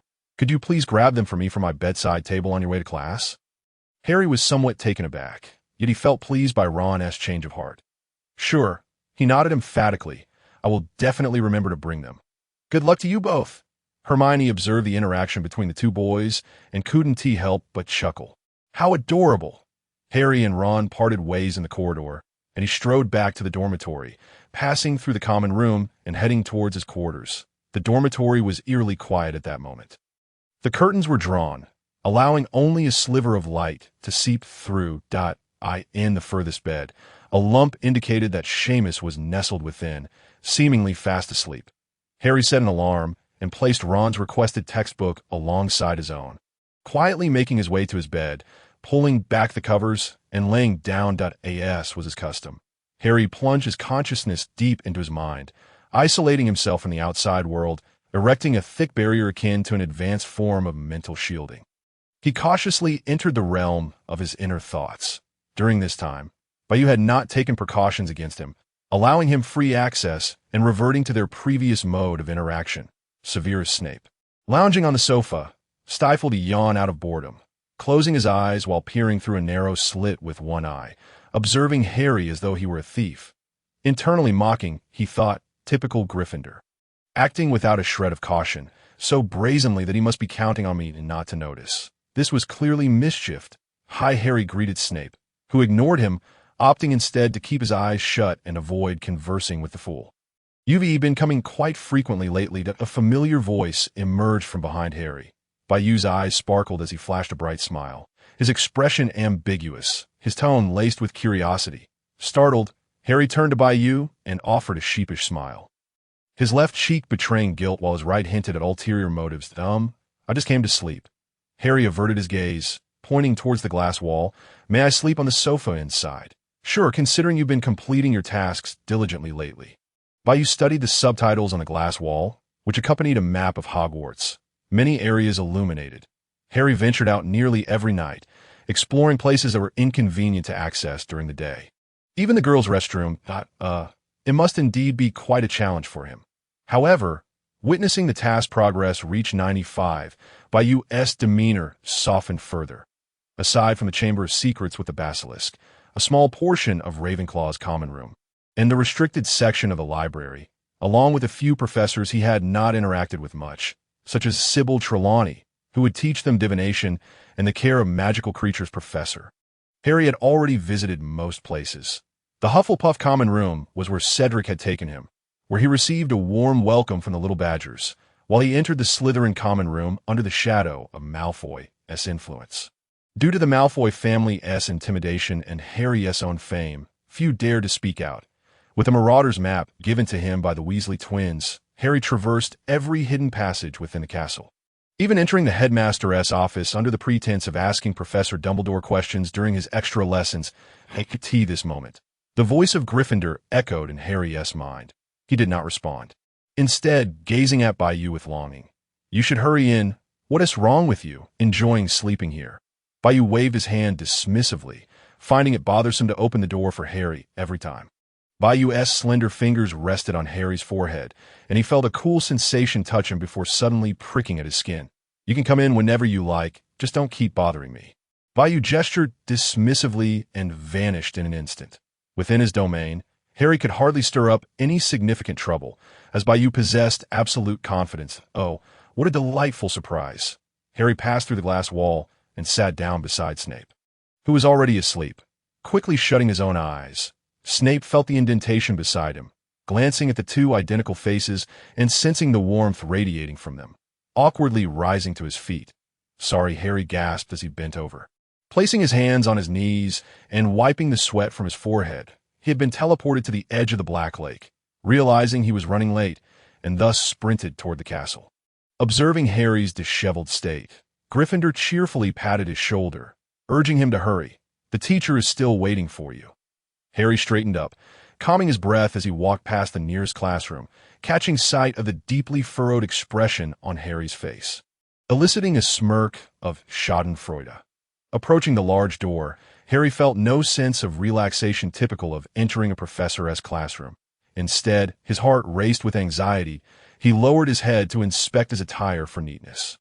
Raising his arm, he gently rapped on the door with his knuckles, the long and powerful fingers producing a crisp sound against the wooden surface. "Please enter," a male voice called from within, and Harry turned to glance at Gryffindor, who nodded encouragingly for him to proceed. Taking a deep breath, Harry grasped the doorknob and stepped into the classroom, the bright light within causing him to instinctively shield his eyes. Ron, still inside the classroom, lifted his head, struggling to emerge from the dense text of his book. He glanced at Hermione, who was diligently studying, then looked towards the front of the classroom, noting the absence of anyone else. The entire room was quiet, midday sunlight streaming onto the desks, casting a halo upon the ceiling, while birds chirped outside the window. Ron turned his head in confusion, feeling as though there was someone else in the classroom. "You here, take a seat." That a man adjusted his bow tie, gathering his long hair into a ponytail secured with a small hair tie, forming a whimsical little ponytail at the back of his head. "All right, teacher." Harry obediently took a seat in the front row, opening the book that had been waiting on his desk, Comprehensive Guide to the Use of Ancient Runes, causing him to feel somewhat embarrassed, as this was not his area of expertise. The man at the podium waved his hand, and a large curtain descended, a beam of light shining down from above onto the curtain, as I mentioned last time. "I would share some of my experiences with you," the cultured and slightly artistic teacher began. Yes, Harry recalled the shock he felt when he first heard about this individual's experiences. Such prominent figures were not easily encountered, even for a savior, and how could one trace the soul of the deceased? Even Dumbledore could not accomplish that. "Before my death, I was born in England, attended Eton College, and graduated from Cambridge University. I was an expert in economics, having published several theories that contributed to the global economic development." The man spoke modestly. Harry, however, was already quite familiar with this man's reputation. In his childhood, he had been unaware of the prestige of Eton, often mentioned by Aunt Petunia, until he grew older and traveled, realizing that it was a gathering place for the British elite, including nobility, royalty, and offspring of business magnates. Moreover, regarding those theories, Harry had recently delved into Muggle history and was well acquainted with them. Decades ago, this man's theories had saved the United States from economic turmoil, becoming guiding principles for the macroeconomic development of numerous countries today. T. thinks such a remarkable individual was now his teacher. While teaching economics seemed fitting, Harry glanced at the book in his hands and thought, why does it feel like the subject is misaligned? The man chuckled, as if he discerned the perplexity within Harry's heart. After my demise, Mr. Gryffindor sought me out and brought me to this sacred ground. The man glanced around with a hint of reverence. I had never realized that such a community existed in this world. Here, I devoted myself wholeheartedly to learning, fervently absorbing knowledge from another realm. I once believed I comprehended the entirety of the world, only to discover I was but a frog at the bottom of a well. The man fixed his earnest gaze upon Harry. I have grasped the state of the world, and I do not wish for us to become mere fodder for others. Harry felt a heavy burden settle upon his shoulders. He nodded solemnly, his eyes brimming with determination and resolve. The man glanced at him with satisfaction, continuing with a tone of slight pride. Thanks to my keen intellect, I have essentially mastered the existing magic within the wizarding world, as well as a significant portion of runic script. He paused, exhaling with a sense of wonder. Such concepts are truly fascinating, entirely unlike the economic theories I am accustomed to. Harry felt a twinge of embarrassment. Indeed, brilliance is unmistakably brilliance. Now, let us commence our lesson. The man concluded the small talk, beginning to impart his understanding of the runic script to Harry. The essence of writing is expression. It may be called runic, English, or Chinese. It bears no inherent distinction. It is merely a conventional tool for mutual comprehension, akin to painting, music, or film. That Harry's face was etched with confusion. How can such disparate things be intertwined? The man elucidated. All four share a commonality, the conveyance of emotion and understanding. Through text, one can discern another's words. Through music and film, one can evoke emotions. Through painting, one can grasp or express the artist's feelings. The medium is simply different, much like finance. The man smiled gently, conjuring a gold coin that he held in his hand. Why is a coin considered wealth? Is it merely because it is a precious metal, convenient to carry, easy to divide, and preserve? Not solely. Rather, it is the outcome of a long historical process in which people have collectively agreed to regard gold coins as a form of value retention. This is a consensus. Gold coins have become a universally recognized entity, thus conferring upon them the status of wealth. He continued, thus the crux lies in understanding of text, music, art, and the shared recognition of wealth. They are all alike. Dear reader, there is more to this chapter. Please turn to the next page to continue the thrilling journey. Harry's mouth fell agape, his eyes wide with astonishment, as if he beheld a new door slowly opening before him.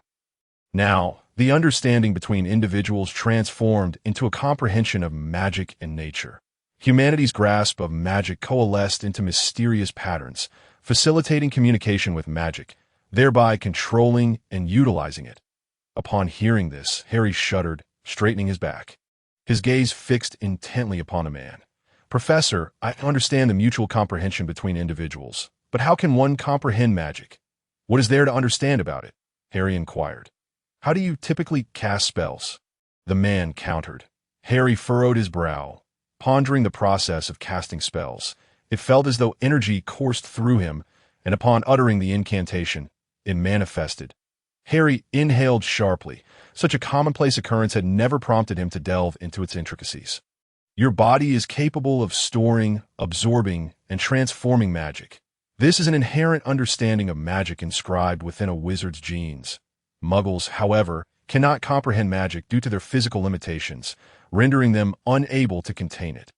Moreover, a wand serves not only to enhance the efficacy of magic, but also establishes a bridge for communication and expression between magic and the incantation you wish to cast. The man raised the wand resting on the lectern before him. Holding it up, Harry felt a flicker of recognition. In recent times, he had gazed upon the flow of magic within Hogwarts Castle, at times becoming entranced, perceiving it as a form of art. On one occasion, while in the kitchen, he had attempted to memorize the magical patterns etched upon the dining table, only to experience a sensation akin to viewing abstract art. Harry began to grasp the professor's teachings. The classroom gradually filled with students, the air alive with chatter and playful banter. Ron nudged Hermione beside him. "Where is Harry? Why hasn't he arrived yet?" Hermione shrugged, displaying a look of exasperation. "I don't know." The bell for class rang, and Professor Flitwick, with his diminutive stature, made his way to the lectern and stood upon a stool. "Please open your books. We shall begin our lesson." Ron glanced at the emptiness before him, feeling somewhat awkward and concerned for Harry, who had never been late for class. "Apologies, Professor. I'm late," Harry exclaimed as he rushed into the classroom, having been so absorbed in his previous lecture that it took Snape's nudge to awaken him to the time. Harry's face flushed, breath coming in quick gasps, beads of perspiration glistening on his forehead, his emerald eyes appearing as if freshly washed. Bright and clear, he leaned against the doorframe, slightly hunched over, with a black backpack slung over one shoulder. "Come in, dear child," Professor Flitwick said kindly, allowing his prize student to enter without reprimand. Ron overheard a murmur from the other students. No wonder he asked the chosen one. Even when late, the professor doesn't deduct points. The tone carried a hint of disdain and jealousy. Ron felt a surge of irritation, swiftly turning to locate the source of the remark. "Here for you." "Sorry for being late," Harry said as he approached. Sitting beside Ron and rummaging through his black backpack, producing a book that he placed on Ron's desk. Ron, momentarily distracted by Harry, quickly forgot his earlier annoyance and turned to open the book. "Oh no, thank you, mate," he replied. Professor Flitwick waited until the classroom had quieted before speaking again. "Open to Standard Spells, Beginner's Edition, page 36. Today, we will learn the Binding Charm, which derives from the Latin word incarcero, meaning to imprison. Its function is to release a rope from the tip of your wand to bind an object." At this point, Professor Flitwick floated to the side, transforming the lectern into a mannequin of the same material, placing it nearby. "Now, I shall demonstrate. Binding Charm." A beam of light shot forth from the professor's wand, transforming into a thick rope that ensnared the mannequin. The motion was swift and forceful, causing the mannequin to topple to the ground with a resounding thud. In Harry's eyes, he first saw the professor's head flicker, followed by a gathering of light around it, which then flowed like water from his arm to his palm, and finally into the wand. Subsequently, the brightness within the wand shifted in hue before bursting forth, coalescing in midair into a tangible form, while another portion of light guided the newly formed rope, binding it to the mannequin. For the first time, Harry comprehended the spell-casting process with such clarity. A chorus of awe erupted from the young witches and wizards below. "Wow!" Professor Flitwick beamed at the spectacle. "Everyone, take note. The spell is the Binding Charm. Now, let us recite it together." However, as the lesson progressed, Harry found himself repeating the incantation along with the novice spellcasters, continuously corrected on his pronunciation. Lowering his head, he stifled a small yawn, the laughter of Gryffindor echoing in his mind. "How does it feel? Are you not delighted?" With a sense of resignation, Harry let out a sigh. This course, for him at this moment, was nothing short of a waste of time. It was not a matter of disrespecting the instructor, nor was it born from arrogance. However, for someone who had been an Auror for many years, coupled with the intense training he had endured in recent years under Moody's rigorous tutelage, attending such classes felt somewhat trivial. Contemplating this, Harry resolved to approach the professor to request an exemption, thereby freeing up more time to delve into knowledge yet unknown to him. While Harry was lost in thought, the professor had already begun instructing the students to practice a particular spell, pairing them off to attempt the incantation on one another. Suddenly, the classroom expanded, the desks and chairs they had just occupied vanishing in an instant. The professor's podium elevated to the forefront, transforming the space into a circular hollow, where the young wizards stood upon the wooden floor, forming pairs. Startled by this abrupt transformation, Harry observed Ron and Hermione, who were already partnered, and glanced around at the other young wizards. "Hey, sorry, Harry, I just called your name, and you didn't respond," Hermione whispered. Ron leaned closer, patting Harry on the shoulder. "Come over and help us check our wand movements, pronunciation, and posture to see what we might be doing wrong." With a chuckle, Ron pulled Harry into their midst. "All right then, you may begin," Harry replied, positioning himself between the two to cast the spell on me first. Ron and Hermione, devoid of any doubt regarding Harry's capability, recognized him as the best among first-year wizards. even during moments of distraction. "I'll go first," Ron declared, brimming with eagerness after adjusting his mindset. Stupefy, a beam of light shot forth from the tip of Ron's wand, but as it traveled, it became thinner and dimmer, ultimately curving downwards before it struck the ground at Harry's feet. Laughter erupted, shifting from Ron's face to Hermione's as she doubled over in amusement, her loud laughter drawing the attention of their peers. Ron's face flushed a shade matching his hair, smoke seemingly rising from his ears in irritation. Harry struggled to suppress his own laughter, attempting to close his mouth, but the darkening hue of Ron's expression suggested his efforts were in vain. "Stupefy," Ron muttered, scratching his head. "It felt about the same to me." "All right, let me try again," he said, warning Harry to be cautious of any potential mishaps from his wand. "Stupefy." This time, the spell fared better, sending forth a sparkling ember that splashed against Harry's robes, leaving a thin, string-like cord clinging to his attire. Ron covered his face, turning away, but as he observed other young wizards fail to conjure even a strand, his spirits lifted once more. "Perhaps I do have some talent after all." He mused inwardly that I'd like to give it a try. "Harry," Hermione called out, to which Harry nodded in acknowledgement. "Stupefy." Her voice rang clear and precise, sending a beam directly toward Harry. He sidestepped gracefully, and the light veered, striking Ron instead, causing him to stumble forward. Who's attacking me?" he exclaimed, turning to glare at Harry, who wore a smug grin, and at Hermione, who had averted her gaze, her teeth gritted in frustration. "You still have some room for improvement," Harry remarked, raising an eyebrow, intending to say more when Professor Flitwick approached. "Oh, how is your practice going?" The professor floated over on a levitating stool, adjusting to Harry's height. This interruption halted Hermione's impending movement, and Harry felt a twinge of guilt recalling his earlier mischief. "Harry, why don't you come and demonstrate for me?" Professor Flitwick suggested, always eager to teach more to his exceptional students. "Certainly, Professor," Harry replied, stepping forward as the surrounding commotion quieted down, signaling the time for Harry's demonstration. Although a few others might serve as examples, none would practice as frequently as he did. "Stupefy." Harry cast the first spell of the lesson. Accurate, swift, and precise, that a thick rope of light surged towards Professor Flitwick. As Harry opened his eyes, he endeavored to channel and harness the magical energy around him. The professor's words echoed in his mind, and the rope transformed, shrinking to half its width, exuding a leather-like sheen, becoming supple and elastic, swirling towards the instructor. Professor Flitwick gazed at the suddenly transformed rope, eyes wide with astonishment. What an extraordinary child. To master a spell to such a degree is beyond what many adult wizards can achieve. With a gentle wave of his arm, he redirected the rope, sending it flying in another direction, prompting a collective gasp from the onlookers, who lamented Harry's missed chance to strike the professor. Harry smiled faintly, a glimmer of mischief in his eyes, observing the rope soaring into the sky. Noticing Harry's expression, Professor Flitwick followed his gaze upward, finding nothing amiss. Just then, a chill breeze swept in from behind, and years of battle experience prompted him to erect a protective barrier, armor to shield himself. The unexpected attack was deflected.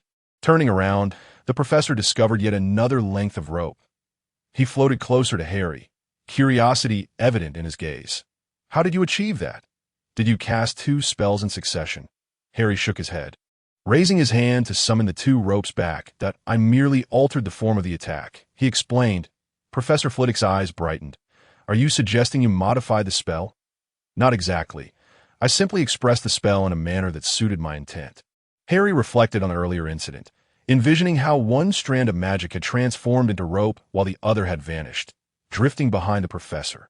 For the first time, someone had innovated upon a spell in such a way. The professor leaned in closer, as if discovering a hidden treasure. Previously, he had only known of Harry's excellence. He had not realized the depth of his potential. Hermione's mouth fell open, revealing a row of white teeth, while Ron's eyes widened in astonishment, reaffirming his belief that Harry was indeed the protagonist of this alternate world. Neville, lurking at the back of the crowd, gazed enviously at the shining figure of Harry standing amidst them. The remainder of the time passed in spirited discussion, but Harry, feeling the weight of the gazes around him, touched his arm, realizing he should have concealed his abilities rather than showcasing them so openly in front of everyone. The events of the spell class quickly spread throughout Hogwarts, with Harry's admirers multiplying exponentially in the days that followed. Meanwhile, our protagonist, buoyed by this wave of attention, made his way to the Headmaster's office. "I would like to request an exemption from attending classes," Harry stated, looking at the elderly figure he had not seen in some time, feeling a twinge of guilt over recent events. Dumbledore smiled. Leaning back in his chair, one hand stroking his beard while the other idly tapped on the desk. He was already aware of the recent rumors circulating within the school, having gathered more detailed information from Harry's professors. He had known of Harry's prowess even before he had set foot in school, having gleaned insights from his training. However, if he were not to attend school, Dumbledore had once hesitated, yet ultimately resolved to allow Harry to experience the ordinary life that a young wizard should possess. He still bore too much, if he had no time to relax. Dumbledore slightly bowed his head, pondering deeply. Observing the silent headmaster before him, Harry felt a twinge of unease, fearing he had revealed too much. Just as he contemplated an excuse to leave, Snape entered. The man wore a voluminous black robe, his hair as greasy as ever, and his expression devoid of emotion as he stepped into the office. He glanced at Harry, who stood aside, a flicker of impatience crossing his face, yet internally he pleaded, "Forgive me, Master. I did not intend for it to be this way. I was merely trying to maintain my facade. Yes, to uphold my persona." Snape reassured himself, and then turned his gaze toward Dumbledore, a sense of urgency evident in his eyes. Dumbledore understood his meaning, replying, "Yes, that is acceptable. You simply need to pass the professor's assessments. And you will not be required to attend classes for the rest of the year." That Harry's heart soared as he focused on Snape, uncertain how well he had managed to disguise himself. Nonetheless, that fleeting glance had indeed revealed the essence of the professor. Dumbledore's words penetrated Harry's mind, filling him with delight, for now he would have more time to pursue his own endeavors. "Thank you, Headmaster." Harry beamed with gratitude. He cast a glance at the headmaster, then at Snape standing beside the tree. Before turning to leave, as he brushed past Snape, he suddenly felt something additional in his sleeve, causing his heart to race. Was this uncharacteristic movement in front of Dumbledore a sign of impatience? Moreover, they had many opportunities to meet. Why choose this moment to slip something to him? Harry found himself momentarily frozen, unsure of how to react. Dumbledore, seated in his chair, observed the interaction between the two with growing interest. This exchange seemed to carry the duality of wanting to conceal and yet reveal. What scheme were these two concocting? And when had they reconciled? Dumbledore genuinely felt pleased for Snape, recognizing the sacrifices he had made over the years, isolating himself behind high walls to accomplish one perilous task after another, only to find his efforts unappreciated by his colleagues. An unfortunate reality. Harry took a step forward, the decision causing his palms to sweat. Remaining here, unsure how to explain, felt like a volatile situation, a ticking bomb. Clearly, he needed to devise a plan to complete his mission and free the true professor. As Harry exited the headmaster's office, he pondered the identity of Bayou in his mind, questioning what sort of person he was. No one responded, and Harry silenced his inquiries, knowing that if Bayou chose not to divulge, he would remain tight-lipped. Finally, Harry felt a weight lift from his shoulders. He no longer had to fret over daily class schedules and could devote himself to the academic life he had envisioned. "Let me think, which professor should I approach for my final exams first, and then I can get closer to those professors whose classes I do not attend. This way, I could fulfill the exploration task without raising Dumbledore's suspicion, and I would have an excuse to enter the professor's offices in front of my peers." Harry quietly contemplated. Bayou, observing Harry's meticulous planning, noted their temporary alignment in purpose. He spoke, "I do not know where that person comes from, nor the forces behind him. I merely know him." Yet Harry remained unconvinced. If their acquaintance was so shallow, how could he have followed his direction and caused such a disturbance at Hogwarts? Harry retrieved the note from his sleeve, which stated that he required a strand of Snape's hair for disguise. He suddenly recalled that Snape had mentioned this before erasing Pansy's memory. Yet after so long in his office, why had he not brought it up again? Unbeknownst to Harry, Snape had wrestled with his own inner turmoil regarding this matter. Snape had never doubted his master's memory and would never have suspected Harry had forgotten the request that day. He had boldly asked for a hair in advance, despite it being before the time for transformation. When Harry did not provide it later, Snape assumed Harry was aware of the deadline for his transformation and refrained from mentioning it again. Interpreting it as a warning not to entertain any ulterior motives, Snape clung to the final day of the transformation deadline, never doubting the correctness of his master's actions, only believing himself to be at fault. It was only at the deadline that he addressed his master once more. Harry understood the gravity of the situation. If he failed to provide the hair soon, Snape would risk exposure. He could not fathom why someone so powerful adhered so rigidly to rules. When he said no, it was without any room for negotiation or inquiry. Bayou placed Harry into a mental space, and upon realizing the situation, Snape plucked a hair from his own head and handed it to Harry. Stationed at the entrance of the headmaster's office, Harry leaned against the wall, clutching the hair and wrapping it within the note. Though the circumstances seemed reasonable, Harry still felt that the timing of Snape's request was inappropriate. Dumbledore and Snape tacitly ignored the earlier exchange, continuing their discussion of various matters. As Snape exited the headmaster's office, he spotted Harry waiting against the wall, his eyes lighting up as he quickly approached. However, Harry halted him with a glance, and Snape obediently stopped a few paces away. Harry placed the note into Snape's hand and then silently walked away. Upon seeing this, Snape was elated. He rushed back to his office, integrating the hair into his arm, though the sensation was not as warm as before. Initially, it felt like a tempest, but later it brought a dampness akin to rain that lingered throughout his life. The memories of his father's abuse, his mother's acquiescence as a witch, and the vivid image of her blood streaming down her forehead, dripping at young Severus's feet haunted him. Severus fled his home, traversing filthy, narrow alleys where behind open doors lurked greedy, malevolent gazes. The small Severus, pursued by these stares, fled the mouth of the alley. Outside lay a world starkly contrasting the previous one. Bright lights, bustling streets, and the joyful expressions of people, all piercing his tender heart. Clad in tattered garments, he walked along the pristine street, his worn shoes exposing his toes, dirt lodged beneath his nails. People recoiled from him as if he were contagion, both adults and children regarding him with disdainful eyes. The small Severus was seared by such glances, quickly seeking refuge in a secluded corner, curling beneath a tree, like a wounded cub quietly licking its wounds. This was a time of solitude and obscurity. The clang of his mother's death blurred Severus's vision. The sound of his first love's departure echoed painfully against his arm, accompanied by the cruel laughter that reverberated in the inverted world.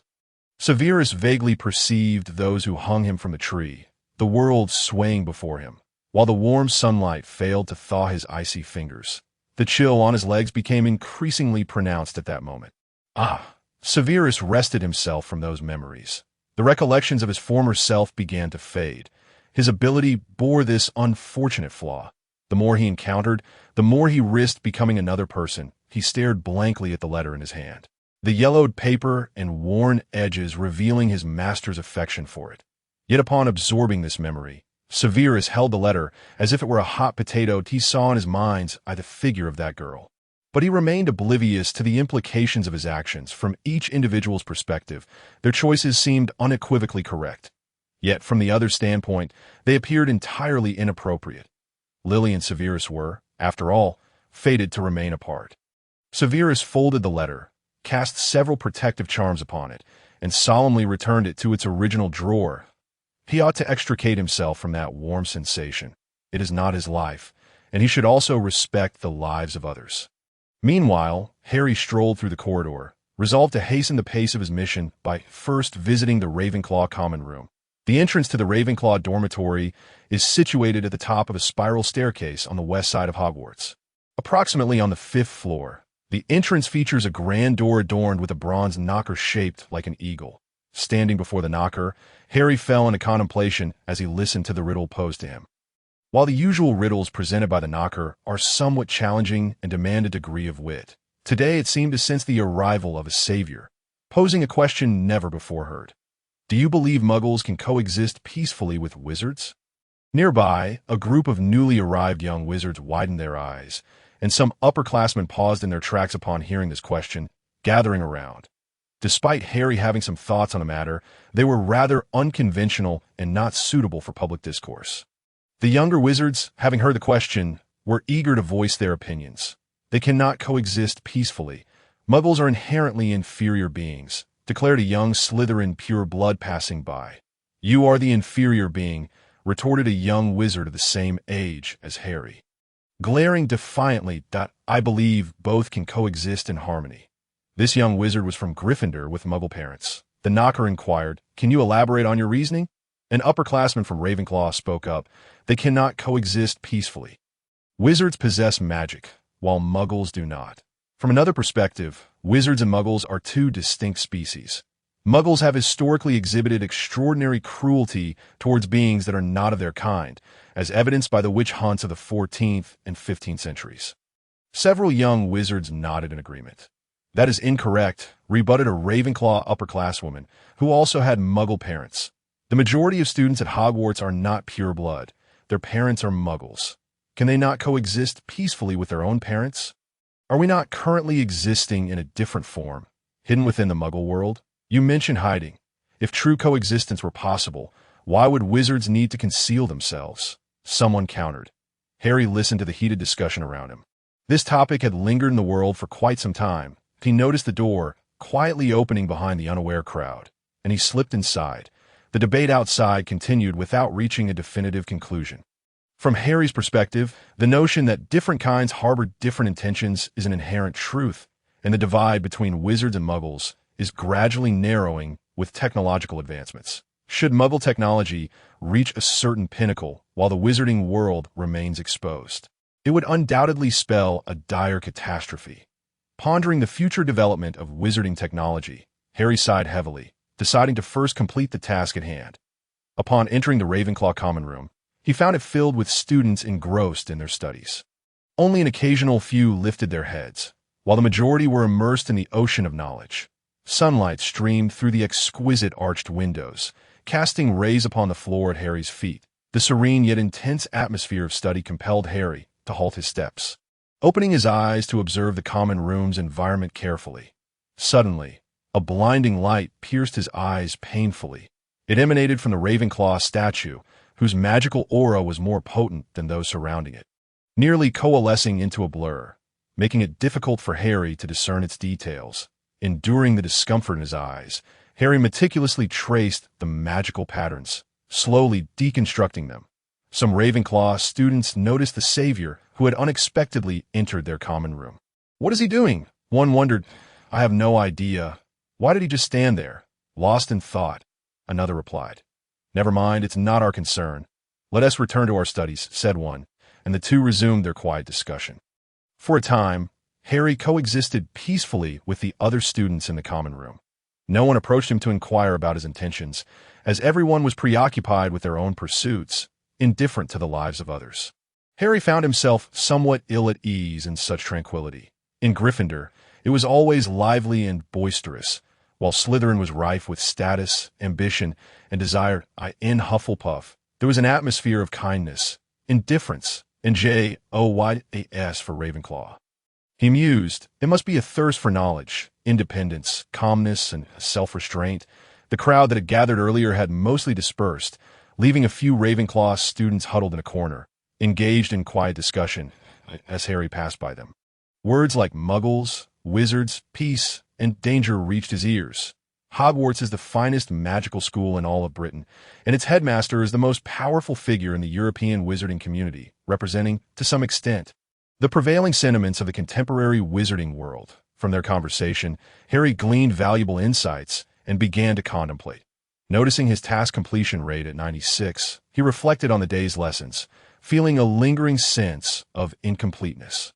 Perhaps he could carve out a bit more time to continue conversing with his teachers, sharing the day's occurrences and seeking their perspectives. That on his way back, Quirrell suddenly appeared before him, the man cautiously scanning the vicinity for onlookers, signaling Harry to follow him. He had something to discuss. Harry looked taken aback. Aside from class time, he had not seen this man in quite a while. Could it be? Quirrell's report confirmed Harry's unsettling feelings. One day, a camera I had installed on a Muggle was unexpectedly destroyed. According to the footage transmitted previously, they last gathered at the forest's edge. The Muggle emitted a cry, and then the camera ceased to relay any images. Quirrell explained that I hadn't thought much of it at the time, assuming the equipment was damaged due to a fall, but later, one of the Muggles in the group informed me that the Muggle was not bitten by a snake. Rather, he exhibited a drastic change in demeanor, abandoning his father and mother, purchasing a ticket, and flying to Britain. Harry's expression turned grave. Quirrell, observing Harry's countenance, instinctively took a step back. Ultimately, the matter stemmed from his lack of oversight. "Do you have a photograph of that Muggle?" Harry inquired. "And do you know which day he flew to London and on which flight?"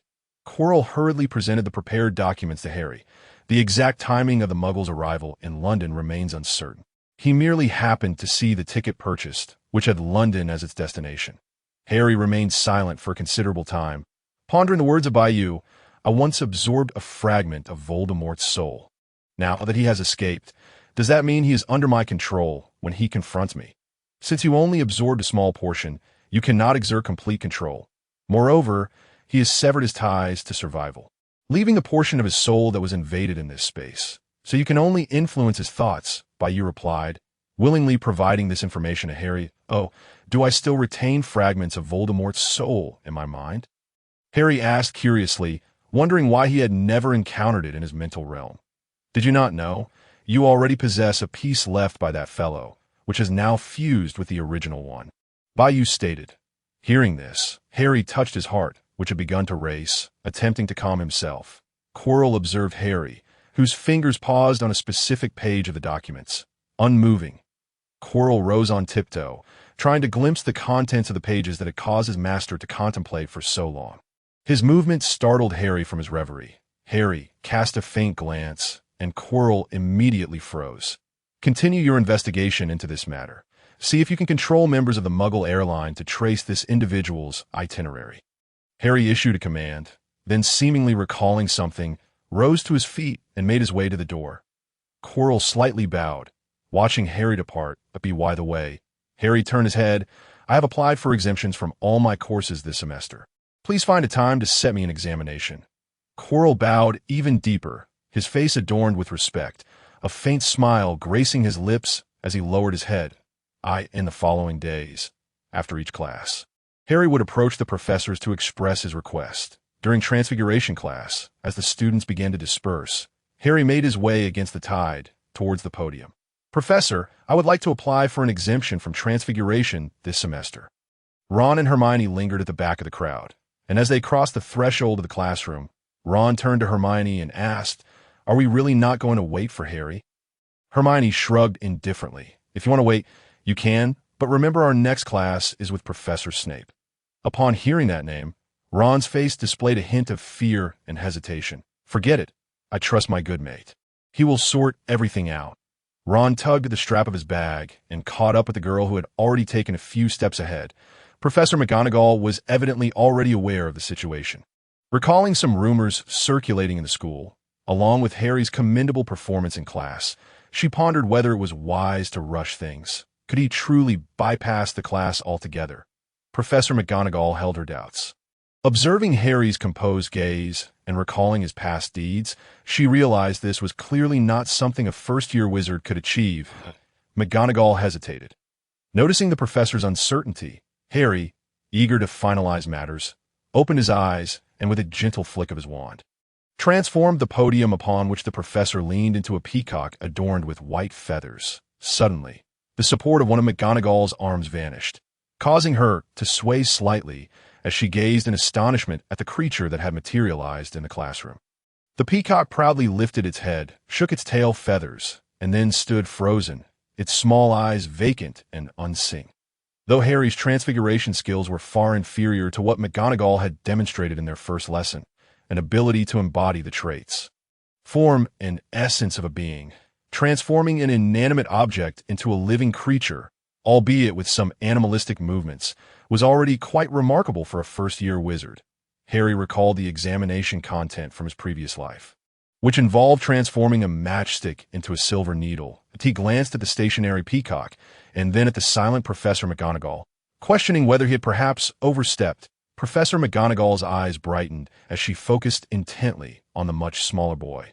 Her gaze drawn to his fluffy, soft black hair, adorned with two charming tufts. It was as though she had stumbled upon a treasure. "Your practical examination has concluded, and your performance was outstanding," she declared, her tone brimming with admiration. As for the theoretical portion, they'll be scheduled for next weekend. During this time, I shall prepare an examination paper. You must prepare thoroughly, as practice and theory are often distinct entities. She kindly reminded him. "Thank you, Professor," Harry replied with a joyful smile, envisioning a leisurely academic life devoid of the need to scurry through the corridors, free from the anxiety of tardiness, and relieved of the burden of assignments. The thought of the lengthy essay Professor McGonagall had just assigned momentarily dampened his spirits. Harry articulated these sentiments in a tone of negotiation. Despite carrying numerous responsibilities, possessing formidable abilities, and exhibiting a mature mindset, the burden of assignments remained universally unpopular, reflecting a profound distrust in teachers' pedagogical capabilities. "Oh, Harry, you will still have assignments to complete before you graduate." McGonagall firmly refused his request, yet she was taken aback to witness Harry displaying a childlike innocence and frustration, a faint smile breaking through her serious demeanor. "Let me remind you, Mr. Potter," she said, observing the expression on McGonagall's face, as if the great savior had forgotten about his poor old professor's class. A sardonic voice echoed in his mind, sending a shiver down his spine. After thanking Professor McGonagall, he hastily turned and hurried towards the potions classroom. Though Snape lacked the audacity to impose difficulties upon him, the voice in his head constantly monitored him, occasionally issuing poignant reminders of his current predicament. Moreover, in Dumbledore's eyes, there were no signs of reconciliation between Harry and Snape. Punishment and ridicule were still to be meted out, albeit with slightly less severity. Snape, a figure shrouded in enigma, commanded Harry's unease, as his allegiance felt unanchored despite his current compliance.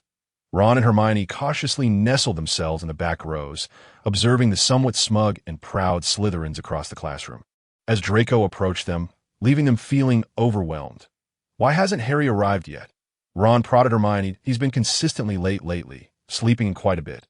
Ron recalled how his roommate would rouse him each morning, as if draining him of his vitality, while Harry's classroom performance remained formidable and unyielding. Hermione was engrossed in her book, reciting previously learned knowledge aloud.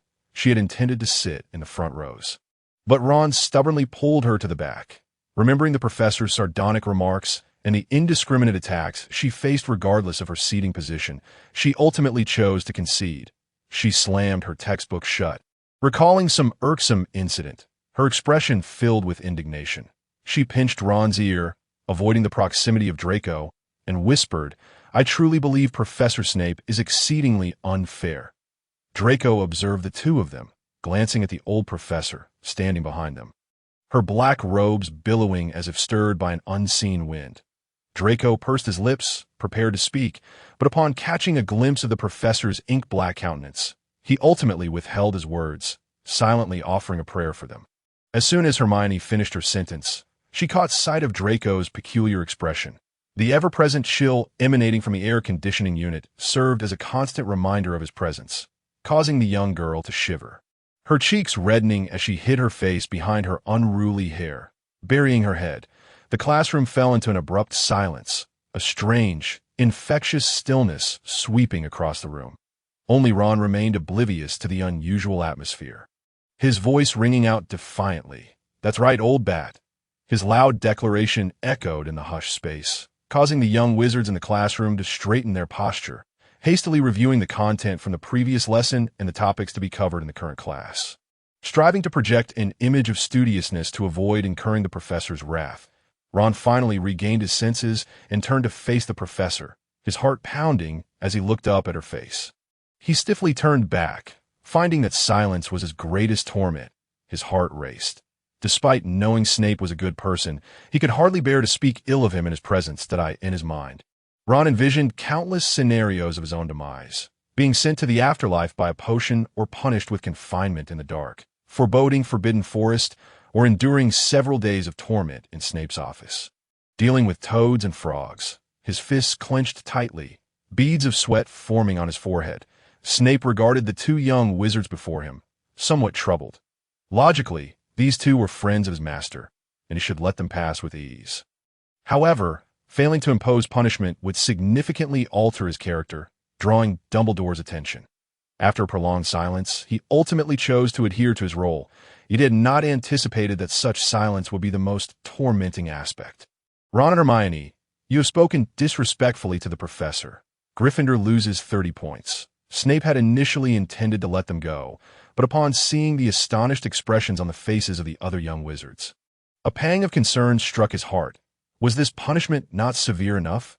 You will serve detention, coming to my office every weekend evening to assist me with materials. You too, follow me to the front. Stop lingering in the last row. Snape noted the look of greater astonishment spreading across the faces of the young wizards. What? Is this punishment not sufficient? Might it be somewhat excessive, considering that typically it is a maximum of 5 points? A small snake perched at the front whispered to another, Indeed, but why do you concern yourself with them? The worse Gryffindor performs, the better. Just as Snape was about to speak again, Harry hastily entered through the back door. Astonished by the silence enveloping the classroom, his gaze fell upon Snape, standing motionless not far ahead, rendering him momentarily paralyzed, for all eyes were fixed upon him. Have I inadvertently revealed something? This is utterly unnerving. As if witnessing a savior, Snape exhaled a sigh of relief, dramatically flicking his wizarding robe and waving his wand, striding forward to close the bright windows around them. Suddenly, a curtain descended at the front and back of the classroom, displaying various texts and images. Now, we shall commence the lesson. Snape's words served to ease the tension, shattering the peculiar atmosphere with the rustling of turning pages. Hermione buried her head lower, covering her face with her hands and resting it on the desk. Resembling a timid ostrich, tears seeped through her fingers, dampening her clothing drop by drop. Meanwhile, Ron appeared remarkably at ease. Finding this punishment far milder than he had anticipated, he recalled a time in the novels when their group had lost 50 points each during a nighttime escapade. Thus, 30 points meant a mere 15 points apiece. He too leaned down, feeling fortunate that detention was not in the Forbidden Forest. Harry, seated beside Ron, watched the two with a sense of bewilderment as Draco leaned closer, maliciously commenting, "Your two friends are quite extraordinary. How dare they speak ill of others in front of a professor?" Draco stroked his chin, pondering, though the punishment seems to align with the professor's usual style. Why so courteous in conversation? Oh, do not fret. That individual is simply as he is. Ron's attempt at comfort was interrupted by Hermione, her eyes reddened like a little rabbit. Let us begin the lesson. We shall discuss these matters later. Ron fell silent, opening his book and taking notes from the board, though he could not conceal his dejection. Occasionally, Draco would lean toward Harry's ear, recounting the earlier events in detail. Harry, realizing the situation, sighed. These two little rascals certainly embody Gryffindor's impulsive nature, speaking without thought or regard for the setting. Snape scoffed inwardly, the subjects of his mockery blissfully unaware. Today we shall study the potion for treating boils. The formula and precautions are presented on the board. What are you still gazing at? Hurry and jot down these notes. Snape performed his role with remarkable finesse, captivating Harry, who mused that the man was indeed a talented actor, likely reproducing scenes from his past life. Combine dried nettles and crushed snake fangs in a cauldron, then add porcupine quills after extinguishing the flame. Caution: if porcupine quills are added while the cauldron is still boiling, the potion will dissolve the cauldron, releasing acrid green smoke accompanied by a sharp hissing sound. Snape meandered between the desks, occasionally turning to observe the young wizards from behind. The splatter potion was corrosive, causing painful welts upon contact with skin. Snape approached Neville's desk. "What are you doing?" Neville jumped in fright, his pen clattering onto his book.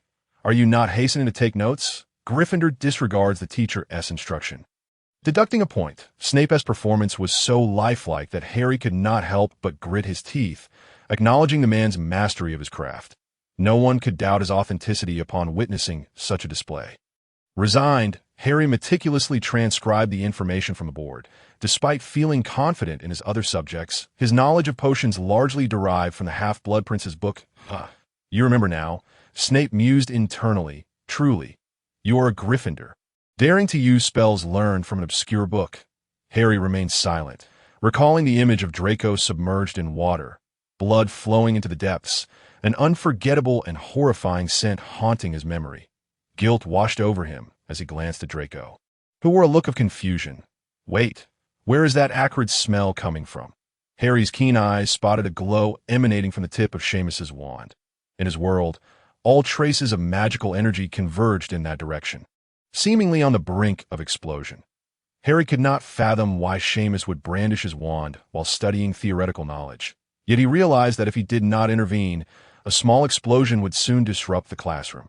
The wand flew through the air, and Harry, employing silent incantation, discreetly maneuvered it beneath his desk. With a swift motion, the wand flipped over and landed in Harry's hand.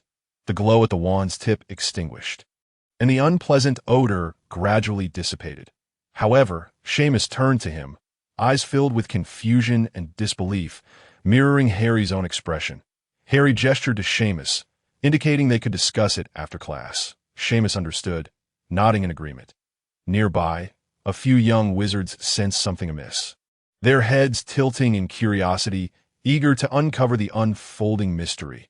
Yet due to Harry's swift magic, many only caught a glimpse of something soaring through the air before the wand landed in Harry's grasp. Draco, who had been attentively observing Harry, witnessed the entire sequence of events and noted that Professor Snape seemed to be watching as well, yet he remained silent. Draco felt a sense of unease. During potion-making, Harry and Draco formed a pair, seamlessly collaborating with an unspoken understanding.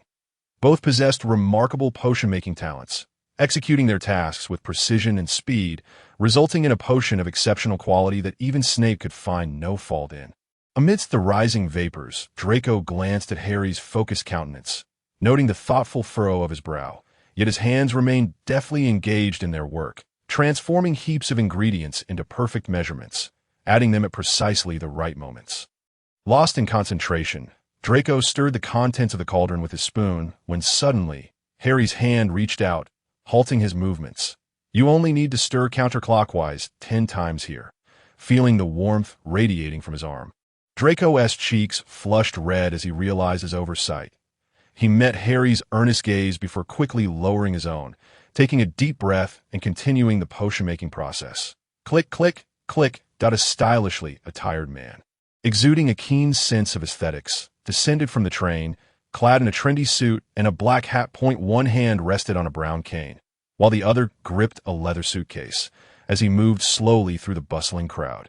Skillfully avoiding playful children, making his way toward the pillar at the train station, in the midst of the throng, the man vanished, while the Hogwarts Express, standing quietly on the tracks, began its departure. The smoke generated by the train was expelled, dissipating gently in the wind. After potion class, Harry approached Seamus, returning his wand. "Why did you take my wand during class?" Seamus asked, puzzled. "Your wand was about to explode," Harry explained. Seamus remained confused. He merely felt his wand pressed against his stomach while reaching for it, intending to place it on the desk. Such a minor action, devoid of any magical intent. How could it possibly lead to an explosion?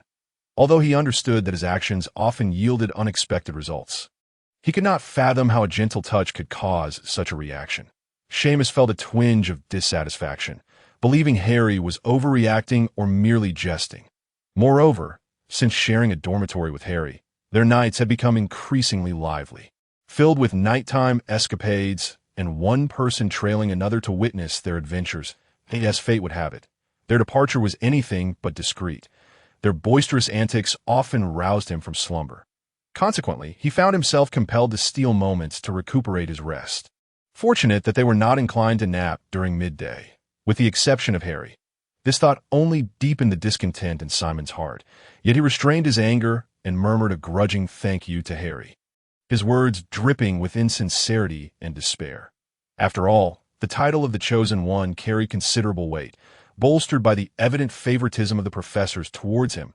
He was surrounded by a cadre of admirers, including Ron from a pure-blood family, whose siblings were notably accomplished, and whose father held a position in the Ministry of Magic. Then there was Hermione, a Muggle-born, yet renowned for her intellect and frequently lauded by the professors. Even the ever-competitive Slytherins, such as Malfoy, often found themselves in their company. That in stark contrast, Simon, an ordinary wizard, felt dwarfed by such formidable forces, and despite his simmering dissatisfaction, he refrained from voicing his grievances. Harry possessed an expansive heart, capable of shouldering the monumental task of saving the world. It was also remarkably small, so much so that he scarcely noticed the minutiae of his surroundings. Simon was perpetually overshadowed by a roommate who radiated brilliance. When asked about him, the introduction was invariably, "He is Harry's roommate." Envy glimmered in the eyes of those around, as their innate goodness was overshadowed by the brilliance of Harry. Fueled by anger, Simon stormed away, deliberately colliding with Ron's shoulder, feigning an accident, and muttering an insincere apology. The force of the impact was reciprocal. Simon felt a sharp pain in his shoulder, and his inner turmoil threatened to erupt. Just then, Neville, precariously balancing a stack of books, stumbled into the fray, causing one to fall and land squarely on Simon's foot. "You! What are you doing?" Simon bellowed, startling the hapless Neville, causing the remaining books to cascade to the floor. At that moment, Snape was at the lectern, surrounded by a few inquisitive Slytherin students seeking clarification on the lesson. The sudden outburst drew his attention.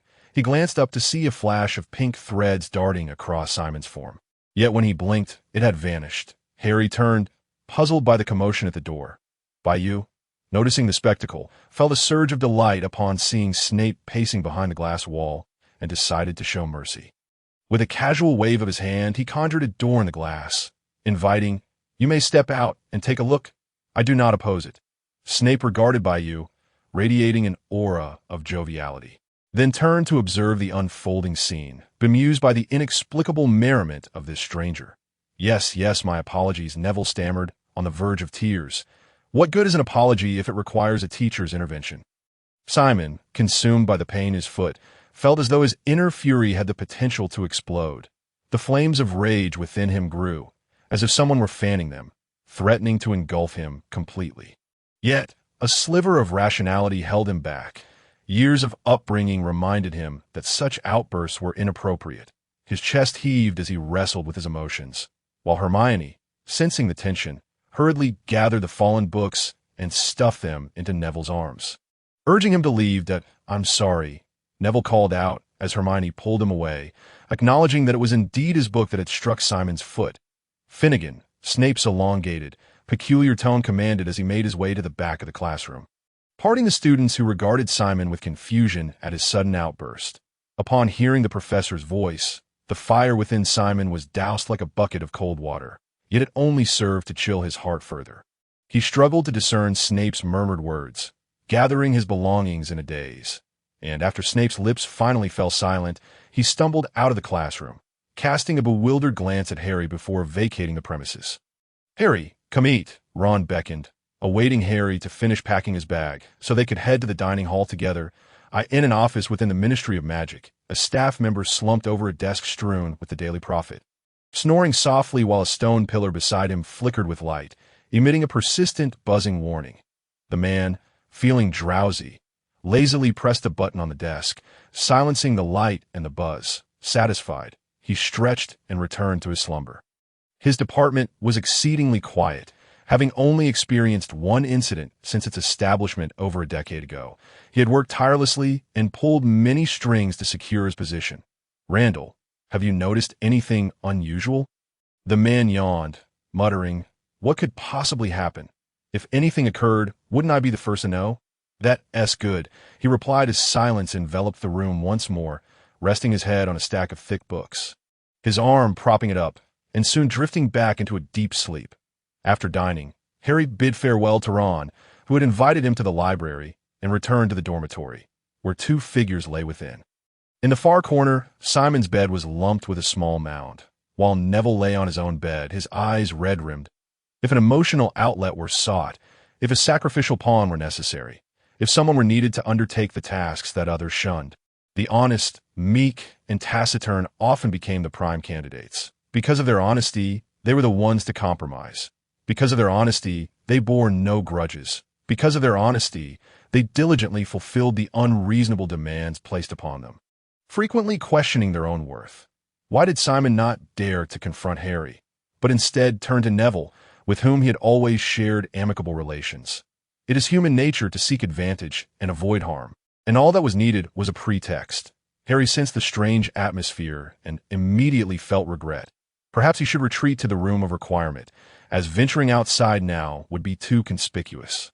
The environment within the room would allow him to select his own solace. He glanced at the two who had clashed, silently making his way to his bed, pulling back the covers to lie down. With a day full of lessons ahead, he was relieved there were no afternoon classes, sparing him the need to set an alarm. Silence enveloped the three. That you've arrived? What classes do I have today? Let me see. Point 1 class covers mass psychology. Another focuses on interpersonal relationships. And the last continues with the history of the Muggle world. Gryffindor replied. Why does it feel like we've been learning less about physics and chemistry lately? Harry pondered, recalling his initial encounters with such subjects.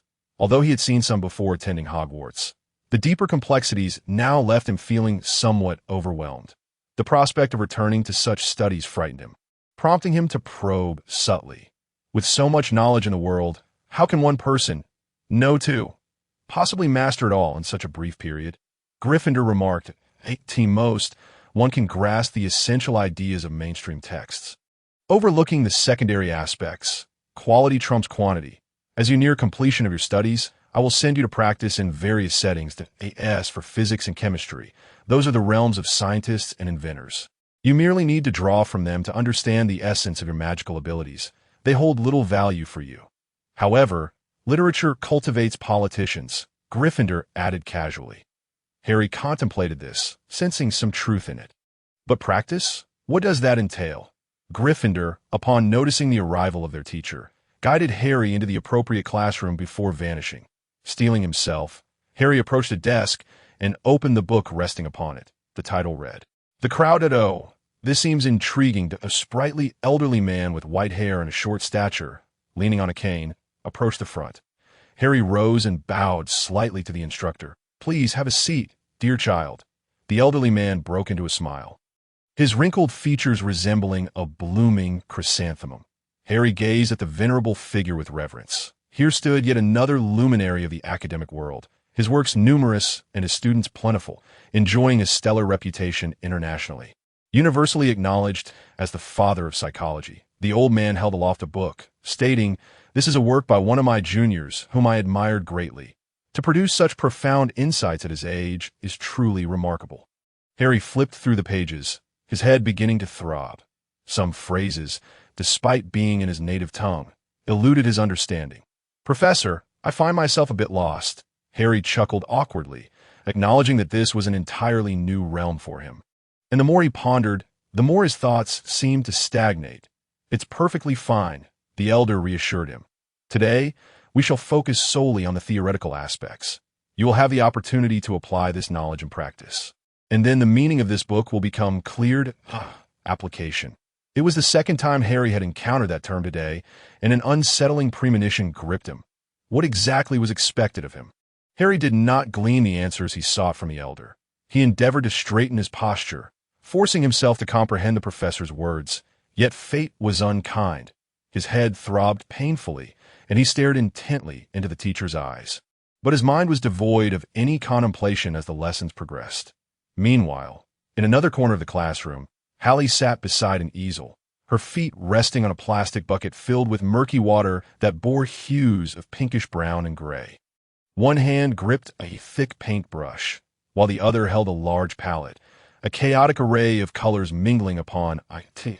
In front of her stood a tall, fashionable woman donning a beret, her nose adorned with rimless silver glasses, a delicate silver chain trailing from one side of her spectacles to the back of her ear. Pay attention to the harmony of colors in your painting. You must understand the shadows of the objects. Hallie listened with a sense of ennui, a flicker of reluctance coursing through her. Did they really have to attend class? Hey, Harry, wake up. Are you planning to sleep through dinner's well? At last, Harry's class came to a close. When he opened his eyes, Ron's large face loomed into view, surrounded by the dim light. Harry felt languid, sinking into the softness of his bed, the curtains drawn tightly around him, with the setting sun casting a gentle filter over the dormitory floor. Ron's head poked through one end of the mosquito netting, and Harry couldn't help but chuckle at the absurdity of it all as he made an effort to lift himself, only to find the bed's allure irresistible. Just then, a sudden upward force on his back revealed it to be the little snake. Following its lead, Harry sat up, leaning against the bed's backrest, lazily observing Ron. "Could you fetch something for me?" "I'll just handle it here in the dormitory." Ron's face was a canvas of confusion as he noted Harry's recent lethargy, an inseparable bond with the bed akin to a deeply entangled relationship. After returning from the library with Hermione, Ron had intended to dine in the hall, only to discover Harry absent. Inquiring with Neville, he learned that Harry had been asleep since noon. Frantically, he hurried back, concerned that Harry might be unwell. Observing Harry's languorous demeanor, flushed cheeks, Ron concluded, he must just be exhausted. I'll take him some food." "Thanks, my good brother," Harry replied, but Harry's recent schedule had him awake nearly around the clock, attending classes by day, napping only to return to Gryffindor for further study. And even in the afternoons, he was burdened with assignments. Much of his evenings were consumed by exploring the very structure of Hogwarts Castle. Harry sighed, reflecting on the current moment, midnight. When everyone else had succumbed to slumber, he opened his eyes, pushing the covers aside and quietly donning his shoes before tiptoeing out. His destination this night was the Chamber of Secrets, a place unsuitable for daytime visits due to its location in an abandoned girls' restroom. Moreover, considering the recent appearance of the peculiar creature, Harry felt compelled to investigate further, leaving it behind for now. He cast the disillusionment charm and slipped out of the Gryffindor dormitory. Lowering his gaze to the Marauder's map in his hand, he noted with satisfaction that the area was devoid of any activity. After a short while, the sound of heavy footsteps echoed from a distance, drawing closer. Hastily, Harry concealed himself in a corner as the creature emerged from his pocket. The creature could not be exposed to the public. Its activities were restricted to moments when no one was around. Tonight, Harry intended to introduce the creature to the basilisk, curious to see if they could establish some form of communication. But a gust of wind swept through, causing Harry's nightgown to flutter wildly. "Come and catch us." George was the first to appear, arguing playfully with Filch while Fred followed closely behind, throwing several circular, unidentified objects over his shoulder as they fled. "This is our gift to you." No need for thanks. They departed like the wind, leaving behind an inexplicable residue in the corridor. Harry inhaled deeply, feeling a wave of nausea wash over him, akin to having his throat scraped. He grimaced at the sight of Filch, who stood at a distance, leaning on his cane, his brow furrowed in distaste as he pinched his nose at the remnants left behind. "Those two will pay for this when I catch them. I'll be sure to report them to the professors and deduct points from Gryffindor." He then departed with his cat. The sole victim of the Weasley twins' antics was the unwitting bystander, Harry, within himself. He offered a warm salute to the twins, expressing admiration for their diligent efforts in their nocturnal escapades. Holding his nose, Harry made his way out of the area. With a creak, the door to the girls' restroom swung open, moonlight flooding in through the small window and illuminating the dusty floor within. Harry peered cautiously inside, noting the silence that enveloped the space. Sighing in relief, he thought, the ghost should not be here. Recalling the haunting gaze of moaning Myrtle from his previous life, which had once felt like the predatory stare of a beast, quietly, he slipped inside. Who could have predicted that Myrtle would suddenly materialize? Who is there? Who goes there? Fortunately, Myrtle's current ethereal form was incapable of perceiving the magic Harry had just conjured. Sneaking about. "Who are you? Don't let me catch you." Myrtle, alarmed, pressed herself into a corner. "But wait. I am already dead. Why should I be afraid?" Peach Myrtle quietly encouraged herself as she surveyed the entire girls' restroom once more, finding it utterly silent. Something felt off. She had distinctly sensed someone entering moments ago. At that moment, Harry deliberately created some noise, lightly waving his wand, causing the water in one of the toilets to suddenly flush. The water began to overflow, spilling onto the surrounding floor. Myrtle was so startled that she trembled all over, letting out a shriek before plunging herself into the toilet, disappearing along with the flow of water. Harry waited for a brief moment, and seeing no sign of Myrtle returning, he walked calmly to the sink. Emitting a hissing sound, curious, the creature in his pocket poked its head out. As it approached this area, it could detect the scent of its kindred, equally powerful. This discovery filled it with delight, as encountering each fellow creature at this level was a precious gift.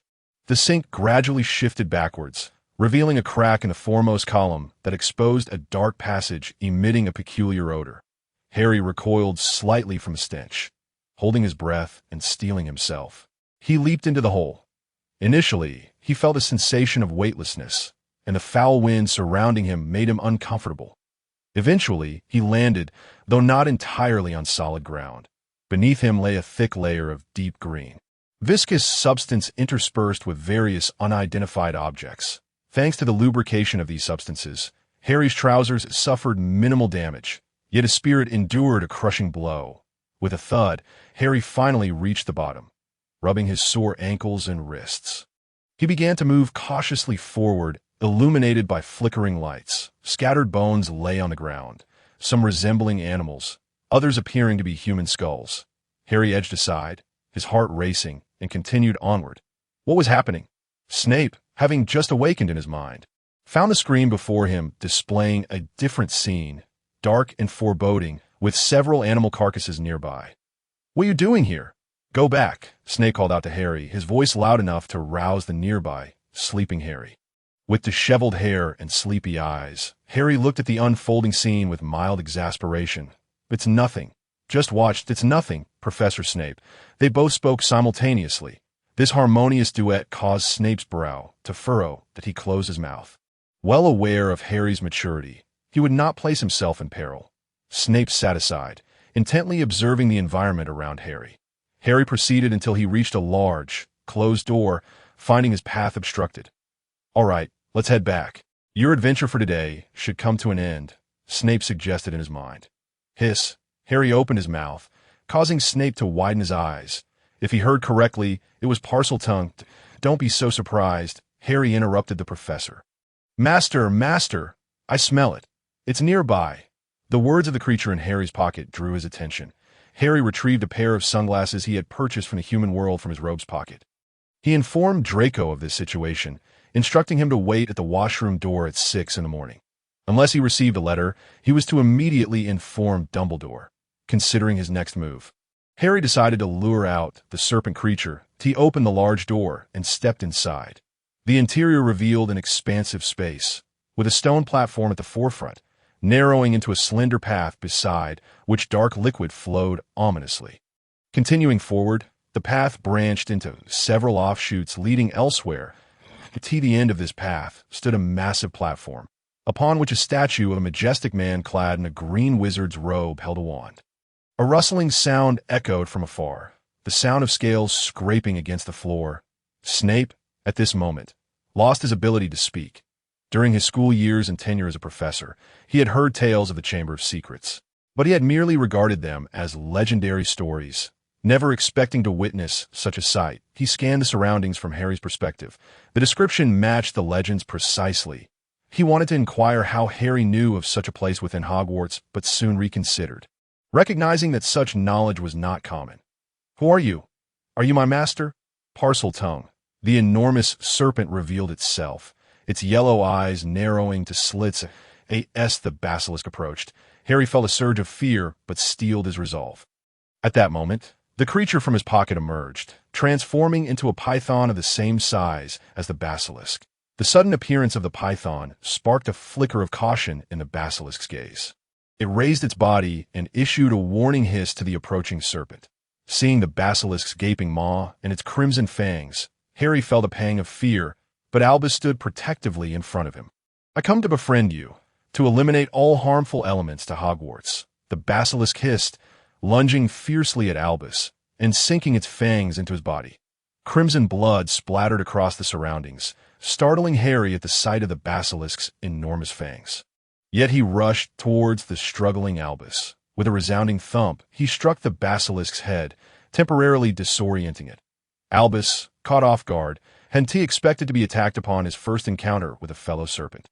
The surrounding atmosphere heightened his senses, causing his eyes to glow red as he bared his venomous fangs, which emitted a noxious gas that slightly smoked the air. Albus, quickly shrink. Harry's voice pierced through, awakening Albus's reason. Glancing at the oblivious basilisk, he contorted his form into an unusual position, swiftly shrinking and escaping the basilisk's jaws. The basilisk, feeling the absence of its prey, shook its head in confusion, but since the danger had dissipated as Harry's parcel tongue reached its ears. "We have come to befriend you." Harry retrieved Albus from the ground and placed him in his pocket, gently caressing the two small puncture wounds on him. That moment, two small snakes, long silent, flickered with light and leapt into Harry's pocket. Harry felt the weight of his pocket increase. He covered it with his hand and cast several spells to seal the sense of the small snakes within. "Do not be afraid." The basilisk tilted its head slightly, ensuring it couldn't see Harry. It buzzed, stating, "Cunning has no friends. Cunning only has a master. The master commands me to guard Hogwarts, so I patrol the castle as passages from time to time to ensure safety. However, Cunning has made a grave mistake. Cunning has harmed a young wizard." The great serpent spoke in a tone of deep regret, almost to the point of tears, unaware of why it felt such a strong kinship with this person, confiding everything in Harry.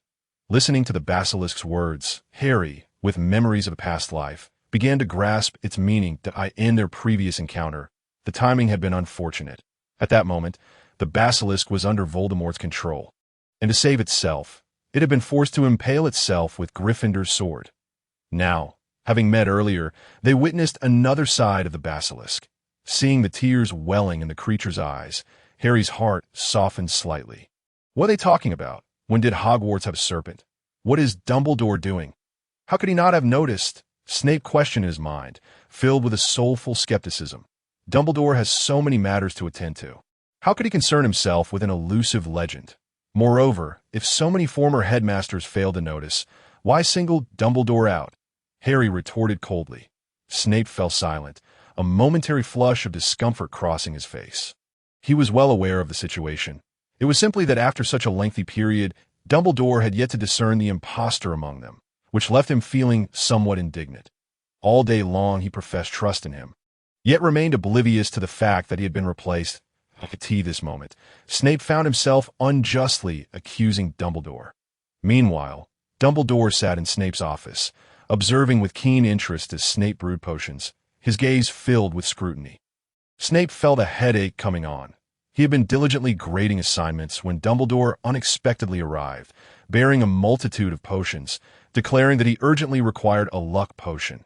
Snape was taken aback. He was not the true master of potions, and his scant memories were woefully inadequate for such a complex task. Sweat began to bead on his back, yet his expression remained impassive. What if Dumbledore had merely taken a sudden interest in brewing a potion with him? To hesitate would seem decidedly out of character. If the real Snape were aware, he would surely chastise him for being a fool. Dumbledore, having already used a drop of this laborious potion, would not ask him to concoct it again due to the severe side effects it would entail. Dumbledore was cognizant of this fact, and thus, once Snape took hold of the potion and began to brew earnestly, he realized that this was not the genuine article. Initially, he had only harbored doubts, but Snape's increasingly harsh demeanor in class had drawn complaints from several houses. This counterfeit Snape brewed potions. It became abundantly clear that he was not the authentic one. However, where had the true Snape gone? Dumbledore was particularly concerned for Harry, suspecting that this impostor had taken control of him. Harry's previous visit to his office, wherein he sought to take his final exams early, seemed to hint at a distress signal that he could not communicate directly for reasons unknown, thus resorting to such an indirect approach at the beginning of the school year. Dumbledore had contemplated whether to allow Harry to accelerate his studies or to seek assessments from professors for independent learning. Based on his current level, Harry had declined this proposal, and considering various factors, Dumbledore had ultimately respected Harry's choice, but he believed a tacit understanding had formed between them, and Harry's premature breaking of this would imply something significant. Unbeknownst to Harry, Dumbledore's thoughts were convoluted. He had initially declined due to being preoccupied with the likes of Bayou, wishing to reconnect with his friends, thus opting for a straightforward approach to attending classes.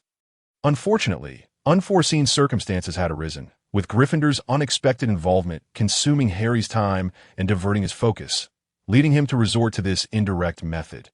Dumbledore dispatched his phoenix for close protection, ready to apparate to Harry's side should any trouble arise. Meanwhile, Before Harry, the aggrieved serpent inched closer, suddenly erupting in fury, fixing its gaze intently upon him. Harry sensed something amiss with the enormous snake and leapt aside just in time to evade its attack. This sudden transformation left him bewildered. Moments ago, it had appeared a pitiful, subservient creature, yet now it embodied a misanthropic beast. I detect an odious aura upon you.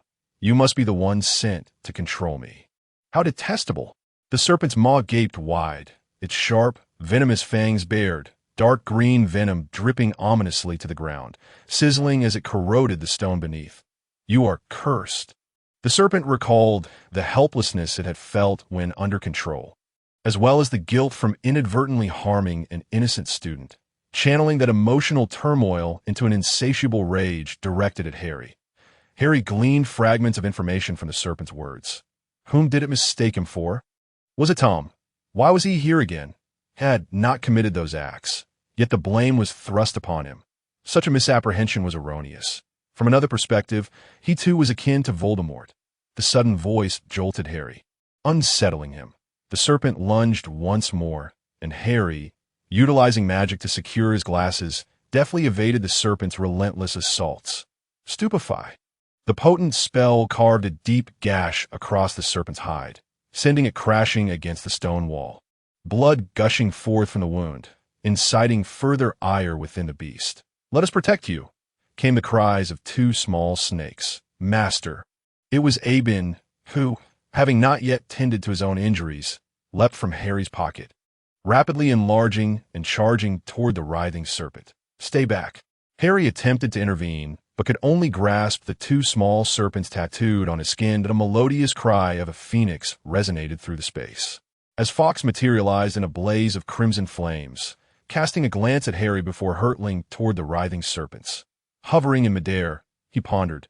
Two serpents? Well, why not peck at both? Fawkes darted towards Abin, who, sensing the threat, swiftly shrank into a slender form and slithered away from the serpent's body. Seeing his target vanish, Fawkes redirected his assault, plunging his slender, sharp beak toward the serpent's eye.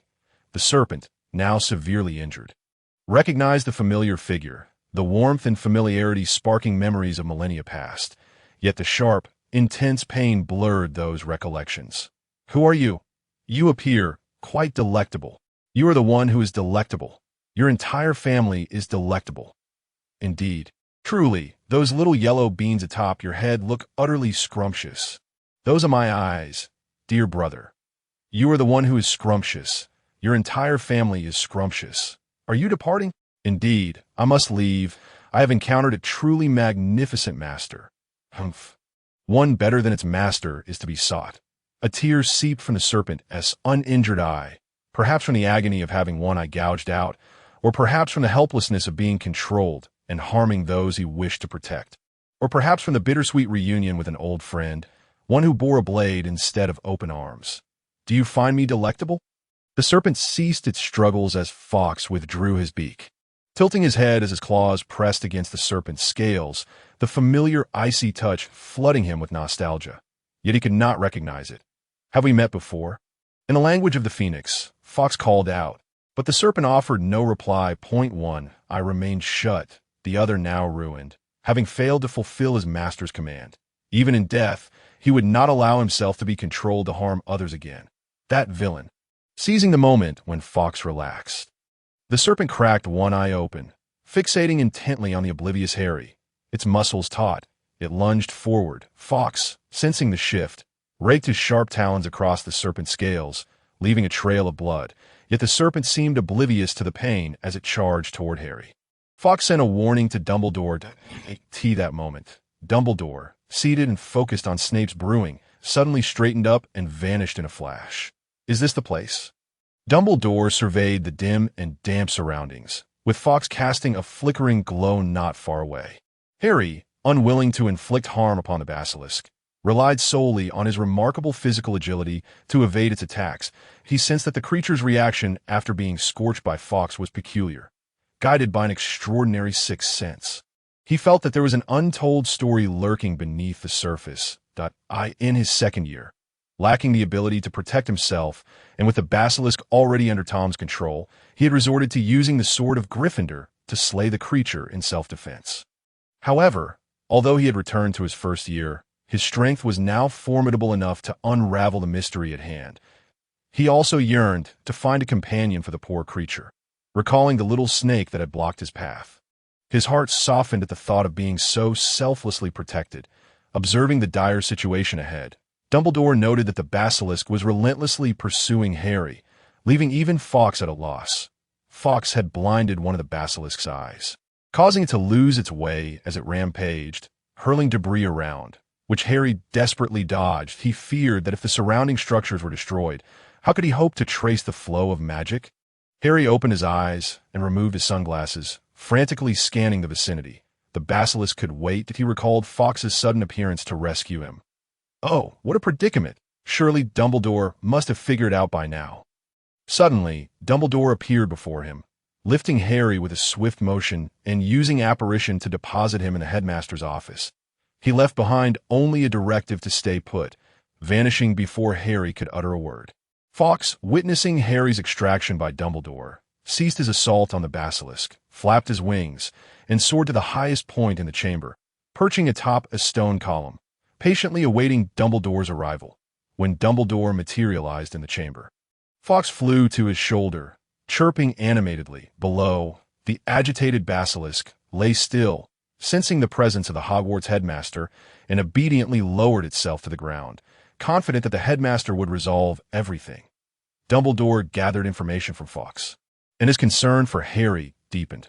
Approaching the basilisk, he cast several healing spells. Fawkes felt a shiver of unease within. For every wound he inflicted upon the basilisk, his heart ached anew, standing atop the basilisk's body. Tears the size of peas dripped onto the creature's wounds, gradually healing them. Yet one injury remained, one that Fawkes could not mend. He tilted his head in bewilderment. What wound could possibly elude my healing powers? The familiar scars before Dumbledore were unmistakably from Snape's invention, Sectum Sempra. He would summon Snape to confirm his identity. In the potions office, Snape stared vacantly at the colorful steam wafting from the cauldron, pondering when this monotonous existence would come to an end. Suddenly, his body began to melt, and he gazed in shock and dread at the strange phenomenon occurring upon him. This occurrence typically signified that someone had discovered his true nature. The last time he had transformed into Dumbledore, Harry had seen through his disguise and emanated malice. Now, recalling Dumbledore's odd behavior earlier, Snape felt a surge of alarm. He hurriedly gathered his belongings, using his guise as a professor to exit the Hogwarts castle and slip into the Forbidden Forest. On his way, he encountered Filch, who greeted him amiably. "Professor, where are you headed?" Snape hastily continued on his way, ignoring Filch's friendly salutation. By the time Dumbledore arrived at Snape's office, he found it empty. The potions professor had already departed. He inquired of the portraits within the castle, which directed him to Snape's whereabouts, revealing that he had left the castle. Dumbledore rushed outside, and the clock struck 2 in the morning, enveloping the world in heavy darkness. The surroundings were eerily silent, with not even the sound of birdsong. Even the wind seemed to sense the atmosphere and ceased its movement. Dumbledore produced a single hair from his grasp and invoked an ancient spell, causing a green line to appear in the sky, guiding him back towards the castle. With an inscrutable expression, Dumbledore approached his office, where the line extended into the room. Inside, Harry fidgeted restlessly, Fawkes ever present by his side. How could he be unaware? He had even opened the Chamber of Secrets in front of Fawkes and released the poor creature. When had Fawkes begun following him? The impending sense of exposure made Harry's heart race. He was uncertain how to explain himself to Dumbledore. In the small space of the office, he paced anxiously. The portraits of former headmasters lining the walls stirred, some awakening to regard the young boy who had unexpectedly entered.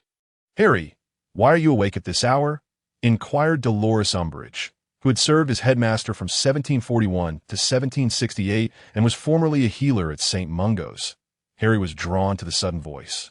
Realizing that others occupied the office, that he halted, striving to maintain a facade of calmness, and took a seat. "What's wrong, lad?"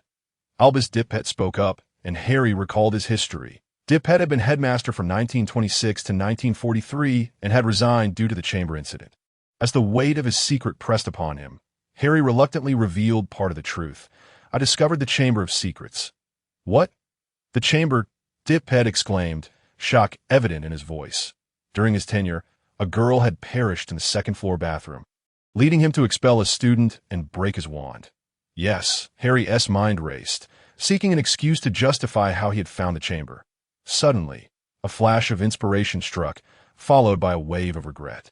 He realized he need not have disclosed this information at all in Dumbledore's presence. He had concealed many truths, and Dumbledore had not seemed inclined to probe deeply, his tolerance for Harry quite high. Surely, he wouldn't pursue this matter further, especially since Dumbledore was the only one privy to it. Now, however, the cat was out of the bag, and he needed a way to cover his tracks. Snape observed the unfolding events, a cold smile gracing his lips as he watched the impetuous Harry dig his own grave. Meanwhile, Harry, in a moment of slip, blurted, "I can speak Parseltongue," explaining how he often heard voices within the walls of the castle. Drawing upon a fragment of his past life's experience with the basilisk, he aimed to lend credibility to his narrative. "How did you deduce it was a basilisk?" a curious headmaster inquired. "I had asked others, but they couldn't hear the sounds. Only I could, and I researched in the library, confirming my identity as a Parselmouth, which led me to conclude that the creature lurking within the walls was a serpent." Harry's mind raced to rationalize the entire incident. Then one night, during my explorations in the castle, I inadvertently collided with a trophy belonging to a senior named Tom Riddle, who had received a special contribution award. He recalled that Hagrid had told him a tale about how a spider he once kept had inadvertently caused the death of a classmate. Dip-Pet nodded, familiar with that incident. And then, he prompted, eager for the continuation. What happened next? A principal, brimming with eagerness, could not contain his voice, exclaiming how truly captivating this adventure tale was. The cold smirk at the corner of Snape's lips gradually faded. He had not anticipated that Harry possessed some degree of unconventional talent, for his reasoning was both logical and absurdly imaginative. Suddenly, Snape felt an inexplicable pull, as if something unseen was beckoning him to step outside. Bayou lounged on the sofa, stifling yawns, weary from a night spent engrossed in adventurous stories. However, he soon sensed an anomaly. A surge of magic, foreign to this space, pierced through the glass walls, unequivocally directed towards Snape. As Snape gazed at the tiny light that had materialized before him, curiosity compelled him to extend his hand. "Don't touch it." Bayou's eyes widened in alarm as he dashed over, shouting at the top of his lungs. But it was too late. Snape disregarded Bayou's warning, convinced that this force was indeed seeking him, perhaps the key to his exit from this place. The moment Snape's slender fingers brushed against the magic, a blinding white light erupted, engulfing the entire space. Harry sat next to Snape, donning black leather shoes and a voluminous deep green skirt, with her raven hair intricately braided with a long strand of pearls.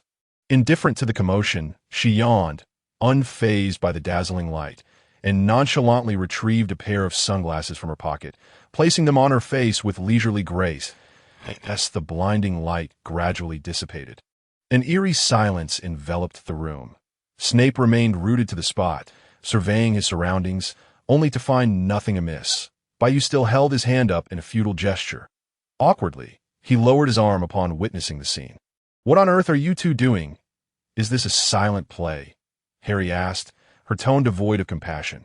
Snape turned and sank into the sofa, closing his eyes as if nothing had transpired. Bayou, feeling defeated, retreated, pondering, this shouldn't be. Any magic foreign to this space that is touched by someone within should result in their disappearance. In another realm, Gryffindor lay on a soft bed. Sensing something amiss, he turned over, burying himself further in the covers, perpetually troublesome. By the way, why do you wear a different outfit every day? Are there truly so many clothes here for you to choose from? The old professor attempted to alleviate the tension with what he believed to be a friendly topic of discussion with the young lady, unaware that his tone resembled an interrogation. Harry shrugged, sealing her lips, indicating her disinterest in responding. Harry's explanation also drew to a close. He cleverly wove together the reactions of the spiders Hagrid had cared for, the scene at the deceased classmate's location, and the final image seen by the Myrtle, narrating an entire year of adventures in mere minutes. Dumbledore entered, and Harry, sitting upright in a chair, animatedly recounted his adventures to the portraits adorning the walls.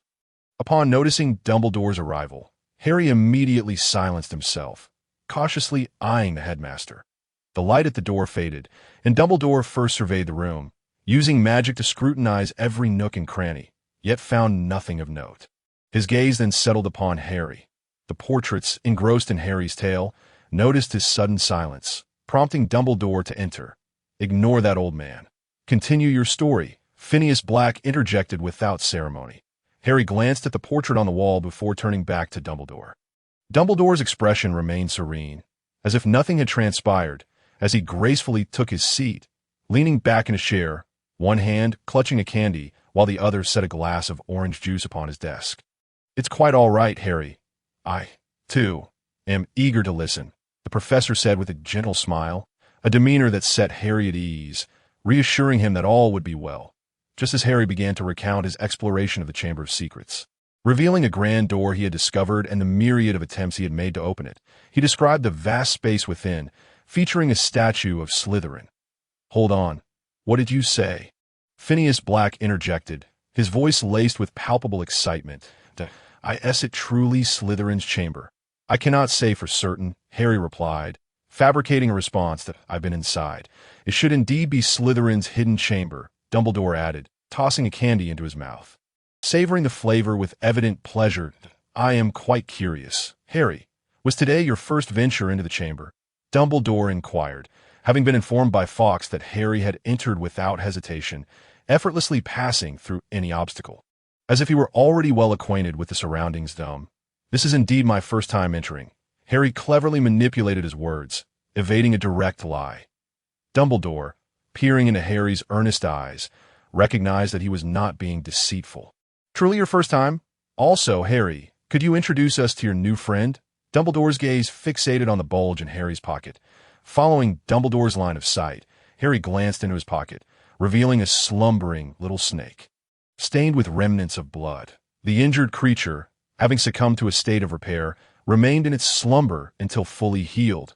Maintaining his composure, Harry gently extracted the little snake from his pocket. Dumbledore rose from his chair and approached Harry.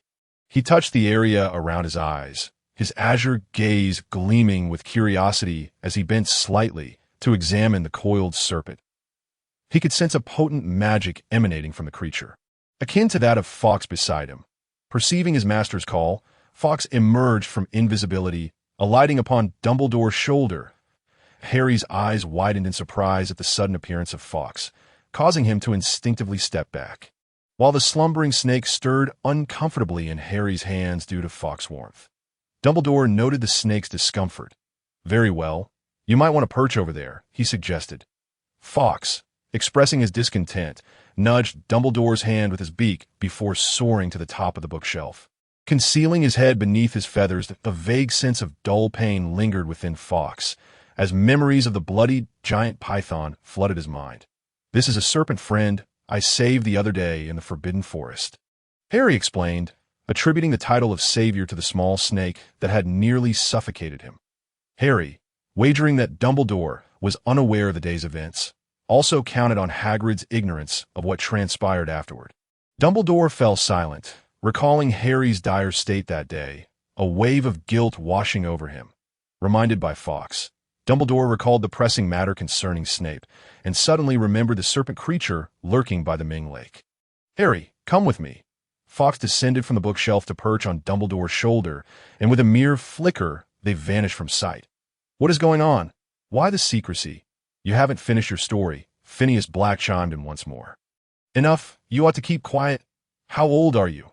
Acting like a child, Delilah Devante scolded as she crossed the portrait, rapping Phineas on the head. As Harry felt Dumbledore's grasp, he suddenly found himself transported to the chamber. Enveloped in a fetid, damp, and dark atmosphere that clung to him uncomfortably, he coughed awkwardly. Dumbledore, noticing, waved his wand gently, casting a warming charm to dispel the chill enveloping Harry. Matters must be approached step by step, each issue resolved in turn. The mysteries surrounding Harry were too numerous, yet Dumbledore believed he had found a thread to unravel this enigma. "There is a wound atop this snake's head that I am unable to heal." "Might you be able to?" Dumbledore brought Harry before the basilisk, gesturing for him to observe the deep wound that it was then that Harry recalled using the spell Sectum Sempra in self-defense against it. And the words of the creature flooded back to him, leaving him with a lingering sense of guilt. Harry recited the counter-curse for Sectum Sempra, while Dumbledore squinted, observing silently. He did not inquire why Harry had mastered such a spell. But if Harry was indeed capable of performing the counter-curse, it would imply that Severus Snape was currently safe. Dumbledore waved his wand, diminishing the weakened serpent, and then cast a spell to blind the basilisk's eyes, setting an alarm that would alert him the moment the creature attempted to use its gaze or exhibited any harmful behavior. He levitated the basilisk into the air and placed it into another of Harry's pockets, alluding to the fact that he trusted Harry to care for another serpent. What could Harry say in response? Severus, however, was vociferously criticizing Dumbledore in his mind, exclaiming how foolish it was for the old man to place such a dangerous creature near Harry. Had he consumed too much sugar and dulled his senses? Severus was visibly agitated and confused about Dumbledore's intentions. Yet Harry understood, as did Hallie. Hallie reclined on the sofa, still weary, one eye half open, watching Severus as he flitted about in her field of vision. She felt a twinge of skepticism. Ever since arriving here, Severus seemed to have become far more talkative, a stark contrast to her memories of him. Yet, she was irritable and had no desire to engage with this oversized, temperamental child. With a languid yawn, she closed her eyes once more, exhausted from the demands of her studies in recent days. Harry retrieved the small serpent from Dumbledore's hands, while Fawkes, perched upon Dumbledore's shoulder, tilted his head, feeling a sense of joy and ease that even he could not fully comprehend. Fawkes lowered his head to rest against Dumbledore, nuzzling slightly. Dumbledore was taken aback, since Fawkes had matured and undergone several rebirths. He had not displayed such affection towards him. Dumbledore reached out to stroke Fawkes' talons, which the phoenix accepted, eyes fixed intently on the serpent in Harry's hands. Harry carefully placed the serpent into his other pocket, contemplating the day he might communicate with it, for there were matters that needed clarification. Severus, witnessing Harry obediently accept the serpent, felt a mix of frustration and disappointment, berating Harry silently in his mind. Harry, oblivious to the turmoil in Severus's thoughts, accepted the basilisk under the assurance of Dumbledore's protection, which served both as a safeguard and a warning against overstepping boundaries. That I will temporarily oversee potions class in the coming days. I am confident Professor Snape will return to us shortly, Dumbledore remarked, pausing to gently pat Harry on the shoulder with a warm expression. Indeed, Professor Snape would certainly return to our side. A cold sweat trickled down Harry's back as he reached in his pocket to touch the basilisk's cold scales. Attempting to calm his anxious heart, he understood that Dumbledore was seeking a promise from him. Out of trust and understanding of his predicament, he refrained from elaborating further. Dumbledore accompanied Harry back to the headmaster's office, where the portraits of previous headmasters were chattering away, eager to glean what had transpired from Harry. Harry, Dumbledore addressed the portraits. I believe you could use a good rest. Am I right? The morning sunlight streamed through the office window, casting a warm glow on the floor, where the dust danced lightly in the beams, as if performing a delicate ballet. Upon hearing the professor's words, Harry instinctively yawned, prompting the portraits to fall silent. The portraits of former headmasters supported the current headmaster's decision, embodying a legacy and a responsibility. Harry bid farewell to Professor Dumbledore, but as he stepped out of the office, a sense of unease washed over him. The unexpected actions of the basilisk had wreaked havoc throughout the building, leaving his original purpose unfulfilled. How could he explain this to the professor? Do not worry. You may not have seen it. But I did, Hallie interjected, lounging comfortably on the sofa. What? Bayou exclaimed in surprise. Ever since Harry had entered the chamber, he had been closely monitoring Harry's actions. Upon seeing that Harry did not immediately complete the task, he felt a sense of secret delight, as leaving Snape inside was his intention all along. Thus, he refrained from offering any reminders. The completion of the task held little significance for him. Some matters pertaining to his interests, Harry needed to accomplish immediately, so he had secretly set a countdown that, in contrast, tasks unrelated to him were of little concern. Bayou's relationship with the system resembled that of a parasite to its host. He had employed various means to appropriate technological advancements from a dimension higher than theirs. The tales he shared with Harry contained elements of truth. Indeed, they were treasures of his clan, but the events did not unfold in this world. He had escaped from that place, aiming to become the clan leader by infiltrating their primary food source, the vital location sustaining their existence, to seize full control over the treasure. Over the years, he had pilfered some of the system's privileges, granting him the ability to alter minor task conditions, yet he could not access the core of the system itself. His urgency in prompting Harry to complete tasks was to prevent Harry from suspecting who controlled the system, leading him to mistakenly believe that Bayou was merely a fragment of the system's consciousness. The selective truths he shared with Harry were designed to obscure reality, for half-truths are the most challenging to discern. He still required Harry to venture into their world to accomplish certain tasks, thus necessitating that Harry be privy to some elements of truth. As for whether Harry would deduce that Bayou was siphoning system privileges, Bayou was confident that he had erased that possibility. Compared to the Grand Villain's verbal claims, Harry was more inclined to trust the conclusions drawn from Bayou's actions. No one would suspect him to be anything but a mere thief, a virus within the system. Harry leaned against the wall, closing his eyes to rest. Bayou integrated himself into Harry's consciousness, curious about how Hallie managed to do so. Harry voiced Bayou's question. "It's quite simple. I am you," Hallie replied, her tone laced with a hint of disdain, as if all others were fools. "What do you mean?" Harry asked, utterly perplexed by the apparent lack of connection. "Allow me to enlighten you," Hallie replied, opening her eyes.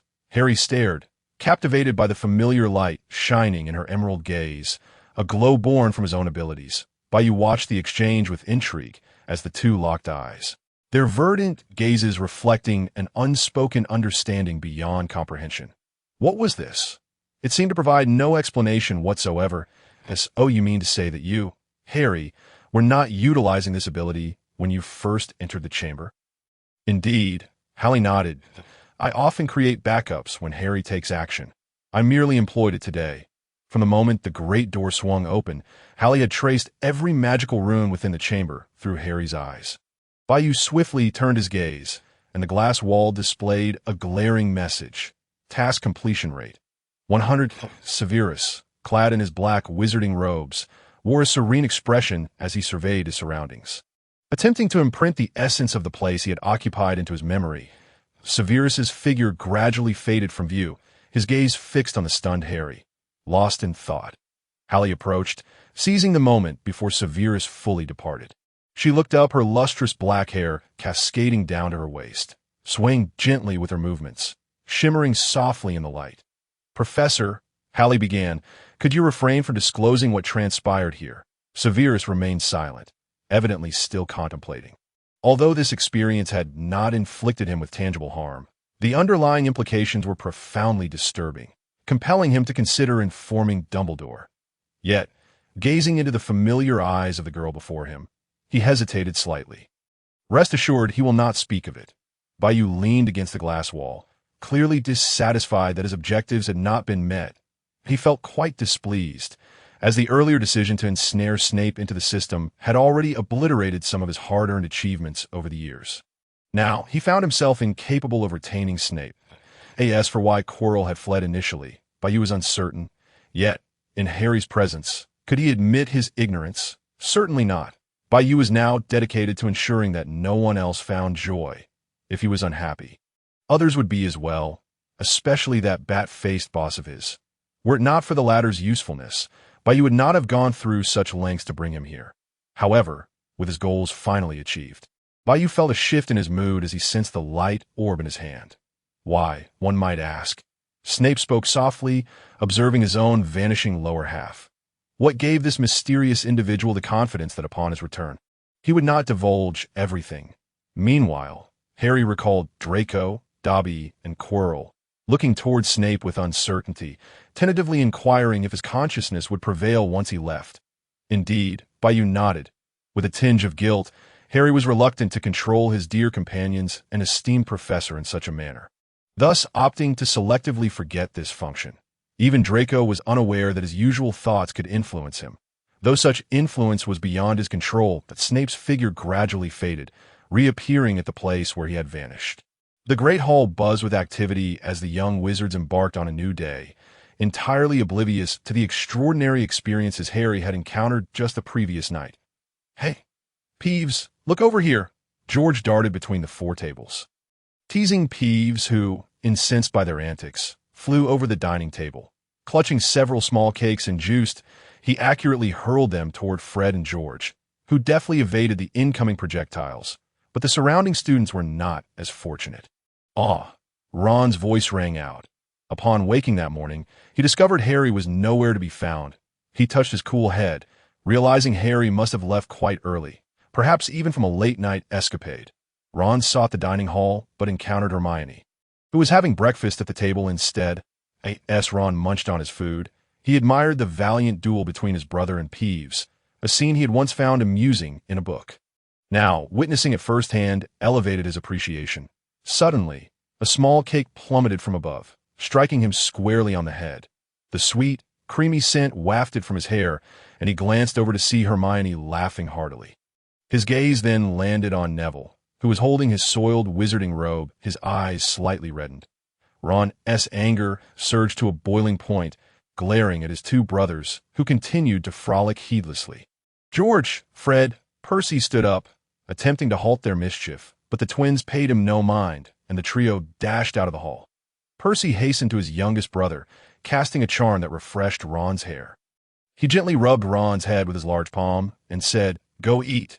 You have classes this morning, don't you?"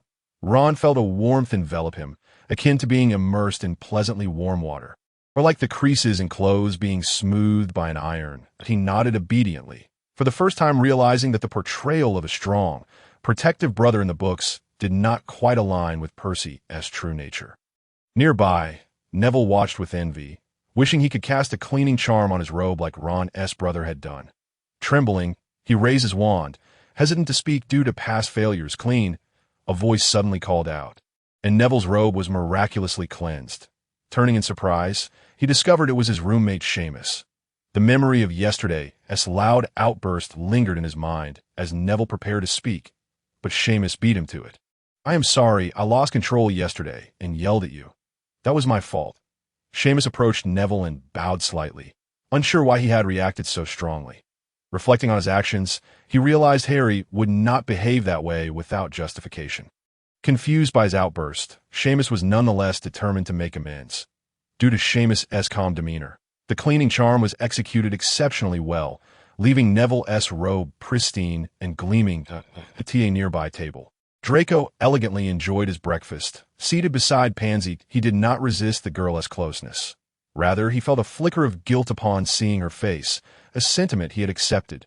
Draco inadvertently glanced up, discovering Professor Snape suddenly materializing at the front of the table. When had Snape passed by? How had he not noticed? Was he perhaps too engrossed in his meal?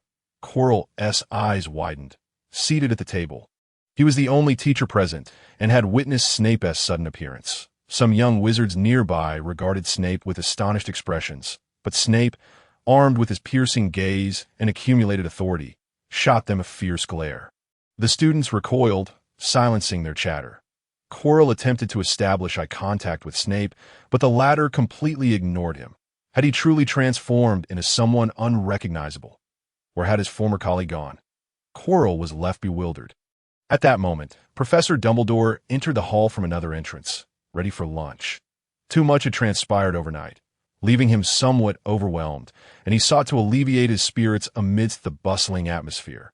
Yet, as he stepped inside, he instantly spotted Snape standing at the table. That Dumbledore's nerves tightened once more. Was this truly the Snape he knew, or an imposter? Approaching as usual, he sat down and casually remarked, "Severus, how is the luck potion I asked you to brew coming along?" "Potion? When did I ever brew a potion for you?" Snape retorted without hesitation. Oh, you truly wish to use such a dangerous concoction?" Dumbledore felt a sense of relief. Snape's reaction aligned perfectly with his expectations of the man. However, he found no further discrepancies in this version of Snape. Observing Snape at the table ordering food, cakes, orange juice, sausages, and jam, Dumbledore was taken aback by the sight of Snape devouring his meal ravenously. As if he had not eaten in ages, You, Dumbledore began, but Snape feigned ignorance. Within Harry's consciousness, he could indeed not perish from hunger, yet he had not tasted food in quite some time. Anyone who dared disturb him during his meal was deemed an enemy. Wow, he marveled as the sweet and tangy juice exploded on his palate, a delightful symphony of flavors. Wow, he exclaimed at the perfectly balanced tomato jam paired with the succulent sausage, expertly cooked to achieve a crispy exterior and tender interior. Heavens,